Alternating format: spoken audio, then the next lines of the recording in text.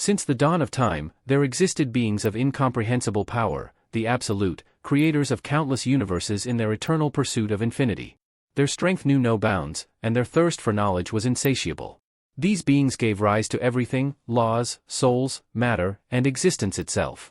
But despite all their creations, the vastness of their power, and the endless possibilities of the cosmos, none of it could stave off their deep and persistent boredom.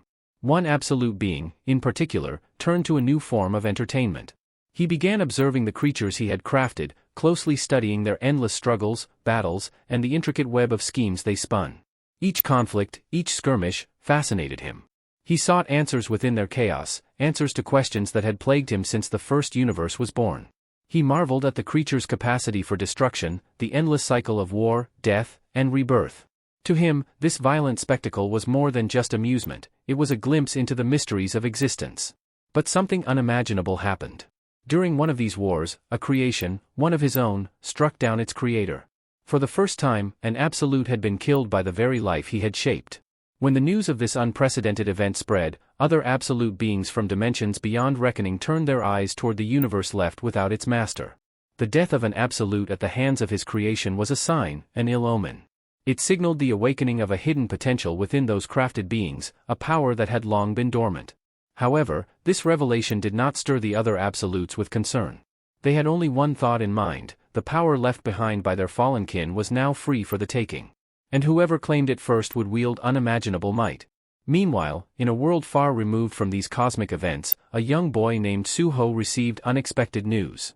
He had been accepted into the prestigious Korean National Institute of Arts. For Suho, it felt surreal, an achievement he never thought possible. His friends, upon hearing the news, were equally stunned. Their faces reflected disbelief, struggling to process what he was telling them. None of them could fully accept the truth, their expressions betraying a mixture of surprise and skepticism, as if they were grasping at the impossible. Suho's friends couldn't believe it.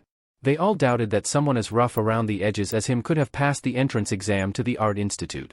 One of them even broke down in frustration, insisting that Suho should have retaken the exam. But Suho, laughing along with them, shrugged it off. "Well, I'm finally free from this hell," he joked, feeling a weight lift off his shoulders. Just then, a voice from behind interrupted the moment. "So, you actually passed the exam?" the voice said with a hint of mockery. Suho turned to see who it was. It was Kim Song-kol, or so he thought. The boy standing there was smirking, clearly intending to stir up trouble. "Since when did you get good at drawing?" Kim Song-kol sneered. But Suho's lightheartedness took a turn as the boy's expression soured. "My name's not Kim Song-kol, it's Lee Un-kol," he snapped, clearly agitated that Suho had messed up his name. However, Suho remained unfazed, pretending he hadn't mixed it up on purpose. He just grinned, playing it off. "Whatever. Anyway, because of you, my plan to get into a good high school was ruined," Un-kol continued, anger bubbling up.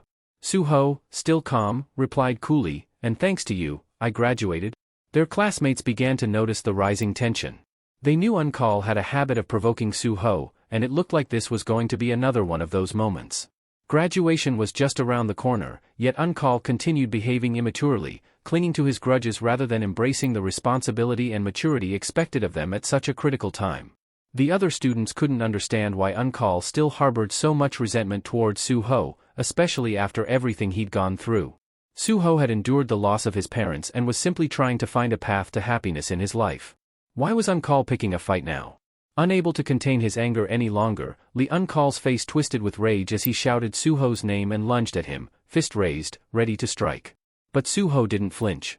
He remained completely calm, his body poised as if he had expected the attack all along. The moment Un-kol made his move, Suho reacted with lightning speed, delivering a precise counterstrike on his face. Suho glanced down at him, his expression still composed. "Stay quiet until graduation," he said firmly. But Un-kol wasn't done. With a flash of defiance in his eyes, his resolve only growing stronger. Though he'd been struck on the face, he refused to give up. Lee Un-kol stood tall, a fierce glint in his eyes as he told Suho, "That didn't hurt at all." His hand was enveloped in a strange, glowing energy that Suho had never seen before. It was an unfamiliar power, foreign and unsettling. The mysterious aura pulsed around Un-kol as he unleashed a devastating punch, faster and stronger than anything Suho had ever encountered. It was only by sheer reflex that Suho managed to dodge the attack. Fear and shock were written across his face, and the other students stood frozen, just as stunned by the display of raw strength. Uncall's punch, brimming with energy, wasn't just powerful, it was terrifying. The force of it sent shockwaves through the room, shattering nearby iron lockers as if they were made of paper. Suho, lying on the floor in a daze, was completely paralyzed by what he'd just witnessed. Terror gripped him, rendering him unable to move as Uncall's entire body became shrouded in a brilliant, glowing aura. This energy radiated off of him with such intensity that it made him appear almost otherworldly, like a force capable of destroying anything in his path. The overwhelming power he exuded was something Suho had never thought possible. 2 years passed since that fateful day.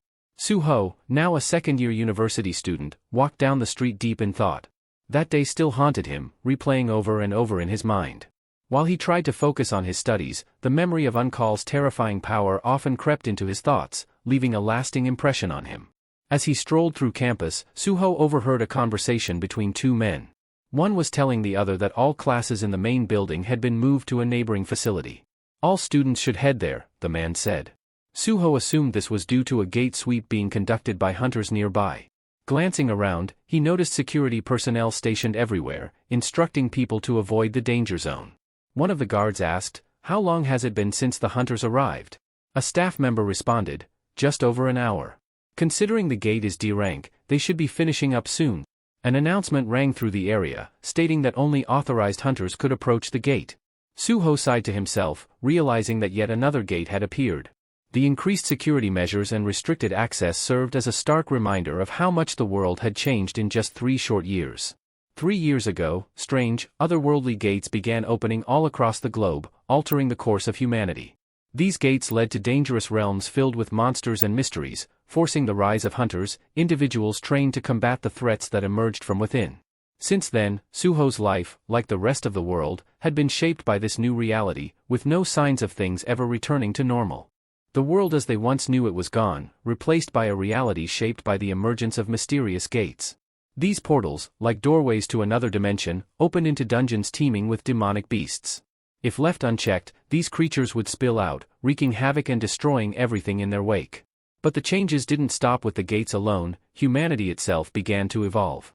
Some individuals developed the ability to wield magical energy, and these gifted ones were known as the Awakened. In this rapidly transforming world, the chaos that seemed destined to persist for years was brought under control sooner than anyone expected. An awakened man by the name of Wu Jinchul took the initiative, founding the Hunters Association. He united others like himself, creating an organization to manage the escalating crisis and formalizing the role of hunters.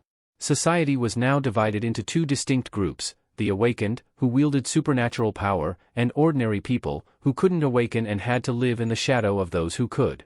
For ordinary people, life felt like an endless struggle, as if they were ants facing monumental challenges, while for the awakened, it seemed as though everything was handed to them on a silver platter. The gap between the 2 groups was undeniable, and those on the weaker side were acutely aware of their limitations. Suho understood this more than most. No matter how hard an ordinary person tried, they could never compete with even the lowest-ranked hunter. In fact, it was the hunters who stood as humanity's last line of defense. If they didn't close the gates, their world would be wiped out. This led Suho to a sobering realization: while the awakened were essential for survival, the ordinary people, like him, were not. Despite his gratitude toward the hunters for making it possible for unawakened people to live in peace, a lingering sense of anxiety gnawed at him. Could he ever accept the fact that he lacked the power he so desperately wanted? His unease stemmed from the feeling of being powerless, a vulnerability that had haunted him ever since his parents disappeared. It gnawed at him, filling the space left by his lost sense of security with helplessness. He often thought about his mother's words, how she would tell him he had taken after his father. Suho found himself wondering what his father would have done in his place. How would he have handled the loss, the dependency on others for survival, the sense of inadequacy? These questions weighed heavily on him. Just as he was lost in thought, a voice snapped him back to reality. His teacher had approached, breaking through his memories. "You were really focused today," the teacher said with a smile. Suho blinked, still caught between the past and present, before nodding in acknowledgement. The teacher glanced at Suho's drawing, tilting his head with mild curiosity. "Is it fun drawing like this?" he asked. Suho, looking at his work, shrugged. "I didn't really think about it. I just drew whatever came to mind." The teacher chuckled softly, then leaned in for a closer inspection. "Your aunt is quite imaginative," he mused. But then his expression changed. "Wait, it's not just an ant, is it? It's a human ant?" Suho stared at the sketch, confused. Why had he drawn such a strange image in the first place? The unsettling picture left him with an odd feeling, as though it carried a meaning he couldn't grasp. Meanwhile, outside near the gate, the staff were preparing to meet the returning hunters. The atmosphere was calm and relaxed, signaling that the raid had been a success. People gathered around the gate, exchanging relieved glances. One of the staff members approached a hunter and greeted him. "Thank you for your hard work, Hunter Kim Jong-soo," he said gratefully. Kim Jong-soo nodded, wiping sweat from his brow. "The dungeon's been cleared successfully. We'll need to report to the association right away." "There's something new to report," he said, his voice tinged with unease. "We encountered a new species of demonic beasts. They looked humanoid but had blue flames spewing from their eyes and mouths. They fought with claws and fangs, but they weren't very strong. Just low-level monsters. I got hurt a little, but it wasn't serious. No complications." The hunter paused, reflecting on the creatures. "We've never seen anything like them before, but luckily they don't seem too dangerous," he added. The staff member nodded, suggesting that all the details be included in the official report. But before the conversation could continue, something alarming happened. Out of nowhere, blue flames ignited from the wound on Kim Jong-soo's arm. He winced, feeling a sudden, sharp pain that seemed to spread throughout his body. His sword fell from his grip, his hands trembling as if seized by some invisible force. The staff member nearby noticed something strange. Kim Jong-soo's eyes were glowing with the same eerie blue flames. "Are you all right?" the staff member called out, concern lacing his voice. But there was no answer. Kim Jong-soo stood still, his head bowed, completely unresponsive. Then, without warning, the hunter turned and lunged at him. The flames had taken control, and Kim Jong-soo, now consumed by their power, was no longer himself. The staff member barely had time to react as the possessed hunter attacked, his actions driven by the mysterious blue fire that seemed to strip him of his will. The force that enveloped him was unlike anything they had faced before. The blue flames consumed the employee in an instant, leaving nothing but devastation in its wake. The hunters trailing behind Kim Jong-soo were frozen in disbelief. Their leader, who had just cleared the dungeon alongside them, had now annihilated a man who posed no threat.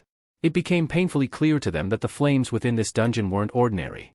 The fire had infected Kim Jong-soo, turning him into a vessel of destruction, capable of spreading the affliction to anyone he bit. Panic erupted. The crowd near the gate realized the gravity of the situation and began to flee in terror, fearing that the infected hunter would turn on them next. People scrambled, searching desperately for shelter, trying to distance themselves from the chaos. Meanwhile, back in the classroom, the peaceful routine of the drawing lesson was abruptly shattered by the commotion outside. The noise grew louder, and the students rushed to the windows, curious and anxious to see what was causing such a disturbance. Suho glanced up from his drawing, confused by the rising shouts. Looking outside, the students were horrified. What they saw defied logic, people attacking each other in a frenzy, their bodies wreathed in blue flames. The flames had an eerie glow, and the people's eyes burned with the same unnatural light, filled with demonic energy. The students quickly deduced that the dungeon hadn't been fully cleared after all. Panic began to spread within the classroom as well. Outside, people were in chaos, some trying to find shelter, others shouting for help, calling for the hunters to save them. But fear was mounting. One student turned to Professor Talum, who was standing by the door, and urgently reminded him that he was an awakened too. "You've got to do something," the student pleaded. But the professor shook his head, his expression grim. "I'm only an E-rank hunter," he said, helplessly. "There's nothing I can do against that." At that moment, Suho's eyes widened as he noticed something alarming. A hunter, engulfed in blue flames, was barreling straight toward the building. Instinct kicked in, and he shouted, "Get away from the windows. Now!" His voice cut through the rising panic as the students scrambled to find safety. But it was too late. The hunter's flaming body crashed through the classroom window with a deafening smash. Glass shards flew everywhere, and the possessed hunter, lost to the blue flames, began attacking anyone in sight. The classroom descended into chaos as the hunter, no longer in control of his own body, unleashed devastation on everyone inside. Suho spun around and bolted toward the exit, yelling for the other students to follow his lead. As he sprinted down the hallway, his heart pounded in his chest. Amid the chaos, his eyes caught sight of a girl lying on the floor, writhing in pain. She was crying, her voice barely audible over the panic, pleading for someone to help her. Her legs were injured, leaving her unable to escape. Frozen for a moment, Suho didn't know what to do. His mind raced. How could he possibly save her? Fear gnawed at him, and without thinking, he turned away and continued running, shouting over his shoulder, "I'll get help. I'll bring the hunters." The words tasted bitter as they left his mouth. He was running away, abandoning her to her fate. But as he fled, the weight of his actions pressed down on him. Guilt clawed at him, the thought of leaving the girl behind gnawing at his conscience. What good was he, an unawakened person, in a situation like this? He couldn't fight, couldn't save her. His powerlessness filled him with frustration. It's all because I'm not awakened, he thought bitterly. Yet, deep down, Suho knew that blaming his lack of abilities wouldn't change anything. If he wanted to make a difference, he had to act. He closed his eyes for a brief moment, remembering his father's words, imagining what his father would have done. His father would never have left someone in danger, no matter the risk. Determined, Suho turned back, eyes wide with fear but also resolve. The possessed hunter was already closing in on the girl, who was screaming, her hands shielding her face as if they could ward off the inevitable. She was alone, completely vulnerable. Without hesitation, Suho grabbed a fire extinguisher from the hallway, charging back into the fray. With a desperate swing, he struck the hunter, the impact enough to knock it back. He continued his frantic assault, using the extinguisher to keep the beast at bay, his heart racing with every blow. The hunter staggered, giving Suho enough time to grab the girl and pull her to safety. Breathing heavily, Suho looked down at her, relieved that he had acted in time. He realized in that moment that this was exactly what his father would have done. He wouldn't have run. He would have faced the danger, no matter how powerless he felt. As Suho helped the girl to her feet, a sudden notification flashed before his eyes. It was a message, something he hadn't seen before. You have completed the hidden quest, Courage of the Powerless. For a split second, Suho remembered a strange dream he once had, a dream so vivid it felt real. Now, in this moment, it seemed like more than just a dream, it felt like something greater was unfolding. In the midst of the chaos, Suho's mind wandered back to a strange dream he had once. In that dream, it felt as though he were in some kind of game where he wielded powerful gloves designed for combat, using them to fend off wave after wave of increasingly dangerous monsters. Every time the monsters grew stronger, Suho had to push himself to find new strategies, new methods of survival.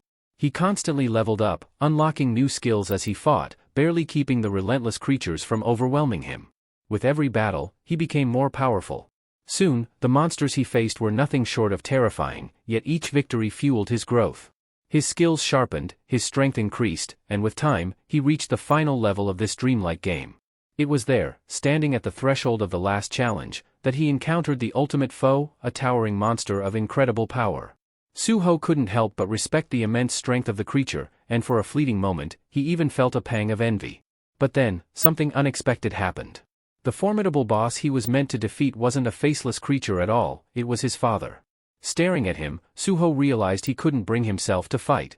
His father, strong and steadfast, was a figure he admired deeply. But why was he here, standing as the final challenge in this surreal nightmare? Was it just a reflection of his father's strength? Suho found himself paralyzed by the idea of fighting his own father, unsure if this was just a dream or a profound message about strength and sacrifice.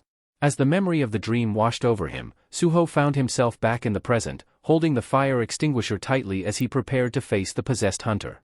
The hunter's entire body blazed with blue flames, completely overtaken by the strange energy. The scene felt eerily similar to the final showdown in his dream. He could almost hear his father's voice in the back of his mind, urging him to act. What would Dad do? Suho thought as he dashed forward. His heart pounded, and the fire extinguisher felt like his only lifeline. With no time to waste, Suho knew he had to face this monstrous hunter. The blue flames crackled around the hunter, giving off an unnatural heat that threatened to consume everything in its path. The hunter moved with menacing intent, but Suho couldn't allow himself to hesitate any longer. He launched himself at the hunter with everything he had. Chaos erupted around Suho as the hunter, engulfed in blue flames, went berserk. The infected hunter lashed out at anyone in his path, spreading the curse to others and transforming them into mindless, flame-possessed monsters. Desperation fueled Suho's actions as he swung the fire extinguisher with all his might, desperately trying to prevent the hunter from biting the other students. With every blow, he thought of his father, the man who would have sacrificed himself without hesitation to save an innocent life. In that moment, Suho resolved to do the same. He managed to hold the hunter at bay, giving the others a chance to escape. But deep down, he knew it wouldn't last. The situation was dire. Suho had no magical abilities and knew that as an unawakened person, he was virtually powerless against monsters like this. The reality of his own recklessness hit him hard. He'd charged in to save the girl without a plan, and now his life was hanging by a thread. There was no way he could defeat the hunter without magic, and yet here he was, facing down a monster far beyond his capabilities. Then something strange happened. The hunter, who had been advancing with terrifying force, suddenly stopped. It was as if he was suspended in midair, frozen in place. Suho blinked in confusion. He glanced around and realized that everything had stopped. The girl he had just saved stood motionless, and the air itself seemed frozen in time. Suho's heart raced as he tried to make sense of the bizarre scene. It was as if the world had come to a standstill. Amidst the confusion, a new notification appeared in front of him, a message that he had never seen before.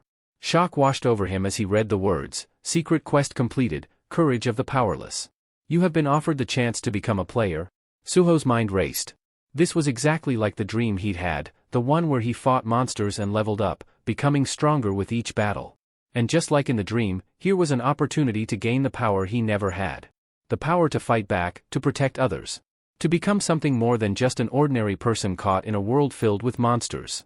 A smile crept onto Suho's face as he realized what this meant. The system was offering him a way out of his helplessness, a way to finally fight back. The choice was clear.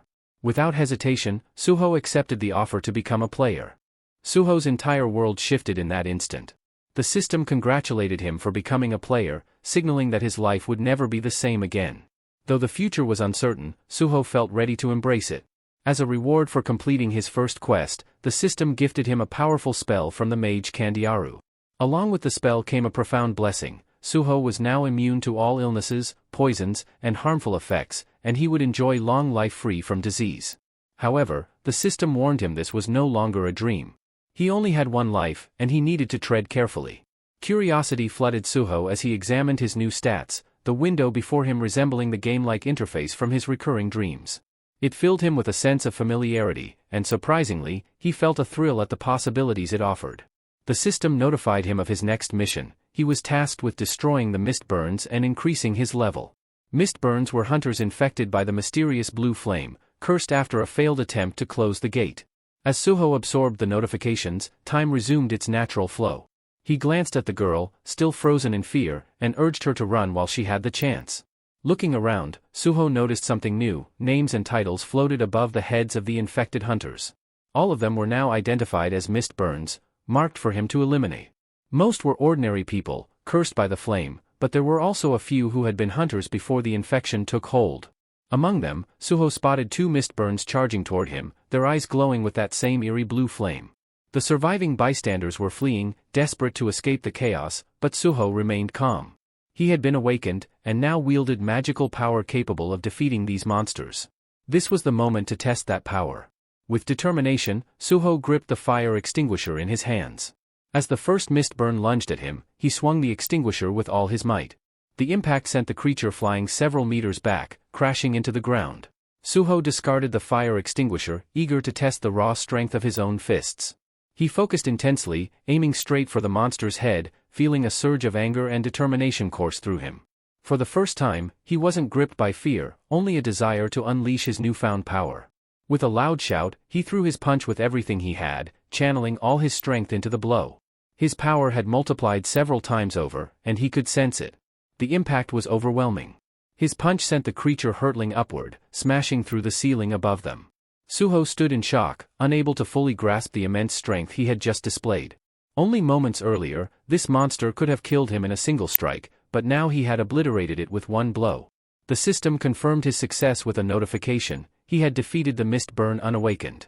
Staring down at his fist, Suho marveled at what he had just accomplished. As he processed this, another monster launched itself at him. However, Suho was faster now, his reflexes had sharpened. He effortlessly dodged the attack and retaliated, landing a powerful counterstrike that finished the creature instantly. The system chimed again, confirming that Suho had successfully defeated the second Mistburn.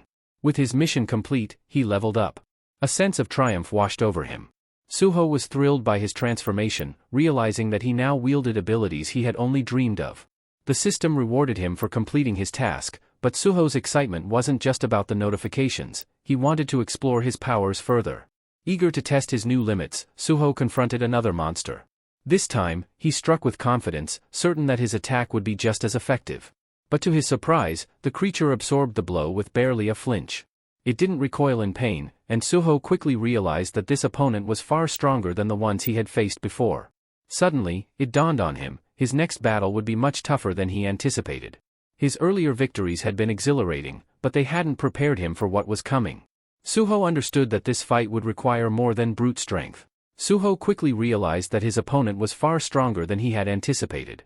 His initial surprise soon turned into anxiety as the monster's resilience forced him to rethink his approach. The creature wasted no time, launching a relentless series of attacks. Each blow was more powerful than the last, and Suho found himself struggling to keep up. He had to endure a barrage of force and fury just to survive, and now, figuring out how to defeat this seemingly invulnerable enemy became crucial. In one fierce strike, the mistborn creature managed to severely wound Suho. A sharp pain shot through him, signaling just how much danger he was in. The situation had grown dire. If he didn't come up with a new strategy soon, he wouldn't last much longer. Gritting his teeth, Suho gathered all his strength and kicked the monster, creating just enough distance between them for him to jump back to safety. As he staggered to a safer position, he took a moment to catch his breath and assess the situation. His body was heavily injured, and he feared that these wounds could cause him to transform into one of the demonic creatures himself. The thought terrified him. He had only just awakened, and now he faced the grim possibility of turning into the very thing he was fighting. Then, the system notification broke through his thoughts. It warned him that his life was in serious danger and that the long life without sickness ability had been activated. Suho had almost forgotten about this reward, one he had received for slaying monsters earlier. Now, it was his lifeline. He wasn't sure exactly how the skill worked, but he hoped it could give him the edge he desperately needed. Suddenly, the monster lunged at him again, knocking him to the ground with immense force. Suho struggled under its crushing weight as it tried to tear him apart. The creature's strength was overwhelming, and Suho could barely fend off its attack. He realized, with a bitter clarity, that he was still too weak compared to even a D-ranked demonic beast. That meant he was likely ranked as an E, which explained why he was struggling so much. Despite this grim realization, Suho was determined to fight back. His awakened power might not be fully developed, but he refused to give up. He did everything he could to keep the monster at bay, grappling with it to stop its fangs from reaching him. Each second was a battle for survival, but deep down, Suho knew he had to find a way to turn the tide before it was too late. Suho had no clear strategy for defeating the monster, but he refused to surrender. He knew that every move he made could decide his fate in this life-or-death struggle. Just as the situation grew more desperate, a system notification flashed before him. He had received a reward, additional skill points and a boost to his strength. This unexpected surge of power renewed his hope, giving him the edge he needed in the fight.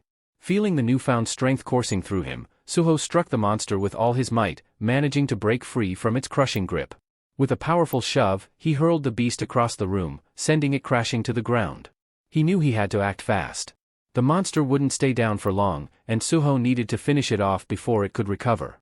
True to his expectations, the creature quickly regained its footing, and their brutal battle resumed. Suho realized he had to defeat it quickly, or he might not survive another round of attacks.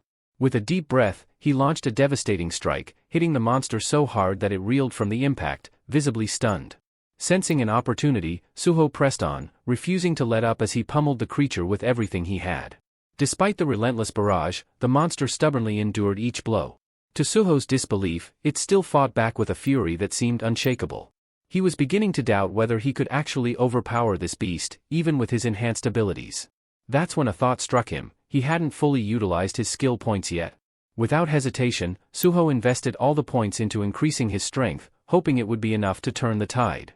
As his power surged once more, Suho felt a sense of confidence. He prepared himself for the final showdown, knowing that this boost might be the key to defeating his formidable opponent. The creature charged at him again, but this time Suho was ready. He dodged the attack with newfound agility, countering with a heavy strike that shook the ground. He had never heard of an awakened being able to increase their strength and leveling up, and it defied everything he knew about ranks. But rank didn't matter now, survival did. Suho put everything into his next move, determined to end the battle once and for all. He may not have understood all the mysteries of the system, but he wasn't about to let that stop him. All that mattered was bringing down the monster before it had a chance to inflict a fatal blow. Suho faced the monstrous threat before him, determined to end it once and for all. As he stood there, he realized something important. He was no longer bound by the unfair limitations of the system. He felt a surge of new power coursing through him, giving him the strength to break free from the constraints that once held him back. His next punch was devastating, sending the creature hurtling across the room until it crashed into the far wall. Without hesitation, Suho charged at the downed monster, knowing he couldn't afford to give it a moment's respite. His blows were fiercer, faster, and more powerful than before. There was no stopping him now. The beast, overwhelmed, had no chance to fight back as Suho unleashed a relentless assault. Each strike landed with brutal precision, and the creature could only absorb the punishment. Suho's determination fueled him through the fatigue, his focus locked on one goal: to destroy the monster. After what felt like an eternity of relentless blows, Suho delivered a final, crushing strike, hoping it was enough to end the battle. Panting heavily, his body screamed in exhaustion, but he knew he had to confirm the monster's defeat. As he approached its motionless form, the system chimed in with a notification: he had defeated the creature. Relief washed over him as he realized he had leveled up, gaining not just strength but also new abilities that bolstered his confidence. Finally allowing himself to rest, Suho sank to the ground, catching his breath as the weight of the battle settled in. He glanced down at his hand, noticing the blood staining his knuckles. Clenching his fist, he felt an overwhelming sense of pride. He had awakened. He was no longer the powerless, insignificant person he once thought he was. This was just the beginning.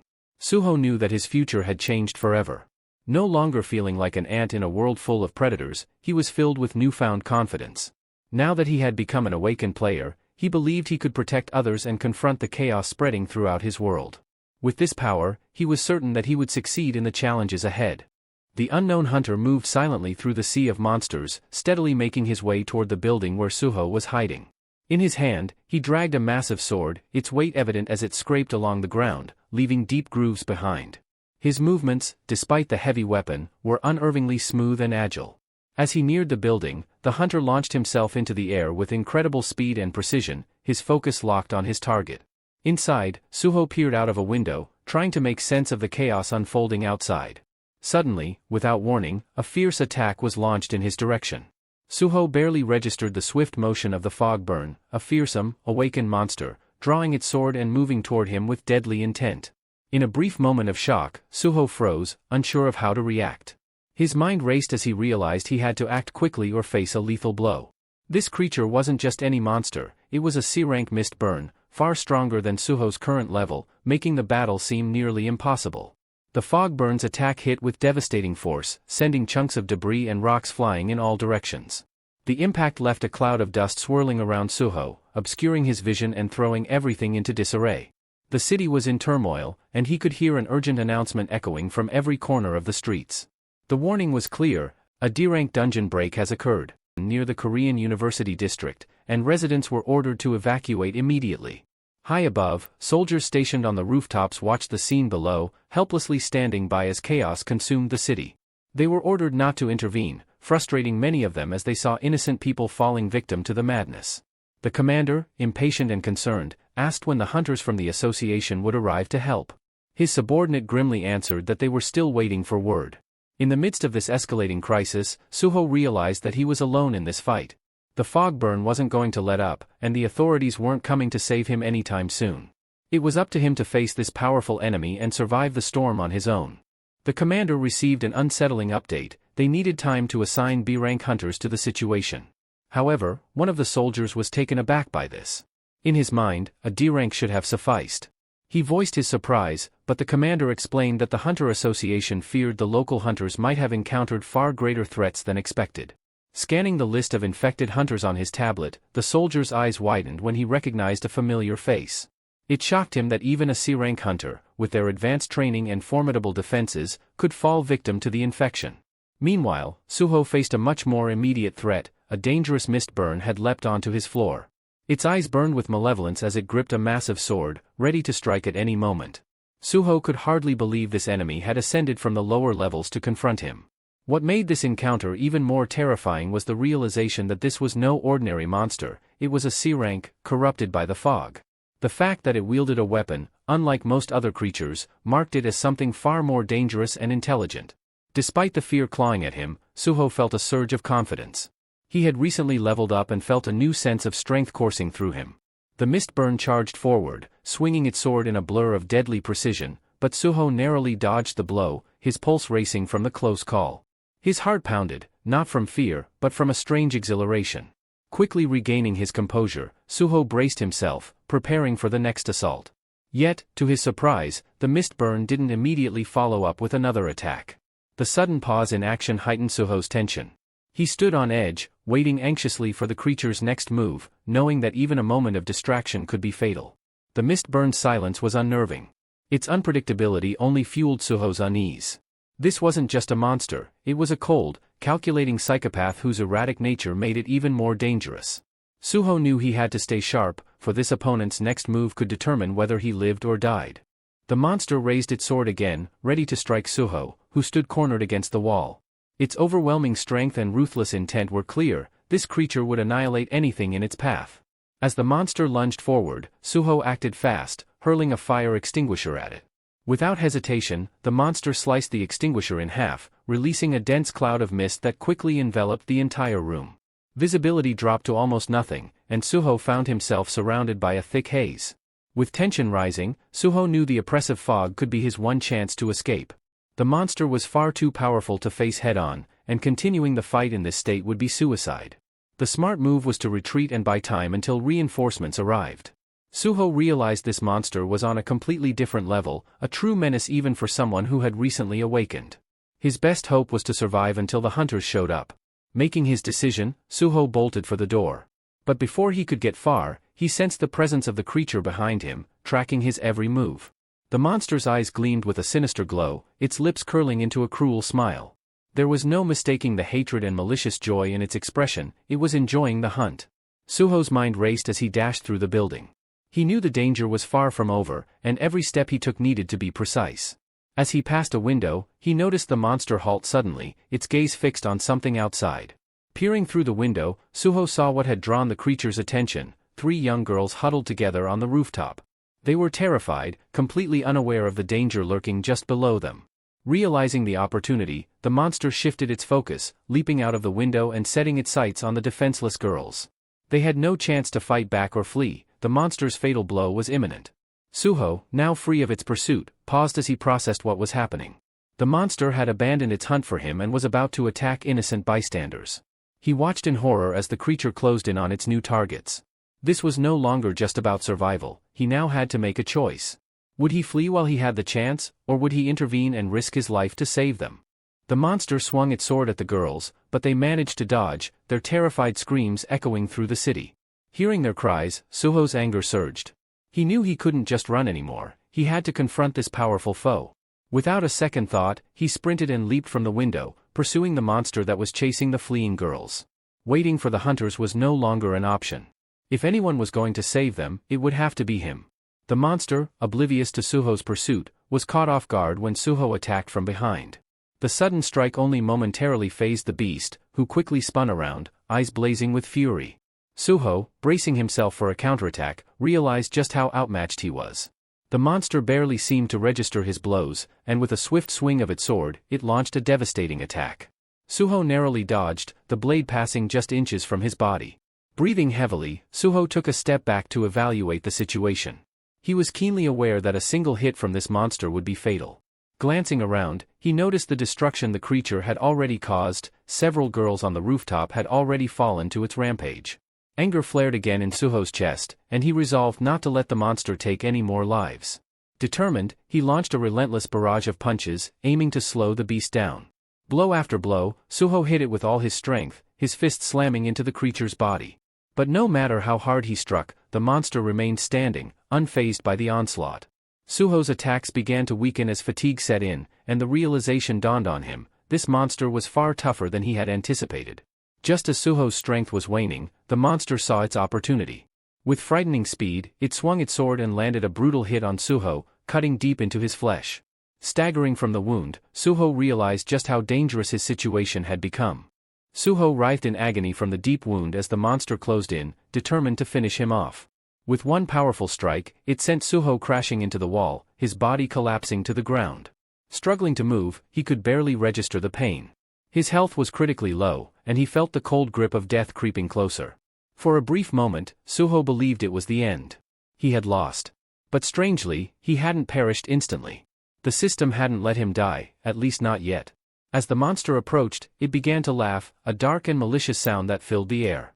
It relished its victory, confident that Suho's defeat was certain. This sense of superiority only made it more dangerous, its malevolence fueling its power. Suddenly, a strange crack appeared. He raised his trembling hands. Suho was barely holding in. The crack intensified, it was like dimension itself was shattering. But there was no time to fully comprehend what was happening. The monster was already looming over him, ready to strike. The system's notifications warned that Suho's fatigue was at critical levels. His vision blurred, and his consciousness began to fade. He was too weak to defend himself, too exhausted to continue fighting. Just as the monster raised its weapon for the final blow, the sky above them started to crack. The sound echoed like a thunderclap, and before either of them could react, the entire structure began to collapse. Suho's eyes widened as the sky crumbled, and chaos erupted around them. The roof suddenly gave way as an unknown creature burst through, shattering the structure. Suho could barely comprehend what was happening. He had no idea what this new monster was, but one thing was clear: it had unintentionally saved him by interrupting the deadly battle. Both Suho and the monster plummeted down from the rooftop, unable to stop their descent. Suho's body, weakened and exhausted, had no strength left to brace for the impact. He hit the ground hard, the force of his fall sending shockwaves through the earth. The ground beneath him cracked, chunks of debris flying in all directions. His vision was blurred, and his strength was draining fast. Blood seeped from his wounds as he lay motionless, barely conscious. In those fleeting moments, thoughts raced through his mind, and oddly enough, he recalled an ant, a figure he often drew. It was a strange memory to surface at the brink of death, but it brought a sense of calm. As darkness began to consume him, Suho heard a voice, one that apologized for arriving too late. A large ant-like figure stood over him, confirming it was the one who had saved him. Suho, still disoriented, realized this creature had come just in time to prevent his demise. The ant-like being turned its gaze to the monster that had almost killed Suho, seething with rage. It vowed to make the creature pay for what it had done, and without hesitation, it launched a swift, deadly attack. The once menacing monster stood no chance as it was obliterated, reduced to nothing but shattered remnants in a matter of seconds. Meanwhile, other creatures roamed the Institute grounds, hunting for more victims to infect with their cursed blue flames. One of them locked onto a man standing nearby, completely unaware of the danger creeping toward him. The man, deep in thought, was gripping a mop, entirely oblivious to the approaching terror. When he finally noticed the creature, terror froze him in place. His face drained of color, paralyzed by the fear of the monstrous thing now advancing on him. Panic gripped the man as he realized the danger. His mind raced, desperate to figure out how to save himself, but fear had frozen his body. In a frantic burst of energy, he threw his mop aside and started yelling for help, clutching his head in terror. With his head lowered, he didn't even notice the monster about to attack him had already been obliterated. In the blink of an eye, all the monsters in the area were wiped out, their destruction resonating across the city. A powerful echo followed, rippling through the air as Beru unleashed an overwhelming surge of magical energy. Soldiers stationed nearby felt a strange, potent force but couldn't grasp what had just occurred. Their confusion was palpable. Meanwhile, Beru swiftly returned to his master, Suho. With a fond smile, he remarked how long it had been since they last met, expressing joy at seeing his young monarch again. Memories flooded back as Beru recalled Suho as a small child, sitting in his room, sketching shadow warriors. In one of those moments, Suho had looked up, astonished, to see the real Beru holding his drawing. The sight had left Beru deeply moved, realizing that his young master had imagined and drawn him long before their fateful encounter. The moment was so touching that Beru had to hold back tears, overwhelmed by the beauty of that connection. Back in the present, Suho began to regain consciousness. His eyes fluttered open, and for a moment, he struggled to make sense of his surroundings. Wrapped in a blanket and lying in a bed, he was disoriented. The first word he uttered was "Aunt?" But the doctor standing nearby was puzzled, unsure of what Suho meant. Shortly after, Suho received a call from his uncle. He checked Suho's condition, asking how badly he had been hurt and mentioning that the world had grown far too dangerous. He even suggested hiring a few bodyguards for Suho's safety. But Suho, still slightly dazed, assured him that he was fine. Turning his attention to the TV, he saw a news broadcast covering the recent incident at the University of Arts. The attack, which had left numerous people injured, was now the subject of intense discussion and government scrutiny. The Mist Burns incident shook the entire city when a mysterious creature appeared, charging at hunters and transforming them into monsters. Despite the chaos unfolding in the heart of the city, the Hunter Association struggled to respond quickly. By the time the hunters arrived on the scene, the city lay in ruins, engulfed in destruction. Yet, what baffled everyone was not the devastation, but the strange fact that all the monsters had already been eliminated. The burning question remained: who or what had wiped them out? Rumors began to circulate among shocked witnesses. Some claimed to have seen the transformed hunters, the ones who had become monsters, suddenly reappearing, almost out of thin air. Suho sat on the hospital bed, barely able to believe what he was seeing. It felt too surreal, as though he was trapped in a dream. Yet, he soon realized that this was all too real. His thoughts drifted to the phenomenon of awakening and how it made individuals stronger as their levels increased. Suho was only level 5, and he vaguely recalled earning a small rank boost during a desperate fight with a hunter who had been infected by the mist burns. But he couldn't explain how he had managed to survive that encounter. Suddenly, a voice echoed in his mind, explaining that it was Beru who had saved him by eliminating the parasites responsible for the transformation. Startled, Suho glanced at the ground and saw a massive shadow with large, luminous eyes gazing back at him.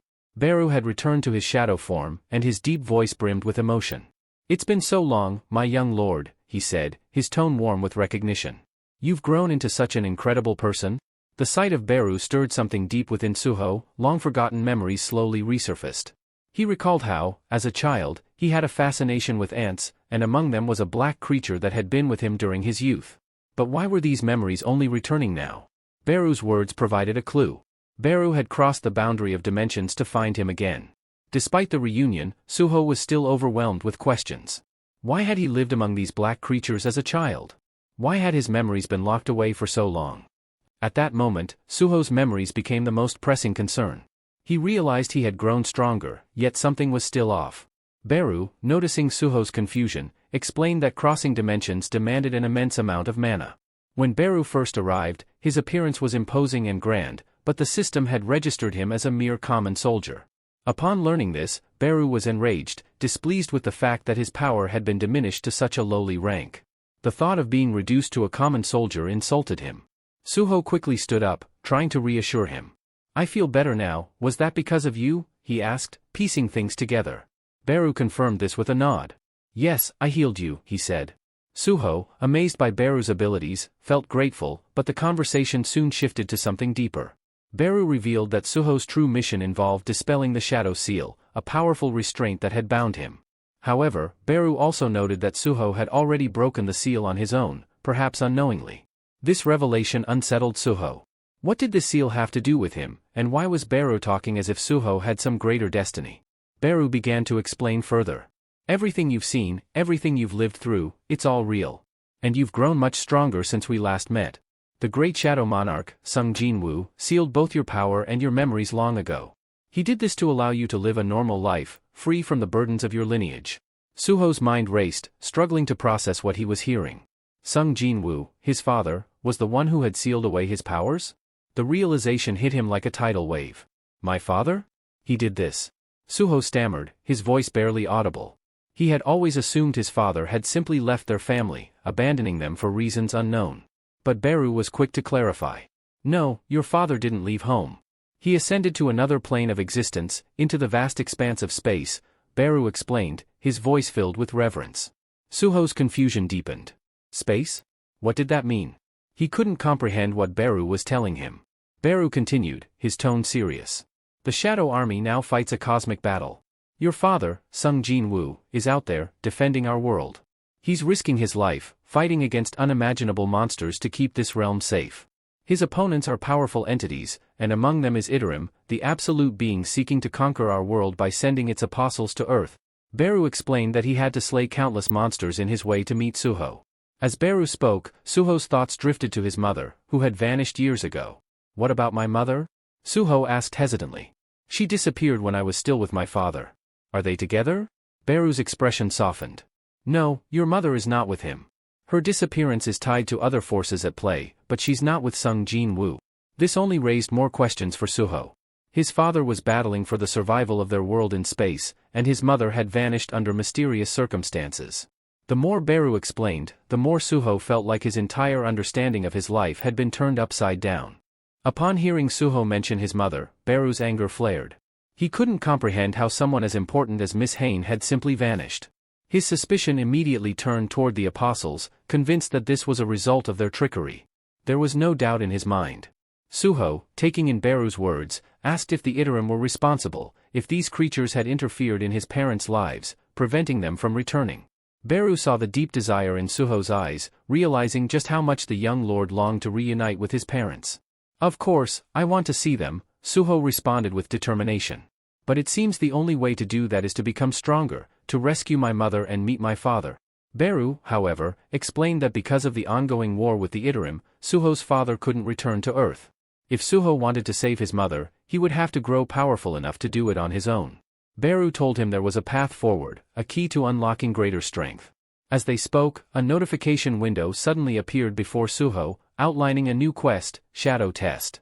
The system revealed that Suho, as the son of the great Shadow Monarch, had immense innate abilities, but they were all sealed away. To regain his power, Suho would need to prove himself. His first step was to enter the Dark Dungeon, where he would be tested. The key to the Dark Dungeon would grant him access, but it could only be used in the shadow of the Sacred Protector. Beru immediately urged Suho to use the key. "You must place it in your own shadow," Beru instructed. As Suho followed the guidance, a shadow gate materialized before him. The portal inside it shimmered, waiting for him to pass through. Beru gave him one final piece of advice before Suho entered the portal. "Go inside, young master, and reclaim the powers that are yours by right." But even as Suho stood at the threshold of the portal, doubt swirled in his mind. How could all of this be real? A cosmic war, gods, Shadow Monarch, it all seemed so impossible. Yet, despite his confusion, one thing was clear: he had to gather his strength, to reunite with his family. He knew that the only way to do this was by leveling up and becoming strong enough to face the powerful enemies standing in his way. Resolute, Suho stepped forward, determined to push his limits and gain the strength necessary to protect those he loved. No matter how long it took or how difficult the path ahead might be, he would fight to save his parents and uncover the truth behind the forces that tore them apart. As Suho gave his determined speech about growing stronger to save his family, Beru felt a surge of excitement. His thoughts drifted back to the moment when his master, the Shadow Monarch Sung Jin-woo, had entrusted him with a crucial task. He remembered Sung Jin-woo's instructions vividly: he was to travel to Earth and break the seal on Suho's memories. The monarch had warned Beru that the Iterim, a looming threat, could one day invade Earth, and Suho would need to be ready to defend it. Sung Jin-woo had given Beru the freedom to act according to the situation on Earth, trusting him to protect Suho and help him regain his strength. Now, Beru was fully committed to staying by Suho's side and guiding him on the path to leveling up. As Suho stepped through the portal into the unknown, Beru followed closely behind. On the other side, Suho emerged into a strange, dark realm. Beru explained the grim nature of this place. "This is the Dark Dungeon, the abode of the dead," Beru said, his voice serious. "No living being can enter here without the master's permission. It's inhabited by dangerous creatures, and surviving here is no easy task." Suho took in his surroundings and immediately felt a sense of discomfort. The dungeon didn't resemble a typical underground cavern. Instead, it looked more like a crumbling, abandoned city, filled with shadows and eerie silence. Despite his unease, something about this place seemed oddly familiar, as if he had been here before, though he couldn't quite place the memory. His thoughts were interrupted as a notification window popped up, displaying a status message. The message was blunt: the leadership of the Dungeon of Shadows would never recognize someone as weak as Suho as its master. To prove himself, he would need to survive for the allotted time, 4 hours. Suho read the notice and steeled himself for the challenge ahead. The moment the trial began, a creature lunged at him from behind. Suho barely had time to react, but his instincts kicked in. He spun around and delivered a swift kick, sending the attacker flying. As the creature tumbled to the ground, Suho saw that it was a goblin, but not just any goblin, it was a scout. Before Suho could fully process what had happened, Beru warned him. "If there's a scout, more goblins are likely nearby. You need to deal with it quickly before it alerts the others." Realizing the danger, Suho tightened his fist and prepared himself for the oncoming fight. He had no choice but to stay sharp, knowing that the survival of this trial, and his quest to reclaim his powers, depended on his ability to defeat whatever enemies came his way. Suho charged into the fray with fiery determination, ready to face the goblins head-on. Beru, however, cautioned him to approach the situation carefully. "Young lord, there are goblins here, but be mindful. Don't be reckless," Beru advised. He pointed out that this particular goblin was nameless and weak, lacking any special attributes or even a distinctive color. "It's several times weaker than you," Beru added. Ignoring his opponent's apparent frailty, Suho seized the goblin by the arm, gripping tightly, and in one swift motion retrieved the creature's stone axe from his inventory. With a single, powerful swing, he obliterated the goblin in seconds. A notification flashed across his vision, confirming the defeat of the goblin scout. He turned to Beru, remarking that opponents stronger than him displayed names in different colors, marking their danger levels. Just as Suho finished speaking, an odd sound reached their ears. Both turned to see another goblin perched on a rooftop, letting out a loud call to summon its allies. Frustrated by the scout's cry, Suho braced himself as, within moments, other goblins appeared, their names highlighted in yellow, stronger foes than before. Along with them came goblin captains, their presence radiating an added layer of threat. Suho quickly asked Beru if he could assist in the fight. Beru, however, had his limitations. He explained that, being far from his lord, he couldn't replenish his magic power efficiently. He needed to conserve his strength, and if he participated, Suho's experience points would be significantly reduced. Realizing that Beru wouldn't be able to step in, Suho accepted that he'd have to handle the situation on his own. Steeling himself, Suho activated one of his abilities. With a focused thought, he called upon the skill, and the goblin's battle axe behind him began to lift into the air, seemingly under its own power. The weapon hovered, then surged forward, guided by Suho's will. As he manipulated the axe with skillful precision, he struck down one goblin after another, the weapon cutting a path through the crowd as if wielded by an invisible hand. The status window displayed a new skill acquisition, hinting that Suho's command over the weapon was like that of an invisible hand. Pleased with his success, Suho pressed on, determined to prove his strength and hone his abilities as he took down each opponent in his path. Just then, an arrow whizzed past Suho's head, narrowly missing him. Reacting swiftly, he raised his hand and caught it mid-air, his gaze snapping upward to locate the archer. Perched on a rooftop was a goblin with a magical bow, drawing back the glowing string for another shot. However, Suho didn't give it a chance. Within seconds, he launched a counterattack, obliterating the goblin archer with swift precision. Observing the unfolding battle, Beru felt a sense of adaptability, a reminder of the old memory. He recalled stories of the Little Lord, a mythical figure who wielded the power of the lords freely, which he inherited from Monarch. Although this power was immense, it brought unintended chaos to the peaceful lands around him. Now, however, with the apostles invading once again, Beru sensed that his power would be used to protect rather than destroy, a rebirth of the Little Lord's legend in his own hands. As Suho continued fighting, he felt a surge of strength within him, leveling up and unlocking even greater potential. He sensed that he could now exert more force, even if it was still modest. Just as he acknowledged this newfound power, another goblin stealthily crept up behind him and struck, grinning in twisted satisfaction as it believed it had gained the upper hand. But Suho was faster. He retaliated instantly, taking down the goblin in one decisive blow. Beru watched closely, assessing Suho's endurance and asking how he was faring. Yet Suho's attention quickly shifted as a new, intimidating presence entered the battlefield, emitting an overwhelming aura of red energy. It was a goblin centurion, towering over the others and radiating sheer strength. Suho kept his composure, barely acknowledging the goblin's might. He steadied his weapon, positioned himself in a defensive stance, and prepared for the swarm of enemies that now surrounded him. With fluid precision, Suho launched into battle, slashing his way through goblin after goblin, his blade cutting down every creature that dared to face him. In the heat of combat, he saw an opportunity and hurled his dagger straight at the goblin centurion. The blade streaked through the air with remarkable speed, striking its target perfectly. For the first time, Suho felt fully alive, his energy surging with each powerful strike. Now, with his powers growing, he was ready to face whatever came his way, wielding the strength and skill he'd worked to unlock in the heart of battle. As Suho continued his fierce battle, his enemy's energy steadily dwindled, yet the fight was far from over. Determined to prove his strength, he poured all his energy into each strike, fully committed to enduring for the 4-hour duration, his best opportunity to gain significant experience against such formidable opponents.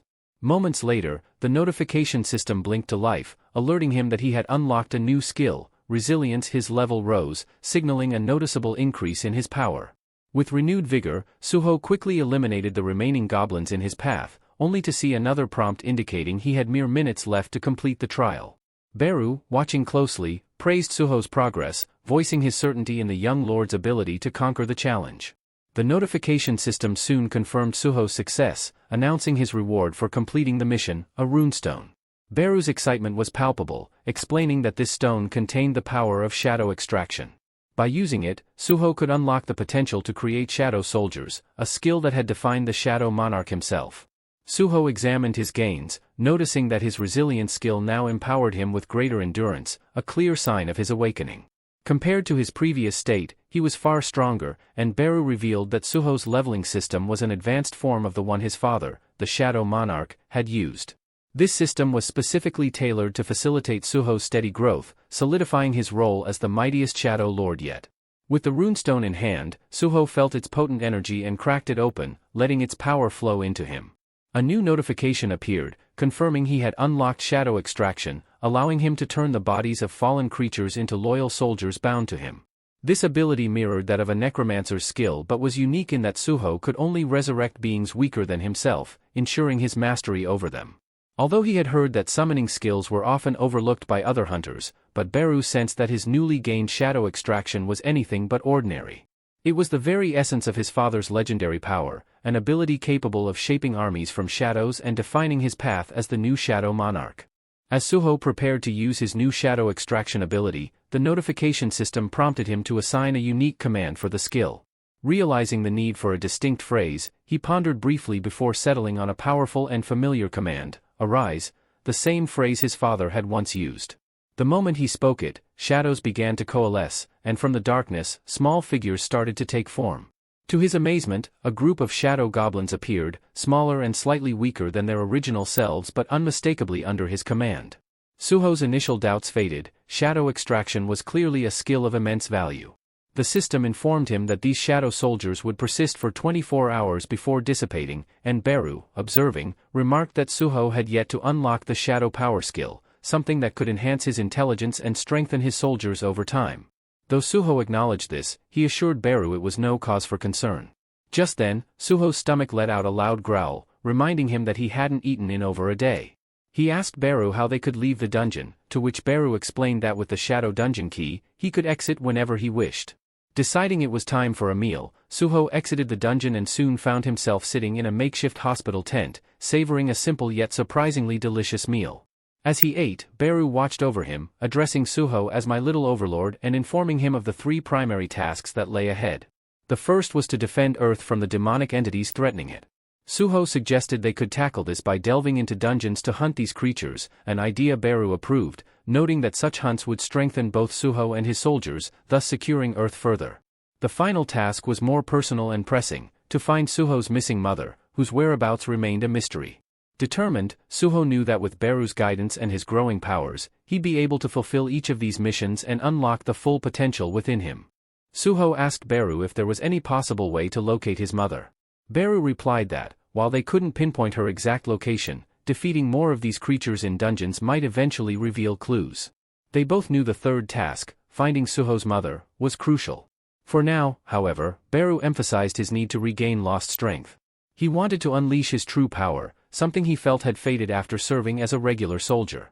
When Suho inquired about how to restore Beru's strength, Beru explained that he could absorb certain magical items, which would be converted into shadow energy. Although it wasn't as efficient as pure magic, it could still boost his strength. With a plan forming, Suho decided to begin dungeon training to prepare for what lay ahead.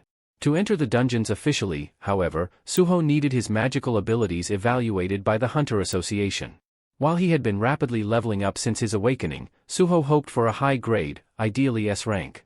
Yet, to his disappointment, the association's assessment placed his magical ability at E rank, branding him one of the weakest hunters. Frustrated, he left the association and vented his concerns to Beru, who reassured him. Beru explained that a hunter's ranking was typically based on raw magic power, so Suho, who had prioritized his physical abilities over magic, would understandably rank lower in this system. But Suho wasn't looking for consolation, he was frustrated. He realized that the shadow powers would ultimately demand a higher level of magical strength to defend Earth, but he needed a way to join a dungeon team, as hunters with such a low rank couldn't participate solo. Despite the setback, Suho thought of a solution that he intended to test immediately. If he couldn't rely on the association's ranking alone, he'd find another way to prove his strength and gain access to the dungeons. In the world of dungeon exploration, there were various roles beyond just the frontline fighters. Suho learned that the capture team fought the dungeon creatures directly, the collection team gathered creature remains, and finally, the extraction team handled the process of retrieving resources and magic crystals. To his surprise, he discovered that even lower-ranked hunters, like himself, could join the extraction team, which meant he had a ticket into the dungeons, albeit in a supporting role. One day, as Suho stood by while workers hauled large magic crystals from the dungeon, he couldn't help but scratch his head, realizing how grueling this job was. Turning to a nearby hunter, he greeted him gratefully. This man was one of the few familiar faces around. The hunter introduced himself as a teaching assistant in the art department at a university in Korea. Also an E rank, he had awakened on his own and was thankful for the opportunity to work in the dungeon. Out of nowhere, the man began apologizing, explaining that he hadn't been much help back when Suho was a student. Suho remembered his reaction when he'd first learned he was awakened. He'd mentioned his E-rank status, which didn't inspire confidence. But now, Suho reassured his former teacher's aide, encouraging him to raise his head, as they were both in the same boat. The association usually advised E-rank hunters to retreat from any creature they encountered in the dungeon, but Suho's determination had been different. The aide, however, seemed both puzzled and impressed. He recalled a time he'd seen Suho battling a creature on a rooftop, but he'd thought his eyes must have deceived him. It seemed impossible for an E-rank hunter to take on a creature like that, he remarked.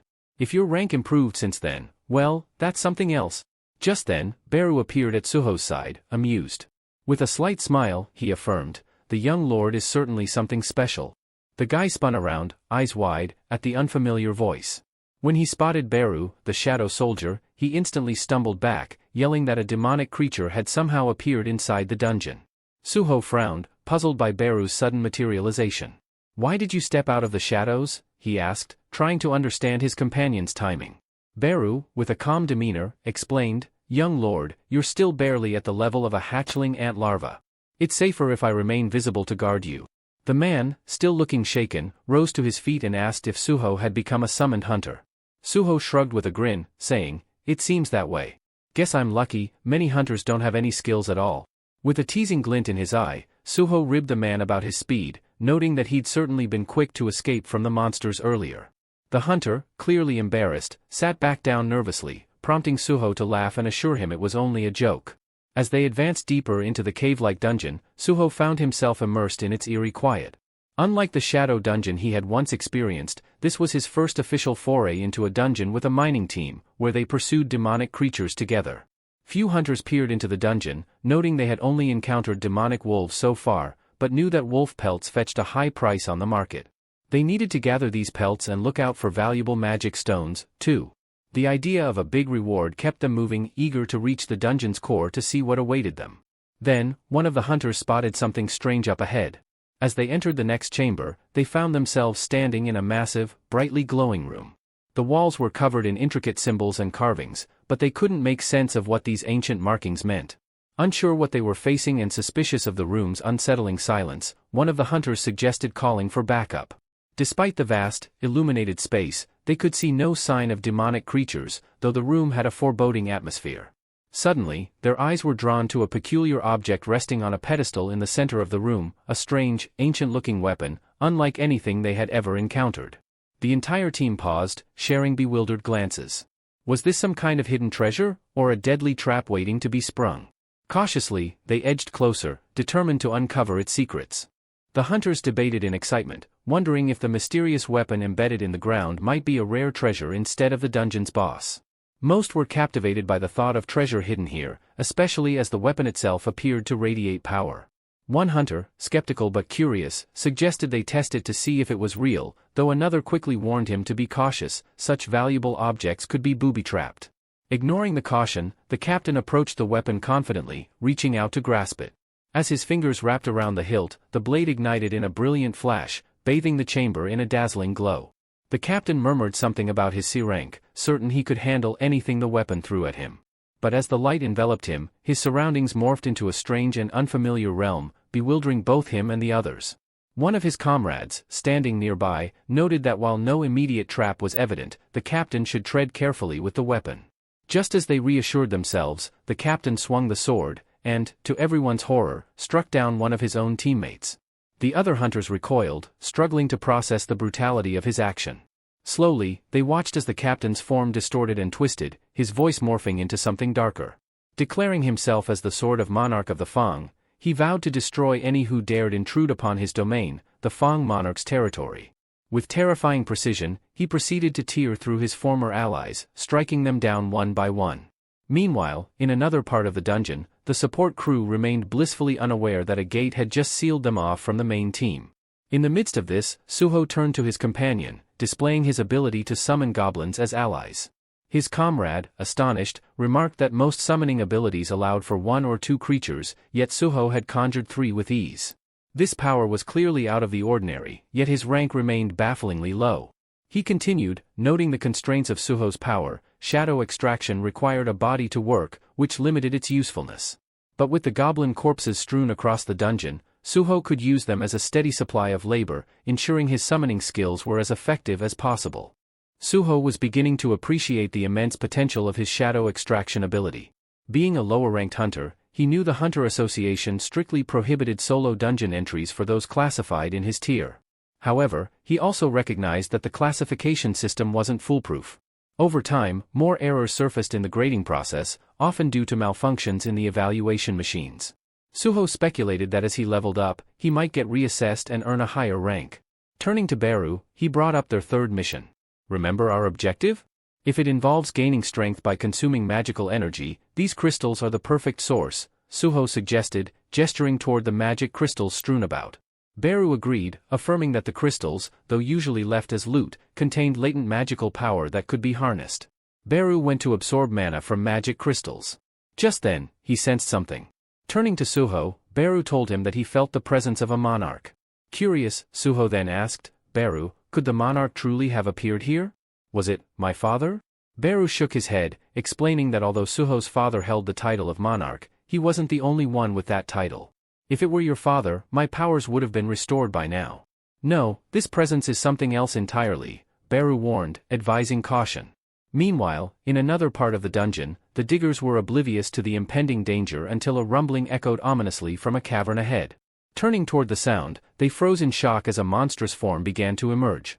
At first, they couldn't comprehend the source of the disturbance, assuming it might just be a large animal. But as they drew closer, horror dawned upon them. It was an unmistakably demonic creature, something that hadn't been there when the hunters first entered the dungeon. The workers scrambled to flee, panic erupting as they dashed toward the exit. One miner, trapped between terror and desperation, swung his pickaxe wildly, waving it at the demon as if to ward it off. But as the monstrous creature lunged forward, his pickaxe did little to keep it at bay. The demon advanced, ready to strike, while the workers' frantic retreat continued in sheer panic, the dungeon filling with echoes of their desperate flight. The miner watched in horror as the demon dog's powerful jaws crushed his pickaxe into splinters in mere moments. Shocked by how quickly the weapon was destroyed, he felt a wave of panic rise. He knew his own life was likely next. Heart pounding, he yelled for help, hoping that one of the hunters might hear him in time. The demon dog lunged for him, but he managed to leap backward, buying himself a precious second. In that instant, Suho appeared from nowhere, striking the demon dog squarely on the head with a powerful blow. I'll hold them off. You get out of here, he shouted urgently to the miner. His partner, barely able to process what had happened, nodded gratefully and took off as fast as his legs could carry him, glancing back once to mouth a silent thank you. With his companion safe, Suho assessed the pack of demon dogs before him. Their names were displayed in a fierce orange, signaling their threat level. These creatures were far from easy prey, far tougher than any mist burners he'd faced before. But Suho felt confident, his recent level gains had bolstered his power, and he was more than ready to face them. Irritation sparked as he considered the miner's hesitation. You should be running by now, Suho muttered, annoyed that he always ended up jumping in to save others. The miner called back in a shaky voice, insisting he wanted to help however he could. Shaking his head, Suho left 3 goblin shadows nearby for added protection, just in case his partner ran into trouble. He then pulled up his inventory, selecting his best weapons for the job, relics he'd acquired in the shadow dungeon, weapons far superior to a mere pickaxe. His partner gaped in disbelief as Suho's arsenal appeared, too stunned to fathom how Suho could wield such powerful items or summon them seemingly at will. Without a moment's pause, Suho charged forward, fully intent on clearing out the entire pack. His every movement was swift and decisive, cutting down each demon dog with relentless power. Moments later, his system notification appeared, confirming his victory over the steel-tooth Leakin. But Suho didn't pause to celebrate. He was already preparing himself for whatever awaited him next. The comrades left behind could only watch in awe, their spirits lifting as they saw how powerful their young lord had become. But Suho, rather than reveling in the moment, turned back and focused on his next move. Fixing his gaze on the defeated demon dog, he channeled his shadow ability, commanding its shadow to rise. The 3 goblins nearby and his fellow comrades stared in stunned silence, horrified yet mesmerized, as Suho succeeded in summoning the very demon dog he had just felled. Once revived, the demon dog wasted no time. It immediately turned on its former pack members, launching fierce attacks that aided Suho in clearing out the remaining creatures. Beru, observing his little lord's swift mastery of the shadow power, couldn't help but feel proud. Suho, on the other hand, was beginning to grasp that summoning these shadows didn't drain his mana as he'd initially feared. He realized that as his magic power continued to grow, he'd likely be able to summon entire armies, expanding his influence over even larger territories. As he dispatched another demon dog, he turned his attention to the shadow it left behind, raising it to join his ranks. The goblins and his comrade gawked in silent astonishment as Suho repeated the process, this time summoning a third demon dog, each shadow adding to his control. A system notification appeared, announcing that Suho had defeated another steel-tooth Leaken and gained a level, further enhancing his strength. Without missing a beat, Suho summoned the last of the demon wolves he had slain, and older shadow goblins started to disappear. At this point, his comrade could no longer contain his disbelief. Suho, what kind of power is this? This can't possibly be a Ranky ability. How? How can you bring these demonic creatures back to life? Suho hesitated, realizing he may have pushed things too far this time, his abilities inadvertently drawing unwanted attention. He scrambled to explain, turning back with a half-smile and casually saying, "Oh, it's just a unique feature of my Ranky abilities." But his comrade seemed unconvinced, muttering something about how it all seemed far too powerful to be classified as rank E. Could it be that Suho had deliberately registered himself under a lower rank? He wondered aloud, eyeing Suho with a mixture of respect and suspicion. Suho quickly redirected his attention toward the cave entrance, where the demonic creatures had first appeared. Despite the clear path now, he felt a lingering presence and knew there was one enemy left. Scanning the dim cavern, he caught sight of a distant, strange silhouette, a figure that appeared distinctly human but ominously unfamiliar. He couldn't shake the feeling that this was his true opponent, though the exact nature of the threat remained unknown. As Suho and his comrade moved cautiously through the dimly lit cavern, they spotted what seemed to be a familiar face, a member of the capture team. Relief crossed Suho's comrade's face as he stepped forward, calling out, "You survived? How did you escape the ambush?" But the instant the figure turned to face them, his expression shifted ominously, sending a chill down Suho's spine. Realizing something was wrong, Suho yanked his comrade back just as a massive sword whizzed past, slicing close enough to shatter his comrade's glasses. The blade slammed into the ground with a powerful thud, barely missing them. Reacting swiftly, Suho ordered his summoned wolves to attack the crazed hunter without hesitation. The wolves lunged from all sides, each launching itself toward the hostile figure to keep him at bay. Suho seized this moment to drag his comrade further away, explaining as they moved, "That hunter's no longer himself, he's been corrupted, a demon in human skin now. Worse, his name color has turned red, marking him as a high-threat enemy." Suho remembered encountering a red-level creature once before, during the incident at his Art University of Korea.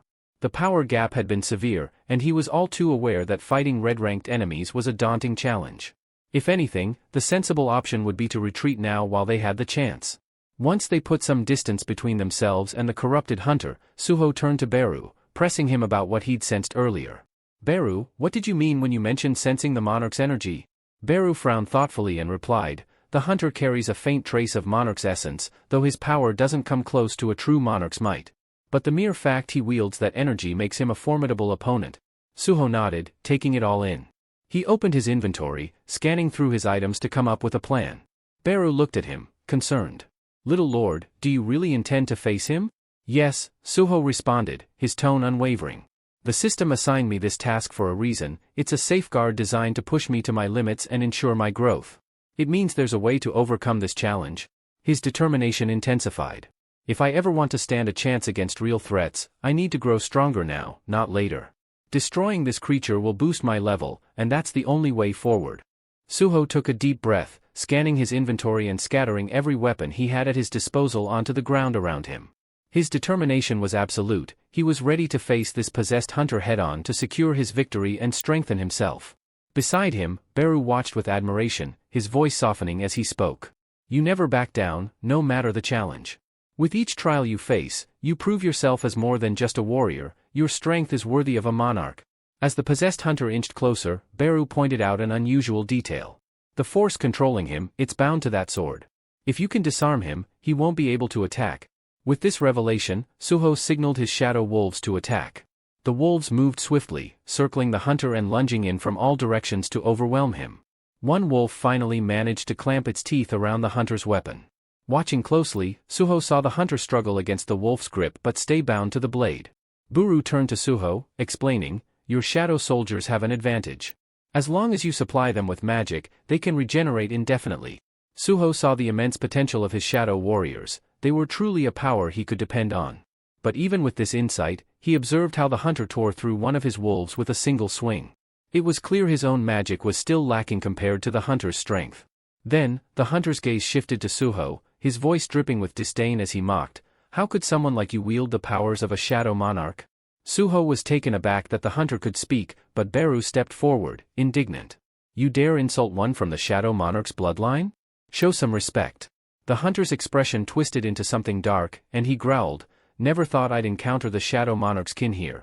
His eyes narrowed, and with a menacing tone, he shouted, "You are an enemy of the Fang monarch." Suho's resolve only hardened. He knew that defeating this hunter would require both his strength and strategy. Without hesitation, Suho gripped his weapon tightly, declaring that it was time to push his abilities to the limit. He launched a rapid series of strikes, targeting both the sword and the hunter in his path. But the hunter skillfully deflected each attack with ease, demonstrating just how formidable a red name opponent could be. Realizing he couldn't overpower the hunter through sheer force, Suho scattered his weapons across the battlefield, shifting his strategy. This time, he chose quantity over precision, unleashing a flurry of attacks from multiple directions. Beru, observing from behind, recognized Suho's innate ruler's power at play, a strength that had been with him since his early years. But even with this newfound approach, the hunter managed to fend off each strike, eventually shattering Suho's weapon with a swift blow. As their eyes met, Suho could see the cold, menacing intent in the hunter's gaze, and he quickly dodged, knowing that a single hit could be his downfall. The hunter, unfazed, taunted him, shouting, "Is this how you fight?" Avoiding every blow, hiding behind shadows like a coward. Suho only smirked, replying, "Your petty insults won't draw me closer. You're more interested in provoking than actually approaching me." The memory of his recent conversation with Beru surfaced. If Suho's seal truly held back his powers, then why hadn't he fully reclaimed his mastery? Beru had explained that Suho's powers had been sealed since his youth, allowing him to rediscover shadow control gradually. Now, facing this hunter, Suho felt his own strength building with every dodge and counter, and he knew he was on the edge of unlocking something even greater. Suho understood that with these powers, he could rival even the mightiest warriors, perhaps even Iterum himself. But this realm wasn't exactly reality, nor was it a dream, it was a trial, designed to see if he could truly wield such powers. Physical strength would fade regardless of success, and Suho realized it was all like a game. The experience in the Tower of Trials hadn't been for nothing. He could vividly recall each sensation, every struggle, and every victory. If only he had something like the iron gloves he once wielded there. Beru's words echoed in his mind. Shadow soldiers were practically indestructible, able to regenerate endlessly so long as magic sustained them. Beru himself could also shift forms when needed. With this flexibility, Suho devised a new plan. Once he had prepared, he summoned his shadow dogs again, but the red hunter laughed as he struck, taunting, "Back to these worthless shadows, Suho? Haven't you realized they're useless against me? I'll slice you down so they won't even dare to approach." Just then, the battlefield shifted as Suho called forth shadows, compressing them into solid matter that enveloped his fists. The red hunter lunged with a powerful strike, an explosion ripping through the air on impact. As the dust cleared, the hunter noticed his attack had been stopped cold. Lowering his gaze, he saw Suho standing firm, fists cloaked in shadow armor, absorbing the blow. "Leakened steel Fang," Suho murmured with a grin, acknowledging the weapon's strength. He glanced at his hands as the notification system confirmed his success. He had unlocked the iron glove transformation. With a newfound confidence, he understood that this skill was exactly what he needed to bring down the hunter for good. The clash between Suho and the red hunter erupted with such force that the very air in the dungeon shifted, becoming charged with tension and raw energy. Watching from behind, Beru's eyes widened in disbelief as he witnessed Suho wielding the weapons of his shadow soldiers. This was no ordinary feat. Only a true shadow monarch, one who had achieved absolute mastery, could command shadows with such precision. Yet, here was Suho, who seemed like a novice just discovering the depths of shadow power, managing to unlock abilities even Beru himself had never known existed. The way he handled his newly gained shadow powers, fluid and flawless, was nothing short of remarkable. His martial arts were refined, his movements precise. Without guidance or instruction, Suho had tapped into the very essence of ruler power and had made it his own. Beru's admiration grew with every move Suho made. Just as the Red Hunter lunged forward, Suho threw him against the dungeon wall with a powerful strike, causing an eruption of shattered stone and dust. Yet, the Red Hunter was not so easily defeated. With a roar, he staggered back to his feet, screaming in defiance. But Suho was undeterred. His weapon sailed through the air with unerring precision, aimed directly at the Red Hunter. In that moment, Beru understood how far his little lord had come, marveling at Suho's rapid growth and natural genius. Once Suho delivered the final blow, the Red Hunter grudgingly admitted defeat, muttering that he'd thought his power was invincible with his notorious red title. But now, it was evident that his reign had come to an end. Beru, who had silently believed in Suho's victory all along, congratulated him with a subtle nod. As Suho raised his hand, a realization dawned on him. He'd intuitively adopted a new, powerful combat technique throughout this intense encounter. With the fight concluded, Suho turned to his rewards. The notification system, ever-present and efficient, offered him the choice to accept his quest prizes. Suho agreed, and the rewards appeared before him in quick succession. His first reward was a rune stone inscribed with the power of the Storm Strike technique, and the second was mastery over the very skill itself. The power of Storm Strike now coursed through him, marking yet another step in Suho's ever-evolving strength. In that instant, a radiant blue aura surged around Suho, illuminating him with an ethereal glow. He sensed immediately that this new skill was an invaluable gift, one many would envy. Yet, with an intuitive grasp, he already understood how to wield it, as if the knowledge had been etched directly into his mind. Deciding to make the most of the time he had, Suho prepared to test his newfound power. Looking down, his gaze fell on a weapon at his feet. A voice echoed in the air, mocking the Red Hunter's failures and calling it all the result of unbridled human greed. But Suho paid little attention to the taunt, focused instead on the powerful weapon before him. Sword thought. It can take control of Suho's body, but as he lifted it, the notification system chimed, revealing that he had obtained a new item, the Rakan's Fang. It was an elegant, formidable blade, far superior to the crude goblin sword he'd wielded in his early days within the dungeons. However, he could still feel the remnants of the sword's own will, as though the weapon were astonished that someone had inherited it yet resisted its control. With everything set, Suho began training with his new sword, sending devastating swings in every direction and pulverizing the rocks around him.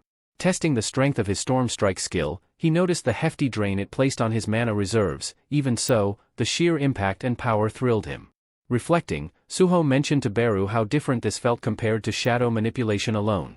Beru, declaring that shadow power, in its rawest form, was magnitudes, thousands of times, stronger. As he swung the Rakan's Fang for the last time, he noticed movement in the distance. His companions, slowly coming back to their senses, began to stir and approached him. He, disoriented, blinked at the sight of the Red Hunter lying defeated nearby and looked to Suho with a questioning expression.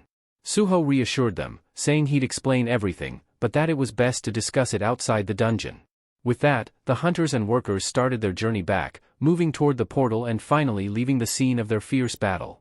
As Suho's comrade settled onto a nearby bench, he looked at Suho with curiosity and asked what he planned to do next. Suho responded calmly, stating that he intended to search the dungeon for any remaining survivors. His comrade watched as Suho walked back into the ominous dungeon depths, astonished by the strength Suho now displayed. How had he grown so powerful, and was he truly able to summon in such a high-stakes situation? It seemed unbelievable. But in that moment, none of those questions really mattered. What mattered was that, thanks to Suho, the survivors were safe.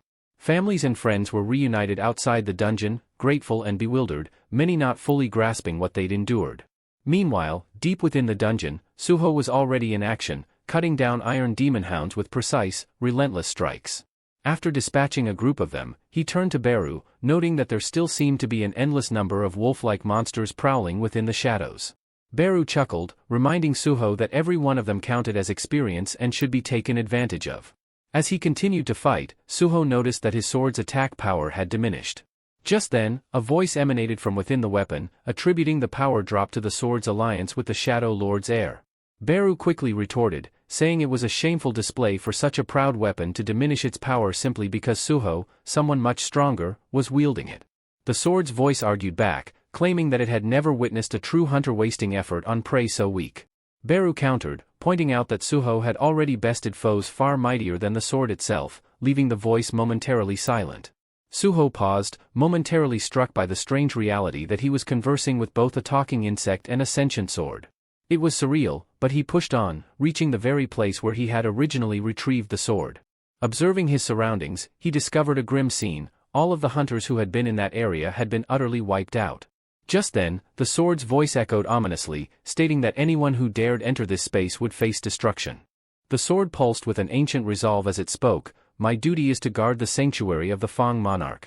However, Suho, ignoring its words, gripped the weapon firmly and thrust it back into the slot from which it had been removed. Turning his attention elsewhere, he gazed solemnly at the fallen hunters around him. Suddenly, a notification flashed before him, alerting him to a target eligible for shadow extraction and asking if he wished to proceed. Suho hesitated and turned to Beru, questioning if it was truly possible to use shadow extraction on humans. Beru confirmed, explaining that as long as the body was dead, any creature, human or otherwise, could be converted into a shadow soldier. But instead of taking the opportunity, Suho quietly began lifting the remains of the hunters, carrying them carefully towards the dungeon's exit. Perplexed, Beru watched, unsure why Suho was refraining from utilizing shadow extraction. When he asked, Suho simply replied that binding someone to fight after death felt too close to punishment. Beru was taken aback by this response. He hadn't expected such a choice from his young master. The respect Suho showed even in battle left Beru stunned. Then, Suho asked another question, confirming with Beru that this place was indeed a sanctuary for the Fang monarch. Beru nodded and went on to explain further. Suho mused aloud about his father and how the defeated lord, whom he had confronted earlier, was somehow entangled with a group known as the Teetering. Beru took a moment and then elaborated, "The Teetering are current enemies of the Shadow Monarch. But other monarchs are the past enemies." Beru continued, detailing the 9 great monarchs, each of whom was powerful beyond imagination. Among them was Suho's father, Sung Jinwoo, the king of death and monarch of shadows, a revered protector who had saved the world countless times. Beru recited their titles with solemn respect: the Beast King, also known as the Fang monarch, who wielded a power equal to any of the monarchs, the Queen of Insects, the Plague monarch, the iron-bodied monarch of monstrous humanoids, the King of Demons, known as the Monarch of White Flames, the Colossal Giant Monarch, Lord of the Beginning, the Frost monarch, ruler of the Snowfolk, the Monarch of Transfiguration, sovereign over spectral demons, and finally, the Berserk Dragon King, Monarch of Destruction. 8 of these monarchs had fallen when they sought to conquer Earth, leaving only Sung Jinwoo, the Shadow Monarch, victorious over them all. And it was this same Shadow Monarch who had defeated the Fang Monarch, Suho's current opponent. As the tales of the past hung heavily in the air, the sword's voice growled with malice. "Were my power restored," it sneered, "I'd rip apart the descendant of the Shadow Monarch's bloodline and toss him to the wolves for sport." Suho regarded the sword with a measured gaze, addressing the voice within. "It's not that I don't understand your perspective," he began. "But my father defeated the other monarchs to protect this world. His only goal was to shield it from destruction. In the same way, aren't you here to guard this place from invaders? Whatever side we stand on, we're both simply defending what matters to us. You wish to fight me purely because of our blood connection, but that seems pointless if your mission is to defend this sanctuary." He paused, then added, "I want nothing more than to meet my parents, those whom I can't see because of past invasions. For that purpose, I'm willing to draw on any strength. When the Teetering come again, even this place won't remain safe. If you aid me, together we can protect both this sanctuary and our world." The spirit within the sword fell silent, contemplating Suho's unexpected proposition. Could this young heir of the Shadow Lord truly mean to join forces? Suho grasped the sword's hilt firmly, waiting to see if it would submit to his resolve, prepared to unite shadows and fangs in a common cause. For a moment, an aura of understanding seemed to pass between them, as though the sword were weighing Suho's words deeply. Meanwhile, in a bustling cafe, a group of reporters gathered with several of Suho's friends, eager for any first-hand account of the previous day's harrowing dungeon incident. They had been keen to speak to anyone who could give them the full story, and one of the survivors, Lim Dog-yoon, who still bore signs of exhaustion, took the opportunity to share his experience. Holding his coffee, he addressed the reporters, wanting to bring attention to Suho's bravery, despite his rank as an E-class hunter. "It's important people hear what happened," Lim said. He detailed how Suho had stepped forward without hesitation to protect the others, painting a picture of courage that would be hard to overlook. The reporters listened closely, capturing every word to relay in the next headline. Not long after, articles began circulating, highlighting the unlikely hero, a rank E hunter who had shielded his fellow hunters from certain doom. The reports recounted Suho's selfless stand against the dungeon monsters, featuring interviews from many survivors who owed their lives to him. Elsewhere, editors and writers gathered to discuss their next steps, pens tapping thoughtfully as they selected the best story angles to bring this extraordinary event to the public. Suho's resolve had begun to echo far beyond the dungeon walls, giving rise to a story of heroism that would inspire many more. In a bustling guild management office, murmurs filled the room as the team discussed recent staffing needs. One of the assistants noted that the intel department was short-handed and would benefit from hiring a few additional E-rank hunters. The second-in-command, seated at the main desk, quickly agreed, instructing his colleague to find a suitable candidate. The man at the computer scanned through profiles, stopping at one that caught his attention, an E-rank hunter who had recently faced down monsters in a dungeon, coordinated the evacuation of a minor team, and single-handedly rescued an injured hunter. Upon realizing the candidate's rank, those around him were visibly surprised. But the second-in-command merely shrugged, assuring them, "Don't be so quick to judge. Bringing him into a high-ranking guild like ours could be beneficial. It wouldn't hurt to have him here and resolve a minor scandal or two."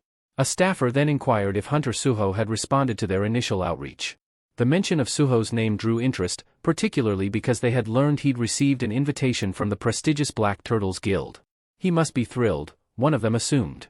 However, the colleague at the desk turned, stating, "Actually, Suho declined the offer." The second-in-command blinked in disbelief. Declined? An E-rank rookie refusing a guild like that? What's he thinking? He shook his head, grumbling. Does he believe he's some kind of S-rank hunter? It doesn't make any sense. Another staffer chimed in. Apparently, Suho has no interest in joining any guild. The leader's irritation deepened, unable to grasp how a rookie with such a low rank could afford to pass up such opportunities. "Mark my words, he'll come around," he muttered. "Sooner or later, Suho will realize how challenging it is to survive without a guild support." Meanwhile, back at his apartment, Suho checked the notifications popping up on his phone. Since his last dungeon expedition, he had been inundated with guild invitations. A flood of offers filled Suho's inbox, though he noticed that nearly every guild wanted him for menial roles as a porter or gatherer. He couldn't quite understand the overwhelming interest, but he dismissed the offers. To him, joining these guilds would only limit his potential and slow his progress with the system. There was simply no reason to waste time on tasks that would sidetrack his path to growth. Turning his focus to his sword, Suho looked at Fong Raken. "About what we discussed in the dungeon," he began, combining Shadow and Fong. "Are you still open to that?" Fong Raken's voice responded skeptically, clearly stunned. "Are you serious? You think a Shadow can become a true ally and not an adversary?" After a pause, he added, "But there is one condition, take me to another of the Fong monarch's sacred lands." Suho raised an eyebrow. "You know where to find it?" Fong Raken replied confidently, "I know the locations of all the Fong monarch's holy sites, regardless of distance. But there's a problem, a gate leading to one of them has already vanished. It's most likely undergone a dungeon breach." Realization struck Suho. This holy ground must now be an open dungeon, a place where vicious, powerful monsters roam freely. Once a breach forms, creatures spill out, transforming the area into a desolate wasteland. Gripping his phone, Suho quickly messaged his uncle, saying he'd be unreachable for a while and not to worry. He knew he needed to seize this chance to gain strength and elevate his level as rapidly as possible. Later, Suho glanced over at Beru, asking if they were close. Beru nodded. "Yes, we're here." But in the parking lot, they immediately spotted signs prohibiting entry. Suho noticed that the Hyena Guild, a notorious group known for recruiting former gang members, leaving only Sung Jinwoo, the Shadow Monarch, victorious over them all.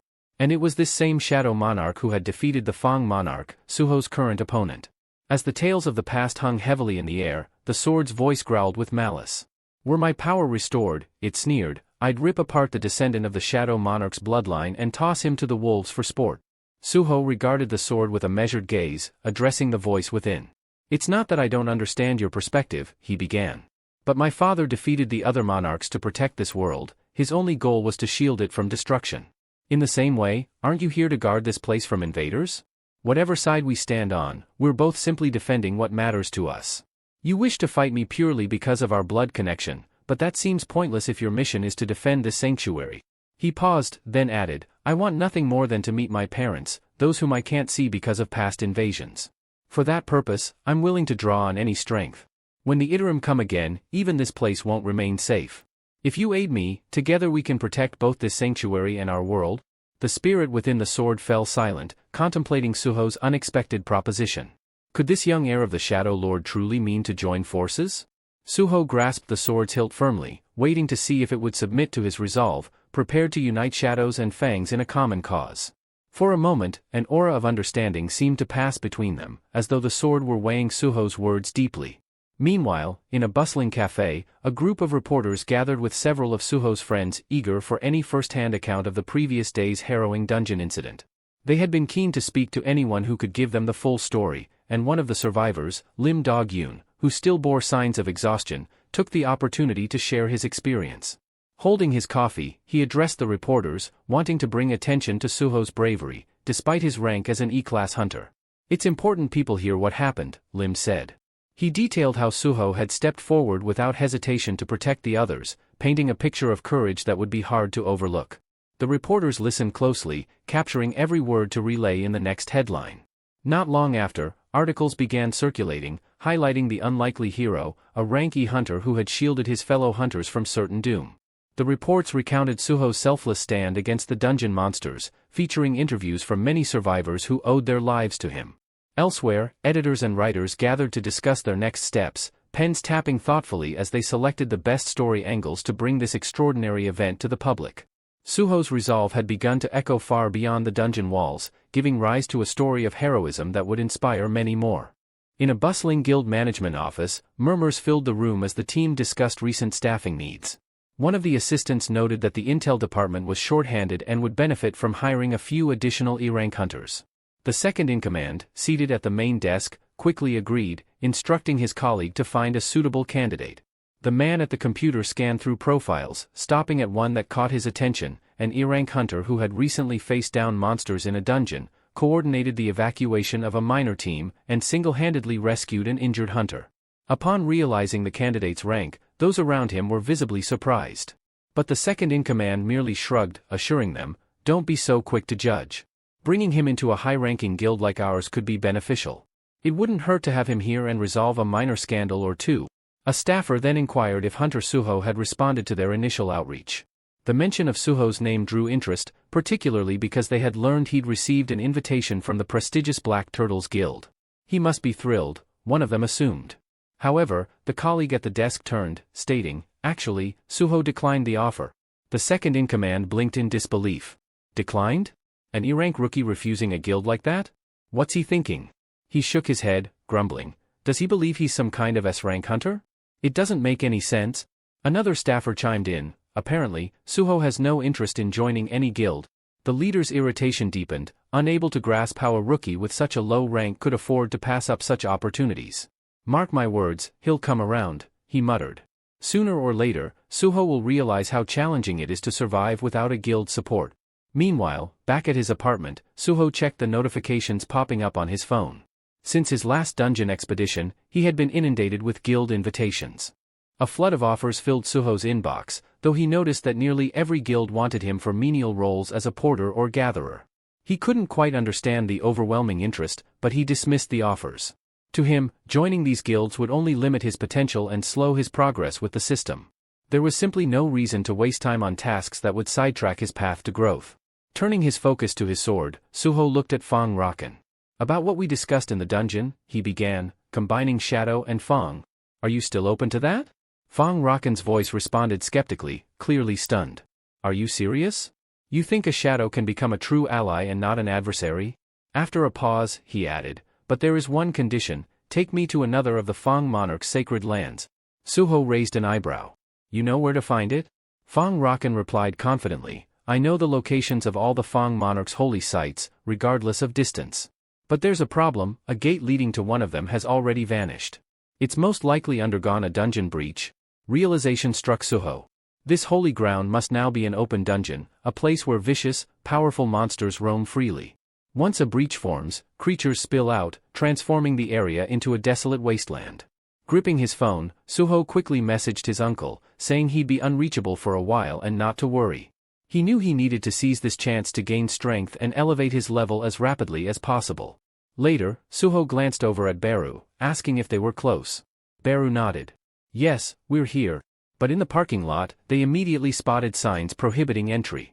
Suho noticed that the Hyena Guild, a notorious group known for recruiting former gang members, had claimed the area, adding a layer of tension.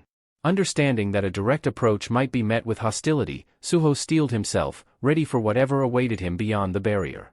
Beru advised Suho to ignore the petty creatures and focus on leveling up. As Beru and Fong bickered, Suho cut them off, irritated, demanding to know what they were doing. He stated he was ready to break in and would use his powers to make it happen. With that, he began shattering the surveillance cameras one by one. Beru questioned what would happen if the guild noticed, but Suho confidently responded that he had a plan for that. When he broke the final camera, it shattered into tiny fragments, ensuring there'd be no evidence. Beru observed with amusement, noting that Suho's approach reminded him of the monarch. Upon entering, Suho was struck by the eerie, blue mist filling the open dungeon. Beru explained that this mist was actually mana from another realm, seeping through dimensional walls and leaving a trail. The mist originated from the monarch's sanctum, filtering to earth through a dimensional rift. Beru continued, revealing that beings from the outer worlds were trying to tear a large breach between realms to send their armies through. Due to the dense concentration of mana required, only the weaker creatures could currently slip through, the strongest forces hadn't arrived yet. Realizing the urgency, Suho knew he had to level up fast, especially before other hunters could interfere. Suddenly, he glanced up and noticed colossal creatures lurking in the trees, a sharp-clawed Briga and a shadowy figure known as Ramon. Fong eagerly encouraged Suho to unleash his strength, but Suho replied that while he appreciated the support, he wouldn't use Fong as his main weapon, leaving Fong momentarily puzzled. Suho had decided to take a different approach, one he had thought through carefully. Instead of relying solely on weapons, he would integrate his training by using his fists for mid-range combat, with his monarchical powers as a backup. To keep his tactics versatile, he would swap weapons as needed, employing his extraction ability to gain more gear and further enhance his skills and attributes, leveling up independently. Hearing this, Beru was thrilled with the young monarch's determination and strategy. Fong recognized that this was the true power of the Shadow Monarch's bloodline at play. The more adversaries Suho faced and the longer a battle endured, the stronger he grew, drawing strength from the very demons and monsters he defeated. With his heightened intelligence, Suho realized he could now summon 5 shadows. However, Beru was quick to point out that it was a far cry from the mighty monarch, who could command thousands. Embarrassed, Suho told Beru to keep quiet. As they ventured further into the forest, Suho noticed a peculiar building in place of the Holy Land's gate Fong had mentioned. Fong explained that this was indeed where the gate was supposed to be, but now a strange warehouse stood in its place. Suho observed people still bustling about the area despite the late hour, wondering what was keeping them out here at night when hunting was typically safer during the day. Just then, a vehicle arrived, and several individuals were escorted out, their hands and legs bound. Realizing he was witnessing a kidnapping, Suho felt a surge of anger. Beru suggested caution, reminding Suho that, being here illegally, they would be vulnerable if these hunters realized they were trespassing. But as Beru finished his warning and turned, he found that Suho had vanished. Surprised, Beru wondered if Suho was seriously about to engage with those people. With a background of justice ingrained in him by his father, a dedicated police officer in violent crimes, and his legendary firefighter grandfather, Suho couldn't stand by idly. Acting on instinct, he dashed forward, closing the distance in an instant, and with a powerful kick, struck the nearest hunter, sending him reeling. The shadows watching were stunned by Suho's decisiveness. The other hunters, seeing their comrade taken down by a single, unexpected strike, were equally astonished. After the forceful kick, the hunter's face smashed into the ground, and the others only saw a fleeting shadow, the silhouette of Suho. The hunters couldn't immediately tell who had attacked, but Suho quickly assessed the situation, realizing that his body had reacted faster than his thoughts. Realizing he had unintentionally invaded another guild's territory, Suho wasn't entirely sure of his next move. He slipped on his shadow mask and turned to confront them, asking, "Are you seriously kidnapping people? What exactly is your guild, Hyena, up to?" The other hunters, surprised and angered, demanded to know why he was trespassing and attacking them without warning. They taunted, claiming he had sealed his fate by intruding, as they readied their weapons and began channeling their magic to retaliate. One of the hunters lunged toward Suho, but Suho skillfully dodged each blow. He recalled what he knew of the Hyena Guild. Their average strength hovered around D rank, so he resolved to stay on guard, not underestimating his opponents. When Suho struck one of the hunters, he put all his strength into the hit, sending the man flying through the air. The others watched, stunned by how swiftly their comrade had been thrown aside, and they could hardly believe what was happening. But Suho didn't hesitate. He moved on to the next hunter, taking them down one by one as they came at him from all directions. Beru, watching intently, was astounded, realizing that these D-rank awakened ones, who were fairly powerful by human standards, were now no match for Suho. Glancing at his status, Suho noted his progress. He had now reached level 16. Once the last hunter was subdued, Suho tied them up tightly to prevent any escape. Satisfied, he turned his attention to the people who had been bound by the guild and began untying them. As they were freed, they expressed their deep gratitude to Suho for rescuing them, while Beru, watching the aftermath, couldn't help but comment on the graceful way his young monarch had wrapped up the battle. The freed captives, uncertain but curious, asked Suho if he was part of the Hunter Association. He nodded and said they could assume so, instructing them to get to safety while he handled the situation here. Once they hurriedly got into their car and drove off, Suho lingered, puzzled about why the Hyena Guild would go to such extremes as to kidnap people.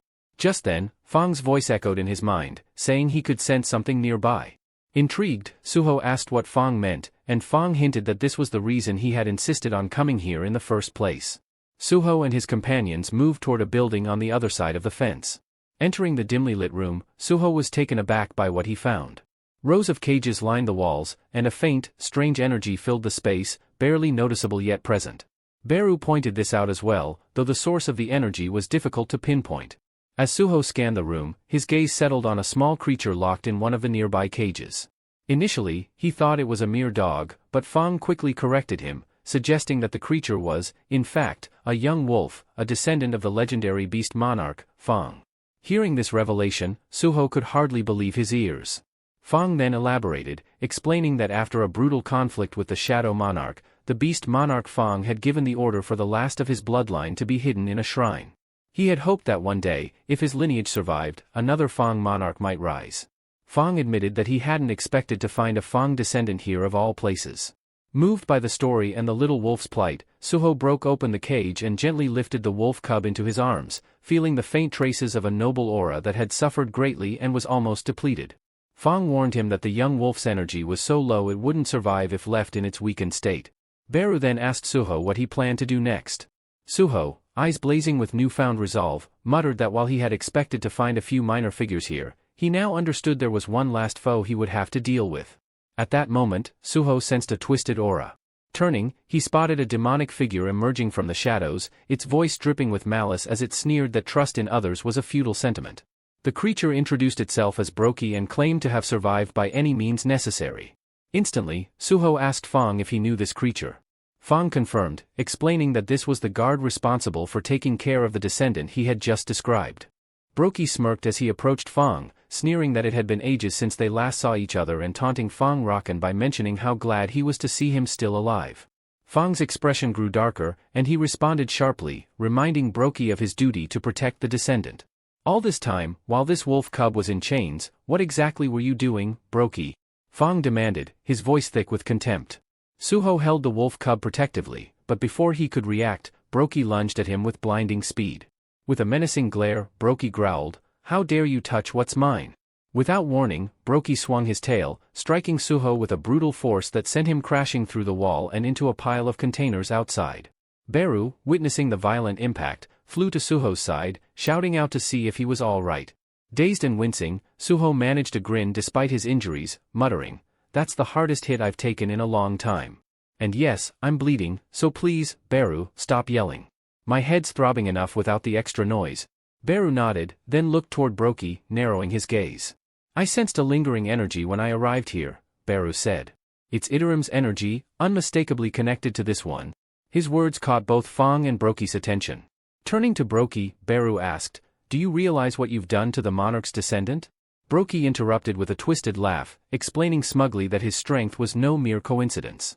"Even after losing my sanctuary, I've grown strong by following nature's law of survival. The weak feed the strong, it's the way of the world," he declared coldly. "This cub, though weak, carries the bloodline of the Fang monarch, making him an ideal source of power." Brokey then admitted to draining energy from the young wolf periodically, using him as nourishment to amplify his own strength. After relishing his explanation, Brokey fixed his eyes on Fang with a malevolent grin. "When I'm finished here," he vowed, "I'll be strong enough to eliminate you too, Fang. Mark my words." Suho raised his hand, calmly stating, "Death is merely the result of weakness," but Brokey cut him off, sneering. "Strength is the only law that matters. Only the powerful are fit to endure, he said, casting an assessing glance at Suho as he boasted about how the next Fang monarch would only respect strength. Seizing the moment, Suho lunged forward with his sword, delivering a fierce blow. At the same time, Beru swooped in, swiftly lifting the wolf cub from harm's way and retreating to a safer distance. As Suho's blade found its mark, it returned to his hand, poised for another strike. Glancing at Fang, Suho added, "I thought you were upset with me. But right now, we're on the same side. I have unfinished business with this one, too." The tension between Fang and Shadow Clan felt almost tangible, but Suho's focus held. He continued, "This battle may bring me closer to my father's trail." Just then, Suho's system chimed with a new assignment, an urgent hyena hunt, tasking him with stopping this threat and ensuring public safety. He connected the dots, realizing the true meaning behind the hyena guild's name. Brokey wasn't simply another monster, he had founded an entire organization, kidnapping people to grow his influence, all intertwined with the same sinister energy linked to Iterim. The hunters nearby, once loyal to Brokey, struggled against their restraints.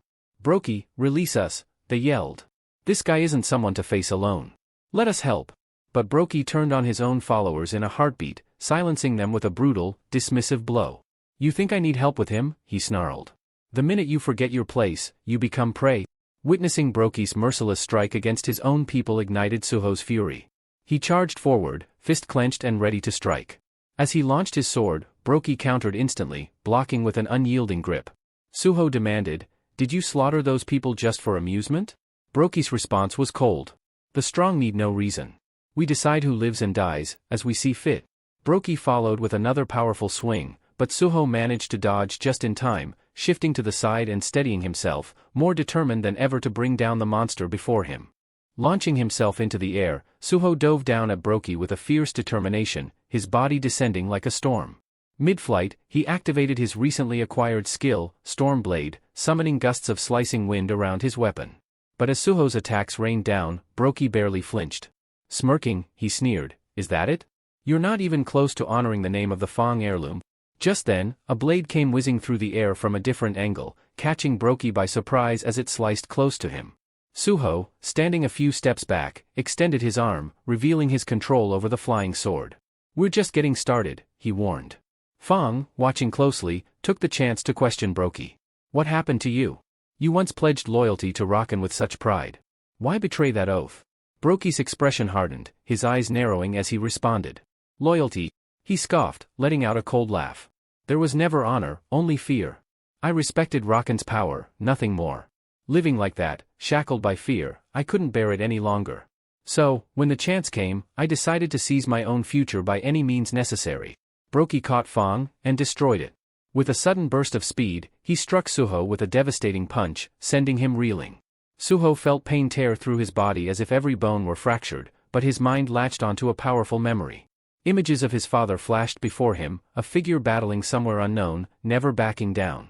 That memory rekindled a strength within Suho. It reminded him that surrender was not an option.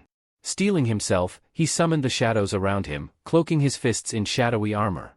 Channeling all his remaining strength, he launched a powerful blow straight into Brokey, determination blazing in his eyes.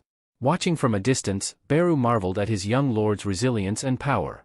Despite his age, Suho was wielding strength beyond what anyone expected. Fang, lying battered on the ground, glanced at his shattered sword and the memory of its former power. Everything, the survival of his descendants, the future of the Fang lineage, all rested on Suho's shoulders now. The fight wasn't over, it had only just begun. Fang could sense that Suho, just like him, was ready for the battle still to come. At that moment, the young wolf cub began to stir, slowly rising to its feet despite the strain and pain it felt. Fang Rakan watched, understanding that this cub, the last descendant of Lord Rakan, was summoning the strength to stand.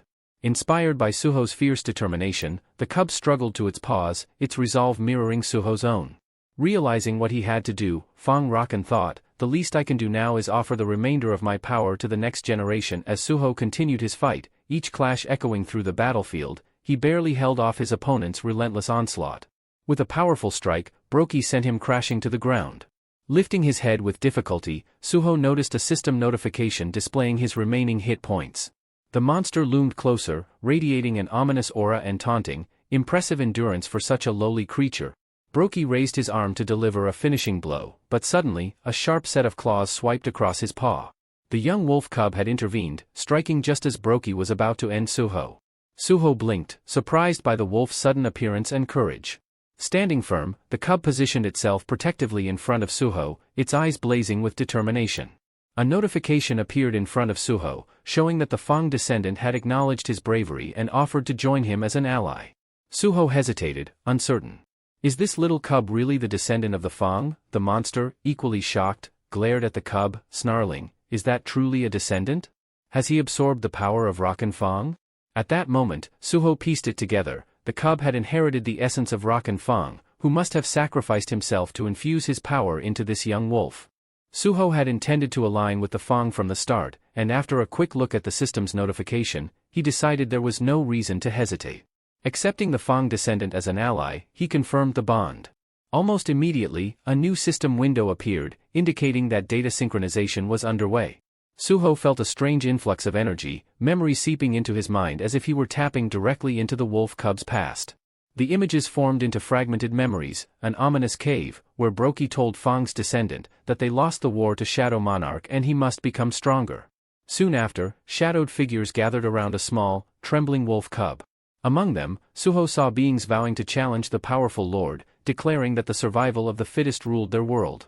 The Fang clan member asserted that, no matter the risk, they would grow stronger to secure a future for their kind. As one figure extended a hand, the little cub cowered, and a creature laid a hand on the cub's head, transferring some mysterious energy while muttering, "I choose you. Use this power wisely, it's a gift that will help you survive, depending on your resolve." The memory then shifted as Brokey's sinister plot came into focus, his henchmen tasked with capturing people alive and delivering them to fulfill the monster's twisted purposes. The memories showed how Brokey, fueled by power, fell further into darkness, and how the little wolf grew more fearful with every passing day. Witnessing the memories, Suho realized that these beings, who marked the wolf's mind with such fear, were somehow linked to the dark force of Iterim. The Fang descendants' motivations were clear to Suho now. The cub didn't simply want revenge on Brokey but hoped to stop him entirely. Determined, Suho recognized that if Brokey's actions were tied to Iterim, he had to end this here and now. But he knew he wasn't strong enough to do it alone, not yet. As if in response, the notification system updated, presenting Suho with a new quest, Monarch's Descendants Quest. The details urged him to find the Monarch's heirs and forge alliances with them. This would be the first step towards strengthening his position and securing allies in the battle against darkness. The Monarch's Descendants Quest demanded 8 alliances, with the first already forming through Suho's connection to Fang's lineage. As Suho acknowledged this bond, a vivid blue aura enveloped him, intensifying with each passing second. Beru, watching intently, noticed that his young lord was undergoing a transformation unlike any before. Meanwhile, Brokey grew tense, bewildered by the strange surge of power emanating from Suho. Driven by desperation, Brokey launched himself at Suho, intending to end it all in one decisive blow. He struck with such force that the ground around them began to crumble, sending shockwaves through the air. But just as Brokey's blow landed, the system flashed another notification, confirming that a skill had awakened through Suho's bond with the Fang descendant. Suho had activated a level 1 beast transformation, a bonding skill that consumed 1 mana per second. This skill infused his body with the descendant's essence, enhancing his physical power and awakening heightened, animal-like senses. For a moment, Suho struggled to grasp what was happening. His body felt feather-light yet powerful, his senses keener than ever. The world around him seemed sharper, each detail vividly clear, and his movements flowed effortlessly as he instinctively avoided Brokey's assaults. Then, in a sudden counterstrike, Suho unleashed a powerful kick, sending Brokey reeling. Stunned, Brokey struggled to process how this human, who had been on the defensive moments ago, now moved with such swiftness and strength. Enraged and confused, Brokey roared, insisting he could not be losing to the same mere mortal he had dominated minutes prior. This power was supposed to belong only to him. He had fought, sacrificed, and clawed his way to the strength he wielded. In the background, Beru looked on in awe, sensing the drastic increase in Brokey's magical aura. Furious, Brokey spat, "I don't know what trick you're using, human, but I won't fall to the likes of you. Strength defines the right to rule, and you'll regret being born a weak creature of your kind." But Suho only narrowed his gaze, his new strength urging him forward, determined to prove Brokey's arrogance would be his undoing. At this moment, Suho activated a new skill, quickly picking up techniques for hand-to-hand combat. Nearby, Beru's expression darkened in irritation as he overheard Brokey, the beast, boast about the difference between their species. To Beru, nothing and no one stood above a shadow monarch, and this arrogant creature needed to be silenced. When Brokey heard this, a flicker of doubt passed over him. Could this young human truly be a shadow lord? Before he could fully process this, Suho dashed forward and delivered a precise, unyielding kick, driving Brokey deep into the earth. Yet even with his body battered and strength failing, Brokey clung to his single-minded obsession. He had to keep getting stronger. Nothing else mattered. With fading vision, he glimpsed a familiar figure, Rakan, his master. Regret seeped in as Brokey chastised himself for failing to protect Rakan, the one who had once entrusted him with so much. At last, the little wolf, recognizing his old friend's end, raised a mournful howl to the sky, saying his final goodbye to Brokey. Suho observed the fallen Brokey, a notification informing him that he had leveled up from the victory. He glanced over to see the little wolf gazing sorrowfully at Brokey's lifeless form, saddened by the realization that he'd had to confront and ultimately lose someone who had once been his guardian. The silence was thick, and both Suho and Beru stood quietly for a moment, respectfully watching the somber scene unfold. Finally, Beru broke the silence, commending Suho for his strength and skill in taking down Brokey. Suho, however, remained focused and asked Beru if he sensed any trace of Iterim's power lingering nearby. Suho shared that, through his bond with Rakan's heir, he had glimpsed troubling memories. He described a scene in which hunters had attacked Brokey and the little wolf, inflicting a strange curse upon Brokey's eye that had twisted his mind, turning him against his own. Could these hunters be agents of Iterim? Suho wondered aloud, his gaze darkening. And what could their real purpose be? Hearing this, Beru frowned and replied, Iterim are the outer gods. These types don't involve themselves directly with mortal affairs. They send apostles to handle their errands and impose their will from afar. But one thing is certain, if hunters aligned with Iterim are acting openly here, then Earth is already part of their plans. Suho was still puzzled, desperate to learn more about Iterim. Beru, noticing his curiosity, suggested a way they might glean some insight into Iterim's secrets. Suho looked at him, surprised, as Beru explained, if I devour Brokey's body, I could access his memories, plus, I'd regain some of my powers. Think of it as getting two rewards in one. Suho, bewildered, asked Beru when he acquired this kind of ability. Then, he glanced at Rakan's heir, who was observing the exchange, clearly uncertain. Sensing the wolf's sadness, Suho knelt down and asked if he'd like to stay with him or if he preferred a different place. The young wolf initially hesitated, but when Suho smiled, the tension faded. The wolf bounded forward, nuzzling Suho affectionately, his eyes full of trust. Deciding on their next step, Suho pulled out his shadow dungeon key, opening a portal. Beru, I'm counting on you to find information on Iterim, he said, motioning for Beru to handle Brokey's remains. While Beru devoured Brokey's corpse with enthusiasm, Suho led the wolf through the shadow dungeon portal, explaining that he wanted a safe haven for him. Beru chuckled to himself, wondering why Suho was bothering with the dungeon instead of just staying home. Inside the dungeon, Suho looked at his wolf companion, thoughtful yet concerned. This space belonged to the Shadow Monarch, and bringing in a creature connected to a different lineage might lead to complications. Beru raised an eyebrow, astonished at Suho's choice to house Rakan's heir in the Shadow Domain. Then, out of nowhere, a system notification appeared, indicating that the wolf wanted Suho to give him a name. Suho, taken by surprise, realized he'd never named anything before. But seeing the wolf's trusting gaze, he understood it would be an honor, and a responsibility, to give him a name worthy of their bond. When the wolf asked for a name, without any hesitation, Suho settled on the name Gray for the wolf, inspired by his striking gray fur. Beru, however, was less than impressed by Suho's choice, disappointed by what he deemed a lackluster name. But to Suho's surprise, the wolf seemed overjoyed with the name and wagged his tail enthusiastically. The system then notified Suho that Gray had officially become one of his allies, and their trust level had increased.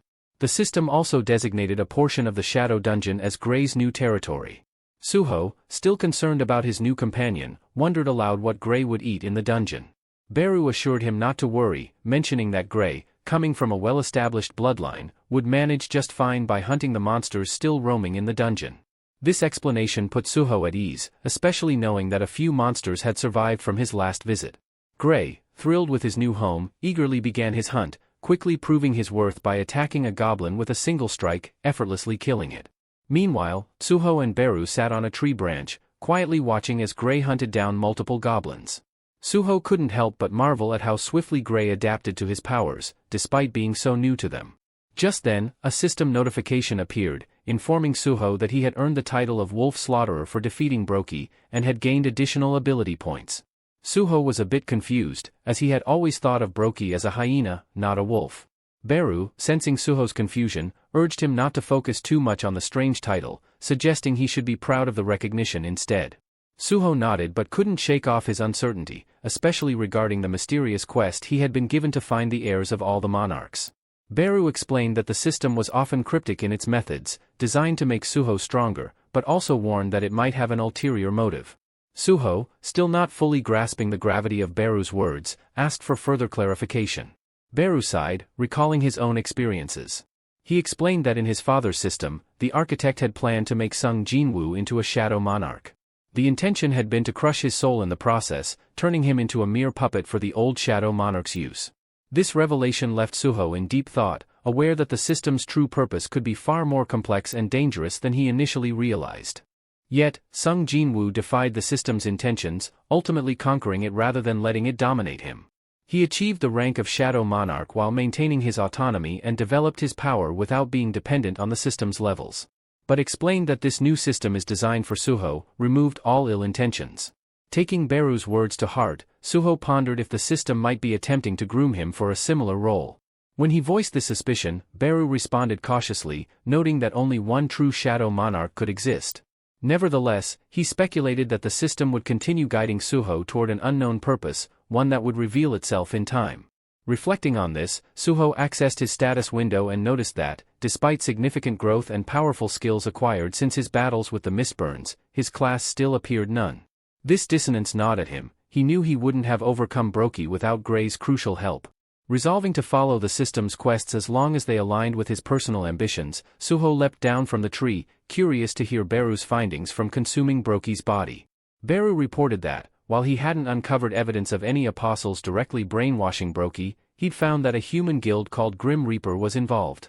This guild was working behind the scenes with the Hyena Guild, aiding in the capture and delivery of people to Brokey. Beru suggested that tracking down the Grim Reaper Guild might yield crucial insights into Iterim's true intentions. The revelation stunned Suho, as he realized another guild's sinister involvement only added to the complexity of the situation. Meanwhile, the scene shifted to a well-dressed man in an opulent office, calmly answering a phone call. He was speaking to Tegu, who seemed to be mid-raid. Tegu confronted the man, demanding to know about his potential involvement in the recent chaos surrounding the Hyena Guild. The man, unbothered, flatly dismissed Tegu's insinuations, claiming that he had no proof to back up his suspicions. Tegu warned him that the Hunter Association wouldn't rest until they uncovered the truth, suggesting that the man should clean up his operations. Incensed by Tegu's defiance, the man slammed his fist onto the desk, splintering the polished surface in a burst of rage. It was then revealed that this man held the position of vice CEO in the Grim Reaper Guild. With a sly grin, he drew out a shimmering pearl, an awakening stimulant known as stardust, which hunters could use to amplify their powers. As he examined it, he mused on how this rare substance could become a lucrative asset in expanding his influence. Meanwhile, in the Shadow Dungeon, Gray was tearing through goblins with ease, his strength advancing at an astonishing rate. Each strike was more powerful and precise than the last, earning even Beru's admiration. "You're getting stronger with every blow, Gray," Beru remarked, encouraging him to keep pushing his limits to become the weapon Suho could one day depend upon. Watching from the shadows, Suho was equally stunned at the wolf's rapid progress. But what truly stood out was the bond forming between Beru and Gray, a respect built on shared trials and aspirations. Then, something unexpected caught Suho's attention. A system message appeared in his vision. It read that Suho had gained experience from Gray's kills. Startled, Suho muttered, How is that even possible?" Bewildered, he called Beru over, who was casually scratching Gray behind the ears. "Beru, do you understand this?" "I just received experience from Gray's hunting," Suho explained, still baffled. Beru inspected the notification and explained, "It's similar to how your father once gained experience through his shadow army. You're sharing in the rewards of battle, almost like splitting the gains in a game." The realization hit Suho. Even if he was only receiving a fraction of the experience, it was still an immense advantage. His excitement grew. "Gray, from now on, you're in charge of clearing out the enemies," Suho announced, his eyes glinting with anticipation. Gray, overhearing this, was hit by a mix of shock and exhaustion, but before he could react, a new system notification appeared: "Dungeon cleared. New quest unlocked. Daily quest." "Finally," Suho said, eager to see the next challenge. The daily quest seemed straightforward: defeat goblins and clear the dungeon. Yet a question lingered in Suho's mind: why was he now receiving daily quests? Then, the answer dawned on him, hinting at the system's deeper intentions. Daily quests meant daily rewards, which meant Suho had an opportunity to grow stronger each day. Beru chimed in, noting, "It looks like the system wants you to seize control of this entire dungeon as part of your domain." Suho nodded, but then he faced a new challenge. How am I supposed to gather 100 goblins in such a massive place? A thought struck him as he recalled an item from a previous dungeon, a horn flute that could summon nearby goblins. Wasting no time, Suho pulled the flute from his inventory and blew into it. Within seconds, goblins began charging from every direction. Perfect, he thought, feeling the adrenaline kick in. Beru, watching his master's strategy unfold, gave an approving nod. With a confident grin, Suho launched himself into the fray, his fists crashing down on the goblins with crushing force. As he tore through the swarm, Suho realized the thrill of fighting goblins was fading. They no longer presented a real challenge. But he had a quest to complete, and he'd make it interesting. Suho blew the horn again, summoning an even larger horde of goblins, and decided to take things up a notch. Raising the bodies of the defeated goblins, he called forth a shadow goblin army to join him. What started as a simple battle had now escalated into an all-out war within the dungeon. Beside him, Gray and the shadow soldiers charged with relentless intensity, mowing down the goblins with ruthless precision. For 3 grueling hours, they fought, transforming the dungeon into a battleground littered with goblin remains. By the end, Gray was utterly spent, collapsing to the ground, drained of energy. Suho, however, spotted another system message and couldn't help but smile. Quest complete.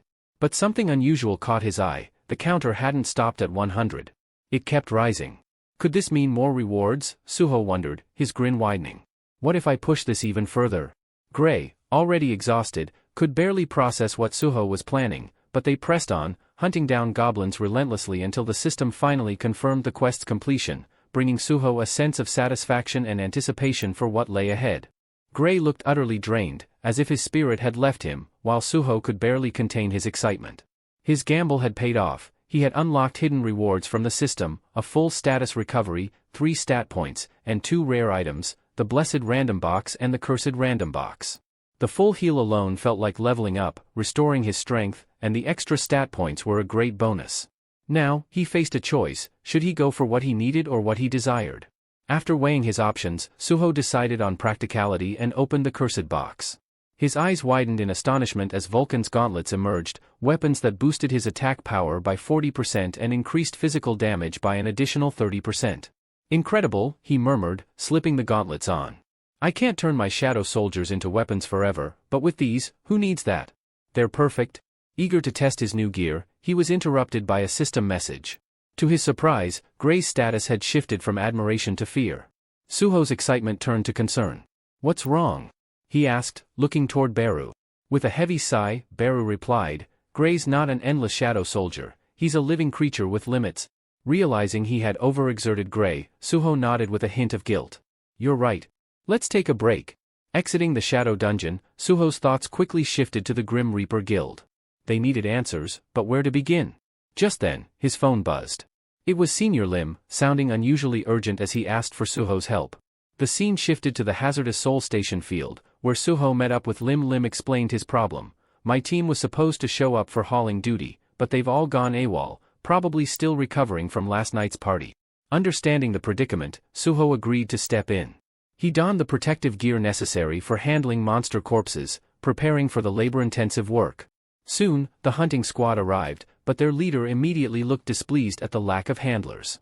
As Suho readied himself for the task, he couldn't shake the feeling that something bigger was brewing beneath the surface. The leader of the hunting party scowled, clearly unimpressed. This dungeon was tough to secure from the Reaper Guild, he growled. If you're understaffed and that causes any issues, I'm reporting this straight to the Hunters Association. Suho studied the situation carefully, observing that the leader, a healer, of all things, was also the highest-ranked member here. As he took in the details, it all began to fall into place: Lim's urgent call, the Reaper Guild's involvement in this dungeon, and the system nudging him forward. This couldn't just be a coincidence, something much larger was at play. Meanwhile, deeper in the dungeon, shadowed figures moved silently in the darkness, their presence obscured by a mist that clung to monstrous shapes. They appeared to be conducting some strange experiment. Suho sensed that this was no ordinary dungeon venture.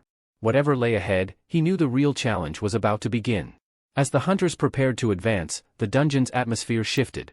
Flames crackled as the mages in the party cast fireballs, illuminating the pitch-black halls. "We've got visibility now," one mage said, his voice steady but tense. The party leader, a veteran hunter with a sharp eye for danger, quickly ordered the team into formation. From the shadows, the enemy emerged, lizard-like creatures, their eyes blazing with a fierce hunger as they approached in packs. The leader turned to Suho and Senior Lim. "Stay close to the strike team," he commanded firmly. "Collect the bodies the moment they drop, we can't afford any delays." Lim frowned, obviously uncomfortable with the idea. "You want us to be right in the middle of the fight?" he muttered, but the leader's attention had already shifted back to the approaching creatures. Suho, however, was deep in thought. "Lizard monsters?" he murmured to himself, unimpressed. These creatures were hardly the kind of threat he had been hoping for, especially after recently acquiring Vulcan's horn. He had anticipated facing a more formidable opponent, something truly worthy of his evolving skills. Yet, he recognized an opportunity here. By watching the hunters handle the lizard monsters, he could learn something valuable about team-based combat, a skill he rarely practiced due to his preference for solo battles. As the hunters faced off against the monsters, Suho braced himself. While this might not be the challenge he expected, there was still much to gain from the coming skirmish. As the strike team clashed with the monsters, Suho crouched low, pressing his hand against the damp earth. In a quiet voice, he whispered, "Arise." Instantly, from the shadows, his summoned army of goblins materialized, each ready and waiting. Suho couldn't help but feel a surge of pride. Summoning 7 shadow soldiers now was proof of his growing power. Without a moment's hesitation, the goblins got to work, collecting the fallen monster bodies with surprising speed and precision, even leaving Suho impressed by their efficiency.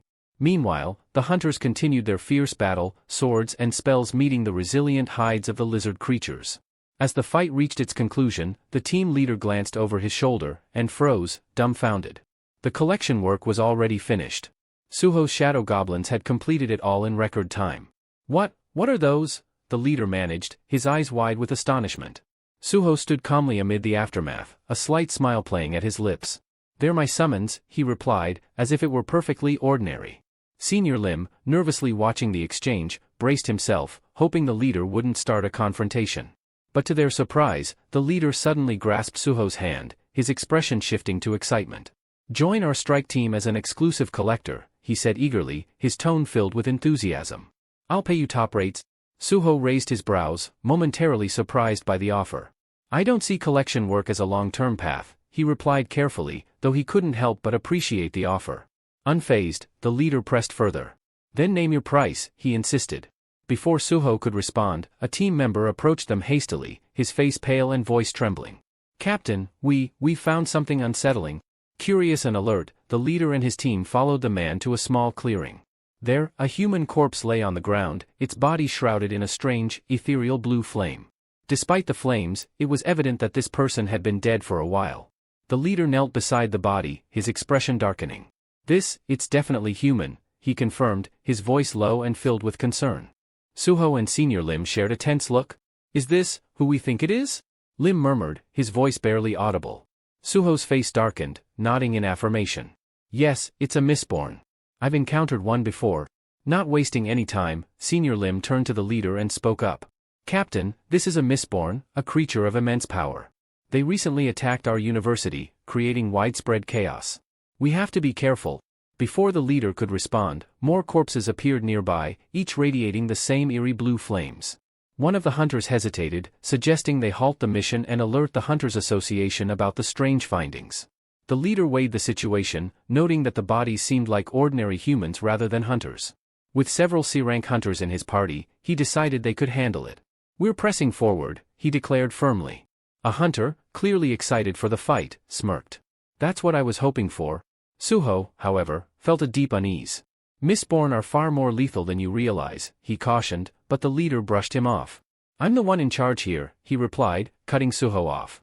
"Follow my lead. Let's keep moving." They ventured deeper into a dark, ominous tunnel, the air around them growing colder and heavier.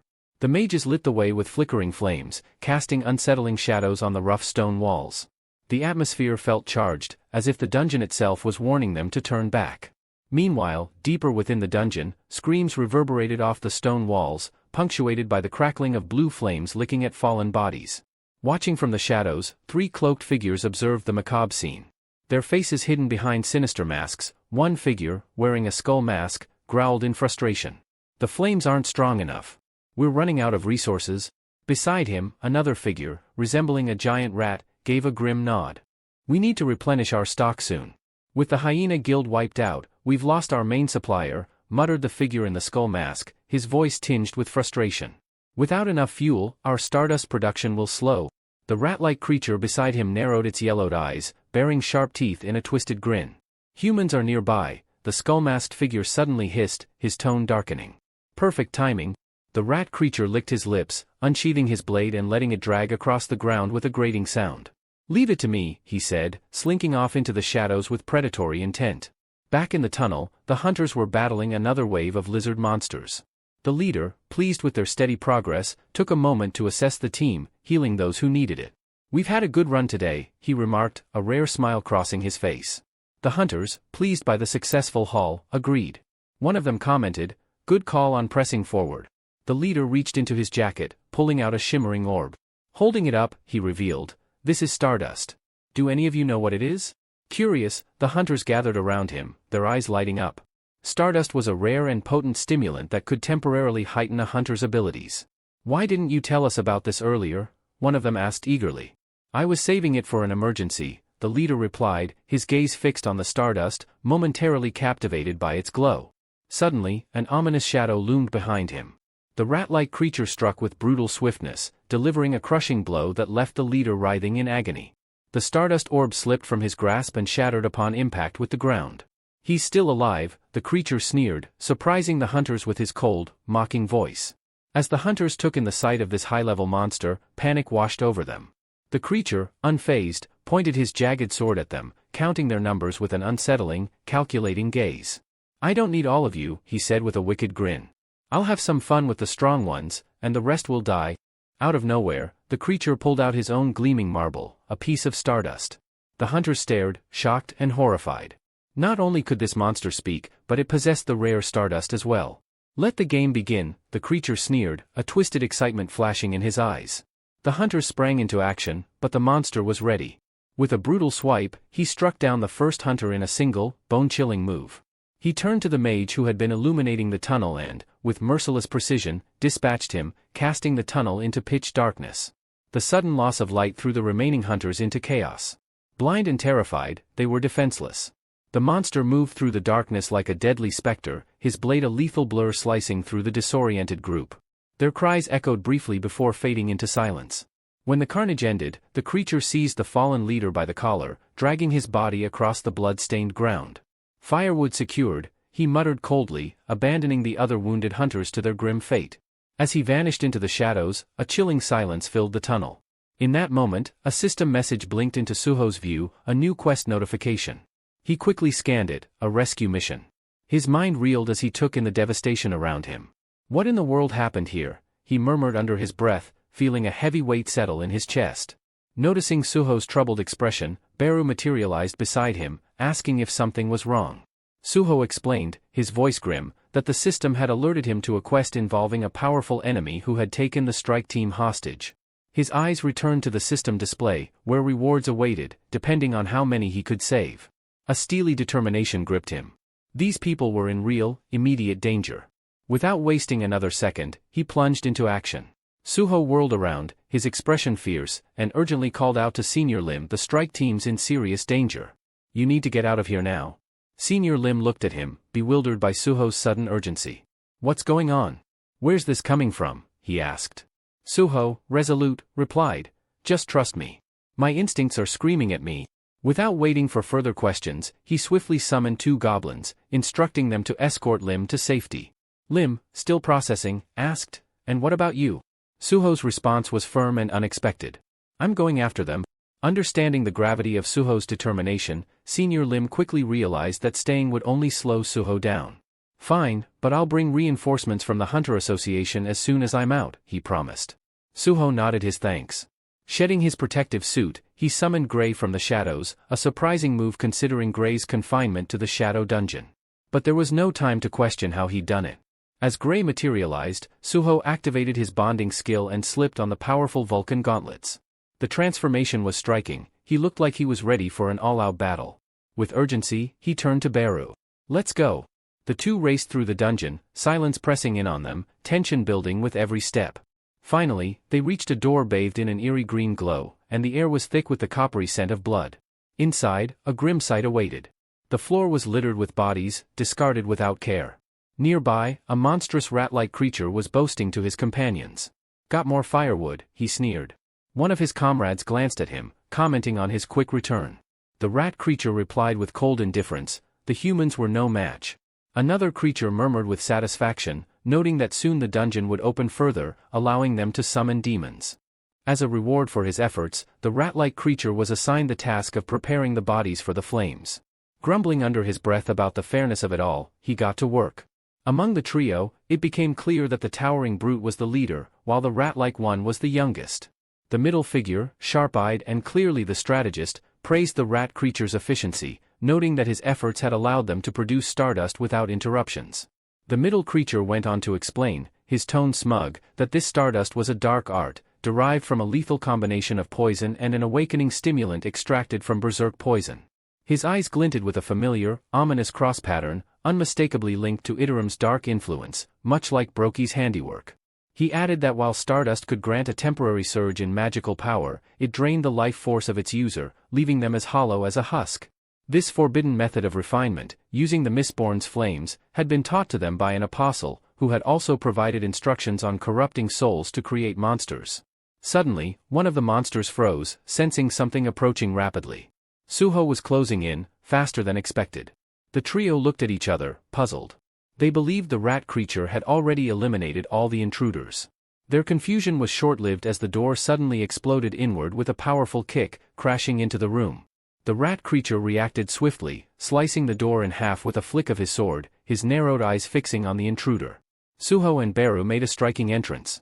But before Suho could even speak, he froze momentarily, stunned by the sight before him. 3 demonic figures stood around the Mistborn, who were bound to stakes, flames licking at their bodies in a ritualistic, horrifying scene. His mind raced to make sense of it all, but a sudden system alert interrupted his thoughts, confirming that no survivors had been lost yet. He had no time to process this revelation as a blade suddenly sliced through the air toward him. Suho arched back just in time, narrowly dodging the strike aimed at his neck. The rat monster, who had launched the attack, looked surprised at Suho's reflexes. Suho steadied himself, his gaze intense, and demanded, "Are you the one responsible for the hunters I found dead outside?" His voice cut through the tension, ready for the battle that was about to unfold. Before the rat creature could even respond, Suho landed a powerful punch, sending the monster flying back. The rat managed to brace himself with his sword, absorbing some of the impact, but he still staggered. Recognizing Suho's formidable strength, the demon leader and the strategist knew that the rat couldn't face him alone. Without delay, they pulled out their own pieces of stardust and consumed them, enhancing their magical power. Locked in fierce close combat with the rat, Suho sensed another attack approaching. The boss charged at him with a massive fist, ready to unleash a devastating blow. Sensing the trap, the rat creature quickly sidestepped, clearing the way for the boss's punch. Instinctively, Suho executed a swift backflip to avoid the oncoming strike, only to land directly in another ambush. The middle demon, who had been gathering energy, unleashed a crackling surge of electricity the moment Suho touched down. Pain surged through Suho's body as he was electrocuted, leaving him momentarily stunned. Before he could fully recover, the rat creature lunged at him again, sword poised to strike. Gritting his teeth through the pain, Suho summoned his shadow goblins. They materialized with menacing expressions, surprising the trio of demons and momentarily throwing the middle demon off his focus. Seizing this chance, Suho grabbed the middle demon's arm and threw him across the room. Regaining his footing, the middle demon exchanged a wary glance with the boss, voicing an uneasy question. "Is this the same power we saw years ago, when our kind was obliterated by that man?" The boss nodded grimly, but added, "Yes, but he's not as powerful as the Shadow Monarch. Together, we can take him down." With renewed confidence and a sharpened strategy, the 3 demons coordinated their attacks and quickly decimated Suho's goblin forces. Watching his shadow army crumble, fury boiled inside Suho. He could tell that resurrecting his fallen goblins would be pointless, they simply weren't strong enough to contend with these enemies.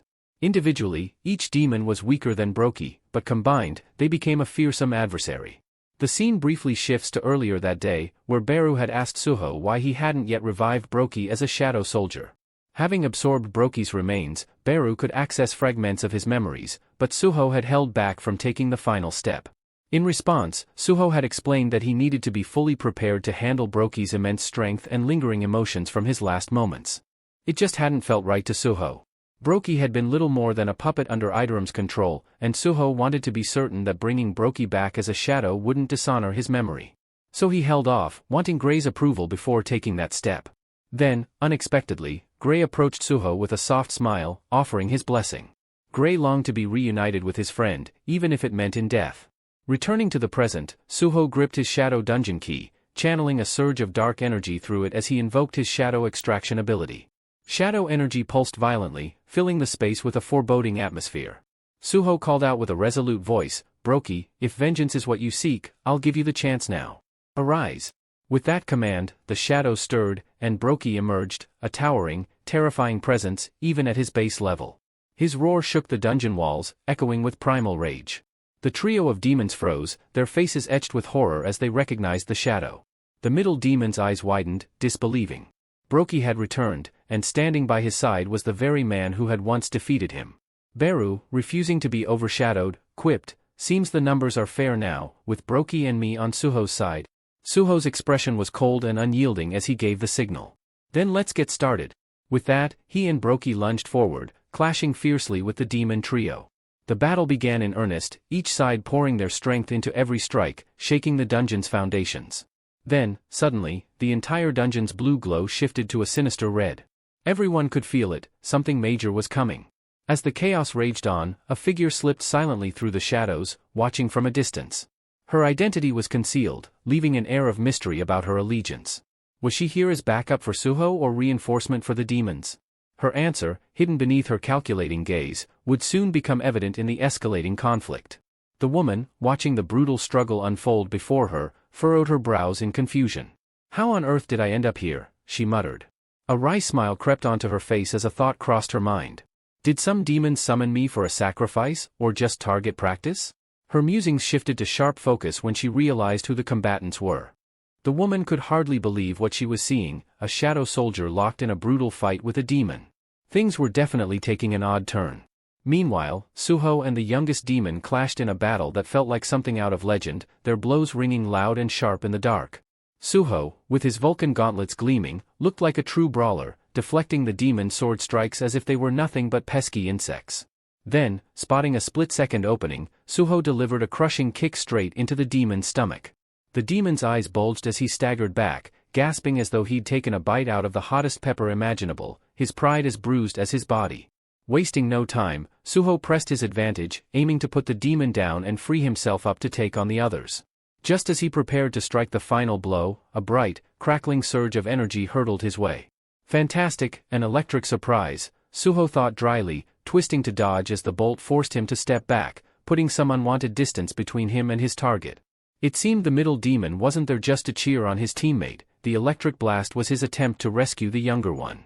So, they're running a full-on family business here, Suho mused sarcastically, unimpressed with the interference. The middle demon barked orders to his younger comrade, warning, "Stay sharp. One mistake, and you're done for." Annoyed, Suho knew that this team's coordinated attacks were going to be a major headache. His mana was draining steadily from maintaining his bond with Gray, and he couldn't afford to let the fight drag on. Meanwhile, even Brokey was struggling against the demon leader, his strength far below its prime. Suho realized he needed to find a way to split up the trio if he wanted any chance of taking them down individually. Just as he was racking his brain for a solution, an unexpected event turned the tide, a stroke of luck that might just tip the scales. Out of nowhere, Essel suddenly sprang into the fray, landing between Suho and the demons. Both sides paused, utterly bewildered by her entrance. With a fierce expression, she declared, "Tell me where Mr. Sung Jinwoo is, or prepare to face the consequences." Suho blinked, caught off guard. "Wait, she's looking for my dad?" he thought, astonished. He had no clue who this stranger was, nor why she appeared as if she'd just stumbled out of some disaster. Meanwhile, Beru, Suho's faithful shadow ant, looked more disappointed than any giant insect had a right to. He approached her cautiously and managed, with an almost painful amount of restraint, to ask, "Essel, what are you doing here? Why did you come?" Essel's face brightened at the sound of his voice. Without considering the chaos around them, she rushed over and scooped him up in a delighted hug. "Beru, I can't believe it. You're here too, she squealed with surprising enthusiasm, giving him a once-over. Wait, why are you so small? And, oh my goodness, you're so cute. Her grin was infectious, completely oblivious to the serious situation they were in. The questions poured out in rapid fire. Where's Mr. Sung Jin-woo? And who's that other human standing over there? She pointed at Suho, who now looked like he was struggling to process everything happening around him. Beru, teetering on the edge of patience, managed to hold his irritation in check, replying simply, "It's a long story." The two demons, meanwhile, exchanged skeptical glances, wondering who exactly this newcomer was. After a few moments of assessment, they reached a quick decision. Yep, she'll make the perfect sacrifice for our next batch of Stardust. But the middle demon, the strategist, warned, hold on, if she knows our enemies and joins them, things could get complicated. Essel, however, remained entirely oblivious to the demon's calculations and thrilled to be reunited with her old friend Beru. To her, this was nothing short of a happy reunion. If Beru was here, surely Jinwoo must be alright too. But Beru, ever the realist, cut through her enthusiasm with a hint of urgency, muttering, "Hey, Essel, we can catch up later. Right now, we have a battle to finish. We're kind of in the middle of a fight here, so since you're already here, why not give us a hand?" Beru said, as if Essel had just shown up with a surprise delivery. He waved her toward the demons at the back, casually assigning her to deal with them like it was no big deal. Essel blinked, her expression shouting, "Wait, what?" Meanwhile, Suho was still standing there, his mind racing to catch up. Who is this person? And where have I seen her before? He thought, thoroughly confused. But the demons weren't about to let her arrival throw off their plan. The middle demon sneered, "Let's take her first. She's injured, and we could use her blood for more Stardust."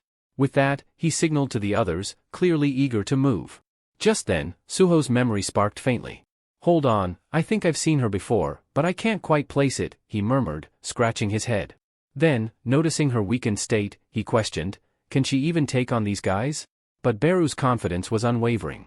"No need to worry," he assured, almost smugly. "Low-ranking demons like these are no threat to her. That's Essel, the eldest daughter of the latter household, a noble demon. The Shadow Monarch spared her when he wiped out her world. Her strength is equivalent to an S-rank hunter."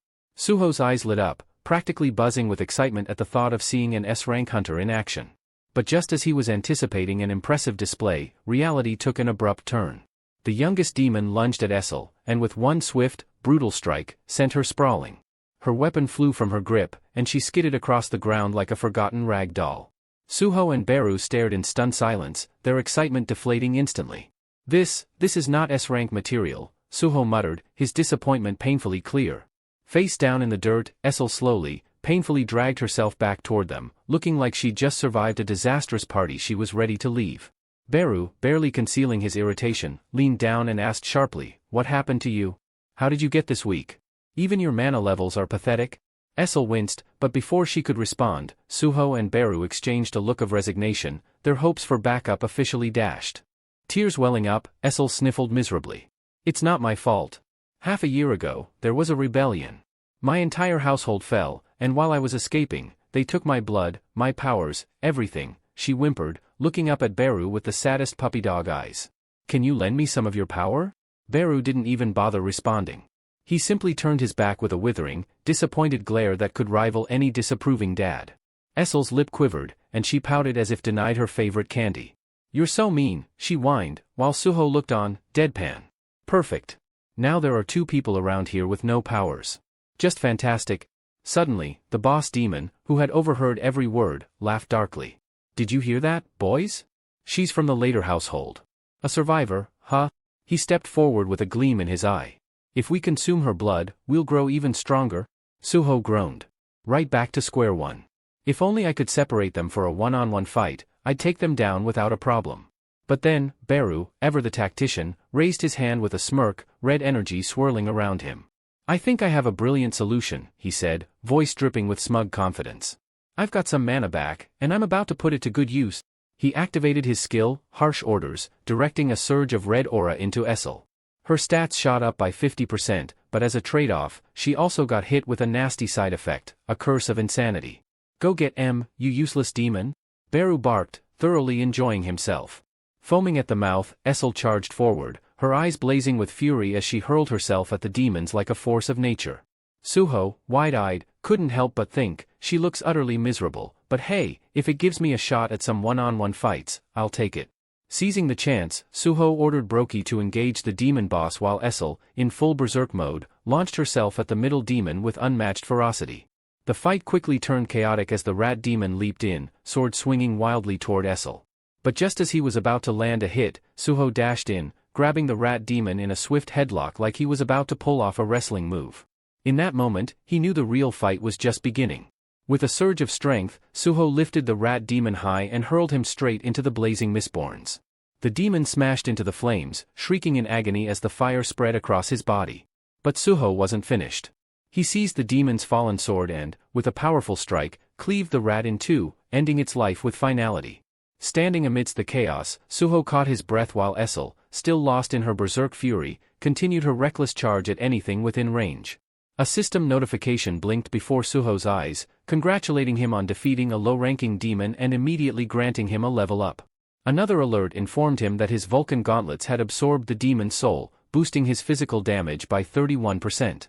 The newfound power coursed through him, an electric surge that amplified his strength. Nearby, Essel fought like a whirlwind, relentlessly assaulting the middle demon. Her attacks, though uncoordinated and wild, forced the demon on the defensive. He suddenly realized, with rising horror, that his rat companion had been slain. As he processed this, a system message popped up, indicating Essel's exhaustion. Harsh orders had worn off. The moment the skill faded, Essel collapsed face-first into the dirt. The middle demon hesitated, surprised at her sudden fall. But before he could act, Suho closed the distance like a wraith in the shadows. With a swift, iron grip, he locked the demon in a crushing headlock and twisted sharply, breaking the demon's neck with a sickening crack. Another notification flashed, a level up, and once again, his gauntlets absorbed the demon's soul. 2 down. Now, only the boss demon remained. Furious at the loss of his allies, the demon let out a thunderous roar and launched a devastating blow, sending Brokey hurtling into the dungeon wall. Dust and debris scattered in all directions as Brokey's body collided with the wall, shaking the ground under Suho's feet. The boss demon, realizing he was now alone and outnumbered, cursed his fallen allies. Useless, every last one of them, he snarled, surveying his situation. With Brokey on one side and Suho on the other, the demon was trapped. But his eyes quickly darted to Essel, lying unconscious and defenseless nearby. She was the key, her blood held the power he needed to turn the tide. Desperation drove the demon forward in a frenzied rush toward her, but Suho was quicker. He intercepted with a brutal kick, landing directly on the demon's arm. The impact twisted it with a sickening crunch and cracked the ground beneath them. The demon reeled back, howling in agony, his attack completely thwarted. Suho stepped forward, calm yet lethal, a faint smirk on his face. "Your turn, Brokey," he commanded, stepping aside. Brokey lunged without hesitation, his fangs bared as he tore into the demon in a savage attack. The boss demon's scream echoed through the dungeon before finally fading into silence. A flood of system messages appeared before Suho, notifying him of yet another level up. With his progression past level 20, a new feature had unlocked, store access. Curious, he deactivated the bond with Gray and began browsing the system's offerings, his eyes lighting up with interest at the options. Meanwhile, Essel began to regain consciousness, letting out a groan as she rubbed her temples. She shot a withering look at Beru. "That ridiculous skill nearly killed me," she snapped. Then, spotting Suho, she narrowed her eyes suspiciously. "Who is this?" "Another human with shadow soldiers, besides Sung Jin-woo." Beru, unperturbed, tilted his head and replied coolly, "Perhaps if you were a bit more loyal, you'd have remembered who could be a worthy successor." Essel's gaze snapped back to Suho, her expression shifting as the realization dawned on her, hitting her like a jolt. Essel's expression transformed entirely, her eyes filling with tears as she looked at Suho. Slowly, the realization washed over her. He's the young monarch," she murmured, her voice trembling. Her gaze was locked on Suho, disbelief and awe mingling in her features. Suho stiffened, caught off guard by the sudden recognition. Questions raced through his mind. How did she know? Did she really just call me, the young monarch? Before he could respond, laughter rang out from the corner where Brokey and Gray, apparently untroubled by the serious moment, were sharing a light-hearted exchange. Essel's voice quivered, thick with emotion as she blinked up at Suho, tears spilling over. "I didn't recognize you. You've changed so much." Her voice broke.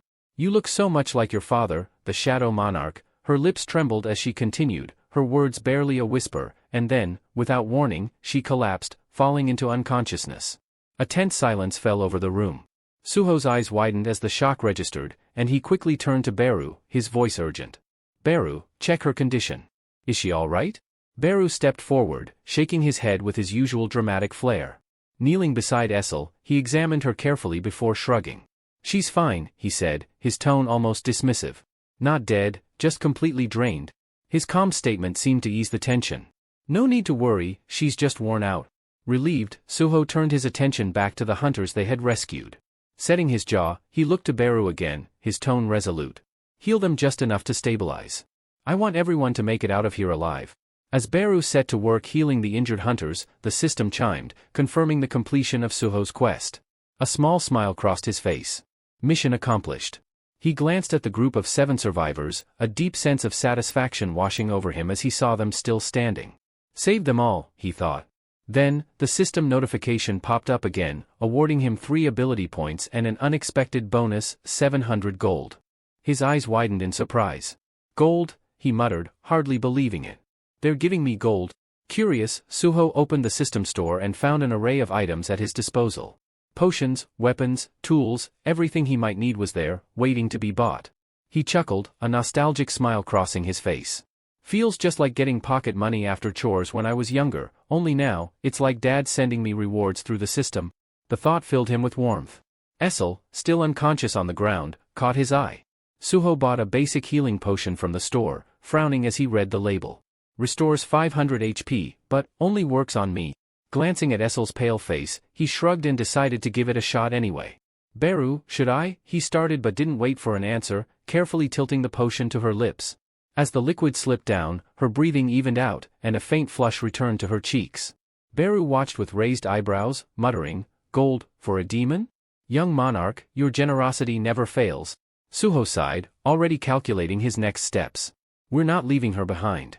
Let's bring her with us to the Shadow Dungeon." He nodded to Brokey, "And bring the demon corpses too. We can't leave evidence of our fight lying around." Without delay, Brokey dragged the twisted remains of the demons while Gray lifted Essel with care, following Suho through the portal.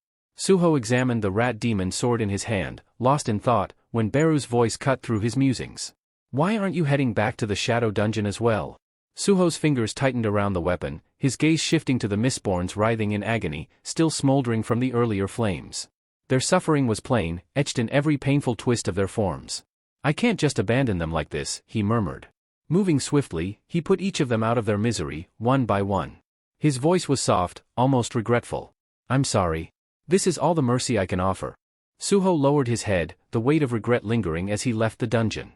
Meanwhile, outside, the scene at Soul Station was anything but calm. Hunters from the association had assembled, and among them stood a high-ranking hunter with a steely expression. "What did you find inside?" he demanded. A junior hunter stepped forward, reporting, "We discovered several bodies, thorn lizards and mistborns mostly. But, the injuries on the dead hunter don't match any of their attacks. There was also a room that looked obliterated, with sword marks everywhere." The senior hunter's eyes narrowed. Something else was in there, wasn't there? Besides the monsters? As he considered this, he noticed Hunter Lim, shifting nervously as if trying to leave without being noticed. "Lim," he barked, making the hunter freeze. Lim turned around, feigning innocence. "You're the one who reported this incident, right? And there was someone else with you. Suho, correct? Where is he now?" Lim's face flickered with something unreadable before he forced a smile. "Suho? Well, after we got out, he took off. Guess he got spooked. He's just an E-rank, after all. Once I realized we couldn't handle it, I called for backup."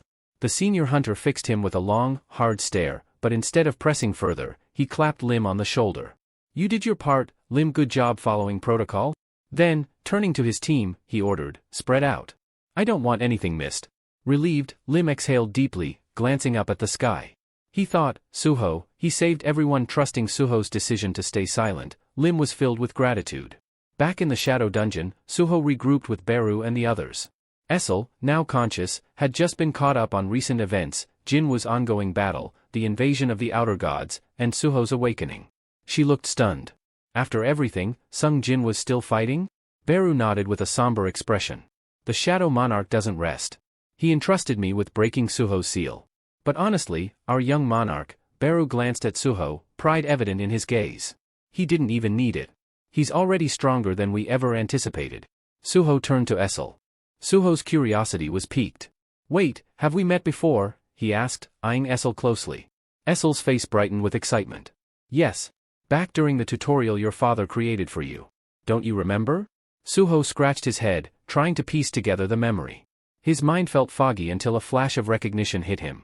Wait, you're the one who surrendered the instant you saw me, right? Beru couldn't hold back a snicker. Couldn't even handle a simple task, he scoffed, making Essel's cheeks flush with embarrassment. She fell quiet, her gaze averted, obviously flustered. But Beru's tone shifted as he looked at her, his voice lowering. Essel, what happened in the demon realm?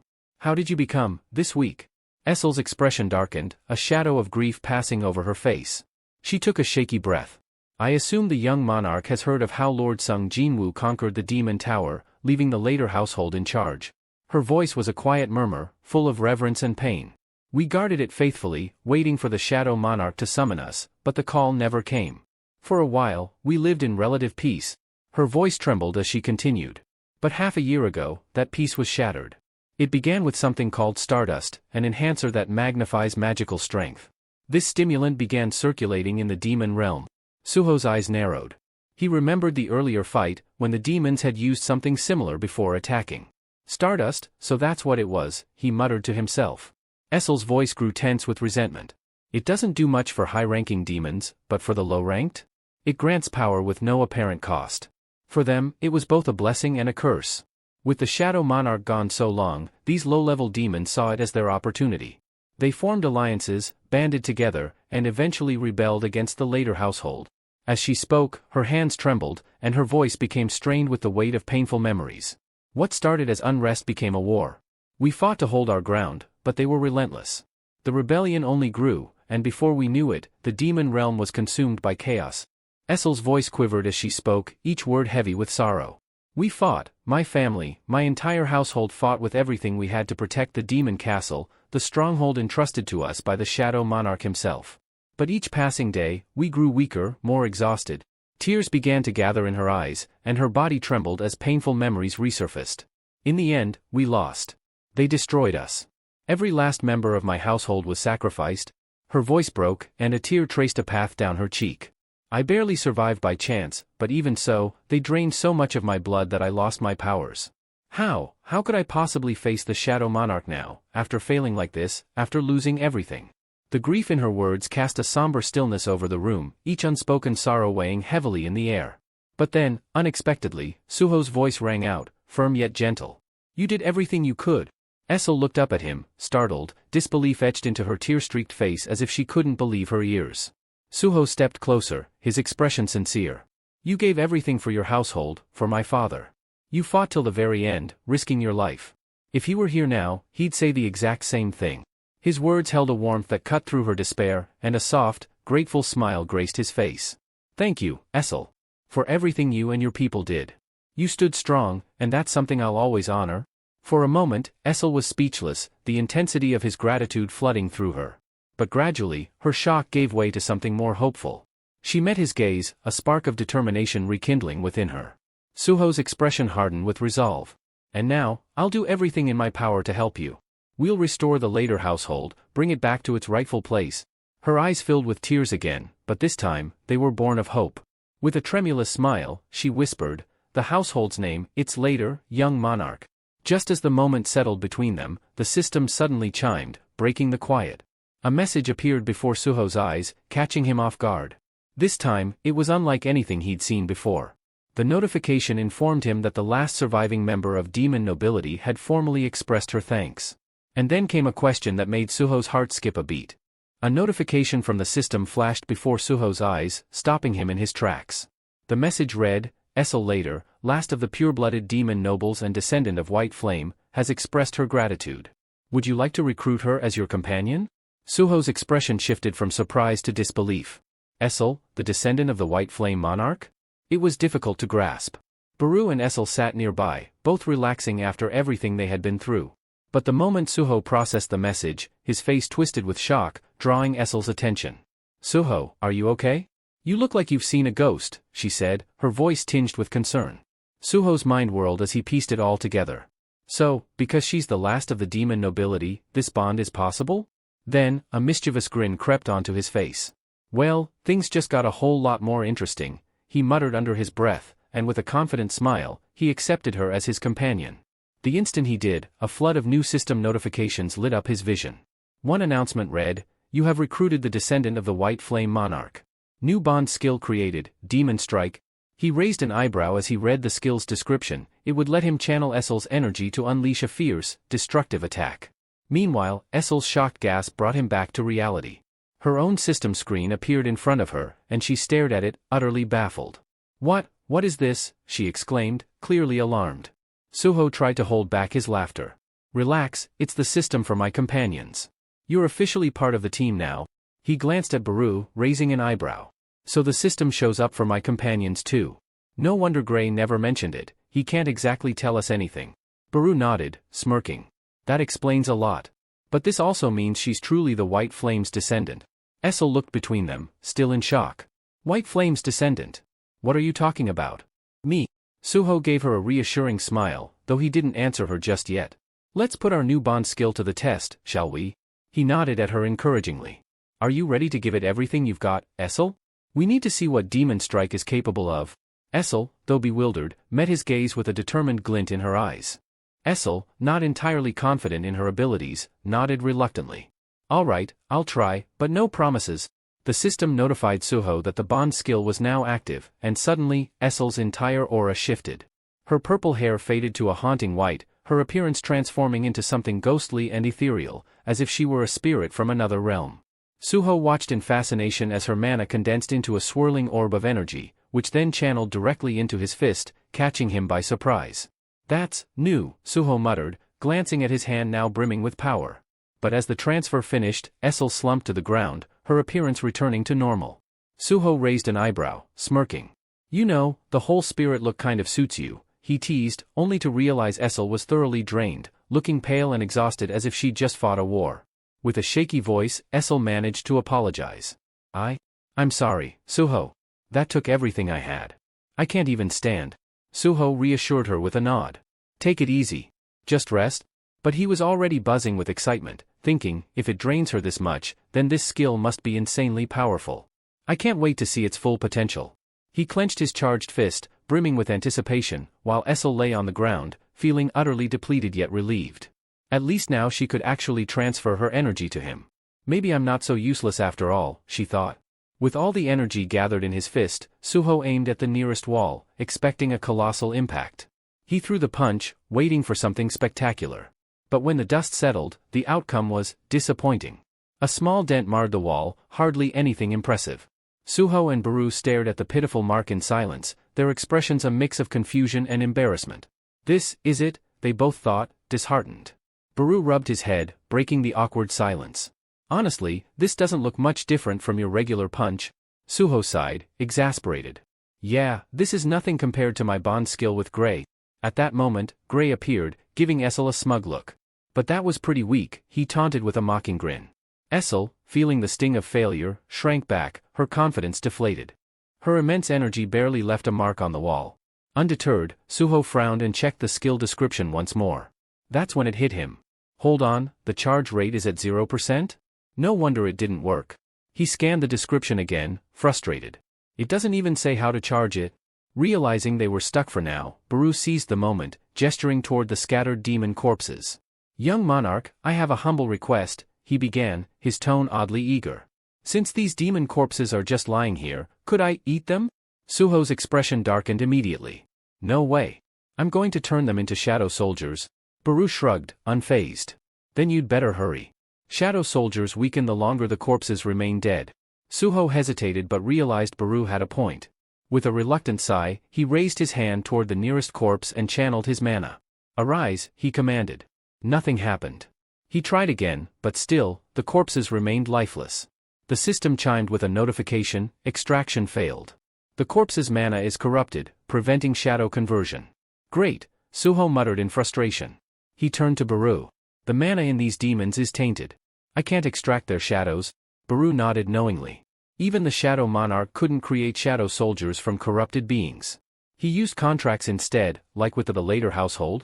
Essel, sitting quietly nearby, flinched at the mention of her fallen household. Though the memory stung, she kept her head low, saying nothing to avoid drawing attention to herself. With the corpses now useless to him, Suho relented. Fine, Baru. Go ahead and eat them. Baru's eyes gleamed with satisfaction as he began devouring the corpses, while Suho turned his attention back to Essel. He crouched beside her, offering a small vial. Here, drink this. It'll help you recover. Essel blinked, startled by his gesture. I don't deserve this. I've done nothing but fail you, she murmured, her voice tinged with guilt.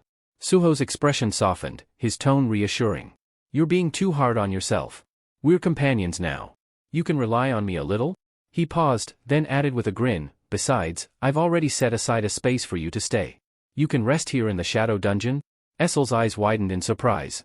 A space, for me? Before Suho could answer, the system chimed again, a section of the shadow dungeon has been designated for the descendant of the White Flames. Essel later had officially become the ruler of her designated area within the shadow dungeon. However, the peaceful moment was shattered when Beru let out a sharp, alarming cry. Both Suho and Essel immediately turned toward him, their faces etched with concern. What's wrong? Suho asked, his voice steady but tense. Beru, still finishing the remnants of his macabre meal, paused. Swallowing hard, he fixed them with a grave expression. I've uncovered something critical, he said, his tone growing darker. A heavy silence descended over the group. The weight of Beru's discovery was palpable as Suho, Essel, Gray, and Brokey gathered around him. It was clear that whatever Beru had learned could change everything. I've finished consuming the demons, Beru began, his eyes narrowing with intensity. Their memories revealed a lot, but before I explain everything, there's one thing you need to know first. He paused, his voice colder than ever. Stardust isn't just circulating in hell. It's on Earth as well. Essel gasped, her eyes widening in shock. Stardust, on Earth? She repeated, her voice trembling with disbelief. But Beru wasn't done. He turned to Suho, his expression unreadable. And the Mistborn? They aren't just some random monstrosities. They're creatures, from outer space. The revelation hung in the air like a storm cloud. Suho's mind raced, struggling to comprehend the enormity of Beru's words. What they faced wasn't just confined to hell. This was a battle far greater in scale, one that spanned realms and dimensions. And it gets worse, Beru continued, his gaze now shifting to Brokey. This isn't just some isolated incident. By sheer misfortune, Brokey is tied to this mess too. But it's not just him, the entire hyena guild is involved. Beru raised a hand, conjuring shadowy images in the air. The visual projections played out the grim truth, their horrifying details striking a nerve with everyone present. The demons were supplied with humans, Beru explained. And those humans came from the hyena guild. Once captured, they were subjected to a horrifying process, transformed into Mistborn. But that's not all. The Mistborns were then harvested. Their very essence was extracted and used as the core ingredient for Stardust. Essel recoiled in horror, the truth shaking her to her core. Meanwhile, Suho clenched his fists, his mind ablaze with fury. The sinister connections Beru outlined painted a far more grotesque and widespread conspiracy than he had anticipated. Beru's voice grew colder as he continued. There are facilities dedicated to this atrocity. Stardust isn't made in hell or by some rogue alchemists. It's manufactured on Earth, in places called Stardust factories. And there's more than one? The room seemed to darken under the weight of Beru's revelation. The sinister network of demons, Mistborns, Stardust, and human traffickers was more insidious than they had imagined. For Suho and his companions, the battle ahead was no longer just about survival, it was about stopping an interdimensional nightmare from consuming both Earth and Hell. Beru's voice remained calm but carried an ominous weight as he explained the sinister operation. The Hyena Guild abducted the humans, and then the Reaper Guild transported them to these factories. There, the factories extracted materials from the Mistborn to mass-produce Stardust. He paused, his sharp gaze locking onto Suho. The Iterim are behind all of this. There's no question. The revelation struck Suho like a hammer. The Iterim, the invasion, it was all tied together in a web of darkness. His mind reeled, trying to make sense of it, but before he could speak, Beru's next words hit even harder. There's a human pulling the strings behind this entire Stardust network, Beru revealed, his tone dropping to a menacing growl. Someone created this system, a human architect? Suho's eyes widened in shock. A human, he echoed, disbelief coloring his voice. How could a human mastermind something this vile? Beru nodded grimly. Not just any human. This one is the apostle of the Iterim. They're already on Earth, hiding among us. The room seemed to freeze at those words, the gravity of the situation pressing down on everyone. Suho's breath caught in his chest, but Beru wasn't done yet. There's more, Baru added, his tone colder than before. The apostle isn't working alone. Another human is aiding them, a high-ranking one. Lee Minsung, the vice guildmaster of the Reaper Guild. If we investigate him, we might uncover the apostle's location. As if on cue, the scene shifted to the bustling exterior of the Hunters Association building. A throng of reporters had gathered, their anticipation palpable as they waited for a significant development.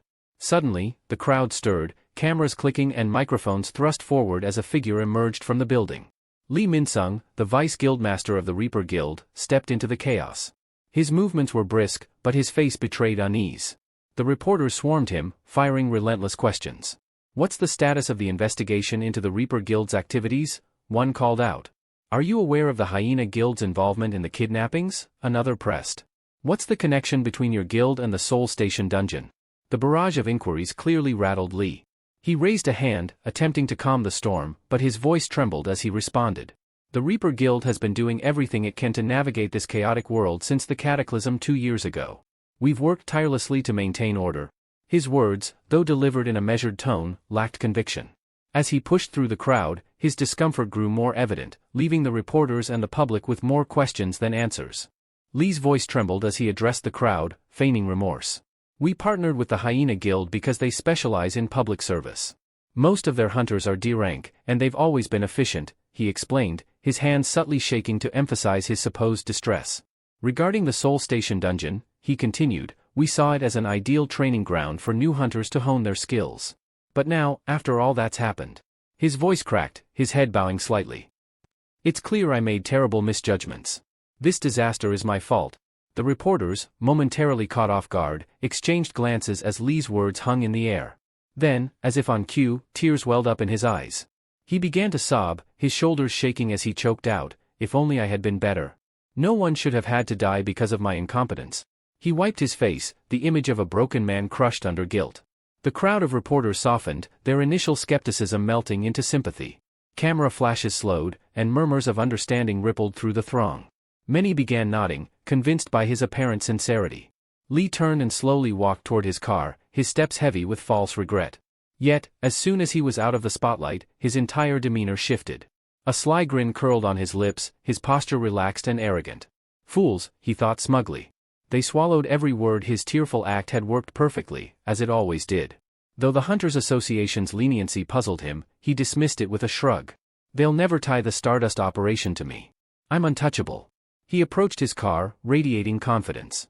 In the shadows nearby, Suho observed him silently, his presence masked. "Beru," he whispered to his loyal companion standing at his side, "do you sense any trace of the Iterim's influence on him?" Beru focused for a moment before shaking his head. "No. He's not controlled by the Iterim like Broki was." Suho's expression darkened, his mind racing. "Then we'll find out the truth another way," he muttered, preparing to act. Beru's hand shot out, gripping Suho's arm firmly. "Don't act recklessly," he cautioned, his voice low but firm. "I've seen your strength, Suho.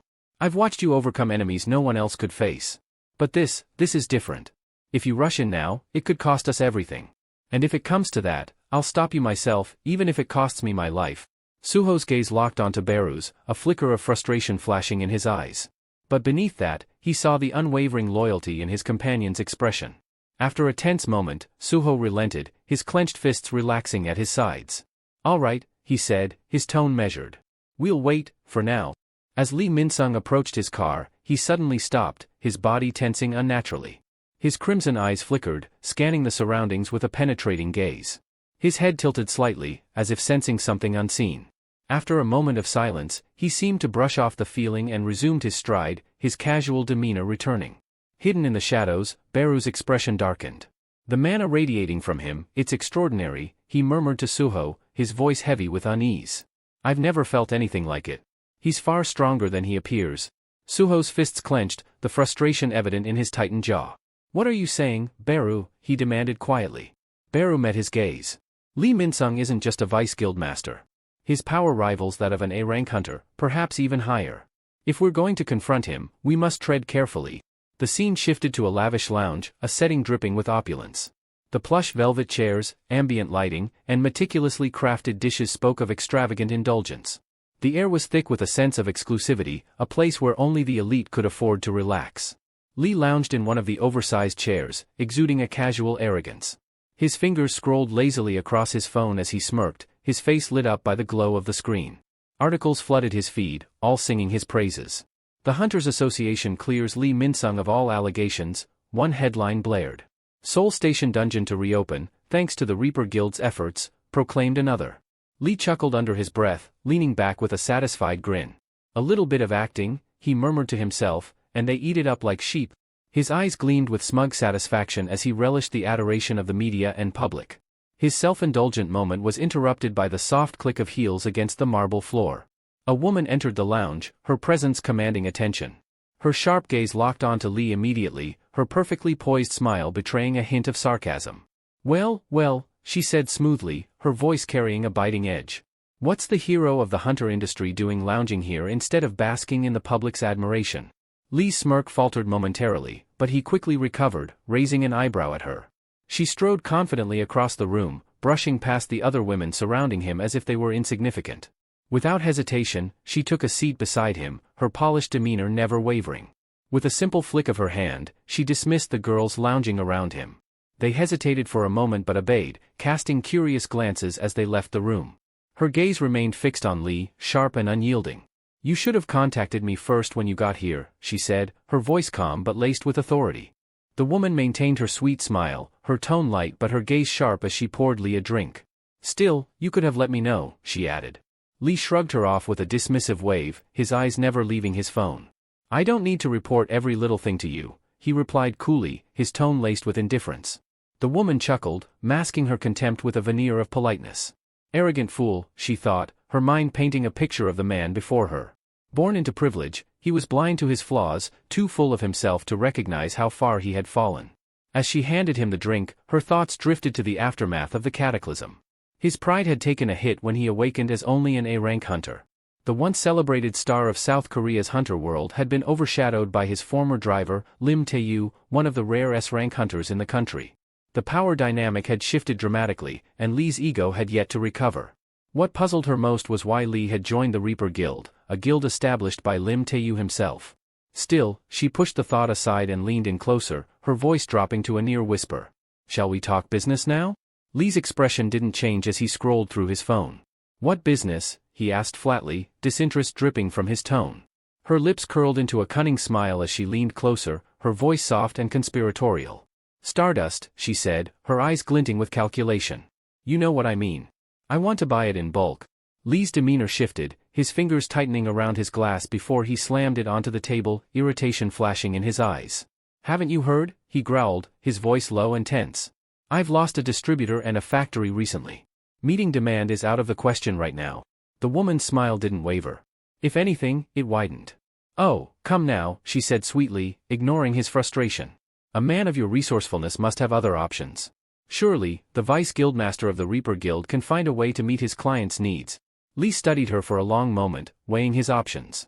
Finally, he leaned back in his chair, his expression cold. "I could put some pressure on my business partner," he said slowly, his tone calculated. "I knew you wouldn't disappoint," she purred, satisfaction gleaming in her eyes. But Lee's thoughts were already elsewhere, his mind churning with frustration. "I'll have to deal with him again," he mused, irritation bubbling to the surface. "That damned partner of mine has grown too defiant lately." The scene transitioned to a high-rise office overlooking the glittering Seoul skyline. A figure stood silently by the window, his back turned, the city lights casting an eerie glow around him. His yellow eyes gleamed unnaturally, exuding a menace that could chill even the bravest soul. This was no ordinary man, he was the apostle of the Yttrium, Lee's enigmatic and dangerous partner in the Stardust operation. Meanwhile, deep within the shadow dungeon, chaos reigned as waves of goblins surged forward. Gray moved like a phantom, his blade slicing through the air with lethal precision. He darted between the goblins, each strike finding its mark, leaving a trail of lifeless bodies in his wake. His movements were fluid, efficient, a testament to his growth as a hunter. Nearby, Essel held her ground, her spear a blur as she struck down multiple goblins at once. Her skill had improved significantly, her attacks were sharp and controlled, though they lacked the raw brutality that defined Suho's combat style. And Suho was a force of nature. With his Vulcan gauntlets glowing faintly, he charged into the fray, each punch obliterating clusters of goblins with ease. His relentless assault turned the tide of battle, leaving destruction in his path. As the last goblin fell, Suho's expression remained grim. He wiped sweat from his brow and surveyed the carnage. This still isn't enough, he muttered, frustration flickering in his eyes. Suho's expression darkened as his thoughts churned. Gripping the summoning horn tightly, he turned to Beru, his voice cold and commanding. "Call the next horde," he ordered, his tone leaving no room for argument. Beru, standing silently beside him, studied Suho intently. He's getting impatient, Beru thought, recalling the conversation they had earlier. But given everything that's happened, it's understandable. Earlier, Beru had gathered Suho and his companions, his shadowy figure looming over them as he outlined their mission. His voice was low and steady, carrying the weight of his authority. "Our objective is to uncover information about the Apostle of the Yttrium from Lee Minsung. He controls the Stardust distribution chain, and his knowledge could lead us directly to the source. But know this, contact with him will likely lead to a confrontation, and it won't be an easy one." Suho had asked the question on everyone's mind.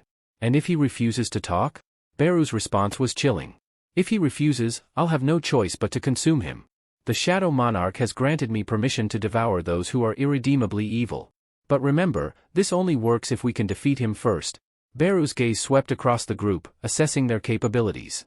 "Suho," he said, his tone direct, "without your bonding skill, your current strength is equivalent to a C-rank hunter. Gray, you're at D-rank without enhancements. Essel," Beru's voice trailed off, and his expression hardened. "You're barely at C-rank." Essel's face fell, her eyes shimmering with unshed tears. "If only I had my powers back," she thought bitterly. "I could be more helpful to Suho." Beru, sensing her despair, continued. "With your bonding skill, Suho, you can reach B rank. But remember, rank isn't everything. Even within the same rank, power can vary drastically. It can take 10 D-rank hunters to bring down a single C rank." His voice grew darker. "And Lee Minsung, he's A rank. As we are now, we don't have the strength to face him head-on." Essel, her emotions flaring, snapped. "What about you? You're not weak, Beru. You could fight him?" Beru shot her a sharp look, irritation flashing in his golden eyes. "I am a marshal," he retorted firmly. "Don't underestimate me." Suho, however, looked down, frustration written across his face. "How can I grow stronger?" he wondered. Back in the present, the air in the dungeon grew heavy as the system window flickered into view, displaying the number of goblins they had defeated. The count was high, but it wasn't enough to satisfy Suho. His grip tightened on the horn as he prepared for the next battle. After completing their daily quest, Essel and Gray paused to catch their breath while Suho's eyes stayed fixed on the system screen. His brow furrowed as he noted something peculiar. The kill count isn't increasing like it used to. So that hidden reward was just a one-time deal, he thought, his tone inwardly laced with disappointment.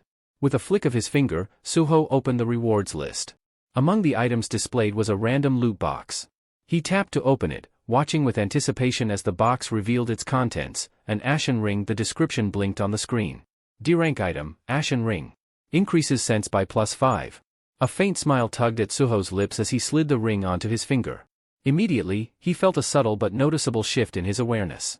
5 points to my sense stat, he mused. Not bad. But the fleeting sense of satisfaction quickly gave way to frustration. His smile vanished, replaced by a dark scowl. This isn't enough, he realized bitterly. This small boost doesn't change anything. Suho clenched his fists as his thoughts spiraled. I've been slaughtering goblins endlessly, yet my level remains stagnant. Even my Vulcan Gauntlet's damage output has only improved by a measly 3%. He glanced at his items again, desperately searching for answers that weren't there. The path to progress felt agonizingly slow, the grind too tedious to bear. I need to grow stronger, and fast, he resolved. But how? The only way was to enter real dungeons, face tougher magical beasts, and gain proper experience. Later, back at his apartment, Suho sat on his bed, his frustration palpable. He furiously scrolled through job postings on his tablet. Mining jobs. Hauling jobs, he thought bitterly. That's all anyone wants from an E-rank hunter like me. Not a single strike squad would take me, and I can't even enter a dungeon without the Hunter Association's clearance. Beru, who had been silently watching Suho's growing agitation, finally spoke. What if you get yourself re-evaluated? Suho sighed deeply, the idea exhausting him before he could even consider it. Re-evaluation? If I did that, my name would be plastered all over the news. Articles, headlines, it'd be impossible to avoid attention. His voice grew more serious, tinged with frustration and caution.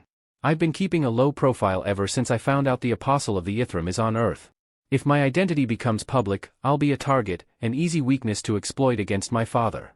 And right now, I'm not even strong enough to face Li Minsung, let alone the apostle. Suho's expression shifted slightly, his thoughts aligning as he reflected on his situation. Sensing the moment, Beru offered his insight, his voice calm and reassuring. If the apostle is what concerns you, Beru began, you can rest easy, for now. Suho raised an eyebrow, curiosity flickering through his frustration. Why? Beru folded his arms, his tone steady and deliberate. Because if the apostle arrived on Earth before we did, they would have already made their move. Right now, they're biding their time, waiting for something. That gives us a chance to prepare. They would have lost a considerable amount of power, just like I did, Beru explained, his tone measured and firm. You see, dimensional travel isn't simple. Crossing through space is like navigating a narrow tunnel. The more mana you possess, the harder it is to squeeze through.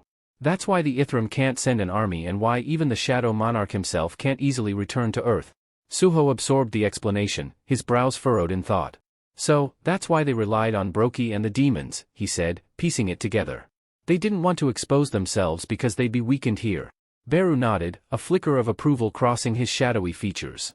He's starting to understand, Beru mused, silently impressed.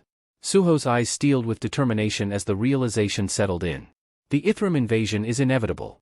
But if what you're saying is true, I've got time. I need to get stronger, before they make their move. Beru observed Suho closely, a sense of purpose evident in his glowing gaze. The Shadow Monarch entrusted me with guiding him, he thought. And he gave me a Shadow Dungeon key, along with the option to request aid from him. Perhaps now is the time to share this with Suho. Beru's mind flashed back to the moment the Shadow Monarch handed him the key, his words still resonating. This will be a lifeline, a powerful ally for Suho. Use it wisely. Just as Beru opened his mouth to speak, Suho stood abruptly, his eyes alight with realization. How did I miss this? He murmured, his voice tinged with shock. Beru hesitated, choosing to remain silent, curious about what had sparked Suho's epiphany. Suho quickly fished his phone out of his pocket, his fingers flying across the screen as he searched for something. A slow grin spread across his face, his earlier frustration replaced by excitement. I've got it. A way to enter a dungeon without breaking any of the Hunter Association's rules. The scene shifted, revealing the sleek interior of a towering office building. Suho sat across from a well-dressed man in a tailored suit, seated behind a polished mahogany desk. The man leaned back in his chair, studying Suho with a bemused smile. It's been a while since we last saw each other, the man said, his tone light yet sharp. You haven't visited since your awakening, and now, out of nowhere, you show up with a business proposal? You've certainly grown. Suho chuckled, leaning forward slightly. I've got an offer you won't want to refuse, uncle. Standing behind Suho, Beru glanced at the man, his sharp eyes taking in every detail. So, this is the uncle, he thought. The young monarch is as resourceful as ever. He already knew exactly who to approach. The man was none other than Eugene Ho, now the president of Gene Software, a highly influential figure in Korea. Gene Ho smiled, his amusement barely hidden as he steepled his fingers. So, Gene Ho said, his tone half teasing, you've come to ask for your dear uncle's help sneaking into a dungeon, haven't you? Suho leaned back in his chair, exuding quiet confidence. Exactly. A massive, radiant poster hung on the wall, showcasing Beautiful World, the virtual reality game that had taken the world by storm. With millions logging in daily, it had dominated the gaming scene for 4 consecutive years, becoming an unprecedented global sensation. No one could have predicted its meteoric rise, and behind this digital empire stood none other than Gene Ho and his company, Agensoft. The magnitude of the game's success was beyond imagination, and the way the world had become so immersed in it was staggering. Earlier that day, Suho had stepped into Agensoft's headquarters for the first time, trying his best not to appear out of place.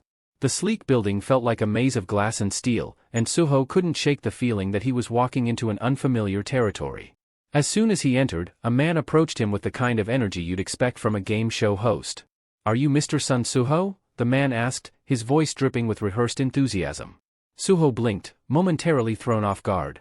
He felt as if he had accidentally walked into the wrong building, but he nodded anyway, unsure of what to make of it.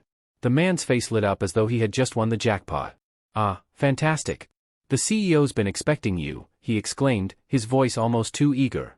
Suho followed the man, trying his hardest to maintain a neutral expression, though he couldn't help but wonder why he was being treated as though he were the guest of honor. What was going on? As they walked through the corridors, Suho's eyes were drawn to a group of awakened individuals lounging casually in the hallways. These were tough, battle-hardened individuals, People who had the look of warriors, yet here they were, idly hanging around a tech company. Shouldn't they be out fighting monsters or something? Suho thought, feeling oddly out of place among them. It felt strange seeing people with such immense power working at a tech firm instead of battling through dungeons, wielding their abilities for something more heroic. Just as Suho was pondering this, the man in front of him turned around with a knowing smile, as if reading his thoughts. The man ahead turned with a friendly grin, his eyes twinkling with amusement. Let me guess, you're wondering why we've got so many awakened employees hanging around, right? Suho's eyes widened in surprise. What is this guy, a mind reader, he thought, startled by how accurately the man had guessed his thoughts. The man chuckled, his tone light-hearted. Not everyone's cut out for dungeon crawling, you know. Some of them prefer a steady paycheck and a safe environment. No risk of getting your head bitten off by some monster. Sounds like a pretty good deal, don't you think? Suho nodded slowly, still trying to reconcile the image of powerful hunters settling for office work. Yeah, I guess it beats the whole getting eaten alive scenario, he muttered, though the curiosity in his voice was evident. Unable to suppress his intrigue, he asked, so, what exactly does a game company need hunters for? Seems a little out of place. The man's demeanor shifted slightly, his voice dropping as if he were about to reveal a classified secret. We've got a special project in the works. Something big. Top secret, actually. That's all I can say. Confidential, huh? Suho thought, his skepticism growing. What are they doing? Developing a game about hunters or something? Their conversation ended as they reached an imposing door, which opened with a soft click. Inside, the room was sleek and modern, with a commanding presence at its center, Jin-ho, lounging behind a polished desk. His trademark grin spread across his face as he stood to greet Suho with open arms. Well, look who finally decided to show up. Jin-ho exclaimed, his voice full of mock surprise as he clasped Suho's shoulder in a playful grip. Long time no see, huh? What's it been? A couple of months. Before Suho could respond, Jin-ho gestured toward a chair, inviting him to sit. He leaned back in his own seat, launching into conversation like no time had passed between them. Last I heard, you caused quite the commotion at the Korean Arts University when you awakened. Your aunt's been beside herself with worry. Suho scratched the back of his neck awkwardly, searching for an excuse. Yeah. I've been a little busy, he muttered sheepishly. Sorry about that. Jin-ho raised an eyebrow, his grin widening. Busy, huh? Well, let's hear it. What's so important that you'd leave your poor aunt hanging? Suho muttered under his breath, guilt creeping in as he glanced at Jin-ho. Jin-ho, noticing the hesitation, chuckled as he leaned back in his chair. Busy, huh? Looks like you're all grown up now, even too busy for family. Suho laughed nervously, scratching his neck. I guess you could say I am in growth spurt. Not wanting to dwell on the topic, he quickly shifted gears and pulled out his tablet. Actually, uncle, I came here to discuss something important.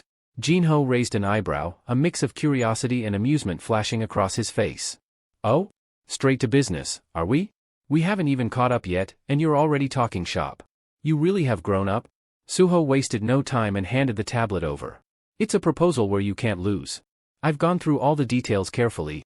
Jin-ho leaned back and began scanning the data displayed on the screen. As he read, his expression shifted to one of intrigue. I was wondering why you wanted to meet me out of the blue, but I didn't expect this. A business pitch? From you, of all people? You're making me feel ancient, he joked before narrowing his eyes at the contents. So, let me get this straight, you want me to help you gain access to a gate? Suho nodded confidently. Exactly. With your support, I can secure the rights to enter the dungeon. I'll assemble a strike team, and in exchange, a Gensoft gets all the magic crystals I harvest. I can handle D and even some low-tier C-rank dungeons without any problems.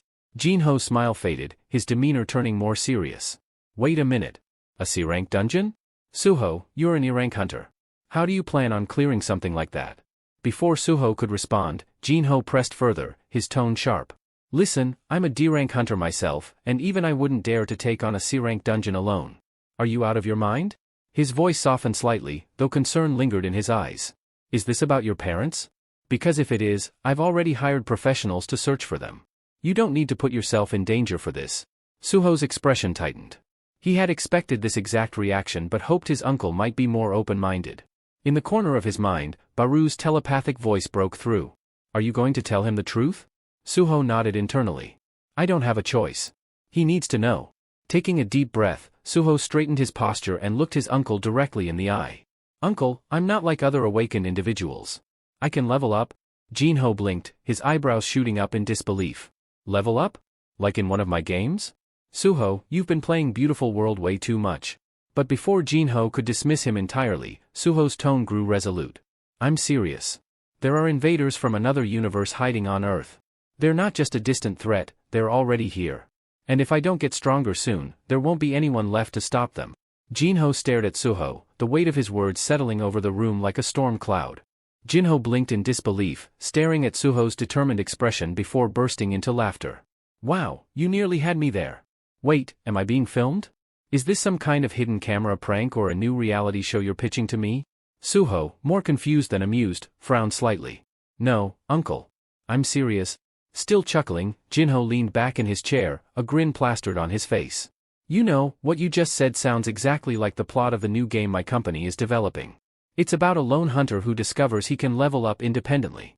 He starts off as an E-rank but eventually surpasses even S-rank hunters and ends up saving the world.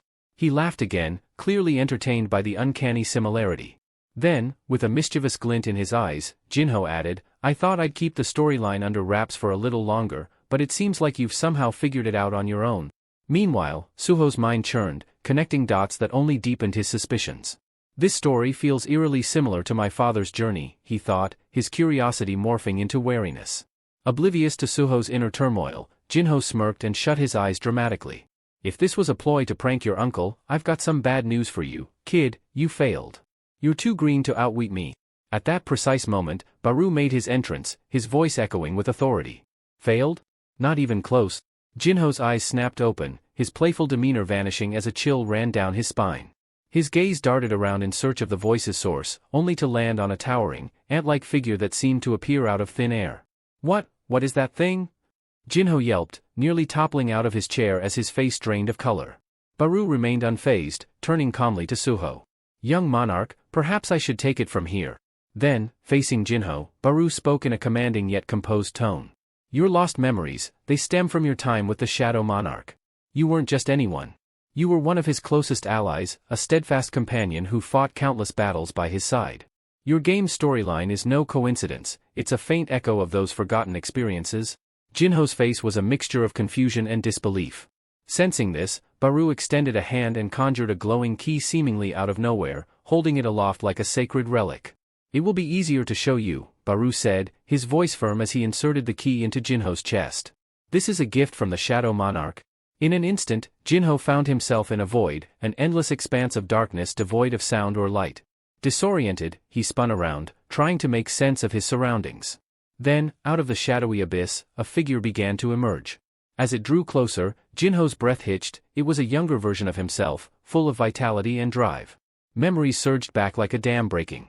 He saw himself meeting Jinwoo for the first time, standing shoulder to shoulder through grueling raids, and growing stronger as both a hunter and a person. One memory stood out, the two of them sharing a quiet drink after a grueling day. In the memory, Jinho had confessed with a bittersweet smile, "You've been more of a brother to me than my real brothers ever were." Jinwoo had smiled warmly in return, raising his glass. "Then, from this day forward, we're brothers." In an instant, Jinho found himself back in his office, tears streaming uncontrollably as the flood of restored memories overwhelmed him. The vivid images of the past, once buried deep, surfaced with a force he hadn't anticipated. His hands trembled as he covered his face, struggling to process the profound emotions coursing through him. Suho, completely at a loss, turned to Baru, his voice tinged with concern and bewilderment. "What did you do to him?" he asked, his expression a mixture of confusion and worry. Baru, ever composed, responded calmly, "There's no need to be alarmed. All I did was return the memories he had lost from the previous world, nothing more." Jinho sat there, his face buried in his hands, unable to stem the tears. As the afternoon sun dipped lower, casting a golden glow into the office, he slowly regained his composure. He wiped his eyes with trembling fingers and, after a moment of silence, looked at Suho. "So, you can level up, just like your father could," Jinho said softly, his voice carrying the weight of realization. "No limits, right?" Suho nodded but quickly added, "It's a bit different for me, though." Jinho leaned back in his chair, his gaze distant as memories of Jinwoo filled his thoughts. He's still out there, protecting Earth from the invaders, he thought, his chest tightening. Always putting others before himself, never changing. Breaking the silence, Jinho sighed heavily. "So, it's really that urgent, huh? And you came to me with a business proposal, just like your father would have done?" A small, bittersweet smile crossed his face as he shook his head. Suho scratched the back of his neck, his laugh nervous. Well, you know how it is, he said with an embarrassed chuckle. Jinho, now fully grasping the seriousness of the situation, reached out and placed a firm hand on Suho's shoulder. I understand now. I shouldn't treat you like a kid anymore. You've inherited your father's strength, and you're capable of standing on your own. With a resigned sigh, Jinho added, all right. You have my support. I'll help you. Suho's face lit up, his excitement bursting forth as he leaped from his chair. Really, he exclaimed, his voice filled with joy.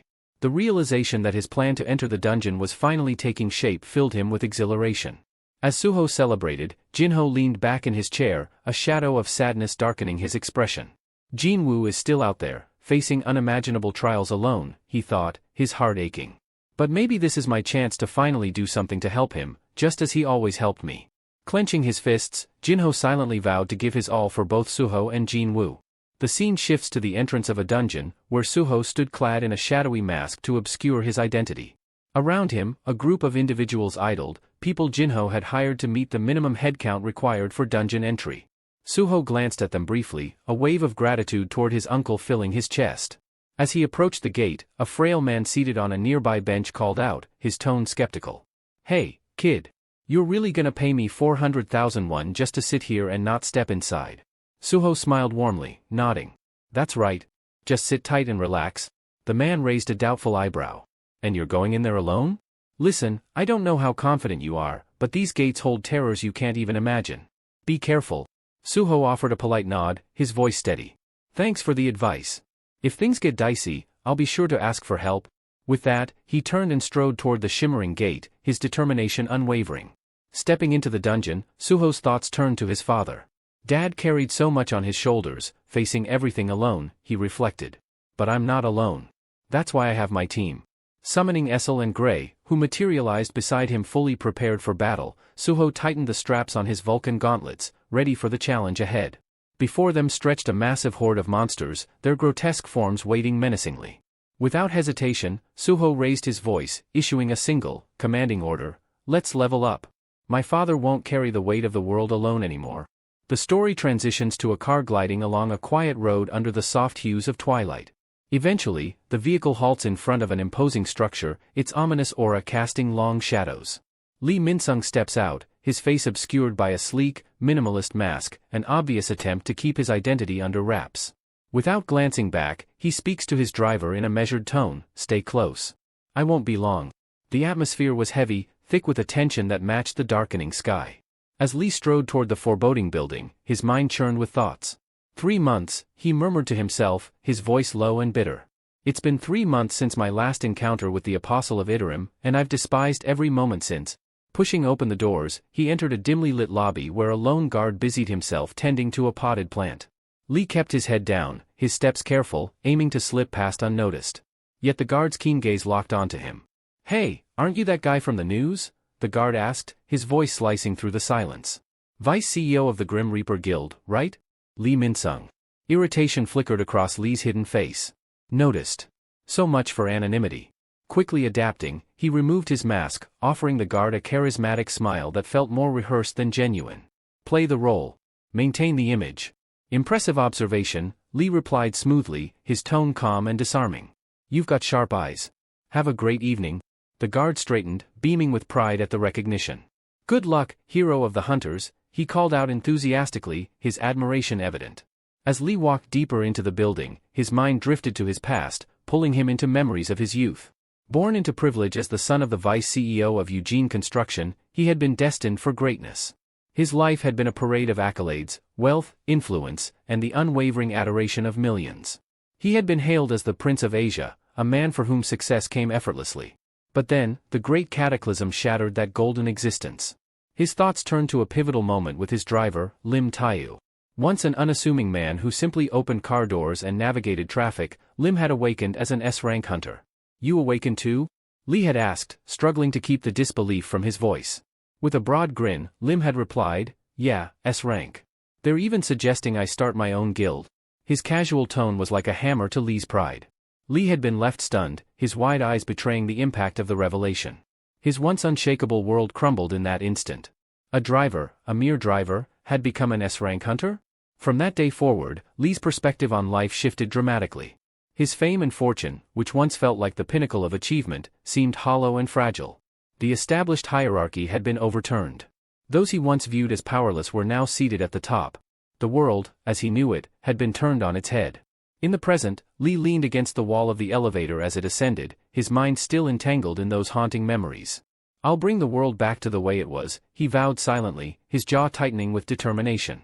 "Even if it means bargaining with demons, I'll restore order to this chaotic structure." The elevator doors slid open with a soft chime, revealing a dark, silent room that exuded an almost suffocating eeriness. Standing before Lee were several men, their faces twisted into grotesque smiles that made his stomach churn. Their eyes gleamed with malice, a sinister light that only deepened his disgust. His lip curled in contempt as he growled, "Wipe those revolting grins off your faces before I rip your mouths open." His voice was sharp, cutting through the oppressive silence as he strode past them without breaking stride. His icy gaze swept across the room. "Where's your boss?" he demanded, his tone biting and unyielding. "It's been a while since I last saw him. Aren't you even going to welcome me?" The men remained silent, their unsettling grins fixed in place. The oppressive stillness of the room seemed to grow heavier with each passing moment until a chilling voice sliced through the darkness. "Lee Min-sung." Lee's eyes widened, the shock momentarily freezing him in place. He turned slowly, his gaze landing on a childlike figure standing in the shadows. The figure's hair and eyes glowed with an eerie yellow hue, radiating an otherworldly energy that sent a shiver down Lee's spine. "You're the Outerworlder," Lee said, his voice barely audible, almost a whisper. The figure stepped forward, and the room seemed to darken further. It was the Apostle of Iterum, the embodiment of an incomprehensible, otherworldly power. The Apostle's gaze remained unwavering, as though piercing through Lee's very soul. "Yes," the Apostle replied, his voice calm and detached, carrying a weight that made it seem as if it came from a place beyond mortal understanding. Lee, masking his unease with a nonchalant air, approached the Apostle. He lightly tapped the childlike figure on the head, a casual smirk playing on his lips. "Last time I saw you, you were just a kid," he said, his tone deliberately light-hearted. "And now look at you, fully grown. Not only that, but your mana, it's grown significantly stronger." A sly grin spread across Lee's face. "Seems like everything's going according to plan." The Apostle's expression didn't waver. His cold, distant voice cut through the tension. "I told you before," he said evenly, "I am not growing. I am recovering." His words carried an otherworldly weight as he continued. "When beings like me, those with immense mana reserves, cross dimensions, our bodies must fragment to withstand the journey." The Apostle's glowing eyes never left Lee as he explained. "The first fragment to arrive is always the weakest. But now, I have fused with a second fragment." The Apostle's voice was calm, almost indifferent, as he returned his focus to the book he held in his hands, flipping through its pages as if the conversation was of little importance.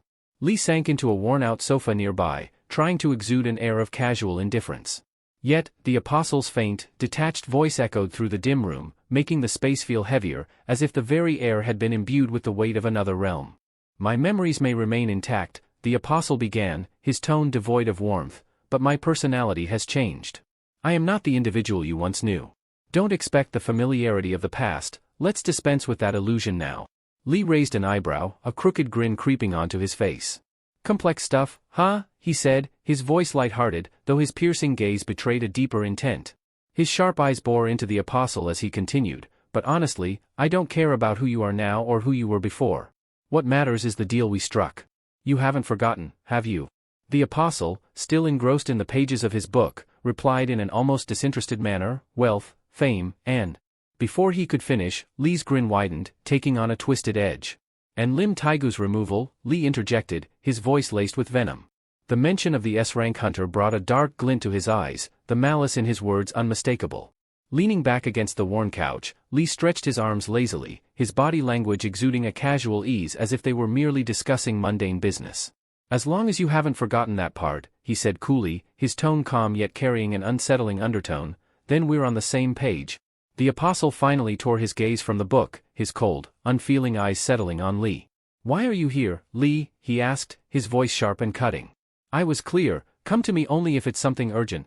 "This had better be worth my time," the Apostle said coldly, his eyes narrowing as he glanced at Lee.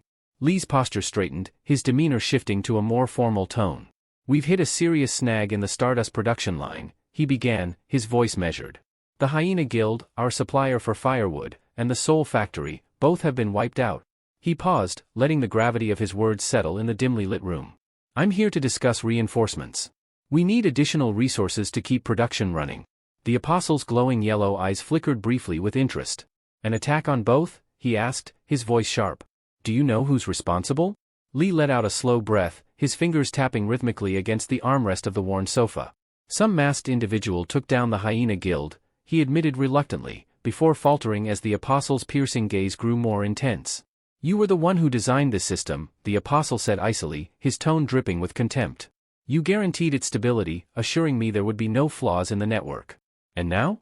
You're here asking me to clean up your incompetence? The apostle's words were like daggers. Lee's jaw tightened, and his fingers twitched involuntarily. Listen, kid, he said, his tone low and controlled, though frustration simmered beneath the surface. If we wasted time addressing every minor flaw before starting, we'd still be sitting on square one. Progress demands risks, and you know it. The apostle's expression didn't soften. If anything, it hardened further, disdain flickering across his features. Incompetent, he repeated, his voice cutting. It seems my earlier self erred in choosing you as a pawn. That miscalculation is becoming glaringly obvious. The insult hit like a sledgehammer. Lee's pride, already frayed, snapped under the weight of the apostle's words. A dangerous glint appeared in his eyes as his hand slid almost instinctively to the hidden blade concealed beneath his pant. In one fluid motion, he was behind the apostle, the cold edge of the knife pressing firmly against his throat. Listen here, outer worlder, Lee hissed, his voice low and venomous.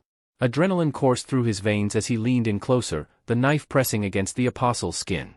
Don't make the mistake of thinking I'm just another one of your mindless pawns. I'm no brainwashed lackey. His grip tightened, the blade grazing the apostle's cheek as his voice dropped even lower. I'm an A-rank hunter. I could end you here and now before you even have a chance to recover your full power. Don't push me. The apostle, however, remained unfazed. His glowing yellow eyes stayed locked on Lee's, cold and unyielding, his voice as detached as ever.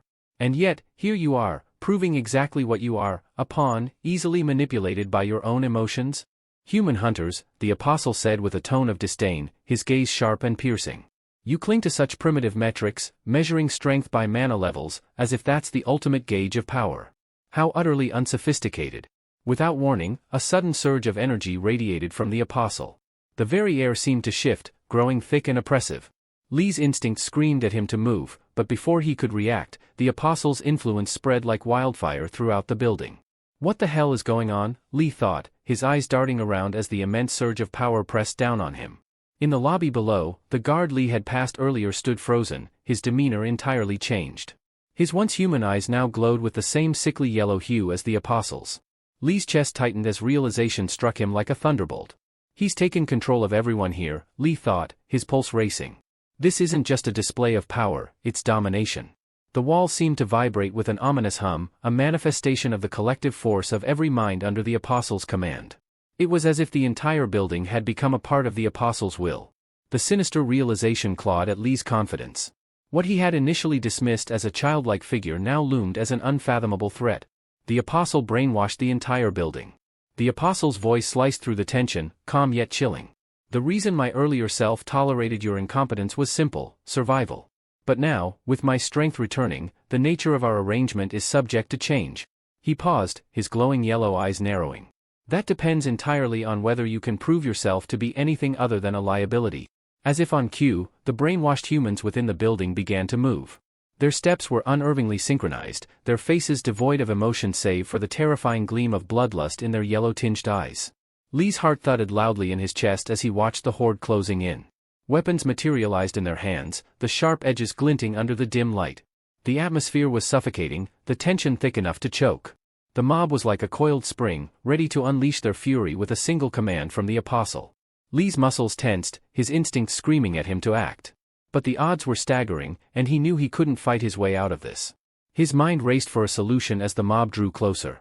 With a calculated movement, Lee tossed his knife onto the floor, raising his hands in a gesture of mock surrender. His voice, though laced with strain, took on a forced cheerfulness. Whoa, take it easy, he exclaimed, his tone light but strained as he struggled to mask his rising panic. It was a joke, all right? Just a bit of fun. No need to get all serious on me. Lee's grin stretched unnaturally across his face, his attempt at humor barely masking the tension in the air. I just wanted to see if you were really up for killing an S-rank hunter, he said, his voice light but forced. No need to get all worked up about it. The apostle's cold, unwavering gaze bore into him, analyzing every nuance of his words. Then, with deliberate calm, the apostle shut his book with a decisive snap. "You're fortunate," he stated, his voice unsettlingly even. "I'll spare you, for now. There's still some utility left in you." With a flick of his hand, the oppressive energy in the room dissipated, and the mind-controlled crowd began to stir. Slowly, they returned to their normal selves, oblivious to the bloodlust that had consumed them moments ago.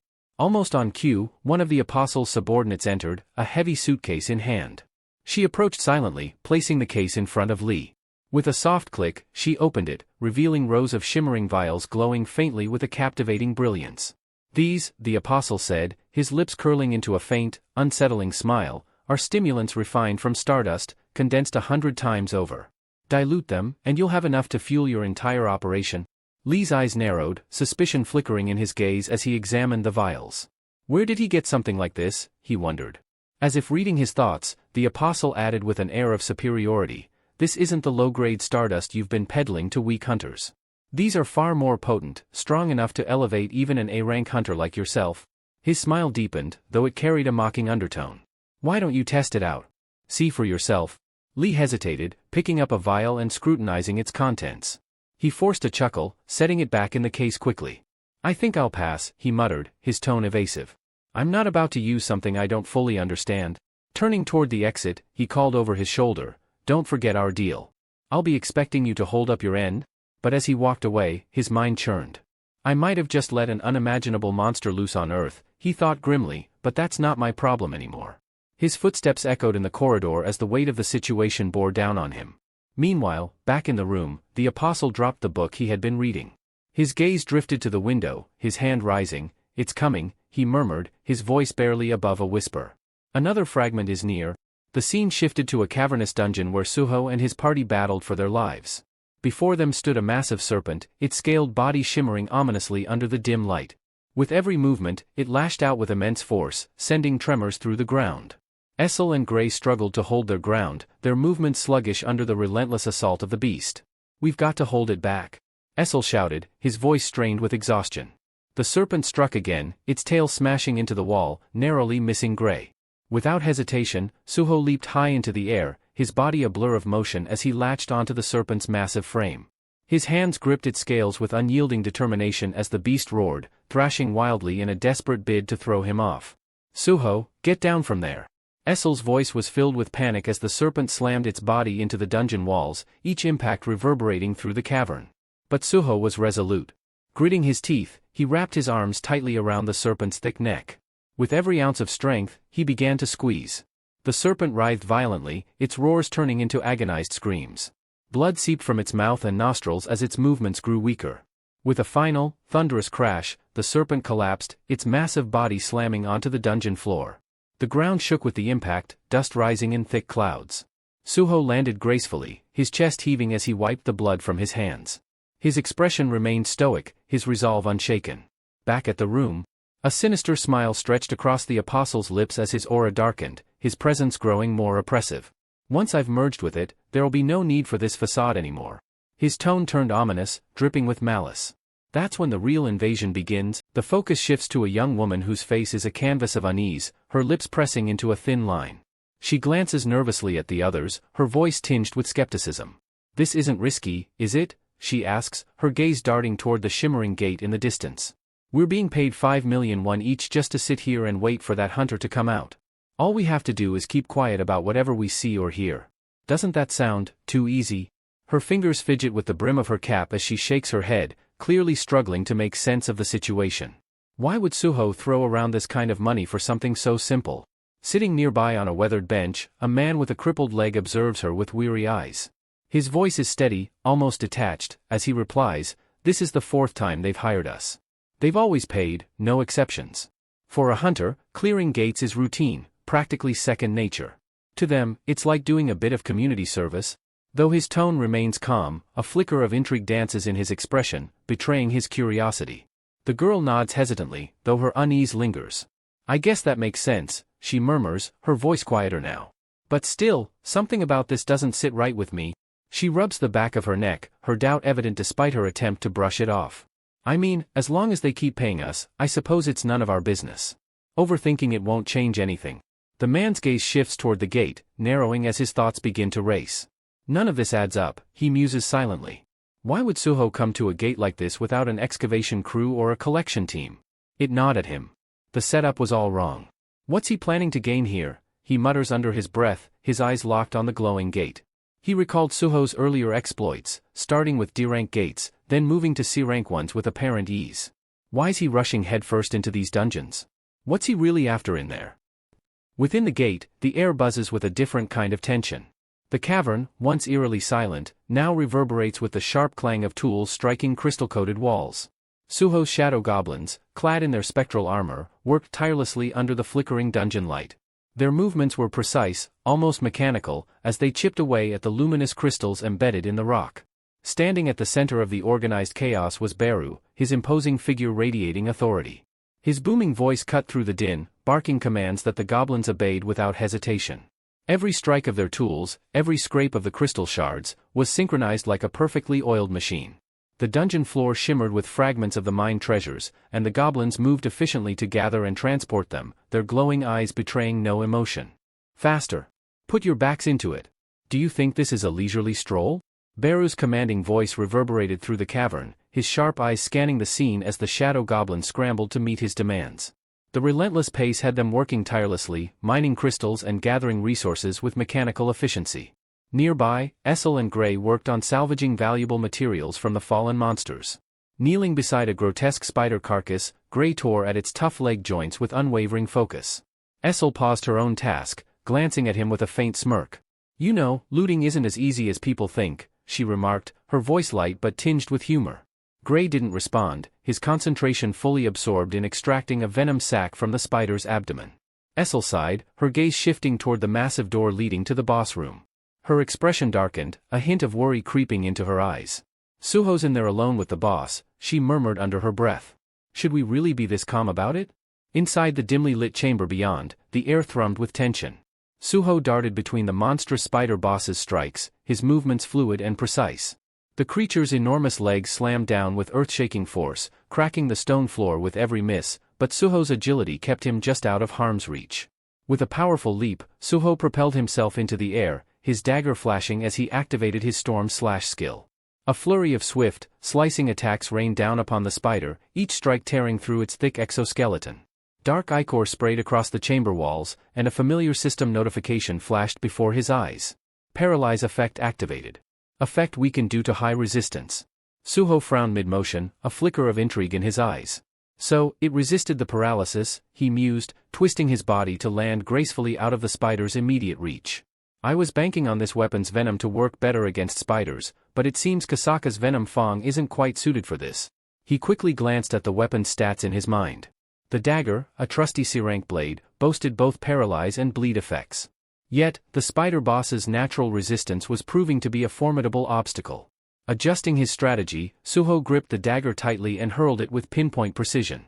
The blade struck the spider's grotesque face, embedding itself deep into its bulbous eye with a sickening crunch. The creature let out an ear-piercing screech, reeling from the sudden attack. Seizing the moment, Suho launched himself forward in a blur of motion. His fists clenched, energy rippling through his body as he delivered a devastating punch to the spider's head. The force of the blow created a visible shockwave, reverberating through the chamber as the spider's massive body staggered backward, ichor dripping from its wounds. Suho landed nimbly, his breathing steady despite the intense exertion. If venom won't work, brute force will, he muttered, his eyes locked onto the wounded beast, ready for the next move in their deadly dance. The spider recoiled violently, its shrill screeches echoing through the cavern as its massive form trembled from the devastating blow. You're nothing but a pathetic bug, Suho sneered, his lips curling into a dangerous grin. Without wasting a moment, he extended his hand, and his dagger flew back to him, summoned effortlessly through his command of shadow authority. Armed once more, Suho launched a flurry of precise slashes, each strike landing with brutal accuracy. His movements were fluid and calculated, his body a blur of relentless energy. As he pressed his assault, a thought crossed his mind, a spark of realization. I've reached a point where taking down C-rank bosses feels almost trivial. His confidence swelled with each successful hit. Maybe it's time to aim higher, B-rank dungeons should provide more of a challenge. The spider, sensing its imminent demise, thrashed about wildly, its legs flailing in a desperate attempt to dislodge the relentless predator. But Suho was far from finished. A glimmer of inspiration lit up his eyes as an idea took shape. What if I combine ruler's authority with my strikes? Until now, he had only used the skill to manipulate objects from a distance. But what if it could amplify the force of his attacks? Pivoting midair, Suho gathered the invisible energy of ruler's authority into his fist. As he descended, he channeled the full force of the skill into a devastating punch aimed directly at the spider's grotesque head. The moment his fist connected, the impact was earth-shattering. A deafening boom reverberated throughout the chamber, and the spider's skull caved under the sheer force. Suho landed lightly, surveying the damage with a satisfied smirk. "Perfect," he muttered, flexing his fingers. The added power from ruler's authority had exceeded his expectations. The potential of this enhancement thrilled him. If I can master this technique, my attacks will be unstoppable. With newfound determination, Suho unleashed a relentless barrage of strikes, each punch and slash empowered by the invisible force of ruler's authority. The spider, battered and broken, stood no chance. Its massive body crumpled under the onslaught, its desperate cries growing weaker until they ceased entirely. As the monstrous creature collapsed in a lifeless heap, a series of system notifications lit up Suho's vision. His lips curled into a triumphant smile as he read the updates. Level up. Ruler's authority has advanced to level 2. He clenched his fists, feeling the surge of strength coursing through him.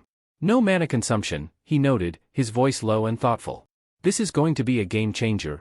Breathing heavily, Suho leaned against the spider's colossal corpse, his stamina bar blinking red as fatigue spiked to 83%. He wiped the sweat from his brow, feeling the toll of the battle weigh heavily on his body. Using ruler's authority during a fight drains me fast, he thought, his chest heaving. But with each battle, I can feel myself improving. At the dungeon's entrance, Essel and Gray had been nervously waiting, their eyes fixed on the looming gate. When Suho finally stepped through, victorious, they exhaled in unison, the tension melting from their shoulders. Essel waved eagerly, calling out, "Suho! You did it," but her voice barely registered. Suho's mind was already consumed with strategies to push his newfound powers even further. As he approached, Essel greeted him with an admiring smile. "Did you really take down the boss all by yourself?" she asked, her tone filled with awe. Suho offered her a small nod and a faint smile, but before he could respond, Beru's commanding voice boomed from nearby. "Young monarch, you've truly surpassed expectations. To defeat the boss without needing my aid, remarkable." The pride in Beru's voice was unmistakable. Suho chuckled softly, shaking his head. "Beru, save your strength for now. You need to recover fully. Those magic essence crystals should help with that," he said, gesturing toward the pile of monster remains scattered nearby. Beru gave a respectful nod. "As you command, young monarch. We've also gathered every usable resource from the monsters," he reported, his tone professional yet tinged with satisfaction. Suho's gaze swept over his team, a proud smile tugging at the corners of his lips. "You've all done well," he said, his voice warm with gratitude.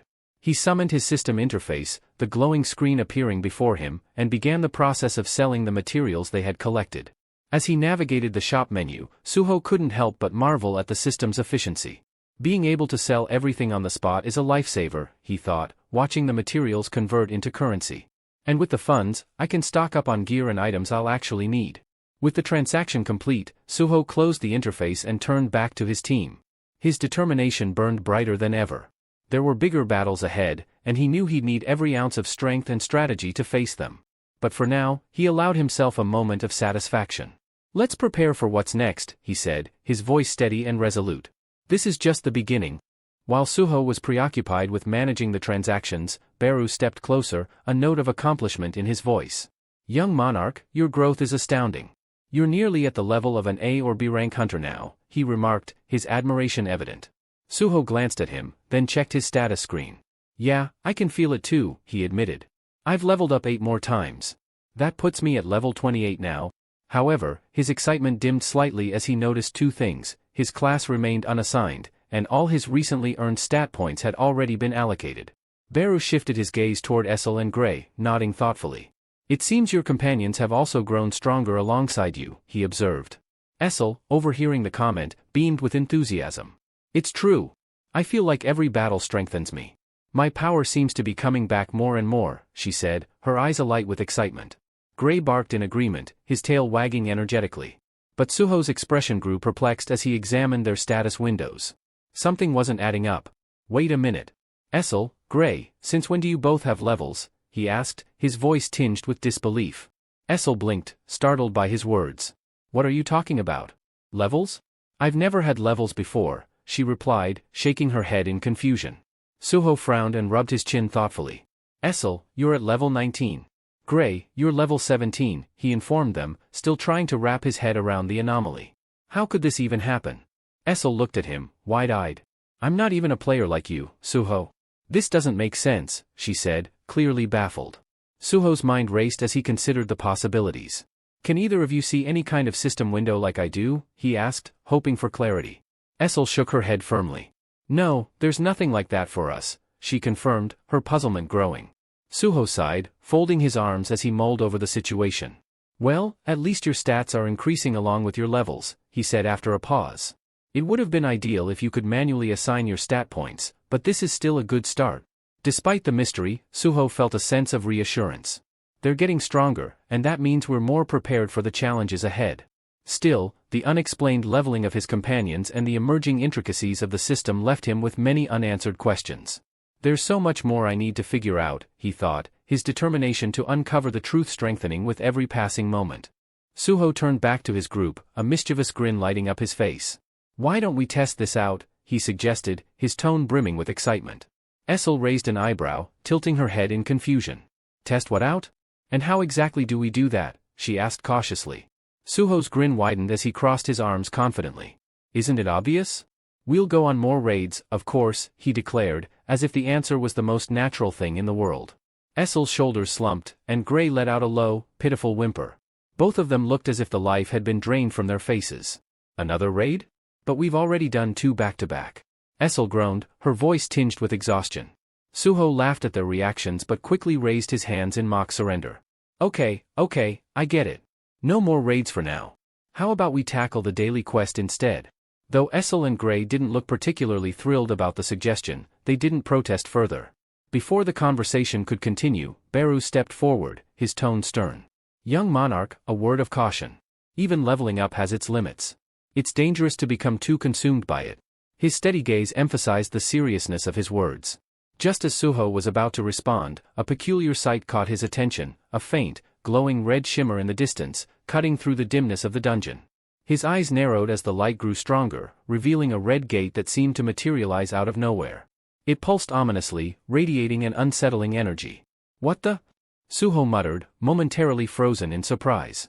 Essel's alarmed voice broke through his thoughts. A gate? Inside the shadow dungeon? How is that even possible? Suho frowned, his gaze locked onto the gate. The oppressive heat radiating from it was unmistakable. The heat, it's coming from inside, he murmured, his curiosity quickly shifting into a sense of urgency. He turned to Beru. Have you ever seen anything like this? Gates forming within dungeons. Beru shook his head gravely. I cannot say for sure, young monarch. This is beyond anything I've encountered. It's highly unusual, even for us. Before Suho could fully process the situation, a bright system notification appeared in front of him. Urgent quest, dimensional crack. Objective, eliminate the cause of the dimensional crack. Suho's initial confusion gave way to a spark of exhilaration. A wide grin stretched across his face. Perfect timing, he said, his voice laced with anticipation. Without wasting a moment, he rummaged through his inventory and pulled out heat-resistant robes, handing them to Essel and Gray. Put these on, Suho instructed, his tone firm. We're heading inside. Essel hesitated, staring at the ominous gate, but Suho's unwavering confidence seemed contagious. With a deep breath, she nodded, pulling the robe over her shoulders. Gray barked softly, already prepared to follow his leader's command. As the group approached the red gate, Suho couldn't suppress the excitement bubbling within him. Whatever's inside, I'm ready for it, he thought, determination gleaming in his eyes. Suho could barely contain his anticipation as they readied themselves to step through the ominous red gate. This is exactly what I needed, he thought, his grin spreading wider. Another chance to level up, and the system delivered right on time. Meanwhile, the scene shifted to a completely different landscape, a sprawling desert under the unrelenting blaze of the Egyptian sun. Towering sand dunes surrounded an imposing ancient pyramid, its jagged silhouette casting long shadows over the barren expanse. Standing at the forefront of the scene was Lu Xing, a seasoned B-rank hunter from the Azura Guild. Frustration etched deep lines into his face as he gripped his sword, his knuckles whitening under the strain. This is outrageous, he spat, his voice laced with anger as he glared at the man facing him. How dare you demand we leave? We were here first. Unmoved by Lu Xing's fury, the opposing figure stood calm and confident, his piercing green eyes gleaming with cold menace. Who arrived first doesn't matter, he replied evenly, his voice devoid of empathy. This is your last chance. Leave now, or we'll resolve this with blood. Lu's jaw tightened, his body tensing as he prepared for the worst. His mind raced. Why did it have to be the scavenger guild? He cursed inwardly. The man before him was none other than Randolph, an A-rank hunter notorious for his brutal methods and unrelenting arrogance. Strength is all that matters here, Randolph declared, his tone dripping with disdain. And against overwhelming power, your claims mean nothing? Lu's eyes darted to his guildmates, who had already drawn their weapons. They stood ready, though the tension in the air was palpable. Prepare yourselves. Lu commanded, his voice firm despite the dire circumstances. Randolph sighed, his disappointment evident as he waved a hand at his own guild members, signaling them to ready for combat. But before the first blow could be struck, a casual voice interrupted the standoff. Hey! Both Lu and Randolph turned, startled by the unexpected intrusion. A figure stood off to the side, cloaked in shadow and mystery. The person wore a mask, their relaxed demeanor a stark contrast to the tension thick in the air. Scratching the back of his head, the masked figure tilted it slightly, as if pondering something trivial. Can someone tell me where I've ended up? Suho asked, his tone light and casual, completely oblivious to, or perhaps unconcerned by, the impending clash. As if he had accidentally stumbled into the wrong scene, Suho's relaxed demeanor caught everyone off guard. But how did he end up there? 30 minutes earlier, Suho and his group stepped through the shimmering red gate, only to be met by an onslaught of swirling sand. Instinctively shielding his face, Suho muttered, no wonder there was sand blowing out of the gate. The harsh desert environment was immediately apparent. Gray, as usual, maintained his carefree attitude, wagging his tail happily despite the challenging surroundings. Around them stretched an endless expanse of dunes, with a pyramid-like structure faintly visible on the horizon. Suho squinted toward it, assessing the situation. Looks like we've landed in a desert-type dungeon, he observed. As they debated their next move, Baru stiffened, his eyes narrowing as he gazed toward the distant pyramid. I sense a powerful mana source coming from there, he said, his tone tense. Suho followed Baru's gaze and noticed something odd. Scattered across the sand were trucks, machinery, and various other pieces of equipment. What's going on here? Suho murmured, his brows furrowing. Machines shouldn't even function inside a dungeon. As they moved closer, the sight became even stranger, cars, fences, and barbed wire, all completely incongruous with the dungeon setting. A creeping suspicion began to form in Suho's mind. Turning to Essel, he asked, did we somehow cross into another world line? Equally perplexed, Essel examined the logo printed on one of the trucks, her expression uncertain. Maybe, she replied cautiously. Or this place might not be a typical dungeon at all. Baru, however, was skeptical. Shaking his head, he said, that can't be it. There's something else at play here. Determined to unravel the mystery, Suho addressed the group. As long as the original gate remains in the shadow dungeon, we should be fine. I'll go check it out quickly. Essel couldn't help but admire Suho's calm leadership. You're amazing, Suho, she said with a smile, while Gray, true to form, simply wagged his tail in agreement. Suho disappeared briefly into the shadow dungeon to confirm his suspicions. When he returned, his expression was grave, his usual confidence replaced by a tense unease. The shift in his demeanor immediately alarmed the group. Essel stepped forward, her voice cautious. Is everything okay, young monarch? Suho's voice was heavy as he delivered the unsettling news. The gate, it's gone. Meanwhile, the perspective shifted to the outside world, where several individuals stood waiting for Suho's return. Their bored expressions quickly turned to shock as they watched the red gate vanish into thin air, leaving nothing behind. The gate is vanishing, one of the onlookers exclaimed, his voice tinged with panic. Does that mean the boss has been defeated? Another inquired, his gaze fixed on the fading portal. But a crippled man seated further back shook his head grimly. No, he said, his voice heavy with worry. Suho hasn't come out yet. We need to alert emergency services immediately. Inside the pyramid, Suho stepped cautiously into the ancient structure, his eyes adjusting to the dim light. To his surprise, he wasn't alone, there were people already there. The sight of them brought a fleeting sense of relief. So, they must have been the ones driving those trucks outside, he reasoned. As he drew closer, he heard them speaking in English. Suho's brow furrowed as the realization struck him. Could we have crossed into another country? Deciding to test the waters, Suho put on his most approachable expression and addressed two of the individuals nearby. In clear English, he asked, "Excuse me, but could you tell me where I am and what this place is?" He silently thanked himself for taking his college English studies seriously. The practice was now proving invaluable. One of the men, a lean figure with sharp features, turned his attention to Suho, his eyes narrowing in suspicion. This was Lu Xing. Another hunter? Xing thought, irritation flickering across his face. As if dealing with the scavenger guild wasn't bad enough, now hunters from the east are showing up too. Beside him stood a towering man with a muscular build, wielding a hammer almost as large as he was. This was Randolph, his presence exuding authority. He let out a long, weary sigh. "How annoying," Randolph muttered, shaking his head. "I didn't expect this many people to converge on the dungeon." His thoughts briefly wandered back to the prophecy he had heard before arriving. A life born from death, rising from the fractured seal. It will appear at the tomb, wielding the power to command the dead. The words had stuck with him. The prophecy spoke of a fateful connection between the pyramid, the tomb, and death itself. Randolph's master had sent him with explicit orders to secure the dungeon before any other group could interfere. Snapping back to the present, Randolph's gaze hardened as it fell on Suho. He took a step forward, his imposing presence magnified by the weight of his hammer. "If you're here for this dungeon," he said coldly, "this is your only warning. Turn around and leave now, and I might let you walk out alive." Suho's mind raced as he analyzed the situation. His earlier suspicions were confirmed, this was undoubtedly a dungeon. But now, he faced a new challenge. The man before him wasn't just hostile, he was a formidable threat. Suho's mind raced as he assessed the situation. If this truly is a dungeon, then I have no choice but to clear it. I can't walk away, not with this urgent quest hanging over my head. Locking eyes with Randolph, he spoke firmly, his voice unwavering. "And what if I decide not to leave?" Randolph's lips curled into a mocking smirk, his grip tightening around his massive hammer. "Then it's simple," he replied coldly, suddenly surging forward with surprising speed. "I'll kill you."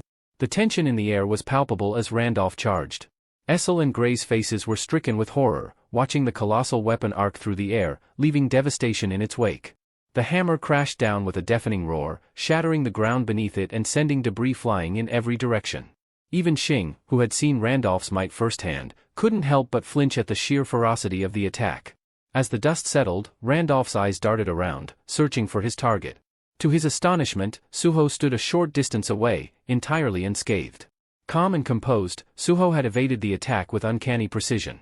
"You attacked first," Suho muttered, his tone icy as he clenched his fist. Without hesitation, he darted forward, delivering a powerful punch to Randolph's abdomen. The moment Suho's fist connected, his mind raced. "I've grown far stronger, but I still don't know my limits.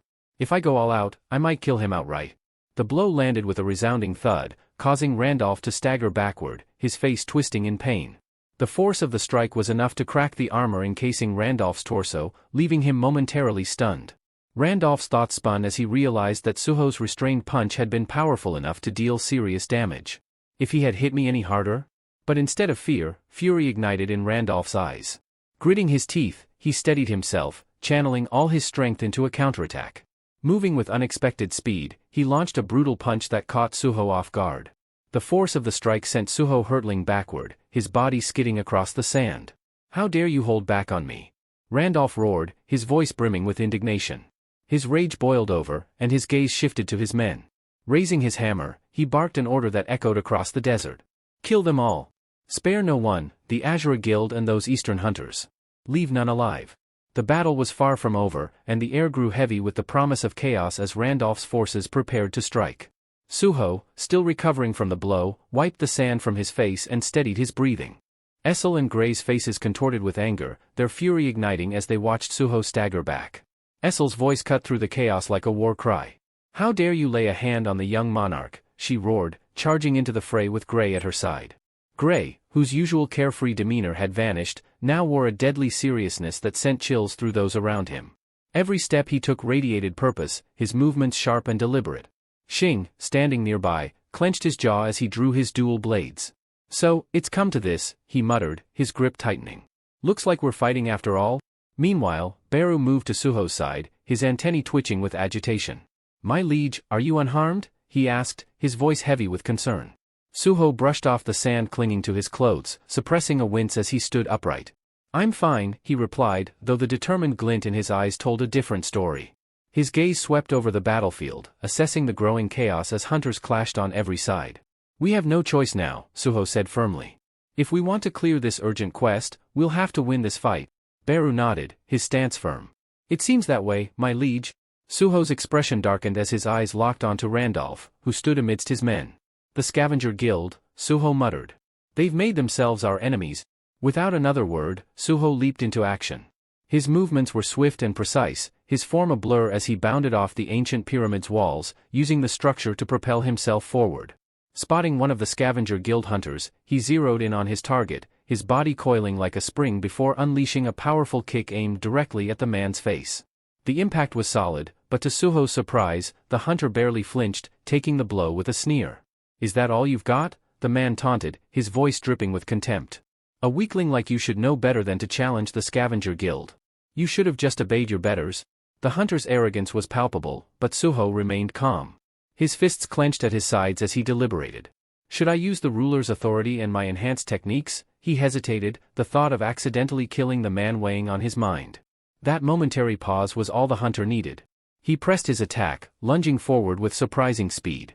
Before Suho could react, Shing appeared, his blades flashing as he intercepted the strike. Don't just stand there, Suho. Shing barked, holding back the enemy's weapon with sheer force. This isn't the time for hesitation. Suho snapped out of his thoughts, his resolve hardening.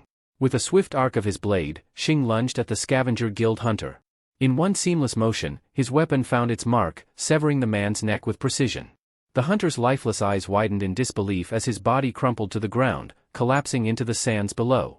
Suho stood frozen, his mind grappling with the brutal finality of the scene. Thanks, he said at last, giving Shing a brief nod of acknowledgement. Shing turned to Suho, his face set in a grim expression. You dodged Randolph's attack earlier, I saw that much, but you hesitated, he said, his tone sharp yet steady. His piercing gaze bore into Suho's. Tell me, are you afraid of killing someone? The question hung in the air like a blade poised to strike. Shing continued, his voice edged with experience. Listen well. Magic beasts aren't the only danger we face as hunters. You need to understand that. Men like this, he gestured to the lifeless hunter on the ground, are often far worse. If you want to survive, you'll need to steel yourself for what lies ahead. Suho's gaze shifted to the fallen hunter, his mind swirling with Shing's words. Am I afraid of killing? He asked himself, unsure of the answer. I thought I was prepared to fight, even ready to lay my life on the line. But is that enough? Memories flashed through his mind, of past battles where he'd fought fiercely yet managed to avoid taking lives, even against those who had wronged him, like the Hyena Guild. His strength had always allowed him to hold back, to spare his enemies. But how long could he maintain that approach? His eyes flicked to Essel and Gray, locked in fierce combat nearby. What happens if the day comes when holding back isn't an option? Suho clenched his fists tightly, his thoughts growing heavier. What if killing is the only way to survive? To protect them? His resolve began to harden, a cold determination setting in. I can't afford to hesitate anymore. This isn't just about leveling up or gaining strength. If I'm going to face someone like Li Minsung, I need to cast aside all weakness. Shing's voice broke through his thoughts. I'm Shing, from the Azure Guild, he said, offering a brief introduction. Looks like we're in the same boat, both standing against the Scavenger Guild. What do you say? Shall we form an alliance? Before Suho could respond, a figure approached from behind Shing, emanating murderous intent. The attacker moved swiftly, his weapon poised to strike. But Suho was faster. In an instant, he darted forward, his body reacting instinctively. Shing barely had time to register the blur of motion before the sickening sound of Suho's fist colliding with bone echoed through the air. The assailant was sent sprawling, the force of Suho's punch leaving no room for retaliation. Shing turned to Suho, his expression a mix of surprise and newfound respect. Suho lowered his fist, his eyes cold and resolute. An alliance sounds good, he said firmly, his voice steady.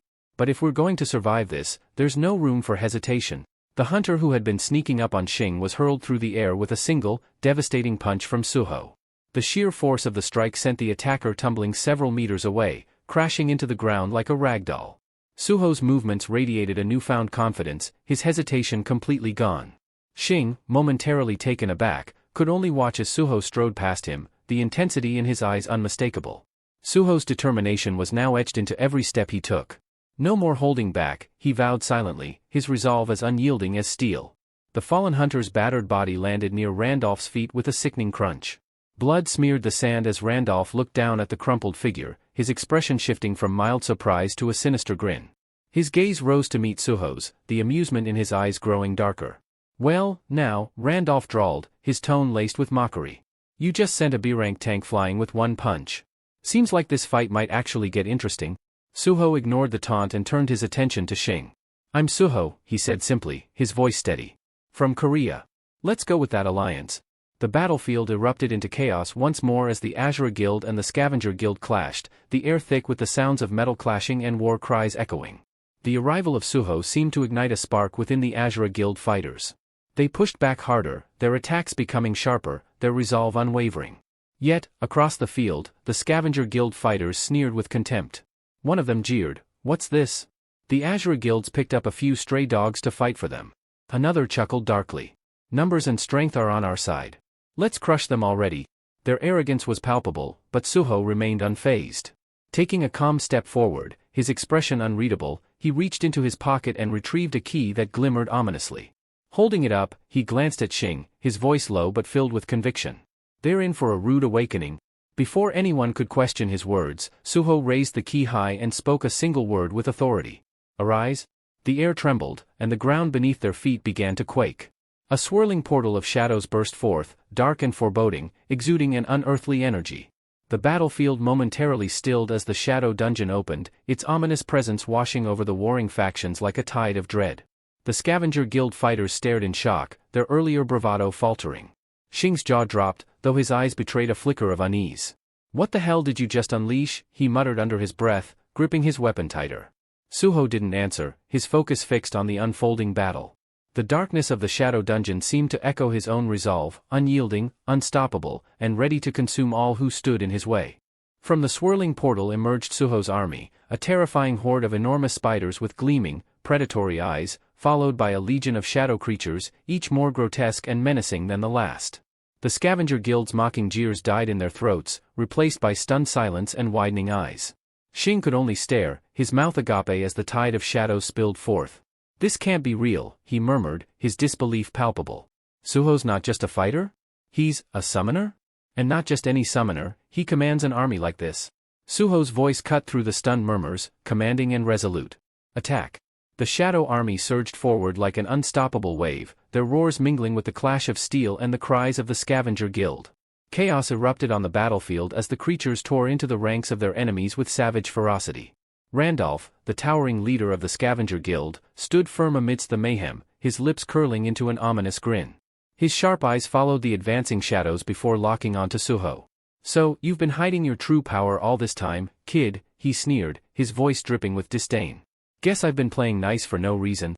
With that, Randolph hefted his colossal hammer and swung it in a devastating arc, cleaving through one of the massive shadow spiders in a single blow. The creature's remains disintegrated into wisps of darkness, but Randolph didn't stop. He surged forward, his hammer smashing through the ranks of Suho's shadow army like a force of nature, leaving shattered remains in his wake. Beru, observing the carnage, approached Suho with an urgent tone. "Young monarch," he said gravely. "This man is no ordinary foe. He's tearing through your army like it's nothing.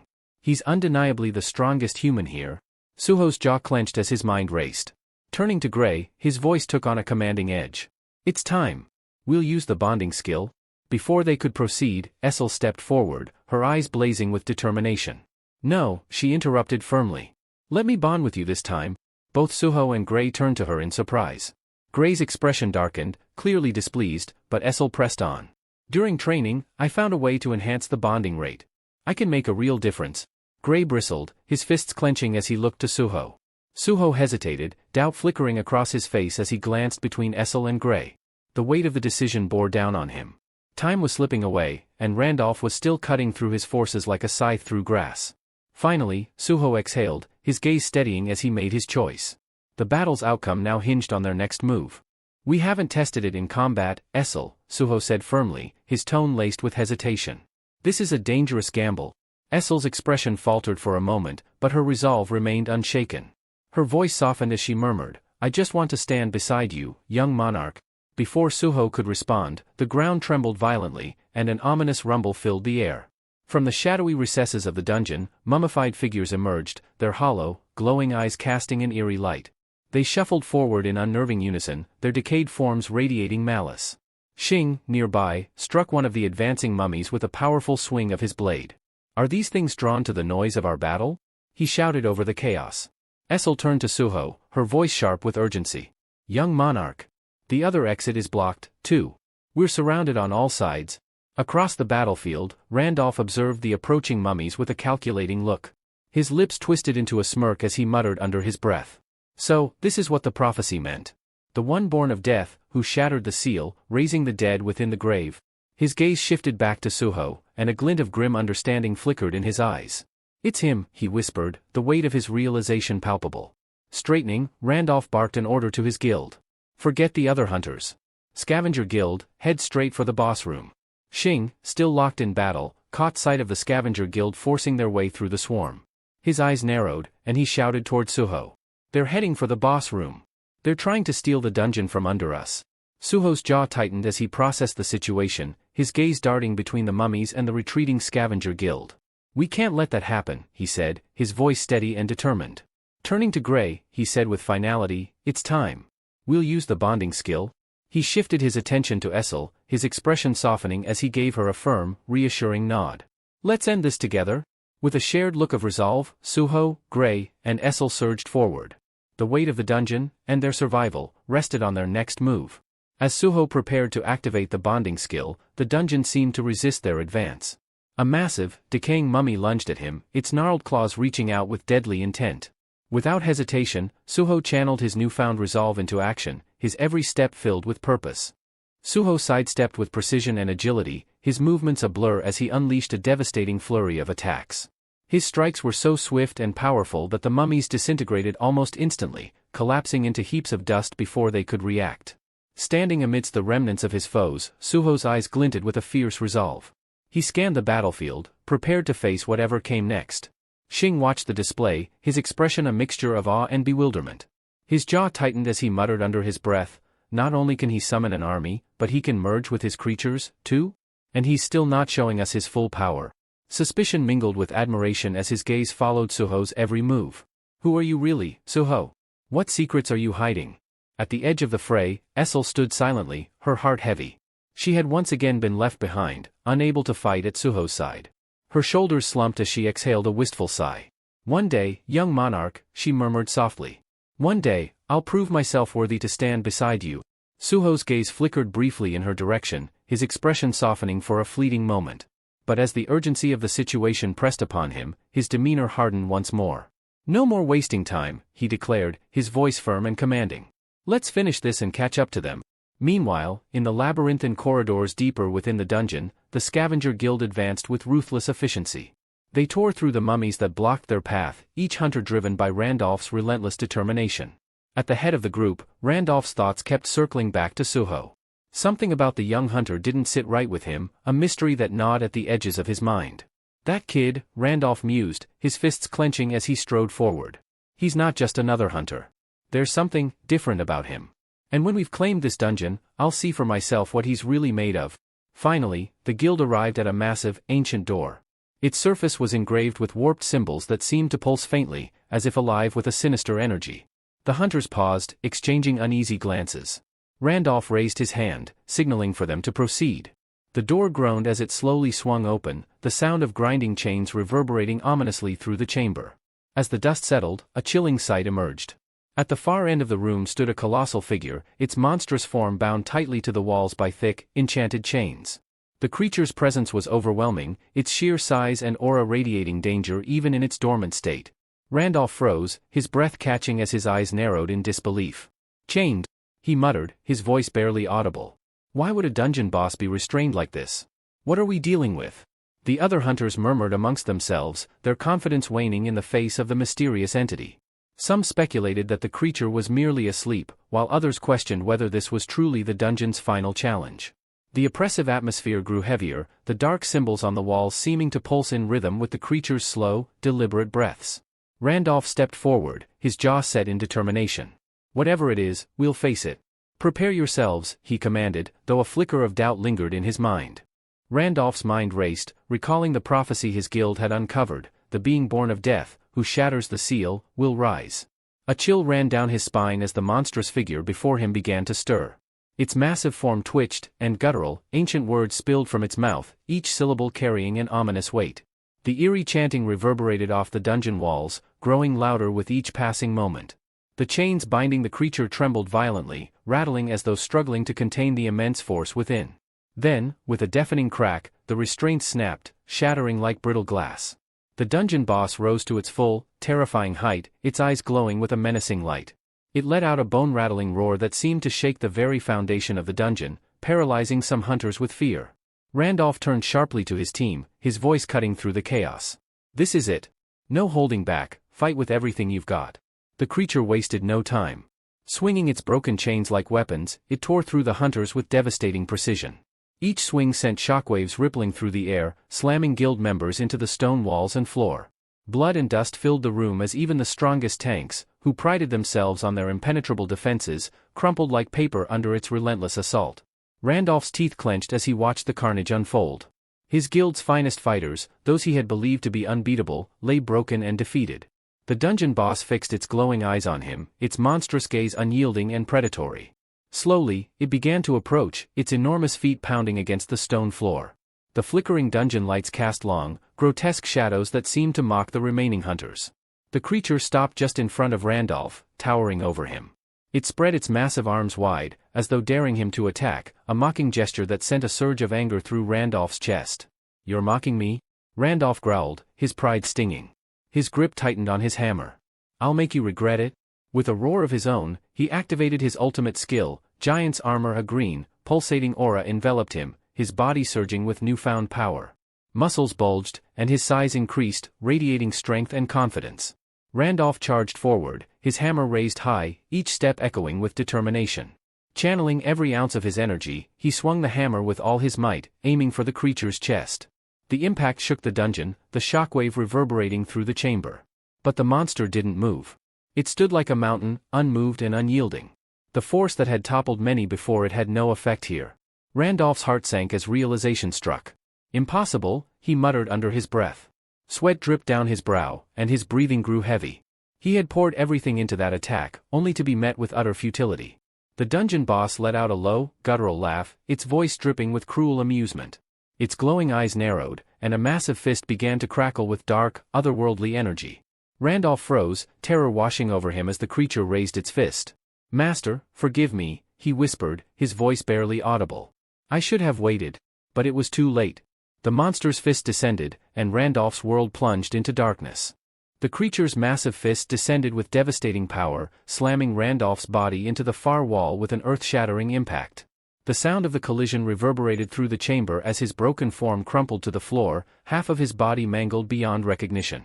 Standing tall and triumphant, the dungeon boss gazed down at Randolph's shattered figure with a cold sneer. "The first human to reach me," it rumbled, its voice laced with disdain.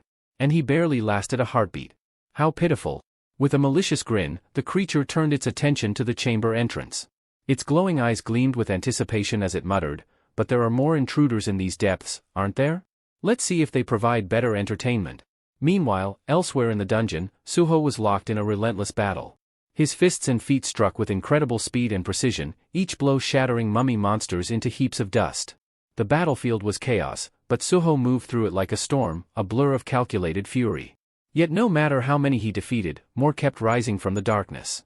"They just won't stop," Suho muttered, frustration bubbling under his calm exterior. His gaze swept the battlefield, searching for a way to shift the tide. A sudden idea sparked in his mind, and he decided to test his shadow extraction on one of the defeated mummies. Extending his hand, Suho activated his ability. But instead of the usual surge of energy, a cold, mechanical response echoed in his mind. Shadow extraction failed. Old souls cannot be extracted. Suho frowned, confusion clouding his features. "Old souls, so I can't extract them either?" he murmured. "First demons, now this. These restrictions are becoming a problem." Behind him, Beru stood silently, his sharp gaze fixed on the battlefield. Though he said nothing, his presence was a steadying force, a silent reminder of the strength Suho could still rely on. Suddenly, the ground beneath them trembled, a faint vibration at first, but it quickly grew into a violent quake. Suho froze, his instincts screaming that something was terribly wrong.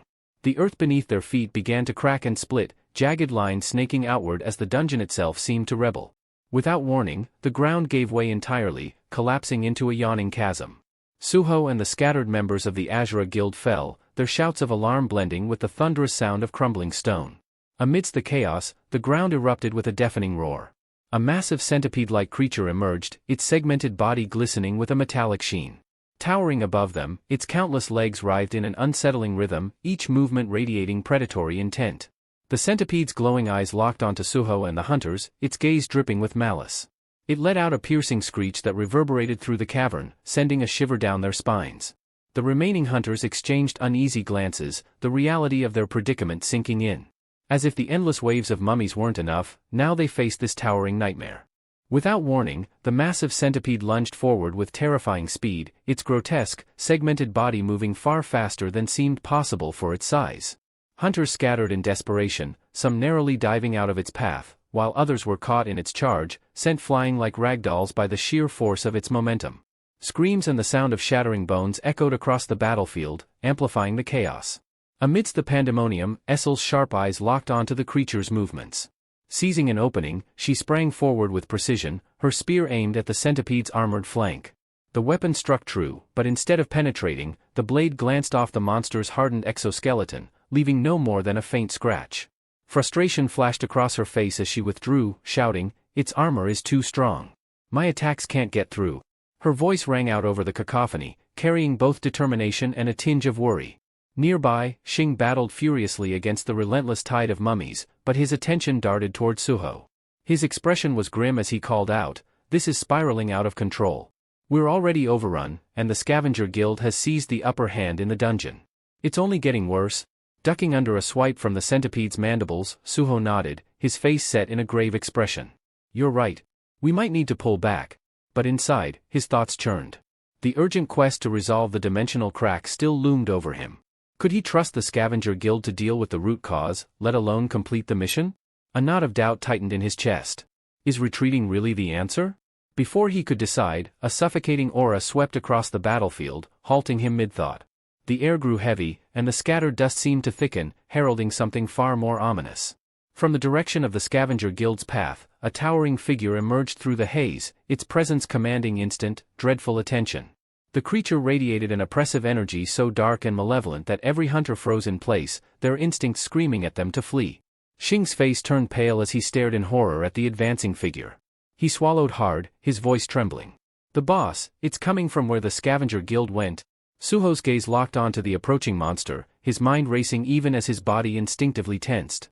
The creature's glowing eyes scanned the battlefield with cold calculation, its disdainful gaze reducing the hunters to insignificant obstacles. A quiet but unyielding resolve began to rise within Suho.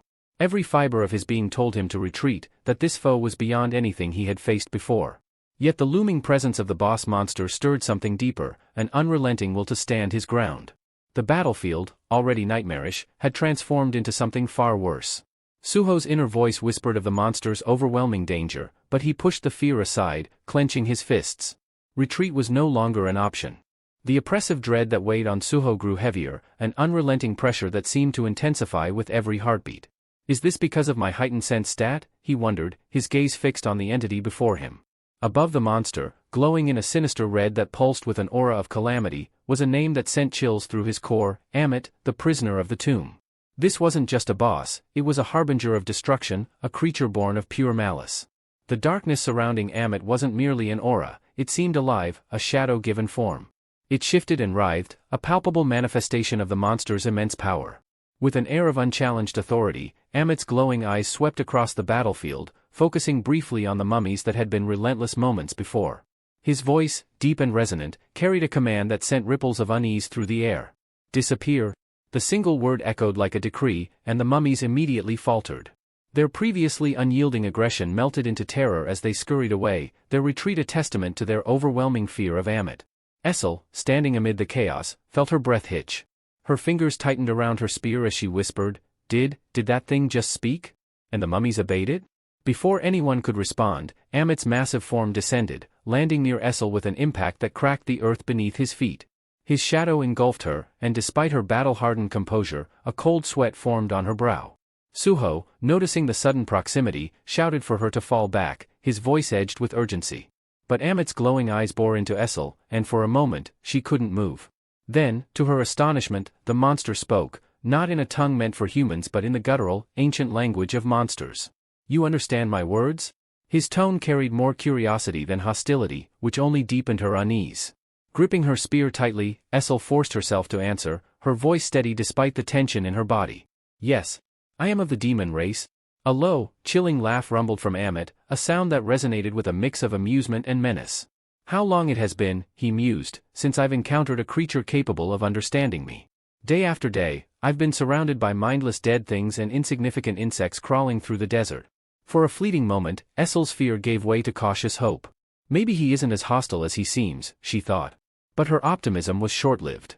From behind her, a massive centipede lunged, its fangs bared and ready to strike. Essel barely had time to react before Amit's arm lashed out with blinding speed. The force of his swing unleashed a violent shockwave that obliterated the centipede instantly, scattering its remains like shattered glass across the battlefield. Essel stood frozen, her mind struggling to process what she had just witnessed. The sheer power of that single motion left her shaken. What, is this creature, she wondered, her fear returning tenfold. Amit turned his gaze back to her briefly, his disdain evident. "Before we continue this conversation," he said coldly, "it seems I must deal with these vermin who fail to heed my warnings." With that, he surged forward, moving like a bolt of darkness unleashed. In an instant, he reached another giant centipede and struck with devastating precision. The monster was cleaved cleanly in two, its massive body collapsing lifelessly to the ground. The battlefield fell silent. The Azura Guild members could only watch in stunned disbelief, their faces etched with a mixture of awe and terror. Amit stood amidst the carnage he had wrought, a dark force that none dared challenge. Suho stood frozen, his thoughts a chaotic whirl. A monster, fighting other monsters? What kind of nightmare is this? His gaze remained fixed on Amit, the enigmatic figure who had just effortlessly dismantled a centipede. Who is this creature, really? Before he could ponder further, another centipede launched itself from above, its massive jaws snapping shut around Amit with a sickening crunch. Gasps rippled through the battlefield as the beast closed its fangs over him, enveloping the monster in its gruesome maw. For a moment, an eerie silence blanketed the scene, tension mounting as every hunter held their breath. Then, a horrifying transformation began. The centipede's body writhed unnaturally, its insides twisting in grotesque shapes. A wet, tearing sound echoed as Amit violently tore his way out, his body emerging from the shredded remains, drenched in the creature's blood. The crimson liquid dripped down his form, but Amit's expression remained unchanged.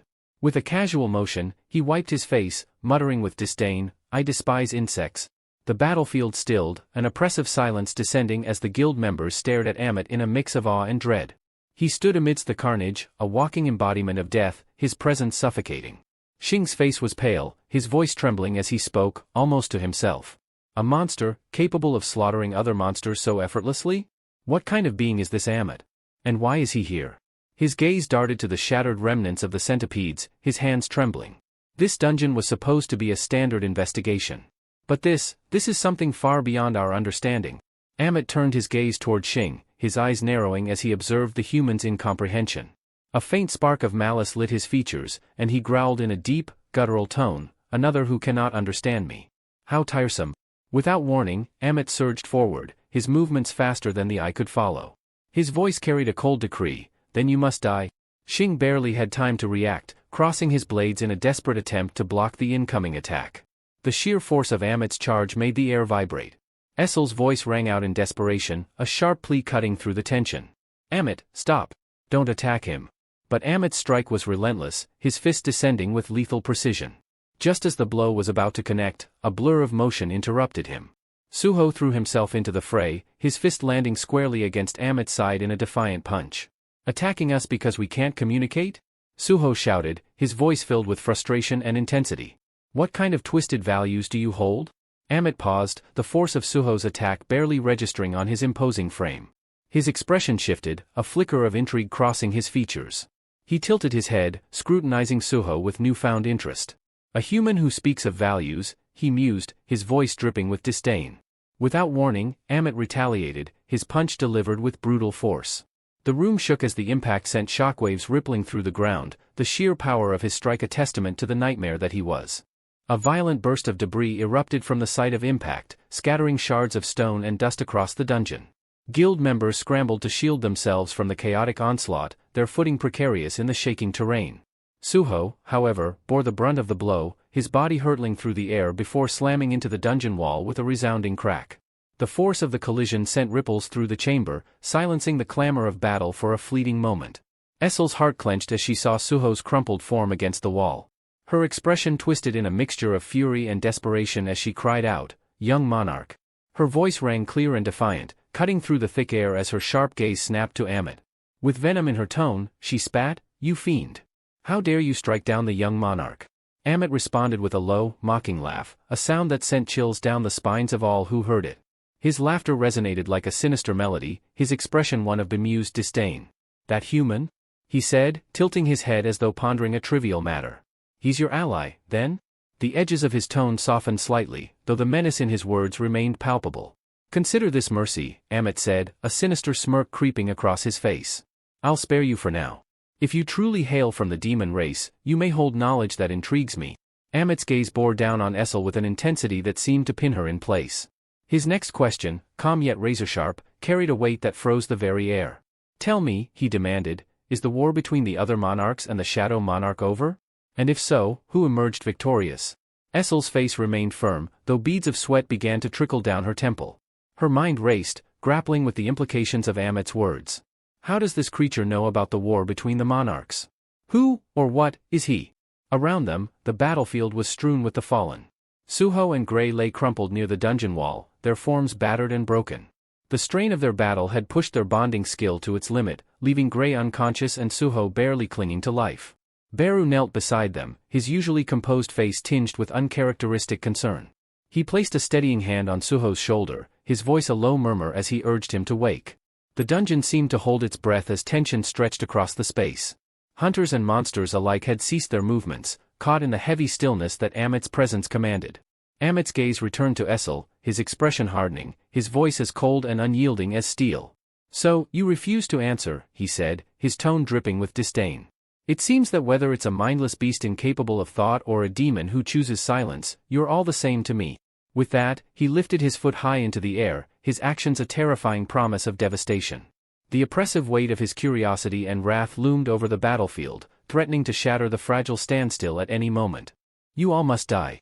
Amit's voice thundered through the dungeon, drenched in merciless intent as he prepared to unleash his wrath.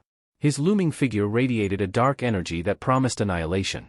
Amidst the chaos, Suho lay sprawled on the ground, his body battered and broken. Blood trickled from the corner of his mouth, painting a grim picture of his state. Every breath felt like fire, his ribs aching under the strain, yet his resolve remained unbroken. With immense effort, he whispered hoarsely, "Claim reward. Status recovery?" A soft green light flared into existence behind Amit.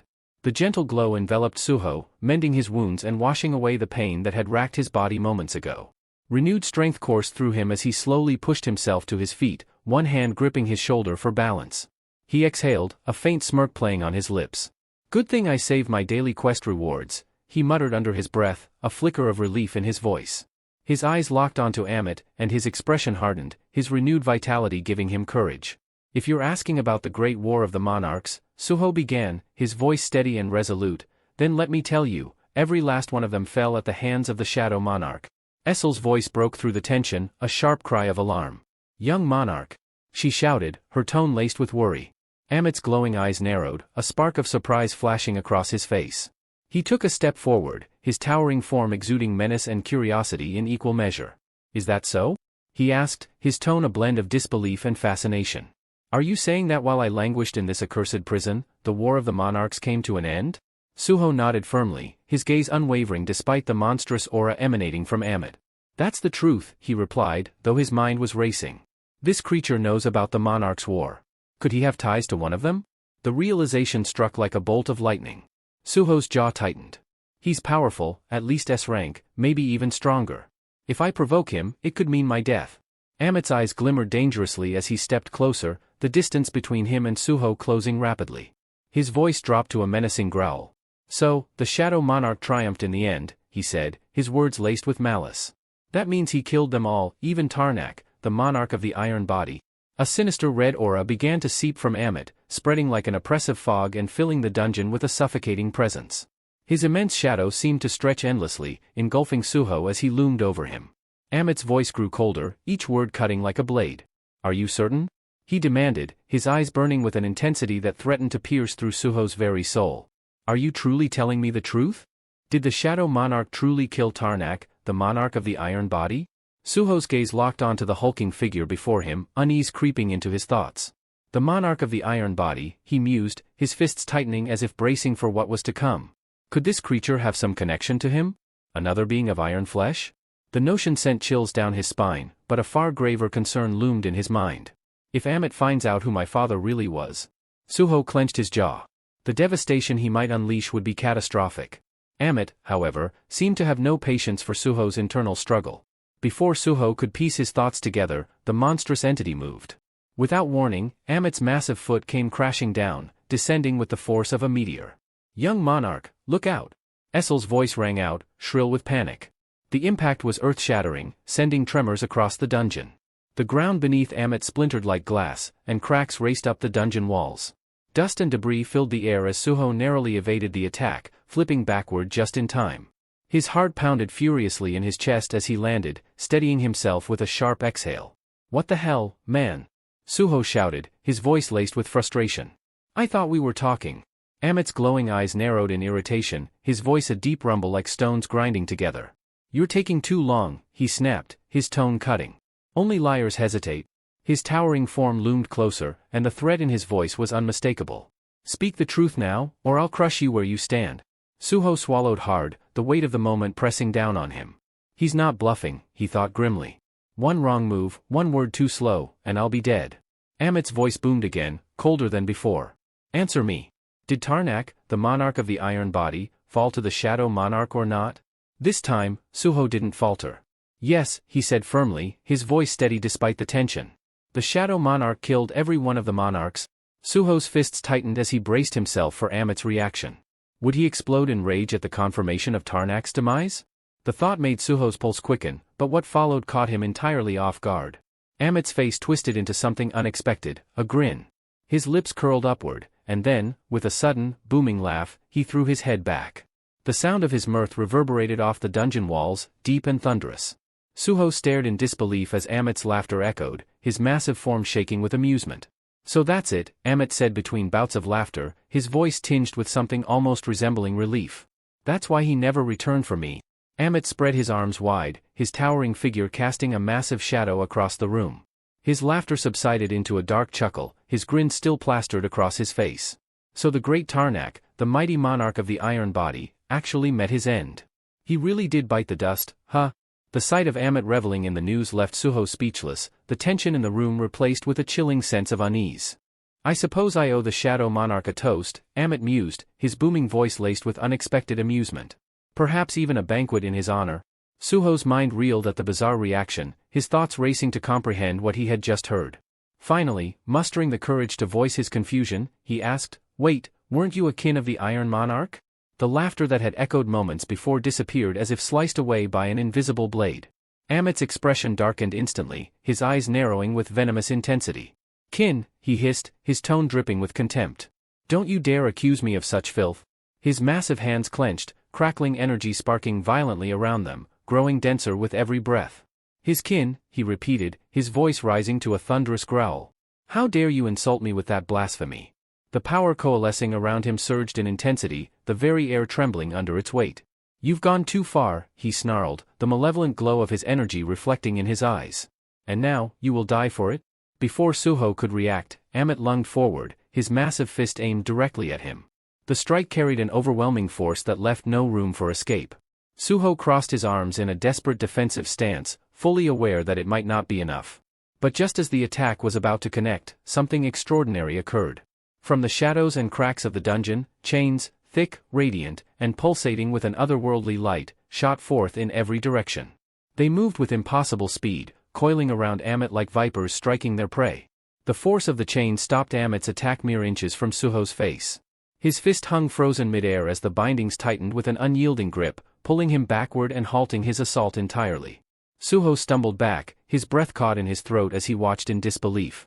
What? Where did these come from? He murmured, his voice barely audible over the creaking and rattling of the chains. Their power was palpable, a force that felt both ancient and indomitable. Amit, too, froze for a moment, his expression shifting from rage to grim realization. His struggles against the chains only seemed to strengthen their grip, each link constricting tighter as if responding to his resistance. These damn chains. Amit growled under his breath, his mind racing. Again, they come to haunt me. Have I overstepped my bounds once more? The chains tightened further as if answering his unspoken question. The unrelenting force began to drag Amit backward, each pull a reminder of his limitations. No, he snarled, his muscles straining as he attempted to break free. Not again. But his defiance was in vain. The chains, imbued with a power that surpassed his own, yanked him further away from Suho, pulling him back toward the void that had once imprisoned him.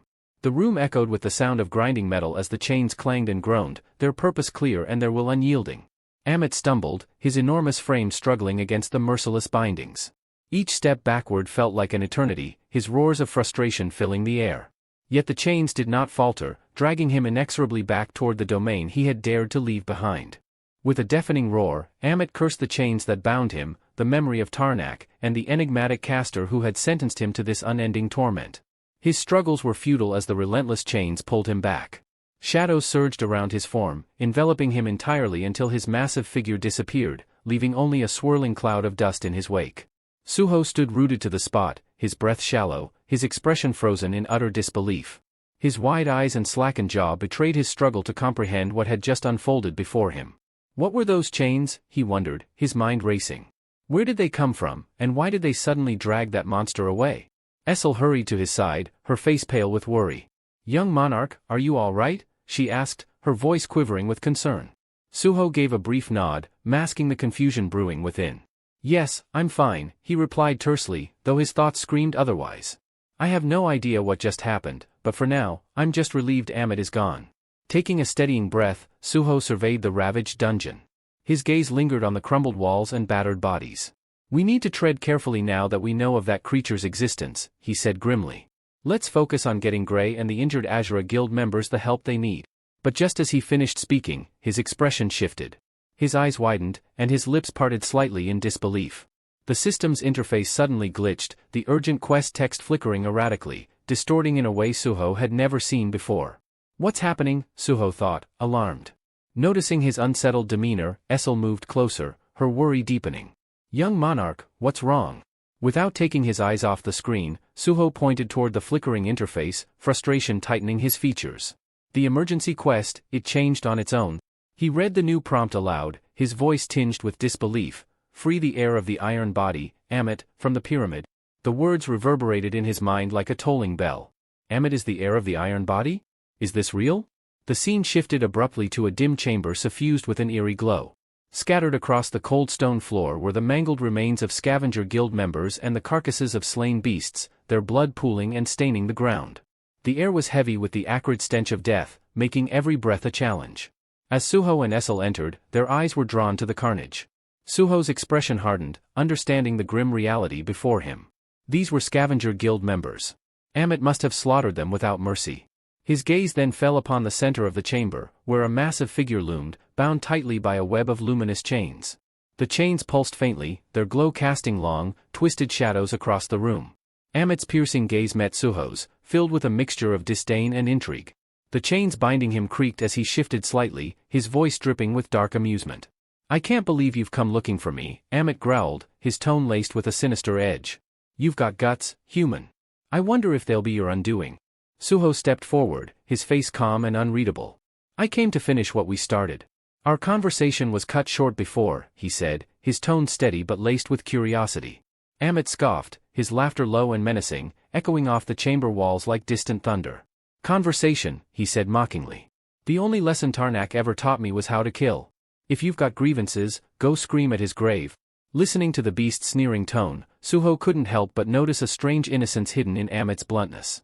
There was a raw honesty there, almost childlike, despite the monster's terrifying presence. The irony of attempting to reason with him wasn't lost on Suho, yet he pressed on. "It sounds like you didn't have much love for the monarch of the iron body," Suho remarked carefully. "Why is that?" Amit's eyes flickered with surprise, his demeanor shifting slightly.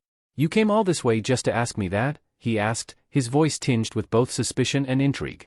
After a brief pause, he sighed, the chains rattling as he adjusted his posture. "Well, I suppose talking is the only pastime I've got. I'll indulge you." His voice darkened, carrying an undercurrent of bitterness. I am Amit, he began. I was created by Tarnak, the monarch of the Iron Body, and a spellcaster whose name I'll never forget. They forged me into what I am, only to abandon me here, discarded like a broken tool, entombed in this cursed prison. The weight of his words hung heavy in the air, and Suho felt the raw pain and fury behind them. Amit's voice grew colder, his rage palpable. Those two turned a man into a monster.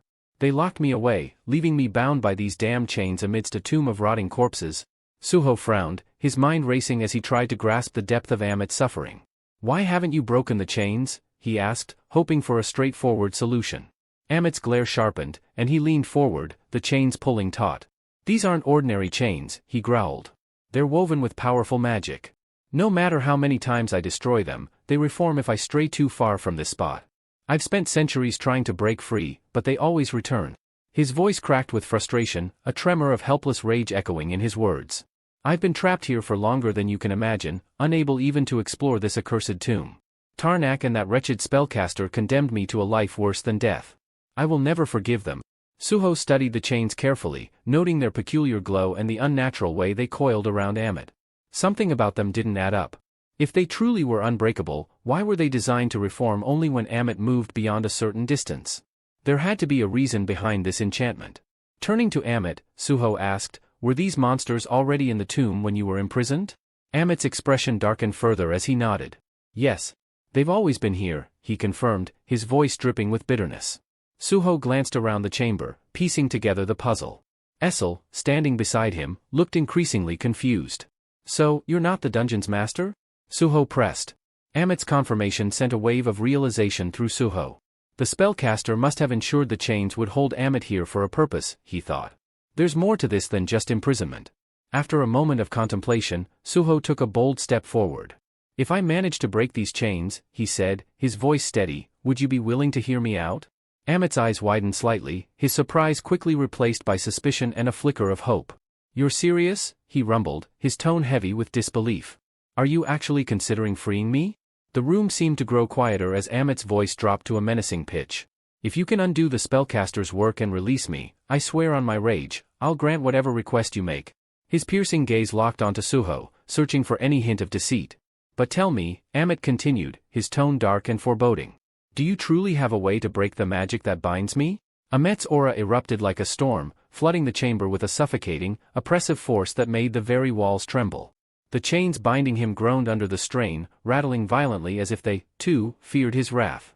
His eyes gleamed with a feral, dangerous light, and his voice boomed through the space, a guttural roar that shook the ground beneath their feet.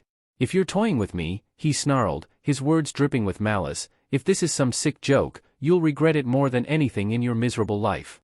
I'll tear you apart limb by limb, and nothing in this world will save you. The green and crimson energy swirling around Amit pulsed violently, wrapping his massive form in a chaotic vortex of raw, unrestrained fury. The very air crackled with electricity, the temperature in the room rising with his growing anger. The oppressive weight of his promise pressed down on Suho like a physical force, heavy and sharp, like the edge of a blade poised at his throat. Essel stood paralyzed, her face pale, eyes wide with fear as Amit's terrifying aura saturated the room. She managed to stammer, "Why, young monarch, what?" But Suho raised a hand, silencing her. His gaze never wavered from Amit's furious eyes. Every muscle in his body was coiled with tension, but his voice remained steady and unwavering. "Hear me out before you make any threats," he said, his tone calm but firm, as if he were negotiating with death itself. Amit's growl rumbled low in his throat, but something in Suho's unflinching demeanor made him pause. The overwhelming rage that filled the room lessened, if only slightly, as curiosity took root in the beast's mind. A sly glint flickered in Suho's eyes as he leaned forward, a hint of defiance in his grin. "I'm planning to bring this entire dungeon down," he declared, his words deliberate and laced with confidence. Amit's eyes narrowed sharply, the intensity in his gaze shifting from rage to intrigue. Suho continued, his voice steady, "The spellcaster tied you here with those enchanted chains to keep you from reaching the dungeon master, right? But think about this, what happens when the dungeon master is defeated? When the dungeon itself collapses?" He paused, letting his words sink in. "Those chains won't have a reason to exist anymore.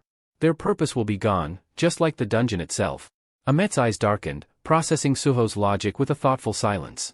The tantalizing possibility of freedom flickered in his mind, a chance to finally shatter the chains that had bound him for so long. The fury that had once consumed him began to shift into something else entirely, hope. A sudden, low rumble erupted from Ahmet's chest, building into a deep, guttural laugh that reverberated through the chamber. Well, well, well, the Shadow Monarch's heir, he chuckled, a glint of wild hope flashing in his eyes. What a plan you've cooked up.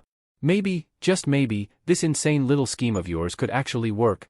The scene transitioned to the dungeon's lower levels, where Beru buzzed around like an oversized, disgruntled wasp.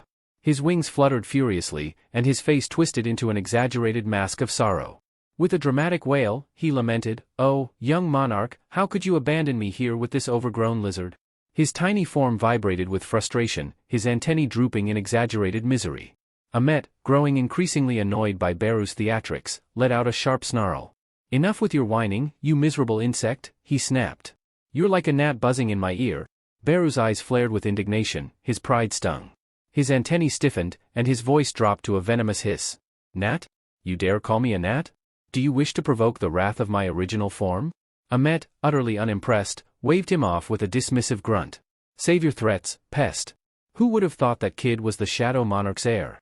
Ignoring Beru's bristling anger, Ahmet moved to the very edge of his chain's reach. His massive hand pressed against the cold dungeon floor as he peered into the shadows where Suho had disappeared moments ago. "This is the limit," he muttered, the chains tightening with a metallic groan. "If the kid fails, I'm still stuck here. But for some reason, I believe him. I believe he'll find a way to get me out." A rare flicker of vulnerability crossed Ahmet's face as he lowered his head, lost in bitter reflection. "Tarnak," he thought with a snarl. "You claimed raw power was the only true strength. You made me into this monster for that very reason." But Ahmet's thoughts drifted back to Suho, the fierce determination burning in the young man's eyes.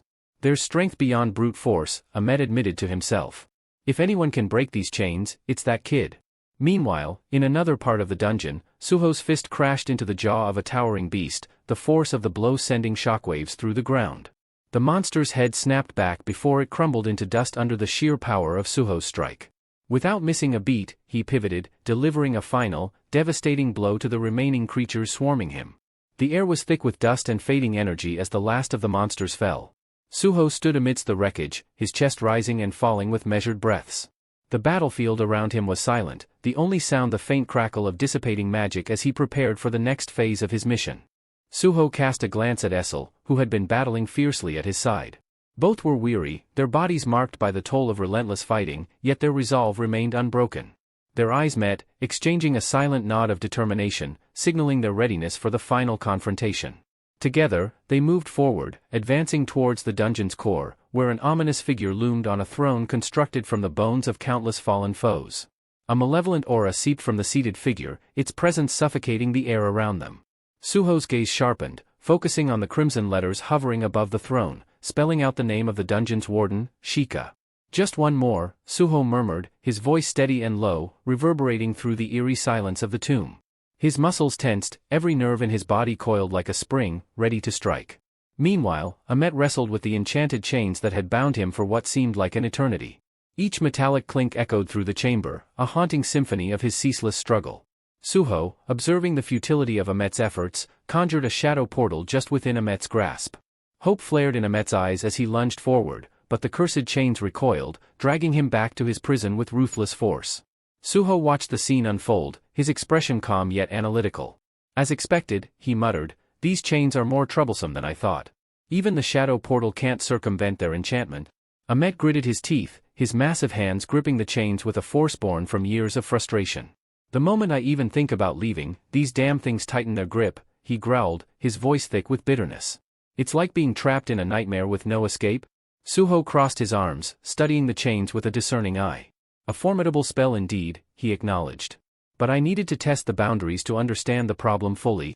Turning to Essel and the rest of his companions, Suho laid out his strategy. "We have two tasks ahead. First, Essel and I will confront and eliminate the dungeon's boss. That should destabilize the dungeon's core and initiate its collapse. Once the dungeon begins to fall apart, our second objective is to target and destroy the pillars that anchor these chains. Severing those will disrupt their magic and finally set Ahmet free." With the plan in place, Suho and his team prepared for the critical battle that would decide not only their fate but also Ahmet's long-awaited freedom. After laying out the plan, Suho added with a calm finality, "Once we've brought the dungeon down, we'll regroup with Beru and retreat into the shadow dungeon before this entire place collapses." Ahmet's eyes narrowed, suspicion flickering behind them. And if you mess up either of those steps, he growled, the heavy chains rattling ominously with his movement. What then? Your plan seems a little too neat for a place like this. Suho's expression hardened, his voice steady but carrying an edge. I've got contingencies if things go sideways. His tone left no room for doubt. But before Suho could elaborate, Ahmet let out a dry, sardonic chuckle, the sound echoing off the stone walls. Doesn't matter, he muttered, shaking his head slightly. Whatever's waiting out there can't be worse than rotting in this cursed crypt for another 1,000 years. The focus shifted to the dungeon's core, where an eerie wind spiraled through ancient corridors, stirring the sand into restless whirlwinds. At the eye of this unnatural storm stood Sheikah, the tomb's guardian. His towering silhouette was framed by an ominous crimson glow, his presence suffocating the air itself. In his hands, an orb of dark energy pulsed with sinister intent, tendrils of red lightning flickering along its surface. With a flick of his wrist, Sheikah hurled the orb forward, and mid-flight, it disintegrated into a horde of sand-born monstrosities. The creatures surged like a living avalanche, their forms twisting and writhing as they barreled toward Suho with feral hunger. Suho didn't flinch. His grip tightened around his blade, and with a burst of speed, he lunged into the oncoming wave. His eyes blazed with unwavering determination. The sword in his hands became a blur, slicing through the creatures with surgical precision. Each strike resonated with power, the sand beasts crumbling into dust under the force of his blows. The swirling sandstorm thickened, concealing him within its chaotic embrace, but then, through the haze, Suho's figure burst forth, cleaving the final monster clean in half with a single, powerful stroke. Just as Suho allowed himself a breath, the ground beneath his feet betrayed him. The sand, no longer passive, coiled upward like serpents, wrapping around his legs with vice-like grip. His eyes darted to Sheikah, who stood motionless atop his throne of bones, one hand outstretched. The warden's fingers twitched slightly, and the sand responded in kind, tightening its hold as if Sheikah himself were puppeteering the very dungeon. Suho's gaze flicked to the red letters floating ominously above Sheikah's head, a chilling reminder that this foe wasn't just another obstacle. An A rank, he murmured under his breath, his jaw tightening. Figures it wouldn't be easy. From the corner of his eye, he saw Essel seizing an opportunity. With a determined cry, she hurled her spear toward Sheikah, her aim true and force behind the throw. But Sheikah didn't even blink. With an almost bored wave of his hand, the spear veered off course, clattering harmlessly to the ground as though it had never posed a threat. Essel's eyes widened in disbelief, but Suho's focus remained locked on the warden. This isn't just about brute strength, he thought grimly. This one's got control over the dungeon itself. The sand's hold on Suho constricted tighter, threatening to drag him beneath the swirling storm like an anchor pulling him into the depths. His muscles strained against the relentless grip, teeth clenched as he fought to break free. With a defiant roar, he summoned every ounce of his strength, channeling his energy into a single explosive burst. The sand shattered away from his legs, dispersing like smoke in the wind. Gasping for breath, Suho shouted over the howling storm, his voice cutting through the chaos like a blade. Essel! Now's the time. We need the bond skill, there's no other way out of this. Essel hesitated for just a heartbeat, her eyes widening at the command. But understanding flooded her features almost immediately, and the surprise was quickly replaced by fierce determination. Understood, young monarch, she responded, her voice steady and resolute despite the swirling mayhem around them. A brilliant transformation overtook her as she summoned the depths of her power. Her hair turned a dazzling white, glowing like moonlight against the dungeon's oppressive gloom, while a dark crimson aura flared around her body, pulsing with raw energy. Essel gathered this power into a crackling red sphere, her focus unwavering. This is the moment I've trained for, she thought, her heart pounding with anticipation. I can't afford to falter now. As the orb in her hands grew brighter and more unstable, Essel's mind flickered back to her past missteps, the failures that haunted her. I'd been weak before. But not this time. Her jaw set with grim resolve. This time, I'll be the one to change the outcome. With a final surge of will, she sent the blazing energy toward Suho. The moment it connected, it surged into him like a lightning strike, electrifying every nerve in his body. Essel's aura dimmed instantly, her mana reserves fully depleted. Her knees buckled, and she crumpled to the ground, her hair returning to its natural color. Young monarch, she whispered faintly, her voice barely audible, I hope this is enough. Suho felt the power flood through him, an overwhelming tide that reinvigorated his body and sharpened his senses. His entire being hummed with this newfound strength, and his gaze locked onto Sheikah, the tomb's warden who still loomed atop his throne with an air of malevolent calm. A fierce grin spread across Suho's face as he squared his shoulders. Playtime's over, he growled, his voice dripping with defiance. Now it's my turn. Fueled by Essel's bond skill, Suho exploded into motion. His body became a blur, moving faster than the eye could follow as he hurtled toward Sheikah like an unstoppable force.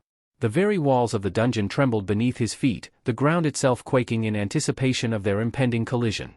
Sheikah remained unmoved, his expression cold and unreadable. But as Suho closed the distance, the warden raised his hand, the crimson energy around him flaring violently. His fist pulled back, crackling with dark power, prepared to unleash a devastating counterstrike. Suho charged forward, his unwavering resolve blazing hotter than the oppressive aura radiating from Sheikah. The warden's overwhelming presence, thick with raw, unbridled power, seemed to weigh down the very air, but Suho pushed through it, undeterred. Just as he neared striking distance, a glowing system notification flickered into view. Bond skill, Demon Blast, 67% charged. Suho's mind raced. This is it. My one chance. There's no room for hesitation. He clenched his fists tighter, feeling the energy coursing through him like liquid fire. Letting out a primal roar that echoed through the crumbling tomb, Suho unleashed every shred of his strength and willpower into a single, earth-shattering punch. The moment his fist connected, the impact was nothing short of apocalyptic. A massive shockwave exploded outward, tearing through the dungeon walls and sending shards of stone and bone hurtling in every direction. Sheikah's imposing figure disintegrated under the sheer ferocity of the attack, his body fracturing into countless fragments before vanishing entirely, consumed by the overwhelming force. Far deeper within the dungeon's labyrinthine corridors, Beru's antennae quivered violently as the very ground beneath him trembled. Cracks raced up the ancient walls, dust cascaded from the ceiling, and the oppressive atmosphere shifted. The dungeon itself groaned as it began to collapse. Turning sharply to Amet, Beru's voice rang with urgency. The dungeon's falling apart. The young monarch, he's done it. The dungeon master is defeated. Amet's sharp gaze followed the trembling stakes that bound his chains as they began to loosen, each one falling to the ground with a resonant clang. His breath hitched, something fragile and long dormant stirring deep within his chest, a faint, flickering spark of hope. Barely above a whisper, he murmured to himself, could it be? After all these years, am I finally free? Beru, ever the impatient one, flapped his wings with frustration and barked, hey! Oversized lizard. Quit staring and move. We need to find the young monarch before this place caves in. But Amet didn't move. He stood rooted to the spot, his mind clouded with disbelief. Is this real? He wondered, the weight of centuries of imprisonment pressing down on him even as his chains loosened. Can I truly walk out of this cursed tomb? The memories surged unbidden. He saw Tarnak's twisted grin, the gleam in the spellcaster's eyes as they conducted their cruel experiments. He felt the phantom pain of his body being shattered, rebuilt, and destroyed again, over and over in an endless cycle of torment. They had molded his suffering into strength, but at the cost of his sanity. In a desperate act of rebellion, he had gouged out his own eyes, hoping to escape the agony by plunging himself into darkness. And yet, through all that pain, one memory clung to him like a lifeline, the vivid image of the world beyond this tomb. The serene beauty of untouched nature from his distant youth. The feel of sunlight on his scales, the rustling of leaves in a gentle breeze, and the scent of fresh earth after rain.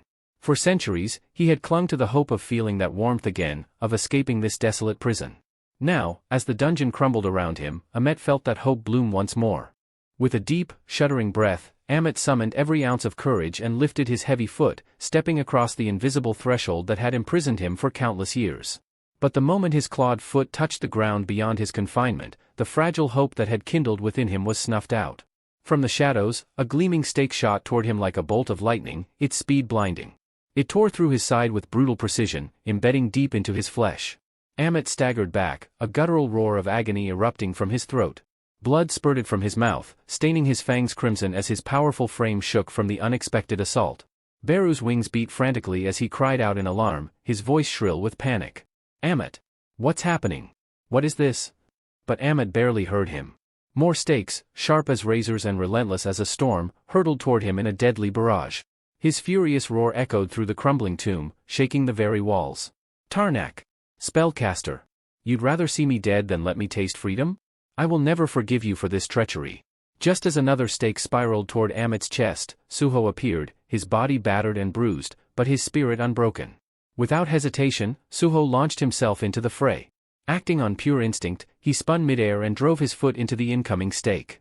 The force of the impact reverberated through his leg, a sharp jolt of pain radiating up to his hip. He gritted his teeth as his leg nearly buckled beneath him, but there was no time to falter. The stakes kept coming, merciless and unending. Suho's eyes darted to the glowing chains binding Amit, realization dawning in an instant. These aren't just physical restraints, they're cursed to keep him trapped, no matter what. His mind raced. If I can't break the chains, I'll have to sever their source. With a swift motion, Suho summoned a portal to the shadow dungeon, a swirling vortex of darkness opening beside him. He positioned himself between Amit and the barrage of enchanted stakes, his body a living shield. As each stake flew toward them, Suho kicked, punched, and deflected them, redirecting the deadly projectiles into the shadowy void.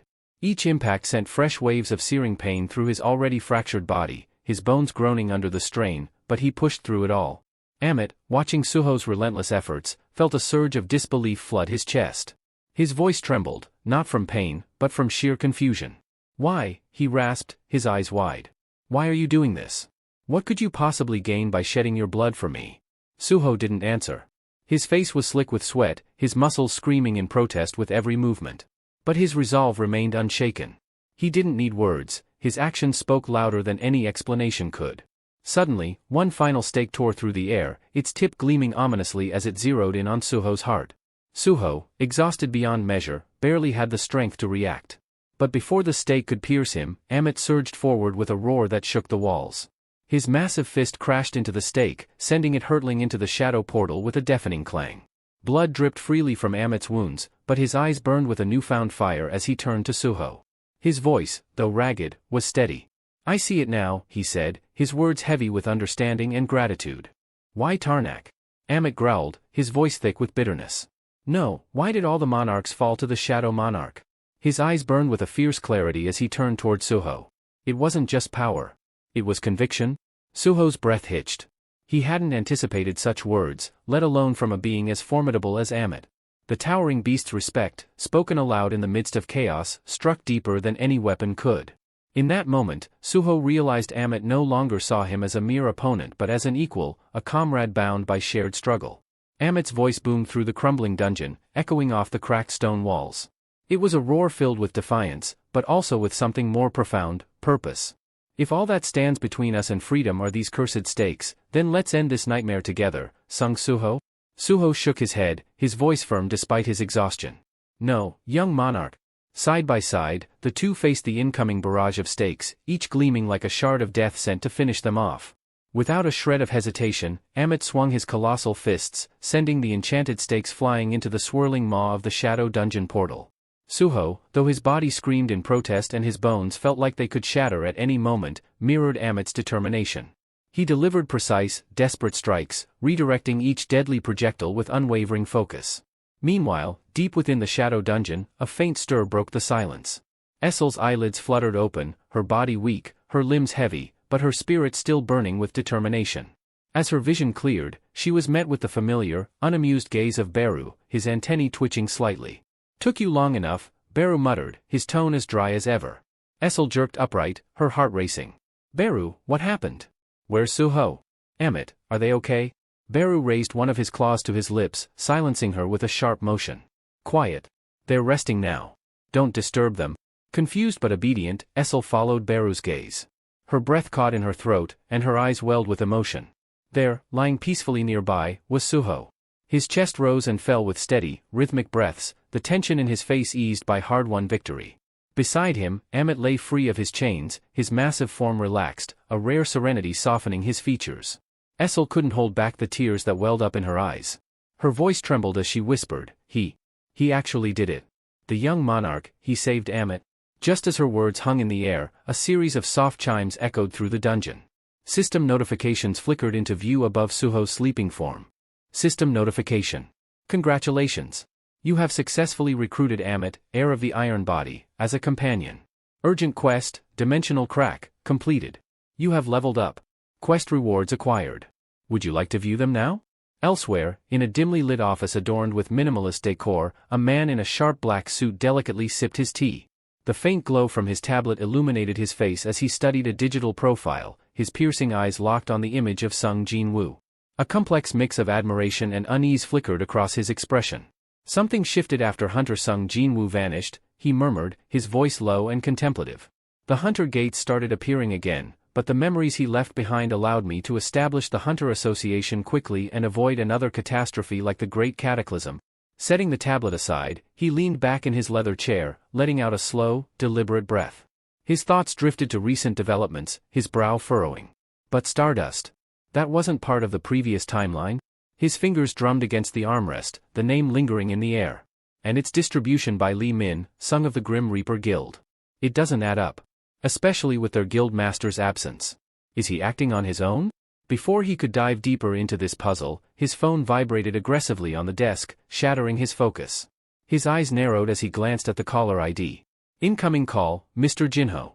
His curiosity piqued, he answered, his voice smooth but tinged with interest. It's rare to hear from you, Mr. Jinho. To what do I owe this unexpected call? The voice on the other end was fraught with desperation and panic, shaking with urgency. Jinchul. I need the Hunter Association's help. It's about my nephew.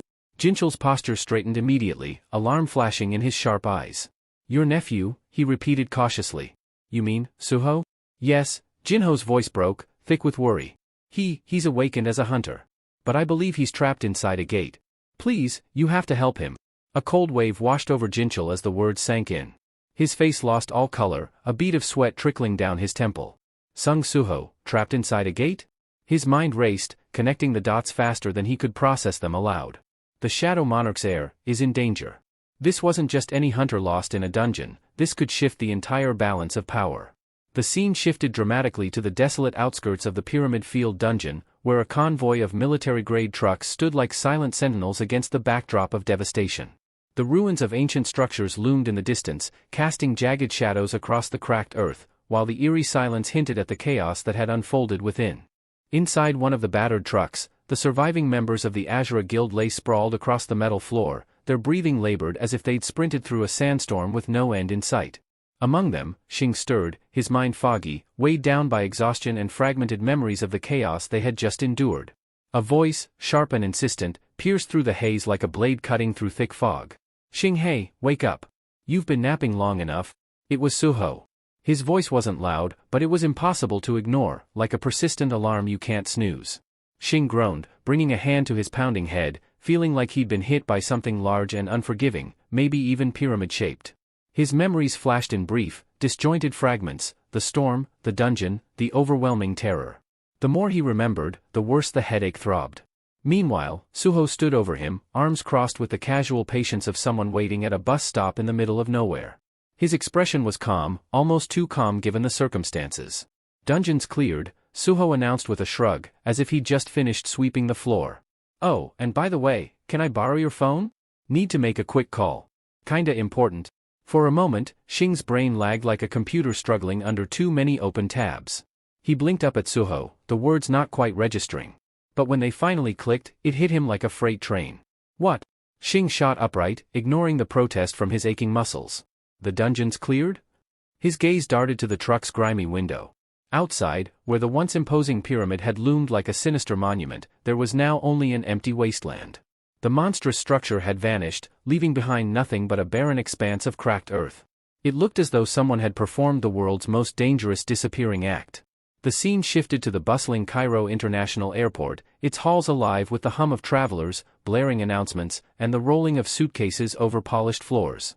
Amid the chaos, Suho and the remaining Azura Guild members gathered near the departure gates, their faces marked by exhaustion but also relief. It was a bittersweet farewell. The group shared quiet words and firm handshakes, the weight of their shared ordeal hanging heavy in the air. Xing extended his hand to Suho, his gratitude clear in his eyes. I won't forget what you did back there, Xing said, his voice steady despite the emotions beneath. Let's stay in touch, yeah? Even after you're back in Korea. Suho scratched the back of his head, a sheepish grin tugging at the corners of his mouth. Thanks, man. And I appreciate you guys helping me get a flight back home, and, well, reconnecting me with my uncle, Suho replied, his grin softening as he thought about the call he'd made. The memory of his uncle's voice, panicked and on the verge of a heart attack after learning Suho had been in Egypt battling something that made an S-rank monster look like a stray kitten, echoed in his mind. Suho's smile faded slightly, the weight of his uncle's worried words lingering in his thoughts as he prepared to board his flight back to Korea, unsure of what challenges awaited him next. The incident had been quietly reported to a contact within the Hunter Association, and now a summons to their headquarters loomed like a storm cloud over Suho's head. As if sensing the tension, Xing's eyes narrowed, suspicion flickering across his face like a detective piecing together a conspiracy in a late-night drama. You know, Xing started, his tone laced with curiosity, it's kinda weird, don't you think? An S-rank demon just walked away and let the dungeon collapse like it was no big deal. Suho forced out a laugh, trying to sound casual, though his clenched fists betrayed his nerves. Yeah, weird's the right word, he replied with a weak grin. Guess I just got lucky. But inside, Suho winced. If Xing ever found out the truth about Amit, I'd never hear the end of it. Meanwhile, deep within the shadow dungeon, a realm pulsing with dark energy and oppressive silence, Amit stood tall. Though still wrapped in heavy chains that clanked ominously with every slight movement, his presence radiated undiminished power. Suho and his companions observed from a distance, the weight of the situation sinking in. Essel sighed, her voice tinged with resignation. So, in the end, the chains couldn't be broken? Suho glanced at Amit, his expression unreadable. So, you're stuck here because of those chains, huh? Suho asked, his tone calm but pointed. And since I didn't fully unseal you, does that mean you're backing out of your promise? Amit let out a deep, booming laugh that echoed through the dark expanse like thunder. Relax, kid, Amit rumbled, his voice filled with amusement. The deal was to get me out of that cursed tomb, and you did exactly that. Flexing his massive arms, the chains rattled like oversized ornaments. These? Amit scoffed, shrugging his shoulders. They're just for show now. I can move better here than I ever did trapped in that dusty coffin. Suho blinked, caught off guard by Amit's sudden shift in attitude. The once terrifying overlord now sounded more like someone enjoying a spa retreat rather than a chained beast of destruction. Before Suho could form a reply, Amit's enormous hand shot out, gripping the back of Suho's jacket like he was scooping up a misbehaving child. Hey! What the? Suho began to protest, but his words were cut off as Amit launched them both into the air with a powerful leap. The ground below cracked under the sheer force of his takeoff. Essel's panicked voice echoed behind them. Amit! Where are you taking the young monarch? After soaring through the dense darkness, Amit landed atop a towering structure within the Shadow Realm, releasing Suho, who stumbled slightly before regaining his footing. Standing tall, Amit spread his arms wide and inhaled deeply, as if savoring the atmosphere of his new domain. It's faint, Amit murmured, his deep voice carrying a hint of nostalgia. But I can sense it, the essence of nature. It's been far too long since I felt this. Turning toward Suho, Amit's eyes gleamed, not with menace, but with something closer to respect. As I promised, young monarch, I will follow you. Suho met his gaze, a rare smile tugging at the corners of his lips. He gave a firm nod. Then let's get started. Back in the present, Suho offered Xing a casual wave before stepping through the boarding gate. The automated doors slid shut with a soft hiss, leaving Xing standing there, watching him go. As Suho walked down the terminal, his thoughts drifted. The shadow dungeon, the urgent quest, meeting Amit, none of it was random, it all felt like pieces of a larger puzzle falling into place. Everything had led to this, gaining Amit not as an enemy, but as an ally. Before disappearing completely from view, Suho turned for one final glance at Xing, his voice steady, but carrying an unspoken promise. I'll see you again. Xing's eyes lingered on Suho's retreating figure, his mind racing. This guy doesn't just summon monsters. He fights like a demon himself, and even transforms into one. A smirk tugged at Xing's lips. B-rank, huh? Yeah, right. There's no way that's the whole story. He pulled out his phone, determination hardening his expression. I'll have the guild dig into this. Scouting him just became our top priority. As Suho continued down the terminal, a familiar ripple stirred from the shadow beneath his feet. Beru emerged smoothly, his presence as natural as breathing.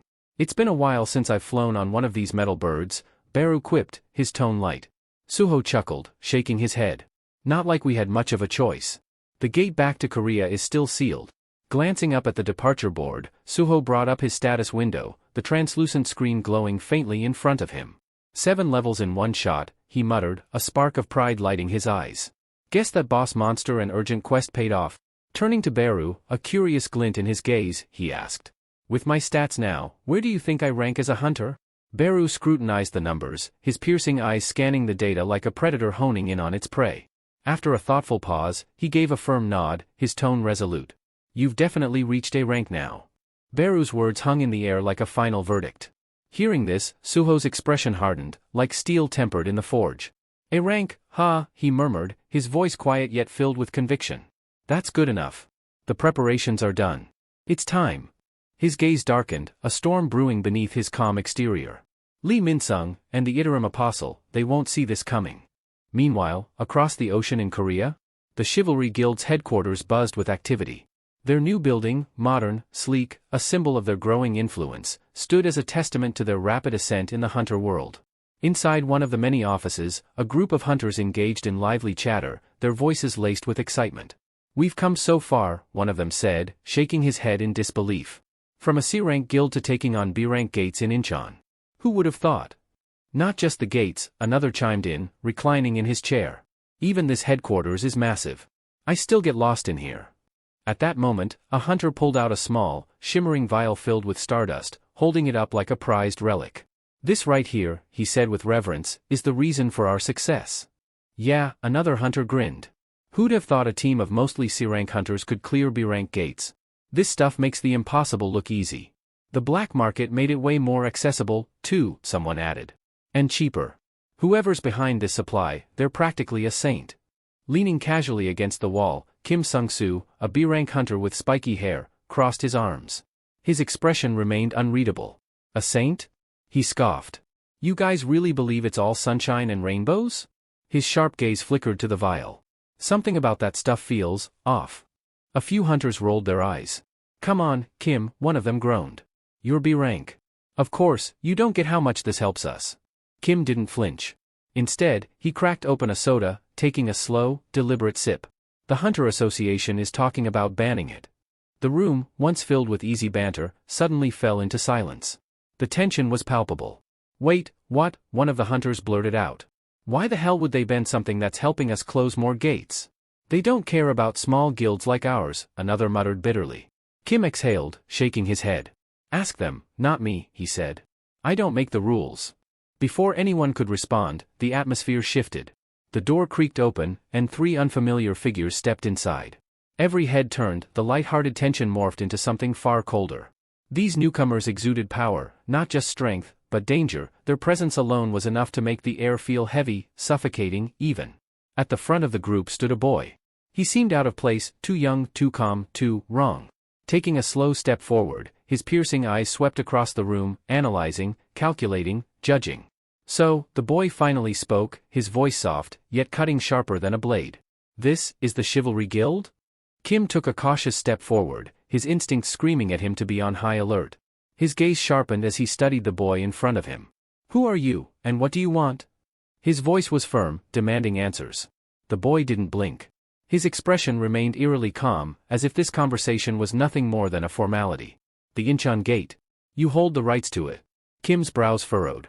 Something about this kid felt wrong. "So what?" he asked, folding his arms. "Surrender them." Kim scoffed, unable to hide his disbelief. "You're kidding, right?" He let out a dry chuckle. "You march in here, throw around demands, and expect us to just hand over a B-rank gate?"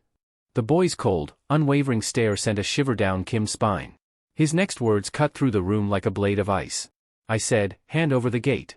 Behind him, his companions stirred, their movements sharp and calculated, like predators about to pounce. The tension in the air thickened. Kim's instinct screamed danger. The boy's expression darkened, his patience wearing thin. His voice boomed, sharp and absolute. "I won't ask again. Hand over the gate." A heavy force exploded from him, pressing down on everyone in the room like an unseen weight. Kim's heart pounded as a strange glow flickered across the eyes of his fellow guild members. Their pupils shrank, consumed by a sinister yellow cross. One by one, they dropped to their knees, their voices eerily synchronized, their tone devoid of emotion. "Apostle. We obey." The soda can slipped from Kim's grasp, hitting the floor with a dull clatter. His stomach twisted as he stumbled back, his breath coming in shaky gasps. "What the hell is wrong with all of you?" His voice cracked, raw with panic. "This isn't normal. This isn't some guild prank." He lunged forward, grabbing one of his guildmates by the shoulders. He shook them, hard, but they didn't even react. They were like statues. His blood ran cold. Then, the boy's eyes settled on him. Unlike the others, Kim hadn't changed. "Ah," the boy mused, tilting his head as a cruel smirk curved his lips. "So you didn't consume stardust." Kim's chest tightened. The boy's grin widened, his voice dripping with amusement. "Perfect." He took a slow step forward. A pure one among the flock. Raising a single finger, he issued a new command. "The rest of you, you see nothing. You hear nothing. Until I say otherwise." In an instant, the room fell into absolute silence. The controlled hunters froze in place, their expressions utterly vacant. Kim's breath came ragged, his mind racing for an explanation. What the hell is happening? His voice trembled, but he forced himself to stand his ground. Why are they listening to you? Who the hell are you? The apostle chuckled softly, leaning back against the table, his posture exuding an unsettling calm menace. I was hoping for a proper conversation, he mused, brushing an imaginary speck of dust from his sleeve. His tone was almost bored. The others are so dull. Kim clenched his fists, his pulse roaring in his ears. The apostle's gaze flickered, amusement dancing behind his golden irises. Your kind, he continued, voice smooth as silk, was created to serve the Creator's will. Kim stiffened. What the hell is he talking about? And yet, the apostle sighed, shaking his head, you stray, clinging to the illusion of free will. His smile grew razor-sharp. But don't worry. He took another step forward, his presence overwhelming. I'm here to correct that. Kim's instinct screamed danger, every fiber of his being warning him to retreat. His grip tightened around the hilt of his sword as he took a step forward, eyes locked onto the boy standing before him. You're insane, he spat, voice laced with disbelief. Creator? Free will? What kind of twisted cult is this? For the first time, the apostle's smirk disappeared, his expression turning deathly cold. The room seemed to constrict, the very air growing thin under the weight of his presence. A cult, he repeated slowly, his voice dripping with venom. The lights above flickered erratically, struggling against the crushing energy now suffocating the room. Kim stepped back, muscles tensing, his sword trembling slightly in his grip. Did you just insult the Creator? The apostle reached for a blade resting against the wall. As his fingers curled around the hilt, an eerie yellow glow pulsed from his palm, seeping into the weapon. Amplify. The single word carried an unnatural force. The sword crackled to life, vibrating with a dark energy that radiated pure malice. Kim's heart pounded. He couldn't afford to hesitate. He lunged. His sword slashed through the air, a precise and desperate arc aimed at the apostle's throat. But the apostle moved like a phantom, effortless, untouchable. His counter came swift and merciless, a blur of motion that Kim barely registered. The room seemed to hold its breath. Then, a flash of steel. A brutal, decisive cut. Blood sprayed in a gruesome arc as Kim's body was severed cleanly in two. His bisected form crumpled to the floor, lifeless, while the broken half of his sword spun through the air before embedding itself with a sickening crunch into the skull of a controlled guild member. The room plunged into silence. Death had spoken. The apostle stood amidst the carnage, his presence suffocating. His gaze swept over the bodies, unreadable. Then, with a lazy wave of his hand, he issued a single order. You may see and hear again. The controlled hunters responded without hesitation. Their expressions remained hollow as they moved in unison, dragging the corpses away like lifeless dolls. Footsteps pounded in the hallway as more guild members rushed toward the disturbance, alarm evident in their voices. The apostle didn't spare them a glance. Forget everything. The newcomers' eyes dulled, their faces going slack as confusion clouded their features. Blinking rapidly, they turned away, their minds now void of what had just transpired. Without another word, the apostle strode toward the exit, his thoughts coiling like a storm. What is free will? The question gnawed at him, a parasite burrowing deep into his consciousness. Creations exist to fulfill their purpose. Yet this world's inhabitants had defied that purpose, had destroyed their own creator. Such insolence. As he reached the dungeon's entrance, his gaze settled on the massive creature restrained by glowing chains. The beast roared, eyes burning with untamed fury, its struggle shaking the ground beneath it. The apostle watched for a moment, then smiled. The apostle advanced toward the bound creature, lifting a glowing yellow crystal in his palm. His voice, eerily soft, carried an almost unnatural warmth. You've wandered long enough, lost between dimensions, he murmured. Let your rage fuel you. Without hesitation, he pressed the crystal into the monster's eye. The beast let out a guttural roar, the very ground trembling beneath its fury. A sickly yellow energy surged through its massive frame, warping its form into something even more nightmarish. A slow, satisfied smirk crept onto the apostle's lips. Go forth, he whispered. Unleash destruction. The will of the Creator must reign supreme.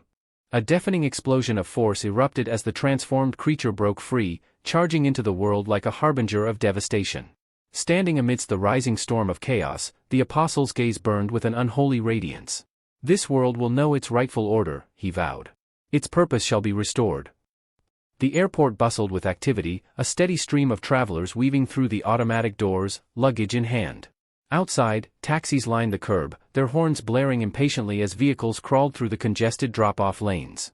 Near a discreet surveillance van parked by the entrance, 3 members of the Hunters Association stood watch, their sharp eyes surveying the crowd. To any bystander, they seemed like ordinary security personnel. But beneath their calm exteriors, a subtle tension brewed. Then, without warning, a faint red glow pulsed in the distance. It throbbed rhythmically, like the beat of a heart. One of the hunters stiffened. "This isn't normal," he muttered, taking a cautious step forward. The others followed, moving toward the disturbance. As they neared, a wave of oppressive mana slammed into them, thick and suffocating. The second hunter instinctively gripped the weapon at his side, his expression darkening. The energy pouring out of this gate. "If we don't handle the boss inside soon, we're looking at a full-scale dungeon break." The third, seemingly the leader, studied the swirling mass of crimson light with an unwavering stare. The energy crackled dangerously, its instability worsening by the second. "At an airport this busy?" His voice dropped, laced with urgency. The destruction would be catastrophic. Before they could react, something changed. Their eyes flickered, an unnatural yellow hue overtaking their irises. One of them, his posture unnervingly rigid, slowly turned. From the darkness beyond the gate, a figure emerged.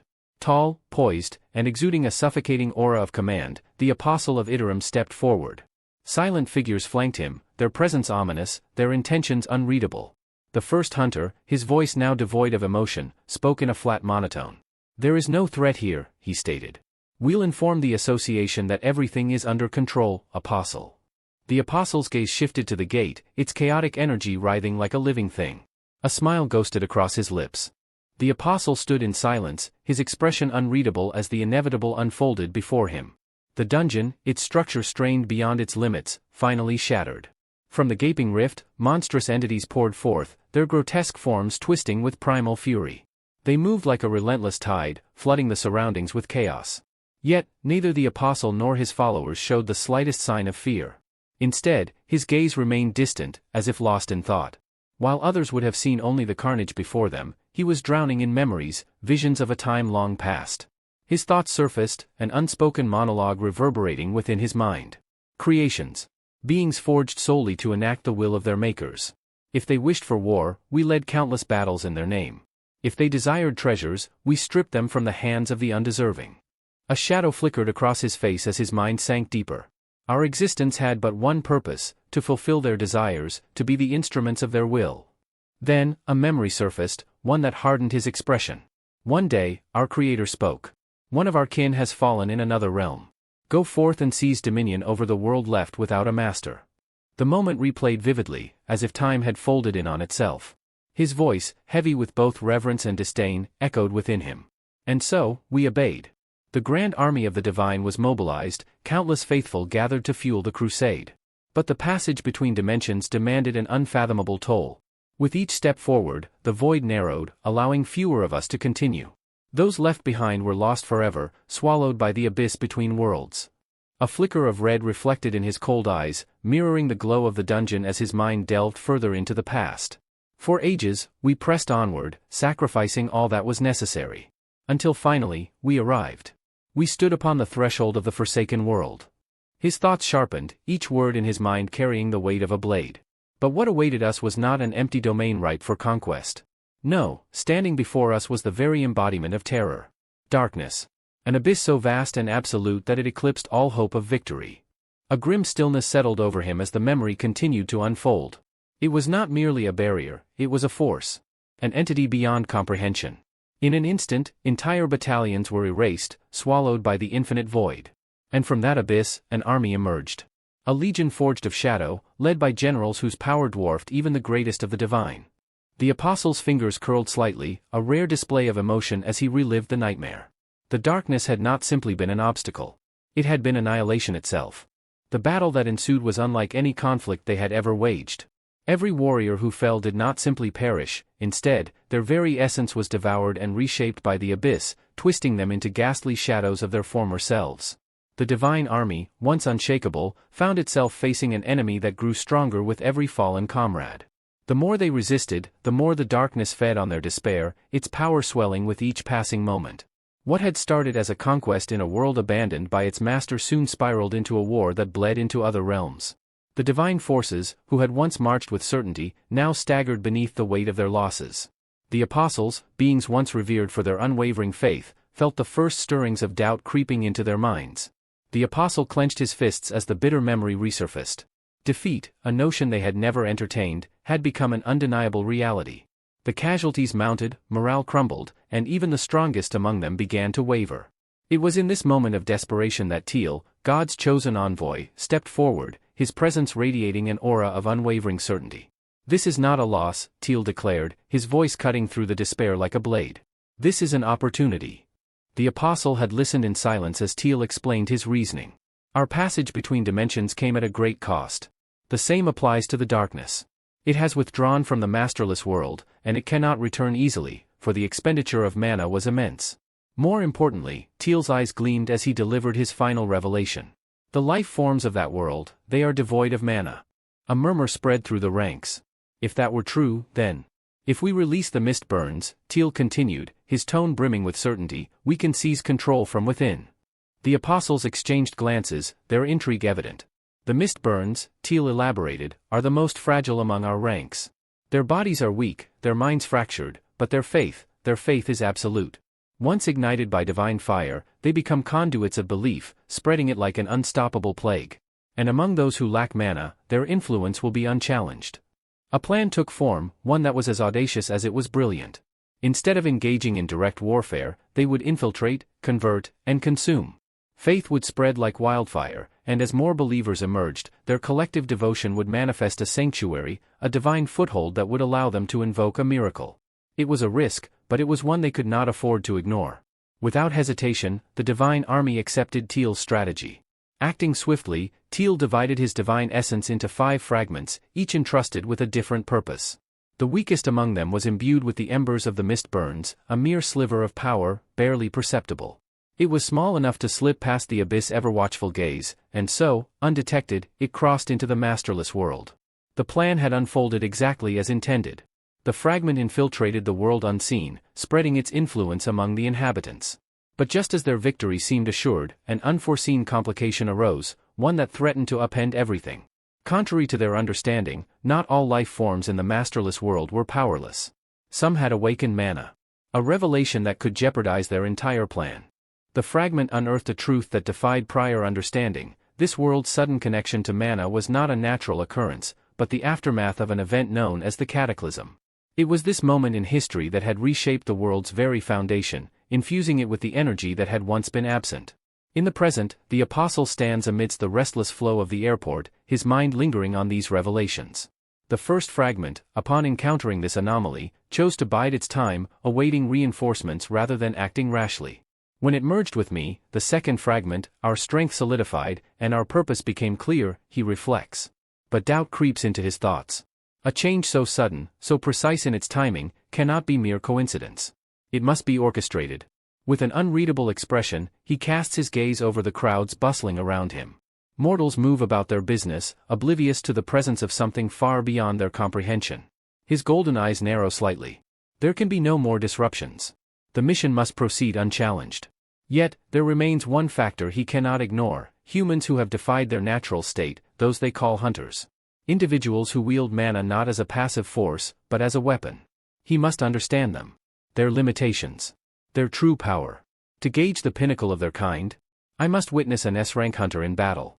As if the world itself conspires to answer his thoughts, a thunderous explosion erupts, shaking the airport's foundation. The impact sends shockwaves through the air, glass shattering and debris flying in all directions. Panic spreads like wildfire. Travelers scream as they scramble for safety, their fear drowning out the sounds of wailing alarms. Unmoved by the chaos, the apostle remains a silent observer. Through the swirling dust and settling rubble, monstrous figures emerge, hulking, grotesque creatures, their forms bristling with crude, jagged weapons.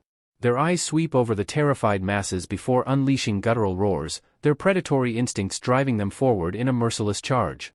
Among the fleeing crowd, a desperate voice cries out, "It's a dungeon break. Someone call the Hunters Association." The sheer terror in those words fuels the hysteria, sending people surging in every direction like a tide of helpless prey. The apostle, however, remains composed. If these creatures wreak enough havoc, a hunter of notable strength will surely appear, he muses. Perhaps even an S-rank. As if on cue, a figure dashes into the battlefield, weapon drawn and eyes ablaze with resolve. A dungeon break, here of all places? The apostle's golden gaze locks onto the hunter, his piercing stare dissecting every movement with chilling precision. Were these hunters already stationed here, or is this merely coincidence? The apostle's thoughts turned sharp as he observed their movements. Their coordination, their seamless use of mana, it was too precise to be happenstance. His golden gaze narrowed slightly. All of them, users of stardust. A flicker of intrigue crossed his expression as he took a step forward, the cacophony of battle raging around him like a chaotic symphony. To him, this was not an accident. This was fate revealing itself. His voice dropped into a murmur, laced with quiet disdain as his thoughts deepened. Stardust. The word held a weight of reverence in his mind, yet his tone carried a chill of calculation. An amplifier born from the distilled faith of the mist burns, it was ordinarily insignificant, a flicker in the grand design. But under the influence of Amplify, a gift bestowed upon him through Teal's divine ability, that minute faith became a force capable of warping reality itself. A faint pulse of crimson light emanated from him, subtle yet undeniable. The hunters closest to him, eyes already tinged with yellow from prolonged exposure to his influence, suddenly froze, as if an unseen force had bound them. Their expressions slackened, their postures stiffened, and in mere moments, their minds crumbled beneath his will. One hunter, his grip still firm on his sword, turned his vacant stare toward the apostle. "You are an obstruction." His words were devoid of warmth, spoken as an absolute decree. "Leave." Without hesitation, the hunter sheathed his weapon and bowed slightly. "Yes, apostle. As you command." With mechanical obedience, he turned and walked away, disappearing into the chaos as if his presence had never mattered. Meanwhile, the monsters continued their brutal rampage, unchallenged. A goblin, its jagged dagger glistening with malice, darted toward a defenseless woman. She barely had time to scream before the blade plunged into her back, driving her to the ground. The creature cackled gleefully as it continued stabbing, each thrust of its weapon met with a fresh spurt of crimson. The apostle stood motionless as blood splattered at his feet. The woman, gasping through the agony, extended a trembling hand toward him, her last act of desperate hope. A silent plea. A wordless cry for salvation. Her wide, fear-filled eyes met his. And he simply stared. Cold. Unmoved. Creations exist solely to fulfill the will of their creator. This was the truth he had always known. Life has only one purpose, obedience. Nothing more. As her fingers slackened and fell lifelessly, the apostle's expression grew unreadable, his eyes shadowed with a storm of thought. Why, he pondered, do humans possess such insatiable desire? What force compels these fleeting, fragile creatures to strive for something greater, their willpower rivaling even that of their makers? Turning his head slightly, he surveyed the chaos unfolding before him, the relentless slaughter carried out by the monstrous horde. The screams of the dying, the scent of blood thick in the air, and the sight of destruction fed his contemplation. Could it be, he wondered, that these insignificant beings held some higher purpose, some unknown strength beyond mere survival? Meanwhile, amidst the devastation, a lone man dashed frantically through the blood-stained streets, his breath ragged with panic. His wild, terror-stricken gaze caught sight of another figure moving against the tide of fleeing survivors. Unlike the rest, this one walked forward, closing the distance toward the carnage with an unsettling calm. What kind of lunatic runs straight into a massacre? The fleeing man gasped, stumbling over debris, his mind struggling to process what he was witnessing. The approaching figure was none other than Suho. With a quiet scoff, he adjusted the black mask concealing the lower half of his face, his tone laced with irritation. A dungeon break, huh? What a warm welcome. Nearby, a desperate scream rang out as a man lost his footing and hit the ground hard. He barely had time to raise trembling hands in a feeble attempt to shield himself before a towering beast loomed over him, its crude weapon poised to strike. The fatal blow never came. A powerful kick crashed into the monster's face, sending it hurtling backward as its club tumbled to the ground with a heavy thud. The rescuer landed smoothly, his stance unwavering. "Get up," Suho commanded, his voice cutting through the chaos like a blade. "I'll handle these. You, just run." From his vantage point, the apostle observed the scene with sharpened interest. Unlike the helpless masses, this masked warrior moved with seamless precision, each motion efficient, calculated, and lethal. His strikes were neither reckless nor hesitant, every swing of his blade carried the weight of mastery, carving through the enemy with effortless control. The battlefield itself seemed to shift around him, as though the tide of battle bent to his will. The apostle's gaze narrowed. This hunter was unlike the others. There was something about the way he moved, the way he carried himself with absolute certainty, an air of power that transcended the ordinary. And then, recognition flickered in his mind. That mask. Lee Min-sung had spoken of a man who wore a black mask. The one who annihilated the Hyena Guild. A sliver of intrigue crept into the apostle's cold, impassive stare. His lips curled slightly, though not in anger, rather, in something akin to curiosity.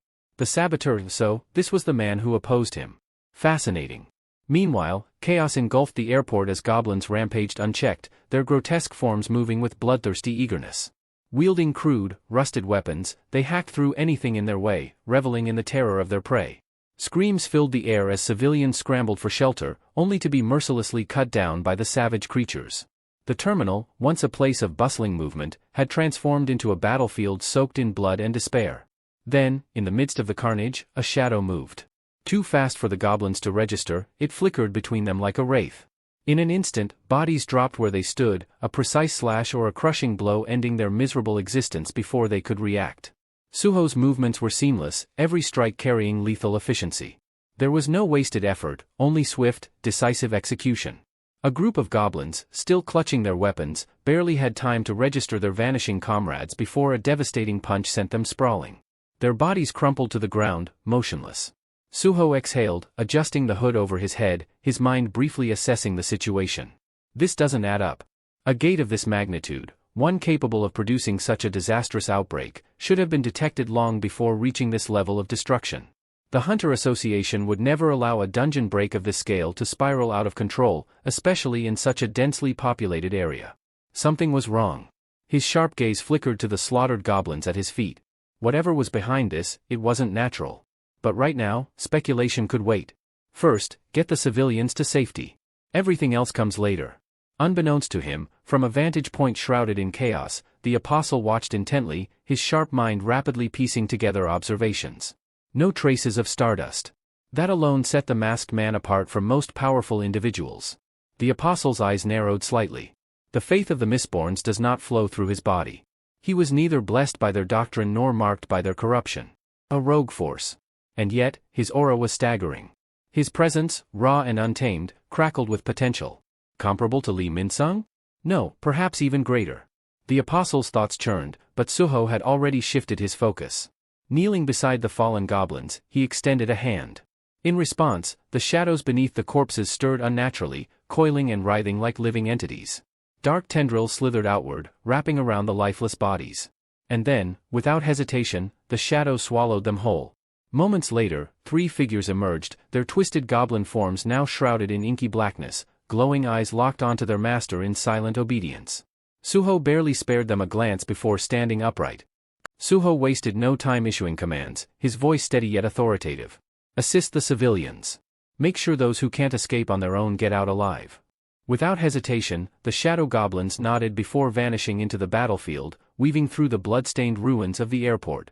Their movements were swift and precise, slipping past the carnage as they sought out survivors.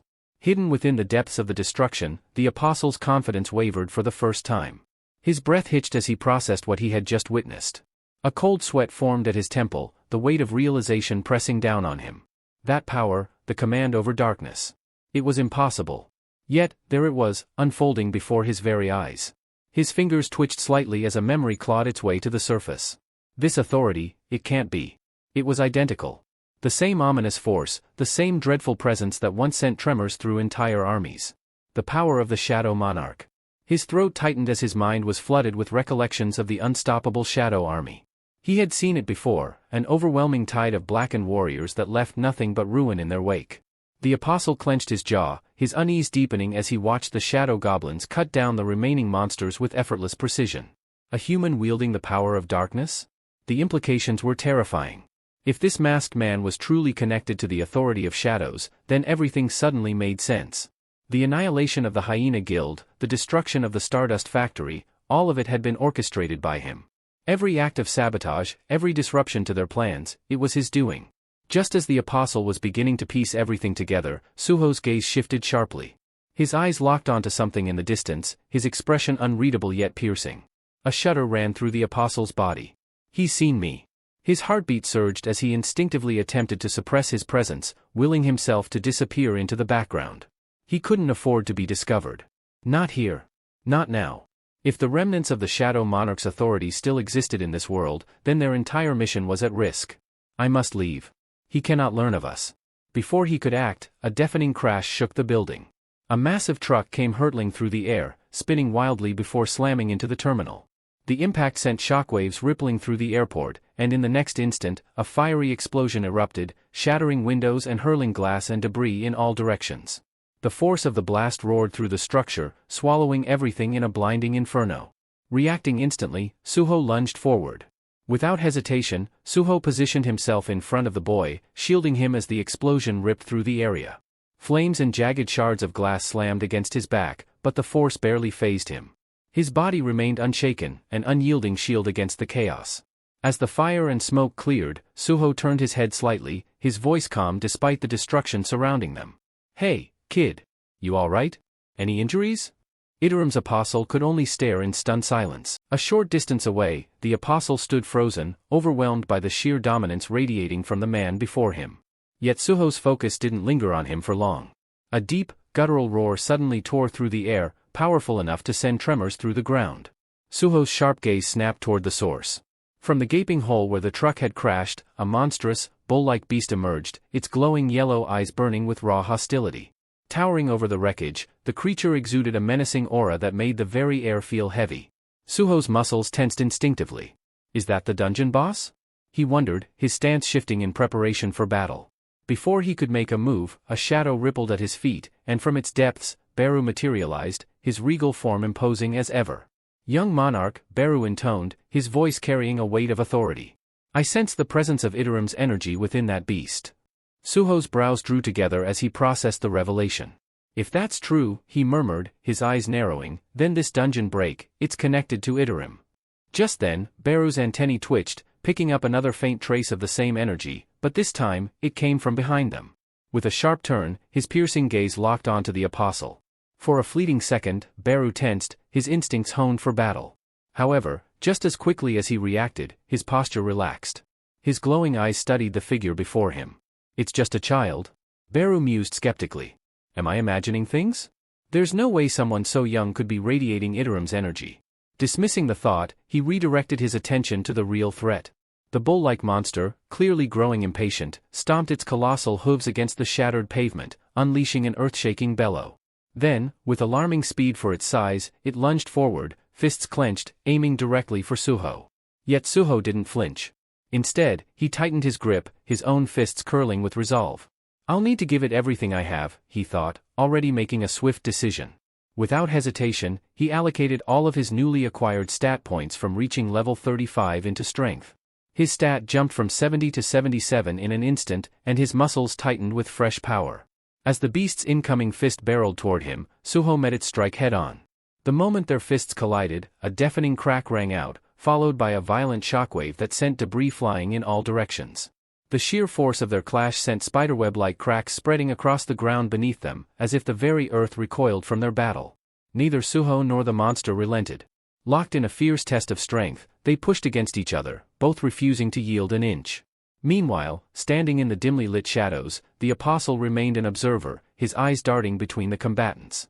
His mind raced as he tried to comprehend the battle unfolding before him, piecing together the significance of what he was witnessing. Did he just save me? The apostle's gaze lingered on Suho's back, his expression flickering between irritation and confusion. His lips curled into a sneer as he processed the situation. "He thinks I'm just a helpless human child." Watching the battle unfold, the apostle's sharp eyes studied Suho with renewed interest.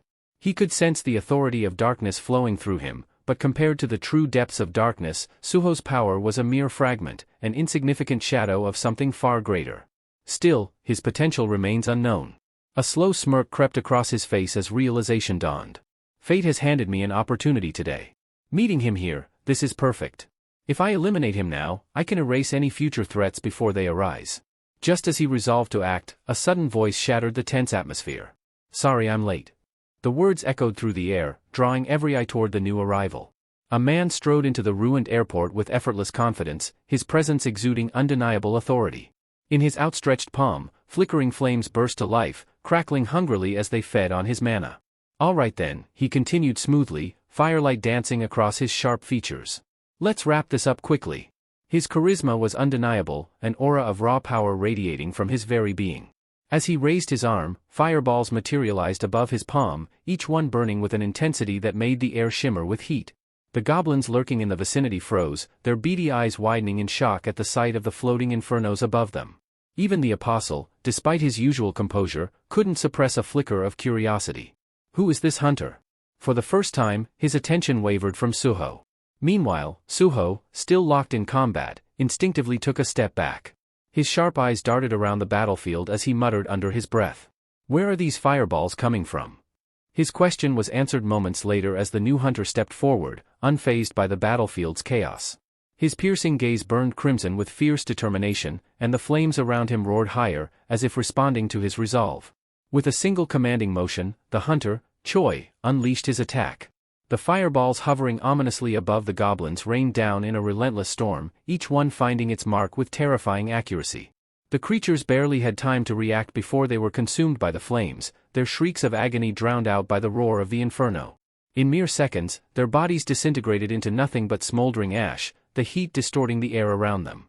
Suho stood frozen, his eyes wide with shock. This is unreal. He had faced powerful individuals before, but witnessing so many enemies erased in an instant left him momentarily speechless. His gaze snapped toward Choi, scrutinizing him more carefully than before. Who is this man? The crimson glow of his eyes, the overwhelming presence, and the absolute mastery over flames, there was no mistaking it. Could this be Choi Jiang, the S-rank fire-wielding hunter? Suho's mind raced, but before he could dwell on the thought, Choi shifted his focus to the monstrous bull that had somehow endured the blazing onslaught. A smirk played at the corner of his lips, his expression unreadable yet laced with amusement.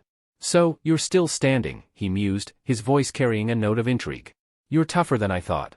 Without wasting another moment, Choi raised his hands, summoning flames that coiled around him like living serpents. The fire twisted and condensed, reshaping itself into a bow, its string crackling with embers. An arrow of pure fire materialized, radiating such intense energy that even the apostle instinctively took a cautious step back. Suho's eyes narrowed. That attack, it's on a completely different level. Choi took careful aim, his fiery weapon poised and ready. His crimson eyes locked onto the bull monster, his focus razor-sharp. Let's see how you handle this, he muttered, pulling the bowstring back. Sensing the lethal threat, the bull monster bellowed furiously and charged, its massive hooves shattering the ground beneath it.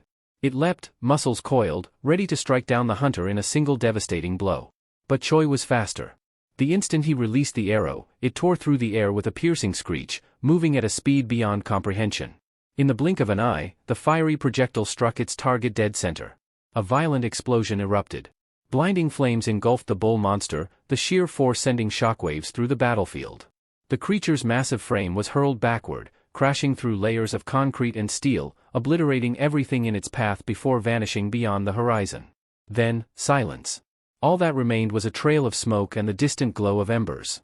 Choi lowered his arm as the firebow disintegrated into wisps of flame, his breath steady, his expression calm. Surveying the destruction he had wrought, he let out a quiet chuckle. Well, he said casually, brushing off stray embers from his sleeve, that's that. Suho, still rooted to the spot, barely registered the words. His fists clenched as he tried to process what he had just witnessed. He defeated that thing in a single strike. Just how strong is he? Around them, the remnants of the battlefield flickered with dying flames, casting eerie shadows across the wreckage of twisted metal and shattered glass. The tension that had gripped the air moments ago broke as the remaining civilians finally grasped what had happened. Whispers turned to cheers. It's him, it's really Hunter Choi, someone shouted, their voice filled with awe. As expected of the human weapon, another added, trembling with excitement.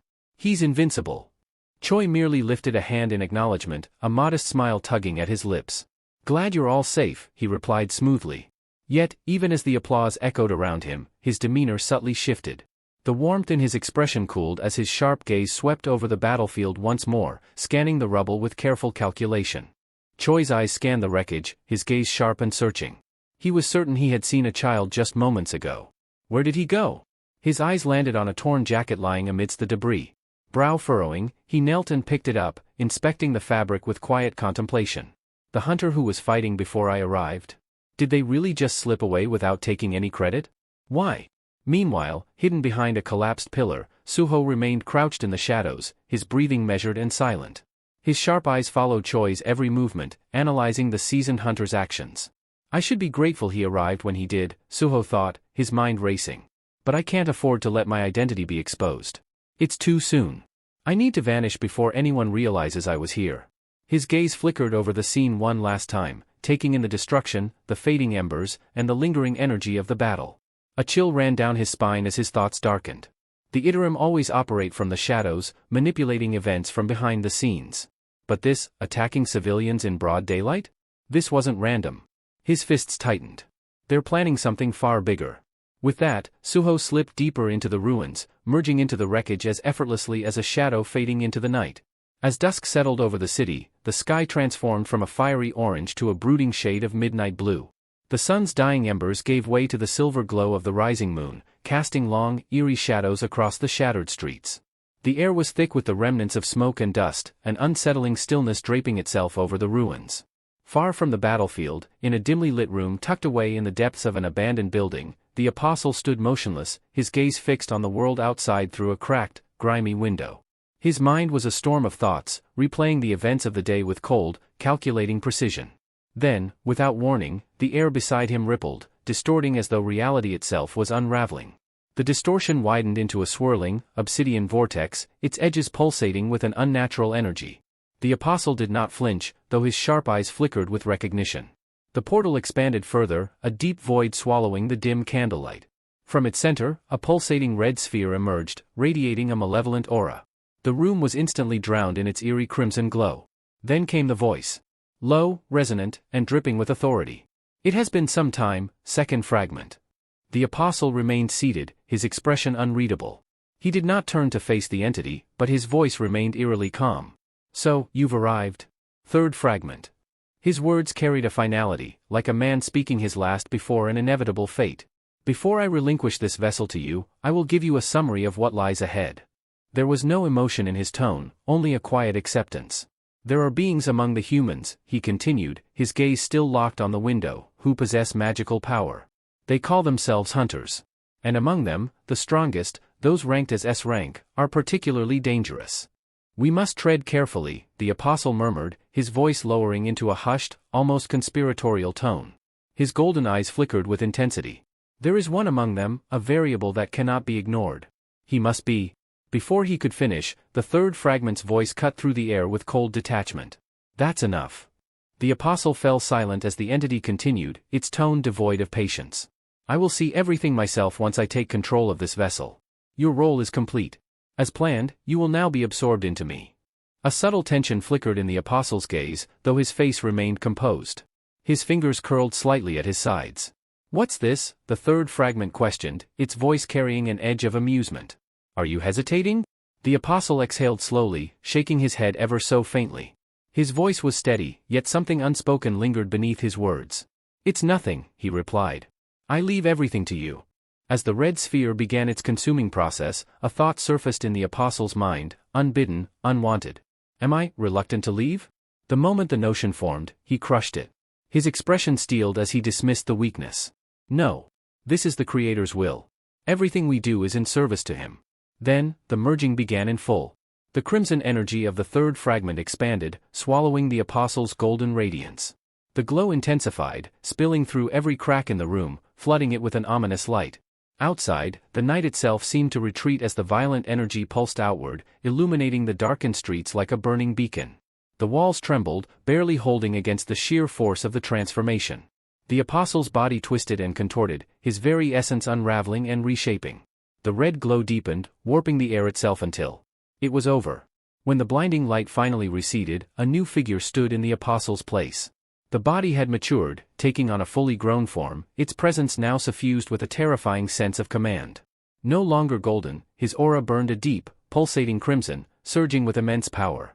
He flexed his fingers, testing the strength of his new body. A slow smirk curved his lips as he relished the overwhelming force coursing through him. Then, a memory surfaced. A flicker of an image. That boy. His narrowed eyes gleamed with intrigue as his mind recalled the battle, recalling the one who wielded darkness like a weapon. The variable, he muttered, his voice laced with amusement. A quiet chuckle escaped him, deep and foreboding. To think someone exists with the same authority over darkness, he exhaled, his smirk stretching wider. How fascinating. His expression darkened, his thoughts shifting. The second fragment's judgment was flawed, he murmured, almost mockingly. To kill him would be wasteful. His eyes gleamed with malicious intent. No, if we bring him to our side instead. If he can harness his power fully, even command the dead. he would be far more valuable as a follower. Suho sank deeper into the couch, the plush cushions doing little to ease the exhaustion weighing down on him. The events at the airport had drained him completely, and now, in the rare silence of his living room, his eyelids grew heavy. For once, he allowed himself a moment of respite, his mind drifting toward the edge of unconsciousness. But peace, as always, was a luxury he was never meant to have. Like a hesitant shadow, Beru emerged from the darkness, his presence subtle yet impossible to ignore. His usual sharp gaze softened with concern as he studied Suho's slumped posture. "Young monarch, you look like you just fought through an entire war and came out the loser," Beru muttered, his voice laced with worry. Without opening his eyes, Suho exhaled sharply, his tone carrying both exhaustion and frustration. "Well, I did just survive an hour-long interrogation by my uncle." He tilted his head slightly, deepening his voice in an exaggerated impression. "It's great that you're saving the world, but what about your safety? What am I supposed to tell your parents if you end up face down in a ditch somewhere?" The memory alone was enough to make his jaw clench. His uncle's words still rang in his ears, a constant reminder of the worry he left in his wake. But as he stared up at the ceiling, his expression softened, thoughts shifting to the two people who had always been at the center of his world. "Mom and Dad must be worried too," he murmured, almost to himself. A small, fond smile played at the corner of his lips. The weight of his exhaustion had not lifted, but a renewed sense of determination stirred within him. With a sudden burst of energy, Suho pushed himself upright, tossing the damp towel from his neck in one swift motion. "Rest can wait. Beru, we're heading to the Shadow Dungeon. It's time to train." Beru blinked, momentarily taken aback. "Young monarch, shouldn't you at least take a short break? Even those with the power of shadows need to sleep." Suho smirked, already rolling his shoulders in preparation. "I just remembered, I haven't completed my daily quest yet. I can't afford to miss those rewards. You know, priorities." Beru let out a nervous chuckle, though the twitch of his antennae betrayed his concern. "I swear, the young monarch treat's getting stronger like an addiction, like one of those players who can't stop pulling for rare items." Ignoring the remark, Suho raised his hand, summoning a swirling vortex of darkness. The portal to the Shadow Dungeon spiraled open before them, an endless abyss stretching beyond its borders. Without hesitation, they stepped inside. However, the moment Suho set foot in the dungeon, his confident expression shattered. His breath hitched, his body going rigid as his eyes widened in sheer disbelief. Suho's group stood in an awkward silence, the tension in the air thick enough to cut with a blade. His eyes darted between them, searching for some kind of explanation. What did you just say?" His voice wavered, barely above a whisper. A sinking feeling took root in his stomach as he hastily summoned his status window. The color drained from his face. His daily quest had expired. The goblins, the very creatures he had been relying on to advance, were gone. Every last one of them. A cold dread settled in as he turned toward his companions. Essel, Gray, and Amet stood before him, and though none of them spoke, their expressions told him everything. "What the hell happened here?" he demanded, barely keeping his composure. Essel fidgeted nervously, like a student caught red-handed in the middle of an exam. "Well, about that," her voice trailed off, avoiding his gaze. It was Amet who stepped forward, utterly unfazed. "I simply eradicated them," he declared, arms crossed over his chest, his tone matter-of-fact. "They were an infestation, a blight upon your domain. It was long overdue." Suho's jaw tensed. "Wait, you're telling me you killed all the goblins?" His voice cracked slightly as realization dawned. Amet's grin widened, completely unfazed. "Every single one," he confirmed. "And as promised, not a single human was harmed." For a long moment, Suho simply stared at him. Then, with an audible smack, his palm met his forehead. He exhaled sharply, frustration bubbling over. "You wiped out all of my training targets in a single night. Do you realize what that means? My growth rate just plummeted." Amet chuckled, clearly unbothered by Suho's outburst. "If you seek strength, young monarch, then why limit yourself to mere goblins? I shall personally oversee your training." Suho blinked. You can train me?" Amet's chuckle took on a darker edge. "Do you think I was simply born with this strength? No, true power is forged through relentless training. If you desire to surpass your limits, I will ensure you do." Before Suho could react, a familiar chime echoed in his ears. His system window materialized in front of him, displaying an unexpected notification. "Congratulations. You have unlocked a hidden quest, preparation to become stronger." He blinked, scanning the text, his mind scrambling to process what had just happened. "Well," he muttered, rubbing his temple. "I guess I don't have much of a choice." With a resigned sigh, he accepted the quest. Ahmet's laughter rang out, deep and ominous, like a villain reveling in his master plan. Uneasy, Suho opened his quest log, skimming over the requirements. Let's see. 100 push-ups, 100 sit-ups, 100 squats, and a 10-kilometer run. He squinted at the screen before deadpanning. What is this, the Saotama training regimen? Ahmet's grin turned positively wicked. Oh, but there's more. A second notification appeared. New condition added, you must complete all tasks while carrying Ahmet. Suho's head snapped up, his expression one of pure disbelief. You want me to do what? Are you insane? Ahmet merely placed a hand on his chest in mock reassurance. Don't worry, young monarch. I will make myself lighter. Before Suho could argue, a thick mist-like aura enveloped Ahmet's form. His body began to shrink, his once imposing figure gradually compressing until he was barely the size of a child. Suho, Essel, and Gray could only stare in stunned silence. That is equal parts horrifying and impressive, Suho muttered under his breath.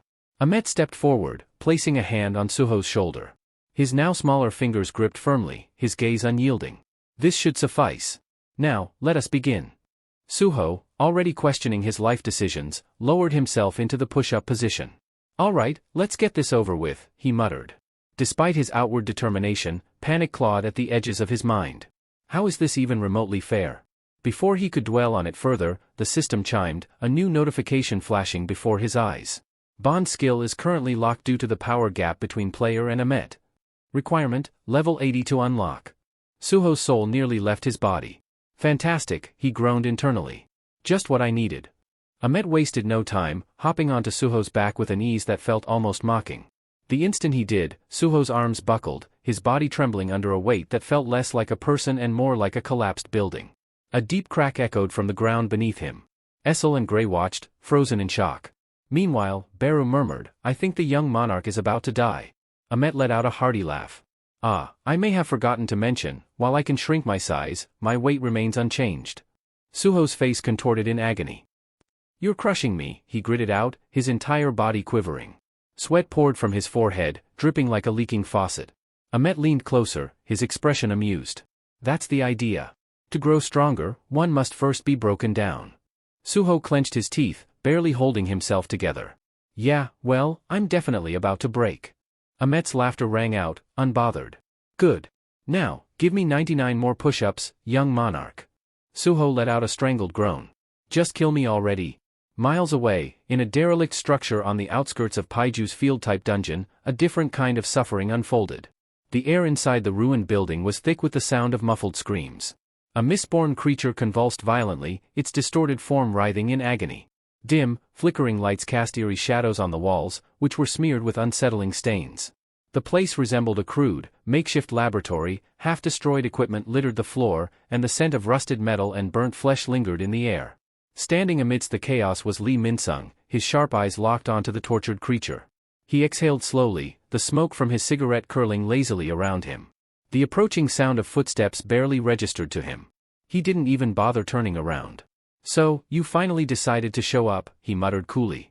Taking another long drag from his cigarette, he exhaled before speaking again, his tone laced with barely restrained irritation. How much longer am I supposed to keep doing this? Before he could continue, a low, guttural voice cut through the air. Human, you should feel honored to be a part of this. The voice belonged to the figure standing just behind him, a towering presence cloaked in darkness. Murmu, the overseer of the Stardust Factory, stepped forward, his grotesque form barely illuminated by the dim lighting.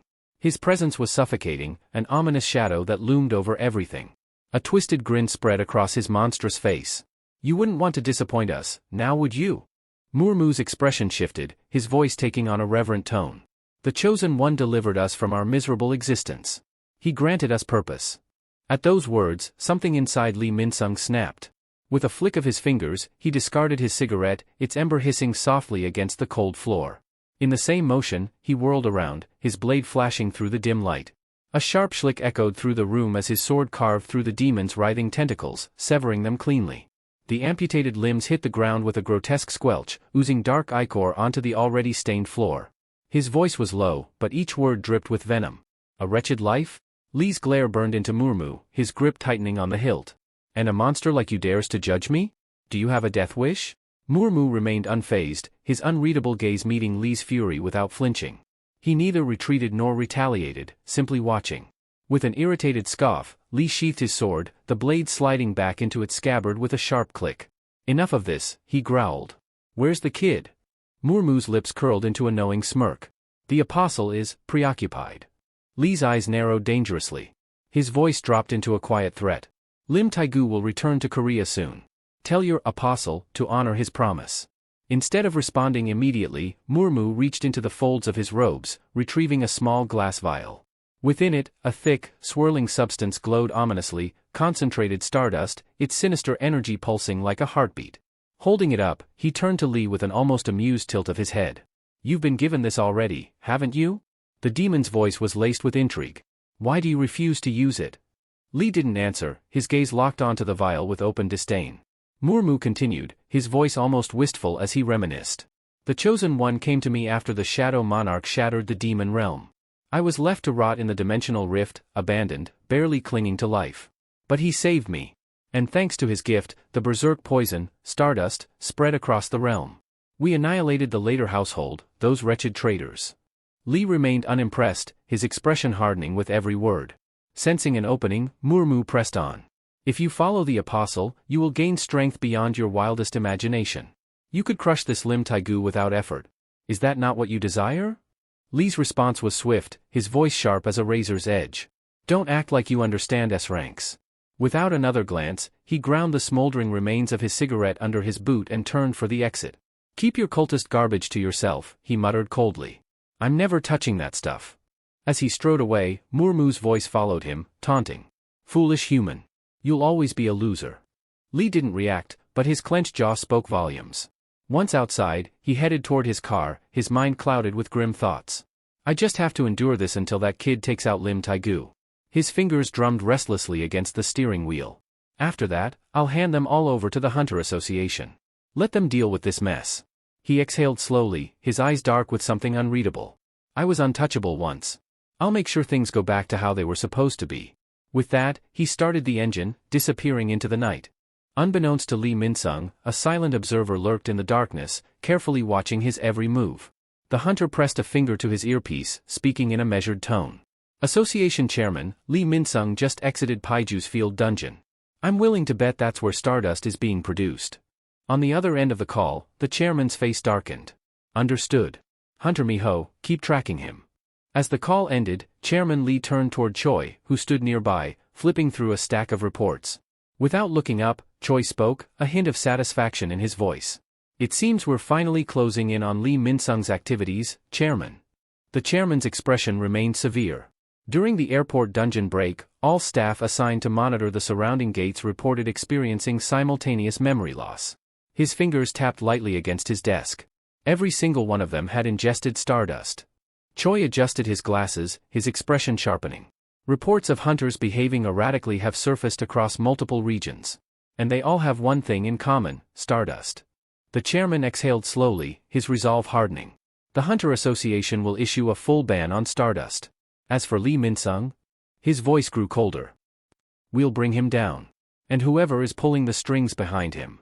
Choi straightened, determination gleaming in his eyes.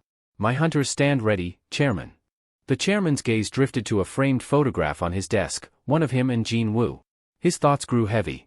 CEO, you assured me Suho returned safely. If he's a growth-type hunter like his father, the system may prove to be an obstacle. I'll do everything in my power to support him. Meanwhile, deep within the shadow dungeon, Suho's entire body trembled under the immense strain. His breath came in ragged gasps, his muscles screaming in protest. Sweat and blood dripped onto the ground beneath him as he struggled through his 99th push-up.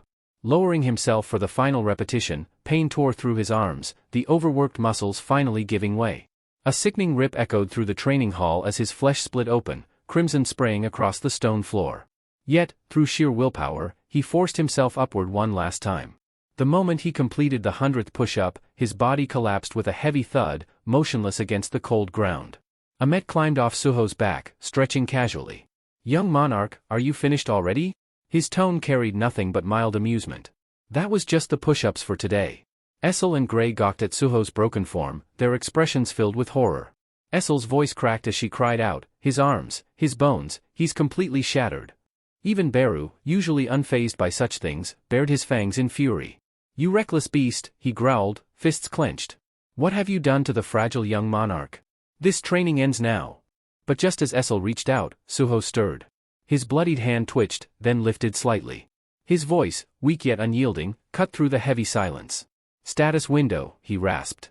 A radiant interface flickered into existence before Suho, the translucent glow illuminating his battered frame. Without hesitation, he navigated to the system store, swiftly purchasing a set of healing potions. The others watched in stunned silence as he uncorked the vial and drank, the golden liquid seeping into his wounds like molten light. Within moments, his torn flesh mended, his broken muscles knitting back together. A faint grin tugged at the corners of his lips. "I have to get stronger," he murmured, his voice hoarse yet resolute. His gaze sharpened. "Before I face Li Minsung." Ahmet, standing tall, observed Suho with something akin to approval. His amusement deepened as Suho, still trembling, forced himself onto his feet. "3 tasks left, right?" Suho asked, shaking off his exhaustion with sheer willpower. His breaths were labored, but his determination blazed brighter than before. Ahmet chuckled, the sound low and ominous. "You've got fire, young monarch, but we're just getting started." Essel and Beru remained frozen in place, their expressions pale as they watched the brutal training unfold. Their eyes darted between Suho and Ahmet, their unease growing with every grueling exercise. Today, Ahmet had escalated the challenge even further. Shifting his form, he shrank just enough to settle himself directly atop Suho's abdomen as the young monarch strained through a series of crunches. Though Ahmet had reduced his size, his overwhelming weight remained unchanged.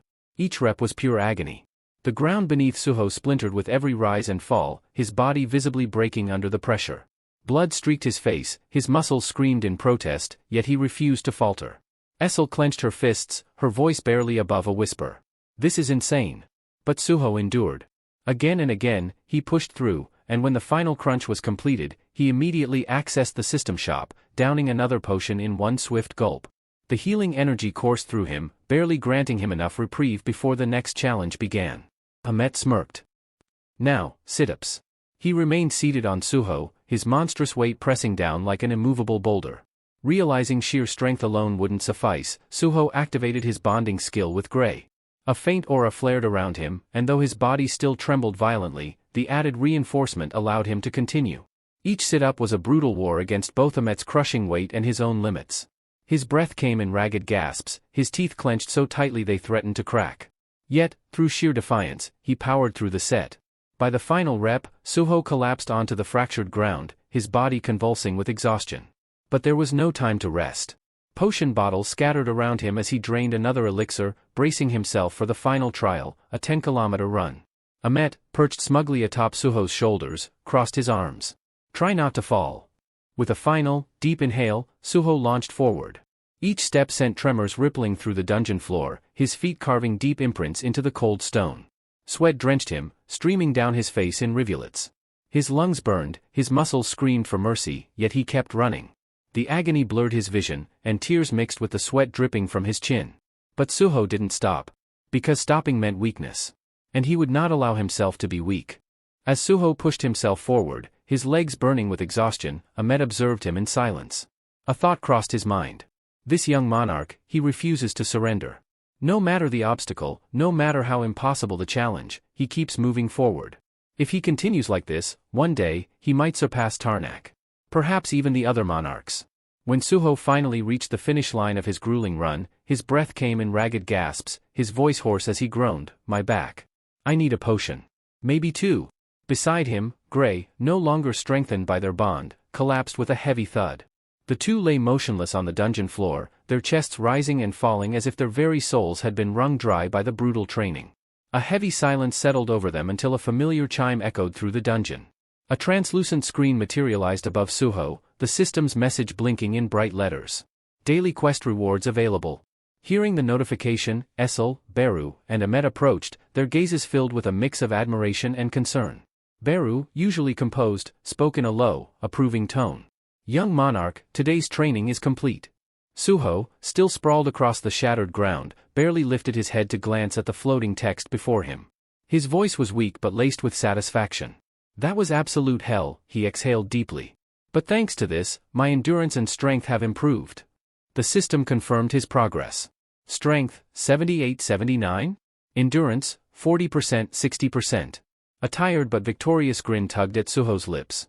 If I can get through these quests with less struggle, I'll grow even stronger. The pain is worth it. Lifting a trembling hand, he motioned toward Amet. I'll be counting on you tomorrow too. Amet nodded, an approving smirk playing at his lips. Of course, young monarch.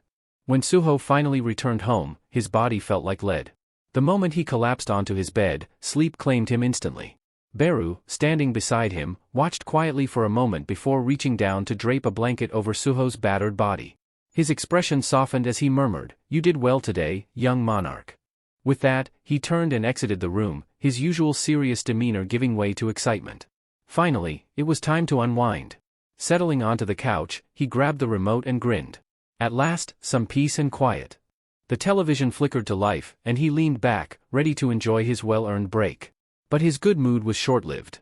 The screen filled with the image of a news anchor, their expression grim. Breaking news, the reporter announced. The Hunter Association has just implemented new regulations regarding field-type dungeons in response to the catastrophic airport dungeon break. Beru's grin faded as his gaze darkened, a heavy feeling settling in his chest. The broadcast continued, cutting to harrowing footage of ruined landscapes and the chaos left in the wake of the incident. The reporter's voice carried over the images, explaining the situation in detail. Field-type dungeons are crucial for obtaining rare resources, including the magical essence of slain monsters. Because of their value, control over these dungeons is often handed to private guilds, allowing them to reap massive profits. However, following this catastrophe, the Hunter Association has declared its intent to enforce strict regulations. Prominent guilds, including the Grim Reapers Guild, which manages multiple high-ranked field dungeons, will face immediate scrutiny. The screen shifted, transitioning from the destruction to a dimly lit office. Lee Min-sung sat in an opulent leather chair, his fingers drumming rhythmically against the polished armrest. The glow of his desk lamp flickered against the sharp lines of his furrowed brow as his keen eyes scanned the document before him. After reading the final line, he placed the papers down with a sharp snap and turned his gaze toward the Hunter Association officials seated before him. His voice, though calm, carried a distinct edge of disbelief. What is this supposed to be? Some kind of joke? One of the association representatives adjusted his glasses before stepping forward cautiously. Vice Guildmaster Lee, the Grim Reapers Guild has gained control over an excessive number of field-type dungeons.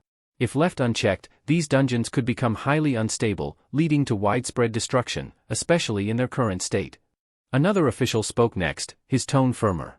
The upper management of the Hunter Association has issued an urgent directive, the immediate clearance of the B-rank field dungeon, Paiju Field. As you're aware, that particular dungeon falls under the jurisdiction of your guild. At the mention of Paiju Field, Min-sung's expression darkened, though he remained composed. Beneath the table, his fists clenched tightly. The association member continued, pressing the matter further.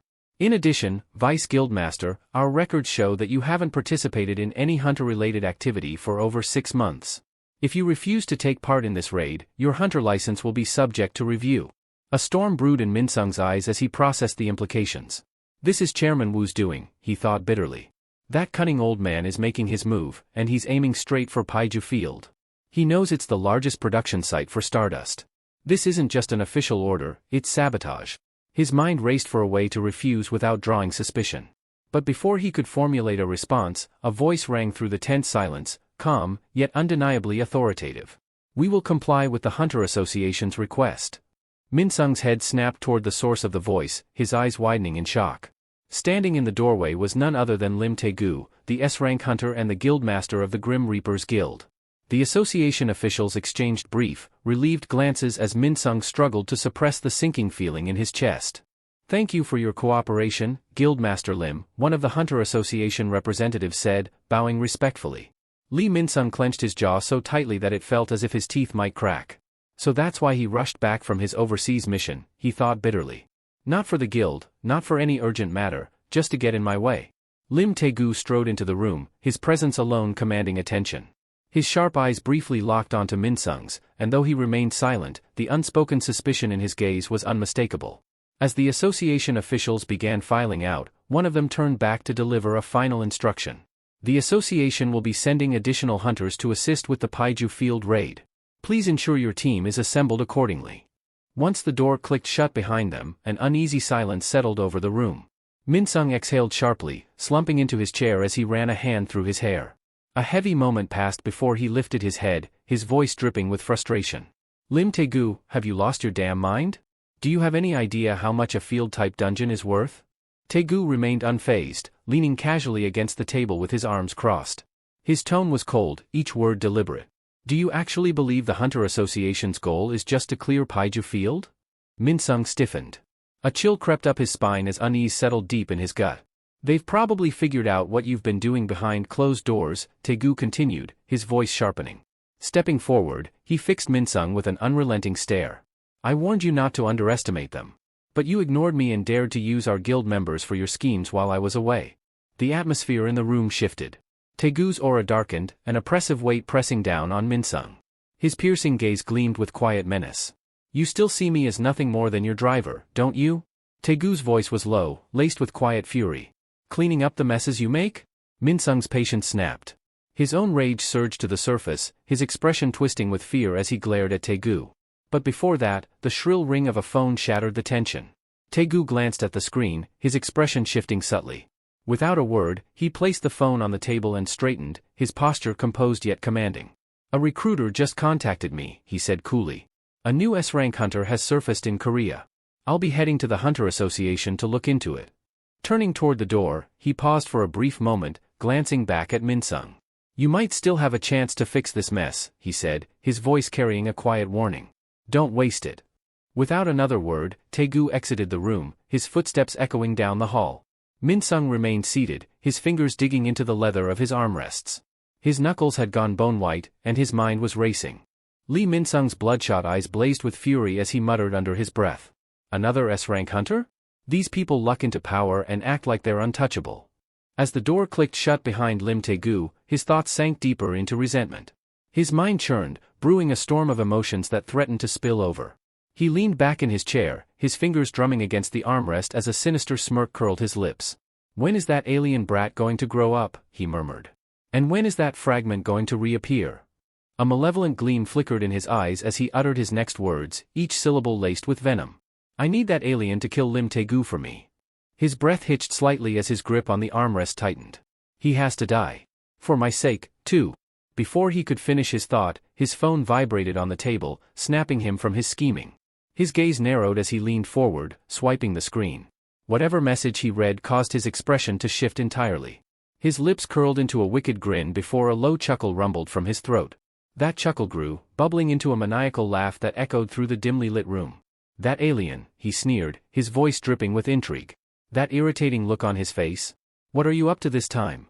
The scene shifted to the headquarters of the Hunter Association, where a restless crowd had gathered outside. Reporters jostled for position, cameras flashing non-stop as they tried to capture footage of the latest sensation. Inside the building, the atmosphere buzzed with excitement and tension. The focus of their attention stood at the center of it all, the newly revealed S-rank hunter of Korea. The apostle stood motionless, his icy demeanor commanding absolute attention. His piercing gaze swept across the throng of reporters, but his eyes sharpened when they landed on a particular figure in the crowd. A man he recognized immediately. With slow, deliberate steps, the hunter approached, his presence alone silencing those around him. When he finally came to a stop, he spoke in a calm yet authoritative tone. Congratulations on attaining the rank of S-class, Mr. Park Do-jin. He offered a slight nod of acknowledgement. A collective gasp rippled through the room as recognition dawned on everyone. This wasn't just any hunter, it was Choi, a high-ranking figure renowned for his skill and influence. His sharp eyes studied the apostle closely, his expression shifting as a vague sense of familiarity surfaced. He rubbed his chin thoughtfully. Strange? Have we met before? He mused aloud. I feel like I've seen you somewhere. Park Do-jin's gaze grew colder. His response was swift and devoid of emotion. No, we've never met.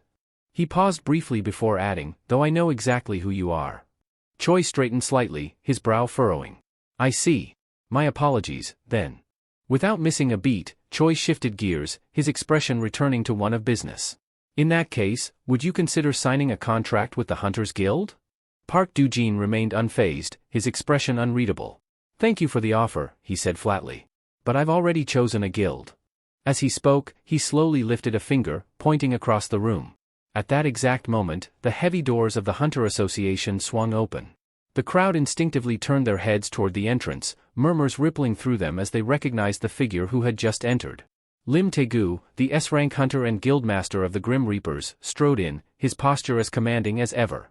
Though initially taken aback by the sudden attention, his eyes quickly found Park Do-jin. His brow furrowed slightly in confusion. Because the apostle, without hesitation, was pointing directly at him. Park Do-jin's unwavering gaze swept across the room, his voice carrying the weight of finality. I've already made my decision. I will be joining the Grim Reaper Guild. A murmur spread through the crowd like wildfire. The newly awakened S-rank hunter had chosen his allegiance, and his words left no room for negotiation. 1 week later, the scene shifted to the frostbitten landscape of the Paiju Field-type dungeon. A group of hunters stood gathered at the raid site, their breaths forming clouds in the frigid air.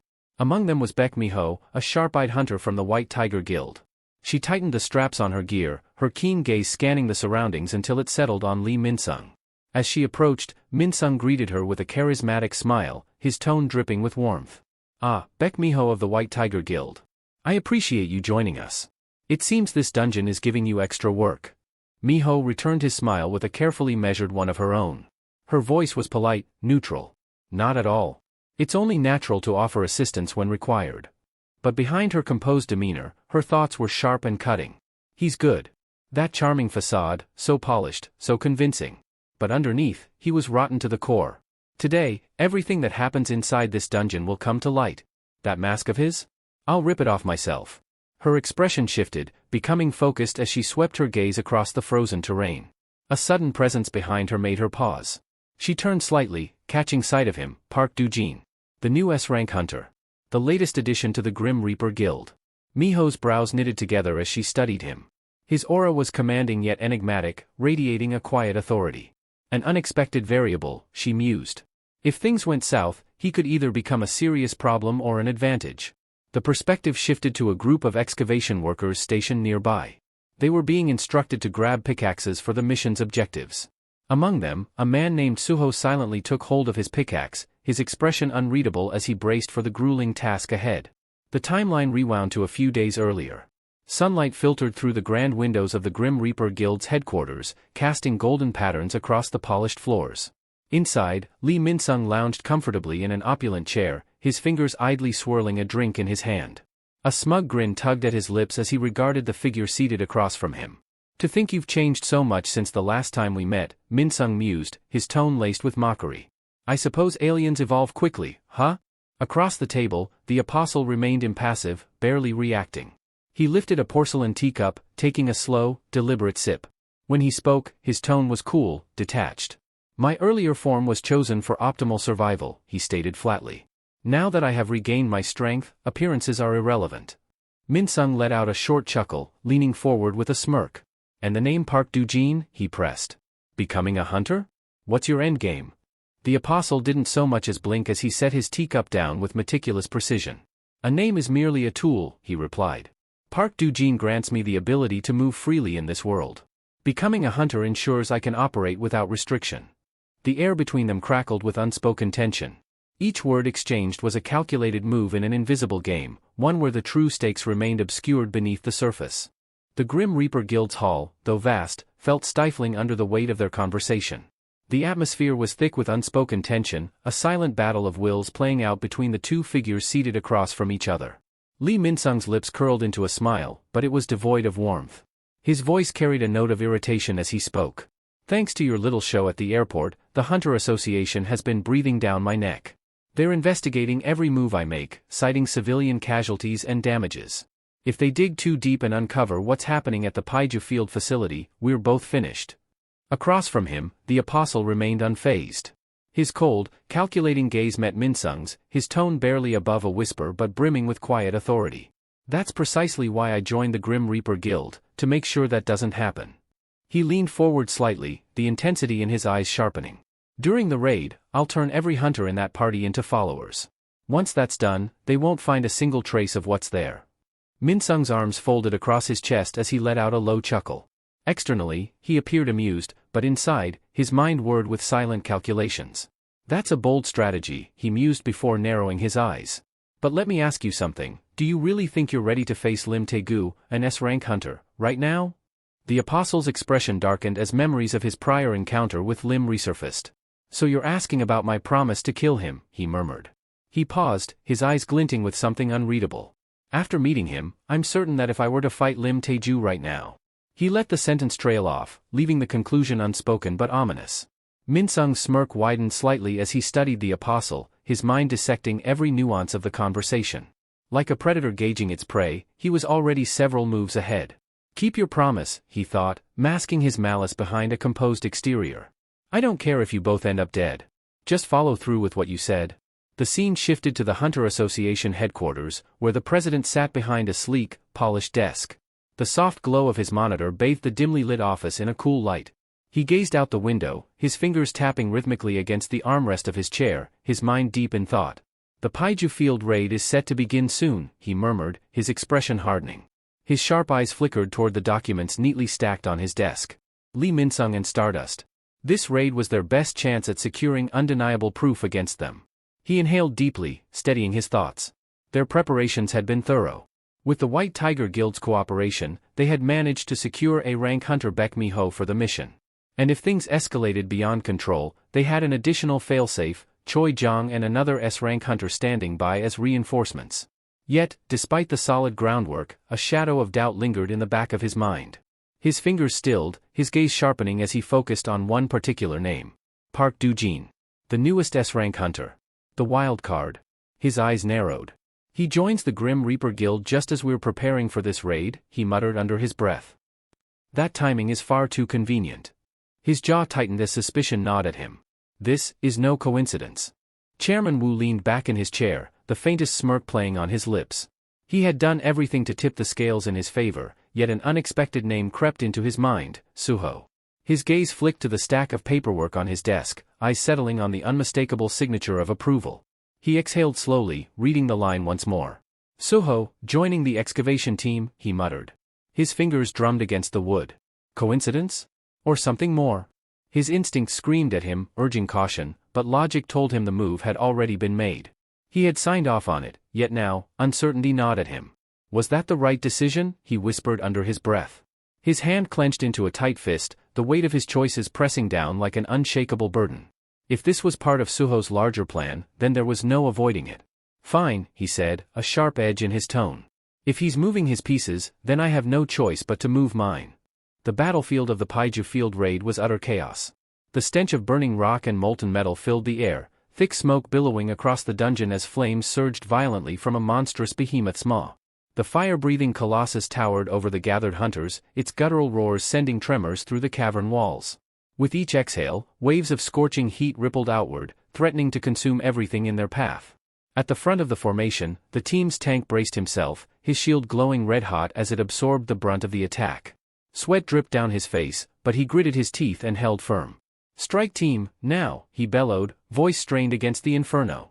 "I can't hold out much longer." Before the flames could fully engulf him, a sharp tap on his shoulder made him falter for just a second. His mind barely had time to process it before the monster reared back, unleashing a final, devastating burst of fire. And then, a thunderous impact silenced the beast. The ground quaked as the creature staggered, its maw spurting blood before it collapsed in a heap. A moment of stunned silence followed before all eyes turned to the figure standing at the heart of the battlefield. Miho. Her fist still smoldered from the strike, a faint wisp of smoke rising from her knuckles. She wasted no time reveling in the moment. Another beast, a second towering monster, charged toward her with terrifying speed. She didn't hesitate. With a burst of strength, she launched herself into the air, fist arcing upward in a devastating uppercut. The impact sent the creature's massive frame crumpling backward, slamming into the dungeon floor with an earth-shattering crash. Miho landed in a crouch, her sharp eyes sweeping across the battlefield, locking onto a new threat. A red-scaled, salamander-like beast lunged toward her, its clawed limbs striking with deadly precision. In one seamless motion, she ducked beneath its attack and leapt onto its back. The monster thrashed violently, trying to shake her off, but she used its momentum against it. With a powerful kick, she propelled herself upward, twisting through the air before landing against the dungeon wall, already preparing her next move. Miho's boots barely grazed the wall before she kicked off with explosive force, using it as a springboard to hurl herself forward like a human projectile. The salamander-like beast barely had time to register her movement before her fist connected with the side of its head. The impact was catastrophic. The ground beneath the creature fractured, sending cracked spiderwebbing across the stone. A deafening shockwave rippled outward, and in its wake, dust and debris erupted into the air. As the dust settled, Miho straightened, standing amidst the scattered bodies of fallen monsters. Her sharp gaze swept across the battlefield, but her thoughts were elsewhere. Lee Min-sung. Her jaw tightened as irritation flared in her chest. He still hadn't joined the fight. Unbelievable, she muttered under her breath, her fists clenching. Does he think being a hunter is some kind of game? Her frustration distracted her just long enough for danger to creep up unnoticed.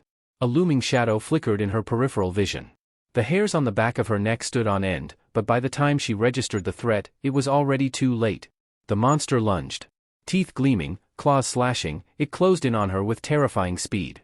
Miho's instinct screamed at her to move, but she had no time to react. Damn it, I let my guard down. Then, in the blink of an eye, a figure materialized beside her. A single, effortless motion. The next thing she knew, the monster's massive body crumpled to the ground, its momentum abruptly halted by a devastating chop. She barely registered what had happened before she heard the voice. Hunter Miho. It was calm. Steady. Yet something about it carried an undeniable weight of authority.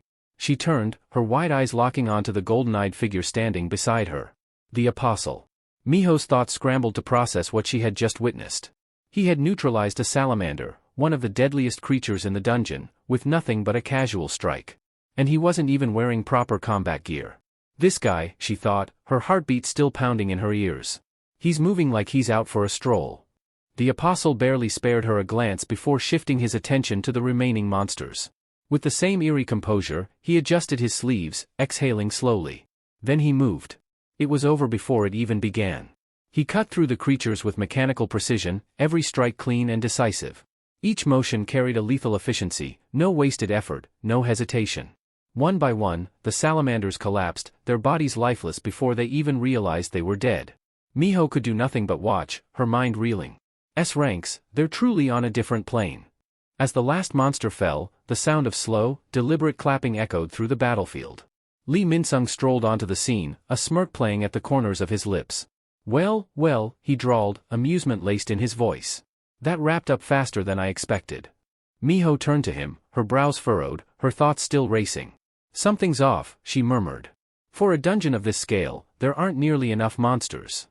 Lee Min-sung's lips curved into a smirk, amusement dancing in his sharp gaze. Noticed something, did you, Hunter Miho? He drawled, his voice laced with mockery. That's because we routinely cull the monsters in dungeons under the Grim Reaper Guild's jurisdiction. It keeps them from becoming a threat to the outside world.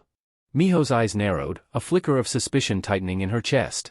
There was more to his words than he was letting on. Her gaze dropped to the mutilated corpse of the fallen monster, her mind racing. Routine cullings? Her brows knitted together. Large guilds rarely wasted resources on such meticulous maintenance. There was no reason to clear dungeons daily unless. Her thoughts halted as she glanced at Lee Min-sung. For the briefest moment, she caught it, an almost imperceptible crack in his composed facade. It was fleeting, vanishing as quickly as it appeared, but it was enough. Something was definitely wrong. Lee Min-sung, sensing her unease, let out a low chuckle. All right, hunters, he called out, his voice artificially cheerful. The boss room is just ahead. His lips curled into a sly grin, his eyes glinting with something darker, something calculating. Inside, he gloated. Search all you want, Miho. You won't find a single thing. The factory had already been dismantled, the demons had slithered deep into the recesses of Paiju Field, and any evidence that could have tied him to them had long since disappeared. What remained were empty halls, shadows, and dead ends. Unseen by the others, the Apostle quietly observed Miho's darkening expression. You'll find nothing here, he mused. But even if you manage to survive what's coming, your mind may not. His golden eyes glowed faintly as he trailed behind the group, silently watching. Deep within a secluded section of Paiju Field, hidden from prying eyes, a far darker scene unfolded. The demon Murmu stood amidst the eerie glow of an unholy laboratory, his piercing gaze sweeping across the rows of lifeless, hollow-eyed figures slumped against the walls.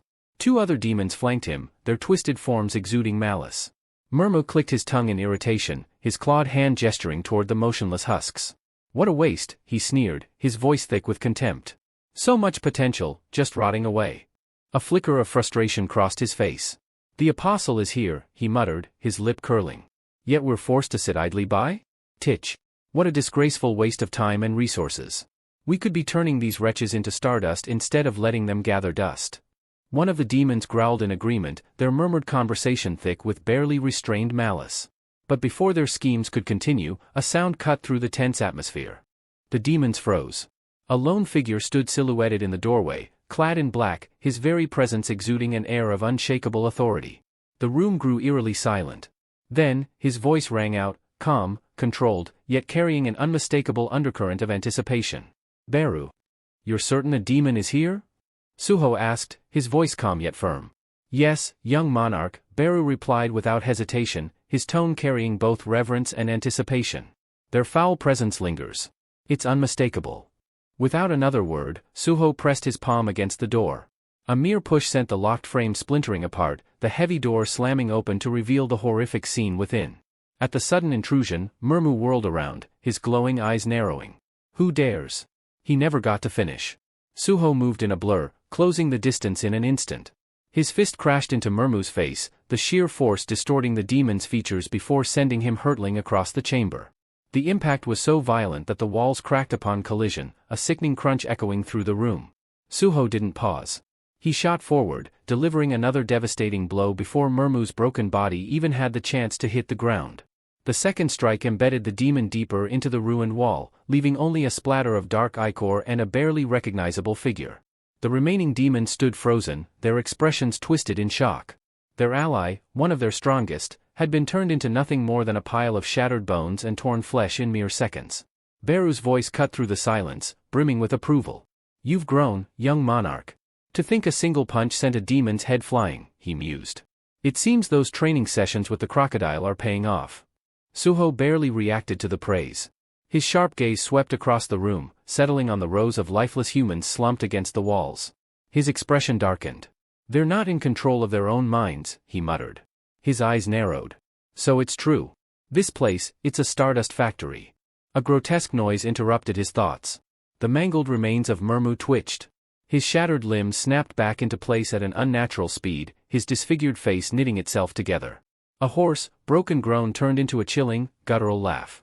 "A black mask," Murmu rasped, his voice dripping with malice. His glowing eyes locked onto Suho with twisted glee. "So you're the one meddling in the apostles' plans. How delightful." His body convulsed violently. A surge of crimson energy erupted from within him, flooding the room with suffocating heat. His twisted frame expanded, limbs stretching grotesquely as writhing tendrils burst from his back. His form swelled, once, twice, until he towered over Suho, his monstrous silhouette pulsing with a dark, menacing aura. "This is wonderful!" Murmu roared, his jagged teeth glinting as his laughter reverberated through the room. "You'll make the perfect offering for the apostle." Despite the towering monstrosity before him, Suho remained still. His cold, calculating eyes met Murmu's gleaming ones without a hint of fear. The air itself seemed to grow heavier as the inevitable battle loomed. Elsewhere, in the heart of the dungeon, the rhythmic clang of pickaxes echoed through the tunnels. Miners, their bodies slick with sweat, swung their tools with weary determination, striking against the crystal-infused walls. One of them let out an exhausted groan as his pickaxe met resistance. "Does this ever end?" he muttered, glancing at the endless veins of glimmering mana crystals. "How the hell did so many magic essence crystals accumulate here? Isn't this dungeon supposed to be under guild control?" Another miner, pausing mid-swing, exhaled sharply. "Who knows? Maybe they've got another way of making money besides selling these," he muttered, eyeing the cavernous expanse around them. For a moment, the two men stood still, catching their breath. One wiped his forehead, his face drawn with fatigue. "By the way," he said, lowering his voice, "I heard an E-rank collection member came in with us today. Did you see him?" His companion snorted. "An E-rank? In a B-rank dungeon? Now that's a joke. What were they thinking, sending an E-rank in here?"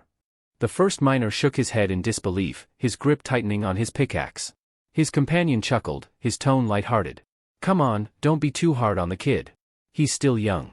It's rare to see someone that age putting in real effort." The first miner smirked. "Don't tell me, you're the one who assigned him to the entrance where it's safest, huh?" He shot his companion a knowing look. "You always manage to weasel your way out of the tough jobs. Meanwhile, I'm stuck up front where it's the most dangerous." The second miner shrugged, not bothering to deny it. "Took you long enough to catch on," he said with a sly grin. "Besides, that rookie's pushing a cart loaded with 4 times the usual haul. Once we finish here, let's go help him out." The first miner let out a sigh, shaking his head. You're way too nice for your own good. Nearby, carts piled high with mana crystals lined the cavern walls. The tunnels stretched into the darkness, winding deeper into the dungeon's labyrinthine corridors, their depths untouched by natural light. Elsewhere, Suho stood motionless, facing a group of demons. His piercing gaze locked onto Murmu, silently assessing him. A ripple of energy stirred behind him, and from his shadow, Beru emerged. His voice was low and urgent. Young monarch, this one's magic power. I know, Suho interrupted, his expression unwavering. I can feel it. His heightened sensory abilities had grown even sharper, allowing him to gauge Murmu's power instinctively. The demon's strength was comparable to an A-rank hunter, on par with Randolph, the formidable foe he had clashed with in the Pyramid Field dungeon. That realization alone was enough to make Suho's stance shift subtly, his fists clenching. There was a reason the Hunter Association had tasked the Grim Reaper Guild with clearing this dungeon. That's why he had infiltrated the excavation team, to uncover the truth behind the Stardust operations. His thoughts churned, his blue eyes flashing with determination. If the Hunter Association's scrutiny on Lee Minsung intensifies, getting information about the Iterim's apostle from him will become even more difficult. His gaze snapped back to Murmu, his voice firm and commanding. Where is the apostle? The demon regarded him with cold amusement, tilting his head as if evaluating him. So, just as the apostle hunts the man in the black mask, this one is hunting the apostle, Murmu mused. Without warning, the demon's tendrils lashed out, one coiling tightly around Suho's ankle. Murmu's lips curled into a sneer. You'll meet the apostle soon enough, he hissed. More tentacles surged toward Suho, twisting and writhing like living serpents.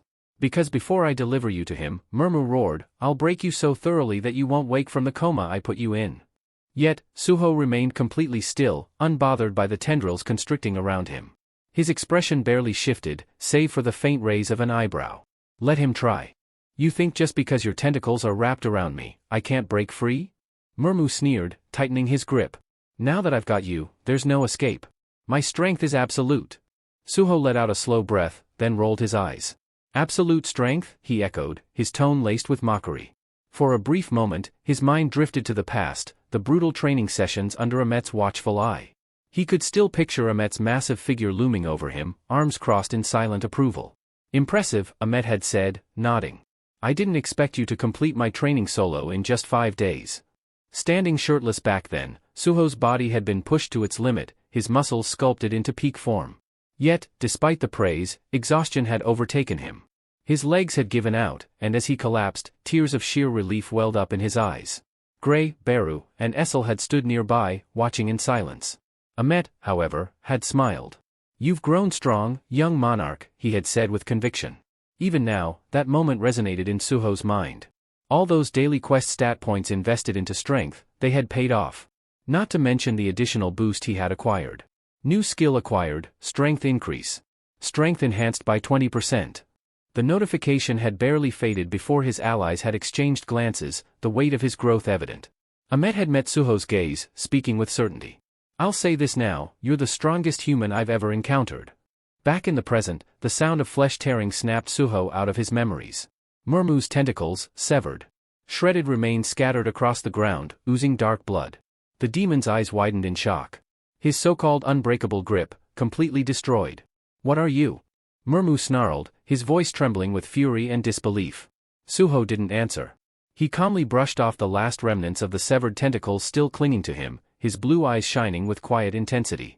His power, an overwhelming 120 in strength, radiated from his body. Then, in a blink, he moved. Lightning fast, he closed the gap, his fist crashing into the face of one of Murmu's demon subordinates. The creature was sent hurtling backward, unconscious before hitting the ground. Before the second demon could react, Suho pivoted. Another devastating blow struck true. The second fell just as easily as the first. Murmu barely had time to process what had happened before Suho turned his piercing gaze back to him. Stepping forward, his voice was steady, firm. I'll ask you again. And in a flash, he was in front of Murmu, standing mere inches away. Suho's piercing gaze bore into Murmu as he demanded, where is the Iterim apostle? The demon, rattled by Suho's speed and sheer dominance, clenched his fists. His pride wouldn't allow him to submit so easily. With a defiant roar, he swung a powerful punch toward Suho. Like hell I'd tell you. Suho didn't budge. His expression remained unreadable as he effortlessly caught the incoming strike. His grip tightened around Murmu's head, fingers pressing into the demon's skull. A chilling calm settled over him as he muttered, "Is that so?" Without hesitation, Suho flexed his overwhelming strength and wrenched the demon's head clean off his body. The severed head remained intact in his grasp, its eyes still filled with shock. The lifeless body crumpled to the ground. Suho wasn't finished. Unsheathing his blade, he unleashed a merciless flurry of slashes, carving the corpse into ribbons. Blood sprayed across the cavern floor, staining the mana-infused stones beneath them. Even in death, Murmu's consciousness lingered within his severed head. A deep sense of unease crawled through him. What is this terrifying presence? The eerie sensation radiating from Suho sent a shiver through his fading mind. Suho tilted his head, his expression void of sympathy. "I'll get my answers, whether you talk or not." With that, he tossed the head toward Beru. "Time for a snack," he said casually. As Murmu's head spun through the air, his final thoughts surfaced. "Apostle. I won't live to see the masterpiece you create, but thanks to you, we erased the later household, the traitors to demonkind." Before he could think any further, Beru's jaw snapped shut. The crunch of bone echoed through the chamber as the shadow beast devoured the head whole. Beru hummed, licking his claws. "Tough, but a bit chewy." Meanwhile, deep within the shadow dungeon, Essel suddenly felt a strange sensation course through her. She blinked in confusion, flexing her fingers. What is this? My body feels lighter." Back in the dungeon, Beru wiped his mouth as Suho turned to him with urgency. "Did you learn anything about the Iterum Apostle?" Beru let out a deep sigh before replying. This demon viewed the Apostle as some kind of radiant figure. "Beyond that, I couldn't pull much from his memories." Suho exhaled sharply, frustration flickering across his face. Another dead end. His thoughts turned to Lee Minsung, the man overseeing the Stardust operation. "Looks like I have no choice but to get information from him. But first, there was a more pressing issue at hand." He glanced around the cavern, his mind shifting gears. "I need to evacuate the people here before anything else." Meanwhile, miles away, the Iterum Apostle stood in the midst of a group of hunters. His sharp eyes narrowed as he sensed a disturbance. The demon's presence? It's vanished. But not because of the Hunters Association. The raid party finally arrived at a massive set of doors, the entrance to the boss monster's chamber. Lee Minsung turned to the assembled hunters, his tone authoritative. "This is Pa Yu Field's boss room." Among them, Miho's brows furrowed as unease settled over her. Something wasn't right. "We've scoured the entire area and found nothing," she tapped her fingers against her weapon. Wasn't Pa Yu Field supposed to be the center of Stardust production?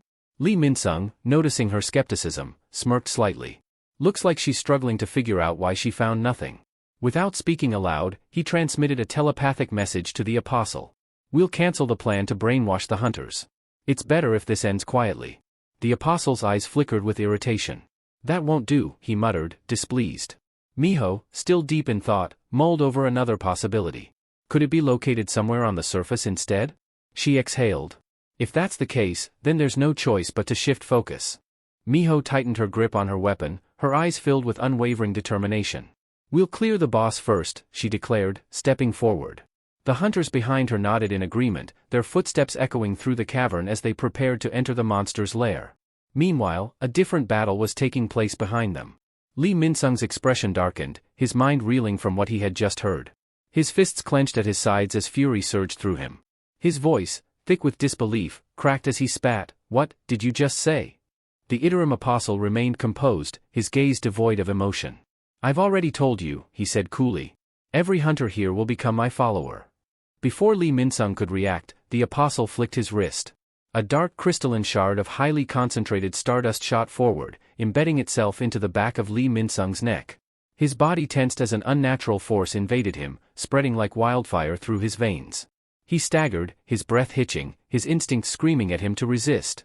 But the moment the energy took hold, he knew, it was already too late. The Apostle leaned in, his voice dropping to a chilling whisper. "You should have known your place. Working with an A rank like you to eliminate an S rank like Lim Taigu? It was always an absurd deal." He chuckled, his breath icy against Lee Minsung's ear. "Did you really believe you were anything more than a disposable tool?" Lee Minsung's rage boiled over. His eyes burned with fury, his jaw clenched so tightly it felt like his teeth might shatter. "S-rank this, S-rank that?" he growled, voice trembling with raw hatred. "You think I'd let myself be brainwashed by someone like you?" But before he could take action, everything around him dissolved. The world turned into an endless void, stretching infinitely in all directions. The silence was suffocating, pressing down on him like an invisible weight. Above him, a single golden light pulsed, its glow steady and rhythmic. Panic clawed at his mind. His surroundings had vanished. He was standing in nothingness. His eyes flicked toward the golden glow, and the moment they locked onto it, a sudden shift took place. His pupils constricted. A luminous cross-shaped pattern appeared in his irises, burning into his vision like an unshakable mark of servitude. Lee Min-sung's body went rigid. A command, powerful and absolute, echoed through his mind. Move as the Supreme One wills. He struggled. He screamed internally. But his limbs refused to obey. His will no longer belonged to him. He was trapped, watching helplessly as his own body became a puppet. Then, the scene snapped back to reality. Lee Min-sung stood motionless, his expression eerily serene. Slowly, his eyelids fluttered open. His once fierce eyes now gleamed with an unnatural golden glow, his pupils locked in the distinct cross-shaped pattern of the Apostle's control. The Apostle stepped closer, placing a hand on his shoulder, a smirk tugging at his lips as he admired his work. Behind him, Lee Min-sung stood lifeless, his body stolen, his mind imprisoned. A mere vessel for the Apostle's will. The last remnants of Lee Min-sung's will had completely vanished, leaving behind nothing more than a hollow shell under the Apostle's control. With a smirk, the Apostle shifted his gaze toward Miho, his piercing stare filled with amusement. Now then, he mused, his voice carrying an eerie calmness. Shall we move on to the next one? Meanwhile, outside the Paiju Field dungeon, a sleek black car sat idling in the shadows, its engine running in a low hum. Inside, Choi rested his elbow on the armrest, his fingers lightly flicking a small, ethereal blue flame in the shape of a bird. His expression remained unreadable, his eyes locked on the flickering light. If this flame dies out, that means trouble inside, he stated plainly, his voice steady. That'll be our cue to move in. For a brief moment, he observed the flame with quiet intensity before continuing, the summon of a summon, an elegant solution to bypass the dungeon's interference with communication devices. Quite the handy trick. A smirk played on his lips, but it lacked any real amusement. With any luck, we won't have to trouble the S-rank hunters with this mess, he added, his tone laced with a hint of sarcasm. Beside him, Lim Taegu remained still, his expression unreadable. But Choi knew he was listening. Sensing the tension, Choi casually pressed on. Let's just hope Lee Min-sung doesn't stir up more problems, he mused, throwing a sidelong glance at his companion. Hunter Taegu, you seem a little tense. Are you worried? Lim's eyes darkened, his tone turning sharp. Are you looking to provoke me? Choi chuckled, feigning innocence. Me? Now, why would I do that? But Lim wasn't fooled. The irritation in his gaze was unmistakable. With a scoff, he fired back, I suppose you're upset that S-rank Hunter Park Dojin joined the Grim Reaper Guild instead of yours? Choi's smirk faltered for the briefest second before he forced it back into place. Not at all, he responded, his tone carefully controlled. Our guild is already filled with exceptional hunters. Yet, despite his words, there was an edge to his voice, betraying his true feelings. Lim exhaled heavily, his fingers drumming against his knee. To think Lee Min-sung was the one distributing that stimulant. His jaw tightened. As a guildmaster, I can't ignore this mess. He leaned back, frustration evident in his voice. If things go sideways, he continued, turning to Choi with a firm gaze, I expect you to keep your word. If I can handle it myself, you stay out of it. Choi crossed his arms, his expression unreadable. I'd be glad if you could, he replied smoothly. I don't enjoy unnecessary conflict. The scene cut back to the dungeon, where chaos was unfolding. A massive, salamander-like boss monster reared back, its maw glowing an intense orange as it gathered flames for a devastating breath attack. Heat radiated from its body, distorting the air around it. The raid party held their ground, each member prepared for the impending strike. The tank stood at the forefront, gripping his shield tightly as he braced himself. A torrent of fire erupted from the boss's mouth, engulfing him in a scorching inferno. Yet, despite the overwhelming heat, he remained steadfast, holding the line. Through the haze of flames, Lee Min-sung surged forward. His sword gleamed under the fiery glow, his grip firm, his movements unrelenting.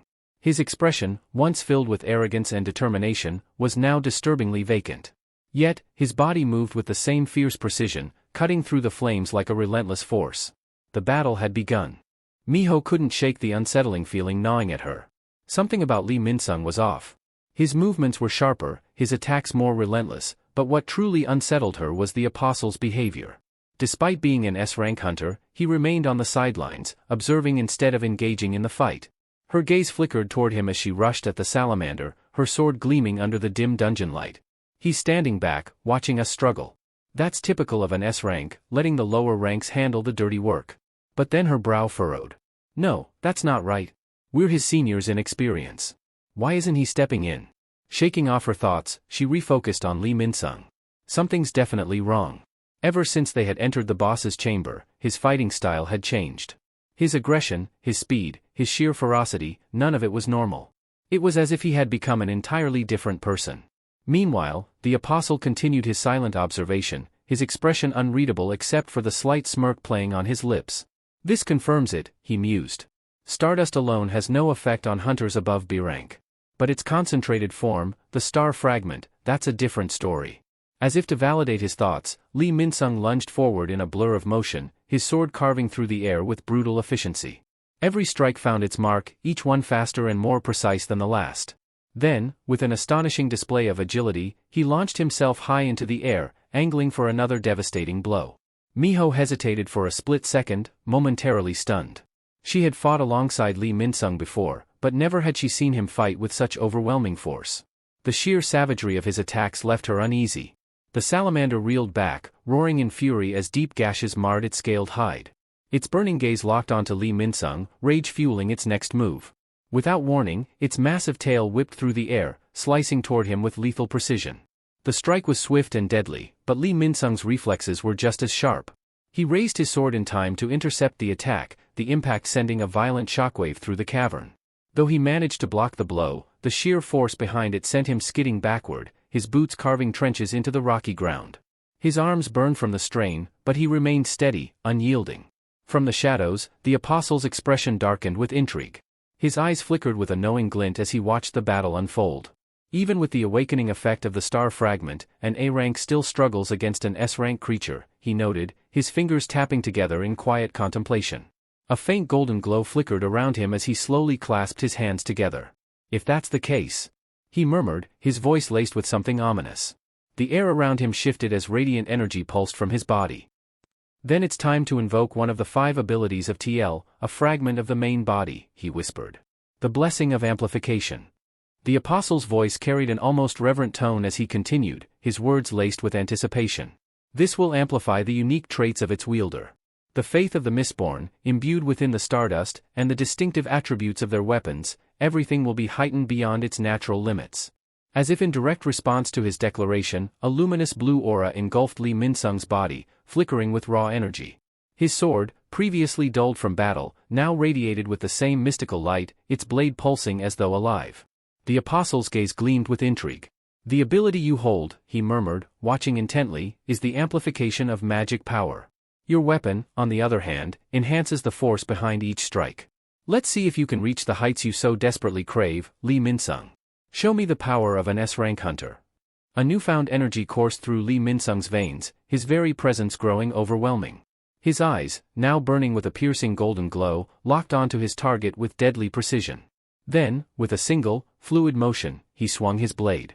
A massive surge of energy erupted from the sword, an arc of devastating power slicing through the air with terrifying speed. The attack struck the salamander monster head-on, carving through its formidable hide as if it were paper. The sheer force of the blow ruptured the ceiling of the dungeon, sending shockwaves through the chamber. A deafening explosion followed. Chunks of debris rained down as the impact rippled outward, shaking the very foundations of the dungeon. Far beyond the battlefield, on the outskirts of the dungeon, Choi and Lim Taegu sat in their vehicle, their gazes locked onto the distant blast. Flames and smoke billowed into the air as the ground trembled beneath them. What in the? Choi's voice trailed off as disbelief settled in. Lim Taegu's expression darkened. That power? It wasn't something an A rank should be capable of. Back inside the devastated dungeon, Miho stood frozen in shock. The aftermath of Lee Min-sung's attack was unlike anything she had ever witnessed. A massive crater lay where the monster once stood, its lifeless remains reduced to mere fragments scattered across the battlefield. Her heart pounded in her chest as she tried to process the sheer destruction before her. What was that? Her thoughts raced. How did Lee Min-sung achieve such overwhelming power? He's just an A-rank hunter, isn't he? Lee Min-sung remained eerily silent, standing amid the wreckage. His sword, still humming with residual energy, dripped with the remains of his fallen foe. His expression betrayed nothing, not triumph, not exhaustion, just cold, unsettling composure. The apostle, however, observed the scene with an amused smirk. Yet, beneath that facade, calculations ran through his mind. So, even with amplification, an A-rank hunter can only sustain that level of power for a fleeting moment. His fingers tapped against his arm as he studied Lee Min-sung's form. The burden on his body must be immense. The majority of that enhancement has already faded. A quiet scoff escaped his lips. How disappointing. His tone was low, but the condescension was unmistakable. It seems you lack the capacity to fully wield the power of an S-rank. The words struck deeper than any wound. Lee Min-sung's grip on his sword tightened, his knuckles turning white. His jaw clenched, but he said nothing. However, the fire in his eyes betrayed his inner turmoil. Miho, still shaken, tore her gaze from Lee Min-sung and fixed it on the apostle. Something about all of this didn't add up. That wasn't something an A-rank hunter should be able to do. Her fingers curled into a fist as her mind worked through the pieces.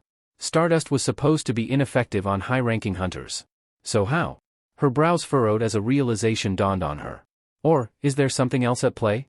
The uncertainty gnawed at her, the air around them thick with tension. Something was off, terribly off. And the more she watched Lee Min-sung and the apostle, the more the unanswered questions piled up. Without warning, Lee Min-sung struck with ruthless precision, driving his sword straight through the apostle's back. A sharp gasp of pain tore from the apostle's lips as the sheer force of the attack sent shockwaves through the room.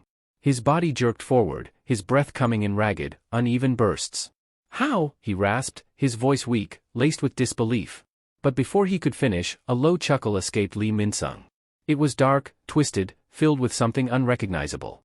"I warned you, didn't I?" His voice was almost mocking, his words dripping with venom. "Did you really think someone like you could control me?"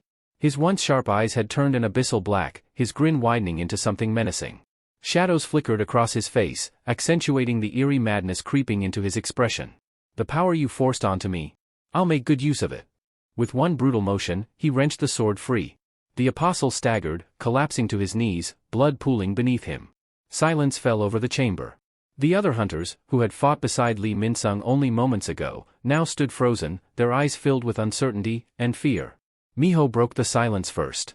"Lee Min-sung," she shouted, her voice cutting through the heavy air. "What the hell do you think you're doing?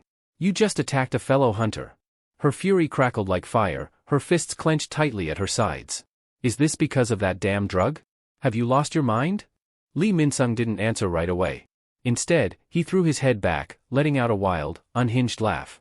The sound bounced off the dungeon walls, distorted, unsettling. His free hand clutched at his forehead, his fingers digging into his skin as though he was trying to ground himself. "Damn it, so this is how it turned out." His voice was strained, erratic. Sweat streamed down his face as his glowing yellow eyes flickered, shifting between gold and deep black, as if the power inside him was at war with itself. Then, through the haze of chaos, a whisper echoed in his mind. "They're here. Outside. Waiting." A grim realization struck him like a blade to the gut. S-rank hunters? The association sent them. If I stay here, I won't make it out alive. His eyes darted toward the only remaining exit, the gaping hole in the ceiling. But the other hunters had already moved, blocking his path. "I don't have time for this," he muttered under his breath, his muscles tensing. Miho, seeing his intent, didn't hesitate. "Stop him," she commanded. "Don't let him escape." A deadly aura surged around Lee Min-sung as he exhaled sharply. His grip on his weapon tightened. "Move." His voice was cold, laced with barely contained rage. "Unless you're ready to die." The next second, he exploded into motion. His speed was blinding, a blur of destruction as he tore through anyone who stood in his way. Blades clashed, screams rang out, but the resistance was futile. He cut them down without hesitation, his strikes swift and merciless. Blood sprayed across the battlefield, bodies crumpling in his wake. Then, in a single bound, he launched himself upward, vanishing through the hole in the ceiling. The remaining hunters stood motionless, their minds struggling to comprehend what had just happened. The scent of blood lingered in the air, mixing with the dust and debris left in the wake of his escape. Miho swallowed hard, forcing herself to push past the shock. She turned sharply to one of the hunters still standing. "Send the signal," she ordered, her voice sharp with urgency. "Alert the S-rank hunters outside. Now." Despite her quick thinking, a gnawing sense of unease clawed at her. Something wasn't right. Something felt terribly wrong. Her gaze darted back to the apostle's fallen form, only to feel her breath hitch in her throat. The man who should have been on the brink of death was rising to his feet. Blood trickled from the wound in his back, staining his robe, but he remained standing. A crooked smile played on his lips as he pressed a hand against his injury, staunching the bleeding. "Interesting," he mused, his voice eerily calm despite the pain. His eyes gleamed with something far more dangerous than anger. He let out a soft chuckle. Even with overwhelming magic power, resisting the Mistborn's divinity is still possible, if the will is strong enough. His fingers twitched, and his smile grew wider. That's good to know. The apostle's voice dripped with unsettling satisfaction, a twisted sense of calm settling over him despite the grievous wound. His smirk widened, dark amusement flickering in his eyes as he ran a bloodied hand through his hair, the crimson staining his fingers. He made no attempt to answer, standing tall despite the attack that should have ended him. The silence that followed was suffocating, thick with an unspoken menace. Miho's breath hitched, her voice barely above a whisper. Hunter Park? That strike should have gone straight through your heart. How are you still standing? The apostle's grin only deepened, his posture exuding an eerie confidence. He said nothing, but his silence alone was enough to send a chill down Miho's spine. Meanwhile, beyond the dungeon's confines, Lee Min-sung darted through the dense forest, his breaths ragged, his mind a storm of frustration. His newfound power surged within him, yet he found himself on the run, hunted like an animal. An S-rank strength, and I'm still forced to flee like this?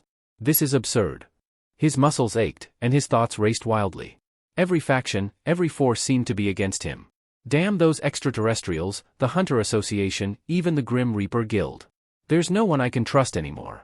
He needed to disappear, find a safe haven where he could regroup. A nearby city would have to do, at least for the time being. Just as he settled on a plan, a sharp whistling sound sliced through the air. A blade. It embedded itself in the dirt mere inches from his feet, halting him in his tracks. His instincts screamed at him, this wasn't a coincidence. Someone's here. His eyes darted around, searching for the source. Before he could react further, a voice emerged from the shadows, steady and authoritative. I figured you'd come out on your own after that explosion. Lee Min-sung spun around, his body tensing. A figure stepped into view, moving with quiet confidence. Suho. His presence alone was suffocating, his gaze cold and calculating.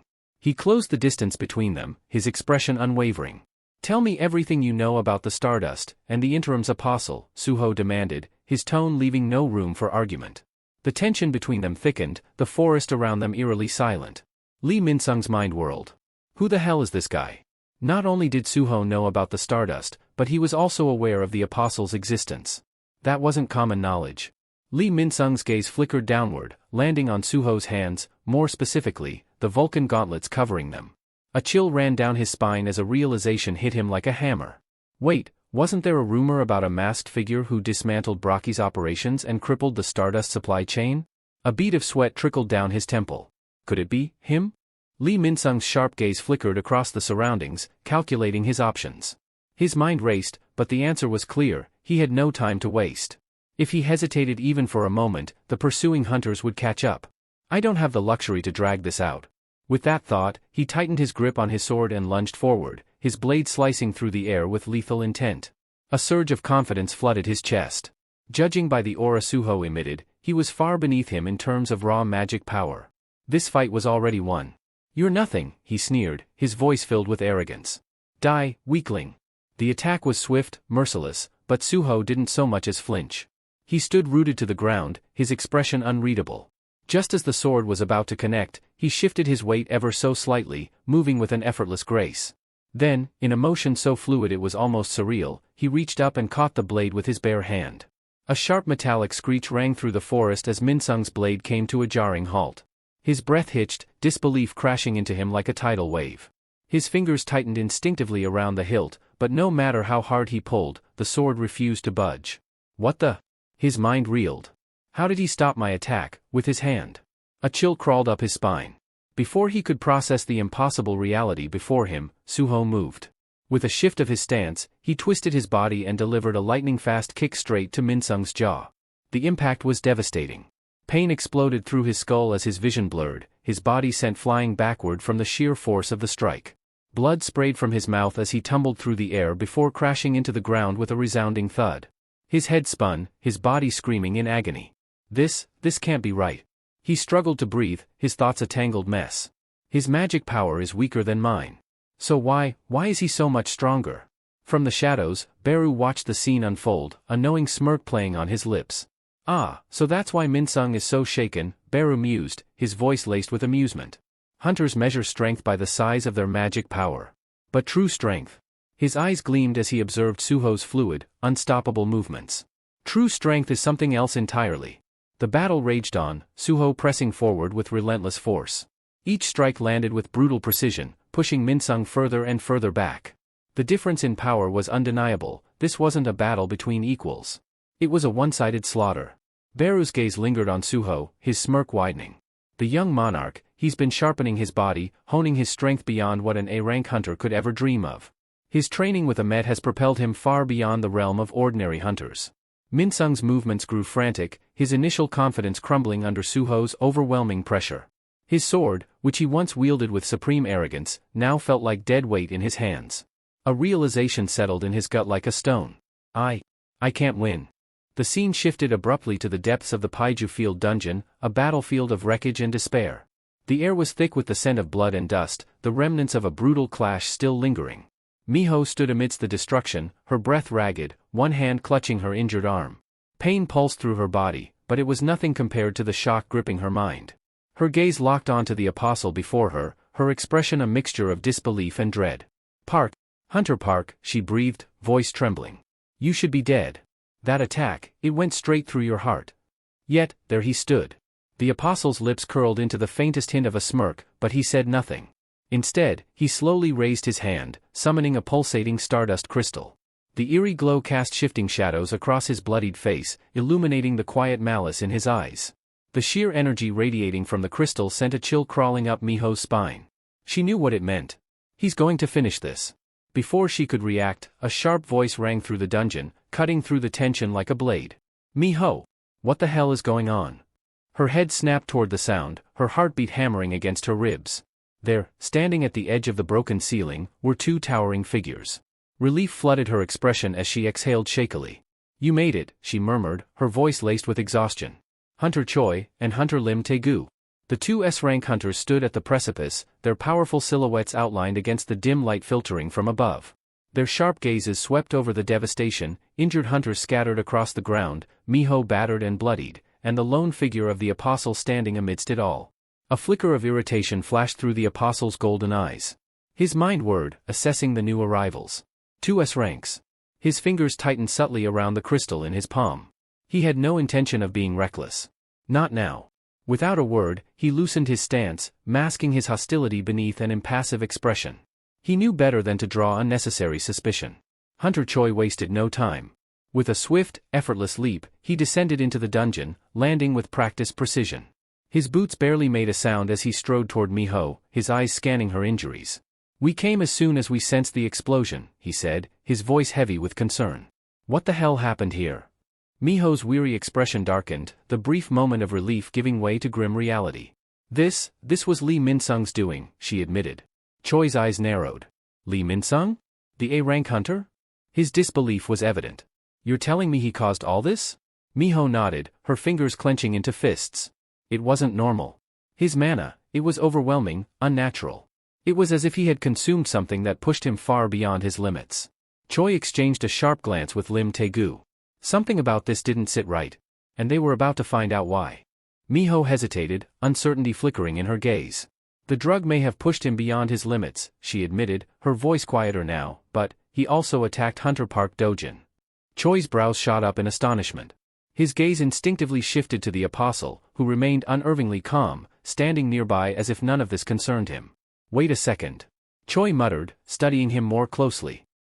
"Hunter Park looks completely fine." It didn't make sense. If Minsung had really gone berserk, how was Park Dojin still standing without a single visible injury? The apostle's lips curled into an easy smirk. "I possess an exceptional recovery ability," he stated smoothly. "Nothing too special." Choi took a step closer, scrutinizing him with sharp eyes. Stroking his chin thoughtfully, he mused, "That's quite the impressive healing skill. Most hunters would be down for the count after an attack like that." But before Choi could push further, Miho snapped, frustration evident in her voice. "Enough of this," she shouted. "We don't have time for idle talk. Lee Minsung is still out there. If we don't act now, he'll reach the city and vanish without a trace."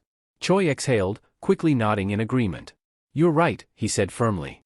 His head tilted upward as he called out, "Hunter Lim, you heard that, didn't you?" His voice carried an authoritative edge as he added, "Lee Minsung's caused quite the disaster, just as we feared." But then, something made him stop mid-sentence. His gaze flicked over his shoulder, and his expression darkened. Hunter Lim was gone. A surge of irritation coursed through Choi as his jaw tightened. Don't tell me he went after Minsung alone, he thought bitterly. Meanwhile, the apostle's golden eyes glowed faintly, a flicker of realization igniting within them. This isn't right, he mused. My connection with Lee Minsung hasn't been severed, so why is he resisting? His thoughts spiraled deeper, troubled by the unpredictable nature of human will. Desires, emotions. His lips pressed into a thin line. They always make things complicated. As Choi and Miho prepared to move, the apostle remained still, lost in thought. It's unlikely anyone would believe whatever Minsung says, he reasoned. But if I stand here doing nothing, I'll only draw suspicion. Closing his eyes, he reached inward, focusing his energy. A thin tendril of divinity extended from him, seeking to re-establish his control over Minsung. If I must, I'll discard him. A chilling resolution took hold. It would cost him a considerable amount of divinity, but he could still force Minsung's body to turn on itself, to end his own life. After all, he was nothing more than an A-rank hunter. I can always find another puppet. Just as the thought solidified in his mind, his vision blurred. His consciousness latched onto Minsung's, and suddenly, he was seeing through his pawn's eyes. The scene before him made his breath catch. What? Something was terribly wrong. Is he fighting? Panic twisted in his gut as he focused on the chaotic battle unfolding through Minsung's perspective. And for the first time in a long while, unease gripped him. The apostle's jaw tightened as a grim realization took hold. Don't tell me, he's already encountered an S-rank hunter? His focus sharpened, his awareness tunneling into the battle through Minsung's eyes. Within moments, he recognized the figure relentlessly attacking his pawn, Su-ho. The masked hunter moved with lethal precision, each strike calculated, each step unwavering. A flicker of unease passed through the apostle's glowing yellow eyes. His expression darkened as his gaze fixated on the black mask. Why is he here? Tension settled deep in his chest.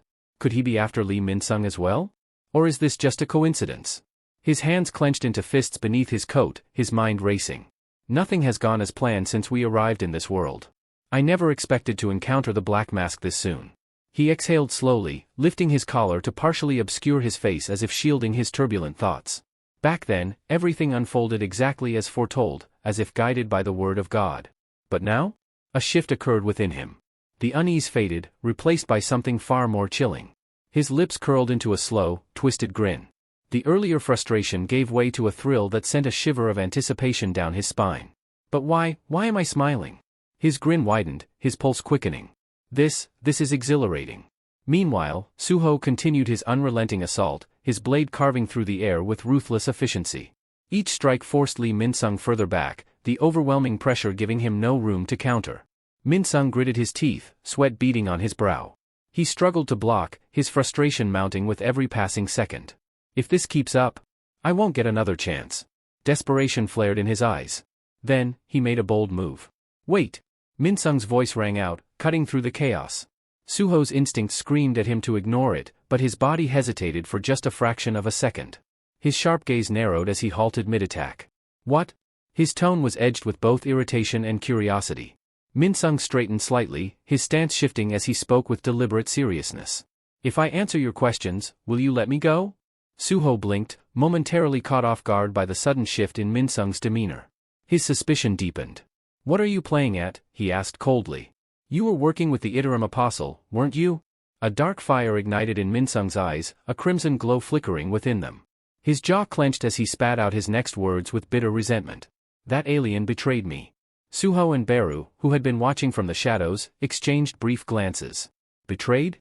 Su-ho's mind raced. Did things fall apart between them? His grip on his weapon tightened as he pressed forward. Then tell me, if he turned on you, why were you helping him distribute stardust? Minsung lowered his sword slightly, his fists trembling as he suppressed the fury boiling inside him. Lee Minsung exhaled sharply, his frustration bleeding into his voice. Because he promised me something, he admitted, his tone bitter. He swore he'd kill someone for me. Su-ho's eyes narrowed, his brows furrowing in disbelief. You allied with the Apostle, just for revenge? Minsung's fingers twitched, his hand forming a fist before he gestured sharply. His voice remained steady, yet the anger simmering beneath it was unmistakable. After the great cataclysm, everything I built collapsed. My entire life was turned upside down. And then, someone, a complete nobody, suddenly awakened as an S-rank hunter and had the audacity to look down on me. He paused, his expression twisting with resentment. To continue being who I am, there was someone I had to erase. His burning gaze locked onto Suho. And weren't you searching for that alien too? To kill him. Suho stiffened, caught off guard by the sudden shift in conversation. His grip on his weapon tightened, but his voice remained firm. No, he said, his tone resolute. I don't intend to kill him. Not if this can be settled with words. For a brief moment, silence hung between them. Then, Minsung's lips curled into a mocking smirk. You don't plan to kill him, he repeated, his voice dripping with scorn. Even though that creature is here to take over our world? A low chuckle escaped him. You remind me of a character I despised when I was an actor. Something dark flickered in his crimson eyes. The lingering power of the apostle pulsed through him, corrupting his aura with a sinister energy. The air grew thick, the oppressive force radiating from him suffocating. His grin widened as he took a step forward, his voice low and taunting. A fool who clung to hope yet had no real conviction. That's what you are. The pressure around them grew heavier, the forest itself seeming to respond to the ominous shift. His red eyes burned even brighter as he sneered. If you hadn't stumbled upon that power by sheer luck, you would have remained nothing more than a nameless extra. But mark my words, Suho, one day, you'll be forced to make a choice. A defining moment that will shatter your delusions. A laugh, dark and full of malice, echoed through the trees. And when that moment arrives, the person you'll have to kill is. But before Minsung could finish his sentence, his entire body jerked unnaturally. His breath hitched, his limbs locking in place as if an unseen force had seized control. His sneer vanished, replaced by a look of horror as his voice choked off mid-syllable. Inside his mind, the world around him dissolved into darkness. An oppressive presence loomed above him, its shadow stretching endlessly in the void. From the inky blackness, the apostle emerged, his towering form exuding an undeniable dominance. His glowing yellow eyes bore down on Minsung, his expression unreadable, yet filled with cruel amusement. You overstepped, the apostle murmured, his voice dripping with quiet menace. Before Minsung could react, ghostly fingers wrapped around him, lifting him effortlessly into the air like an insect caught in a predator's grasp. His struggles were meaningless. The apostle's smirk deepened into something far more sinister. Lee Minsung? I won't allow you to speak another word. A slow, mocking chuckle rumbled from the apostle's throat as he regarded Lee Minsung with amusement. I must admit, you've turned out to be far more useful than I anticipated, he mused, his voice dripping with condescension. Thanks to you, I've gained so much. His golden eyes gleamed with cruel delight as he added, so perhaps I was too hasty in calling you incompetent. But now. He leaned in closer, his gaze scorching like molten fire. I'll be borrowing that body of yours one last time. Panic surged through Minsung like a tidal wave. His breath hitched, his muscles tensing as raw terror seized him. What? No. I won't let you. Before he could finish, the apostle's spectral hands slammed together with a force that resounded like a divine decree, the sound echoing through the void like a thunderclap fracturing reality itself. In the real world, Minsung's body was suddenly engulfed in an ominous glow. A violent surge of energy burst forth from him, sending waves rippling through the air, distorting the very fabric of the space around him. The forest trembled beneath the sheer force of the power erupting from within him. Debris shot through the air, trees groaning under the pressure as an unrelenting wind howled across the battlefield. Suho instinctively raised an arm, shielding his eyes from the onslaught. His pulse pounded in his ears as he took a step back, his mind struggling to process what was unfolding before him. What is this? He muttered, his voice nearly lost in the roaring storm of energy. From the shadows, Beru's voice rang out, grim and foreboding. This is Iterim's power, he stated, his tone heavy with dread. And it surpasses even what we faced against Braki. A piercing scream shattered the night. Lee Minsung's body convulsed violently, his back arching unnaturally as golden light erupted from within him. His mouth stretched wide in agony, yet no coherent words came, only a soundless, soul-wrenching wail. His very form was changing. The golden energy twisted and coiled around him like living chains, embedding itself into his flesh. His sword, which had once been merely a weapon in his grasp, fused seamlessly with his arm, its metal gleaming with an eerie brilliance. Then, as if the heavens themselves were splitting open, radiant wings unfurled from his back, vast, luminous, and pulsating with Iterim's overwhelming presence. Their glow was blinding, their edges sharp like celestial blades. The transformation was both breathtaking and horrifying, a grotesque display of divine might that defied human comprehension. Suho stood frozen, his body locked in place as he watched the impossible unfold before him. His fingers twitched at his sides, but he couldn't move, couldn't even bring himself to speak. His mind reeled. What just happened? The thought barely formed in his head before it was drowned beneath the sheer magnitude of the power before him. Lee Min-sung was gone.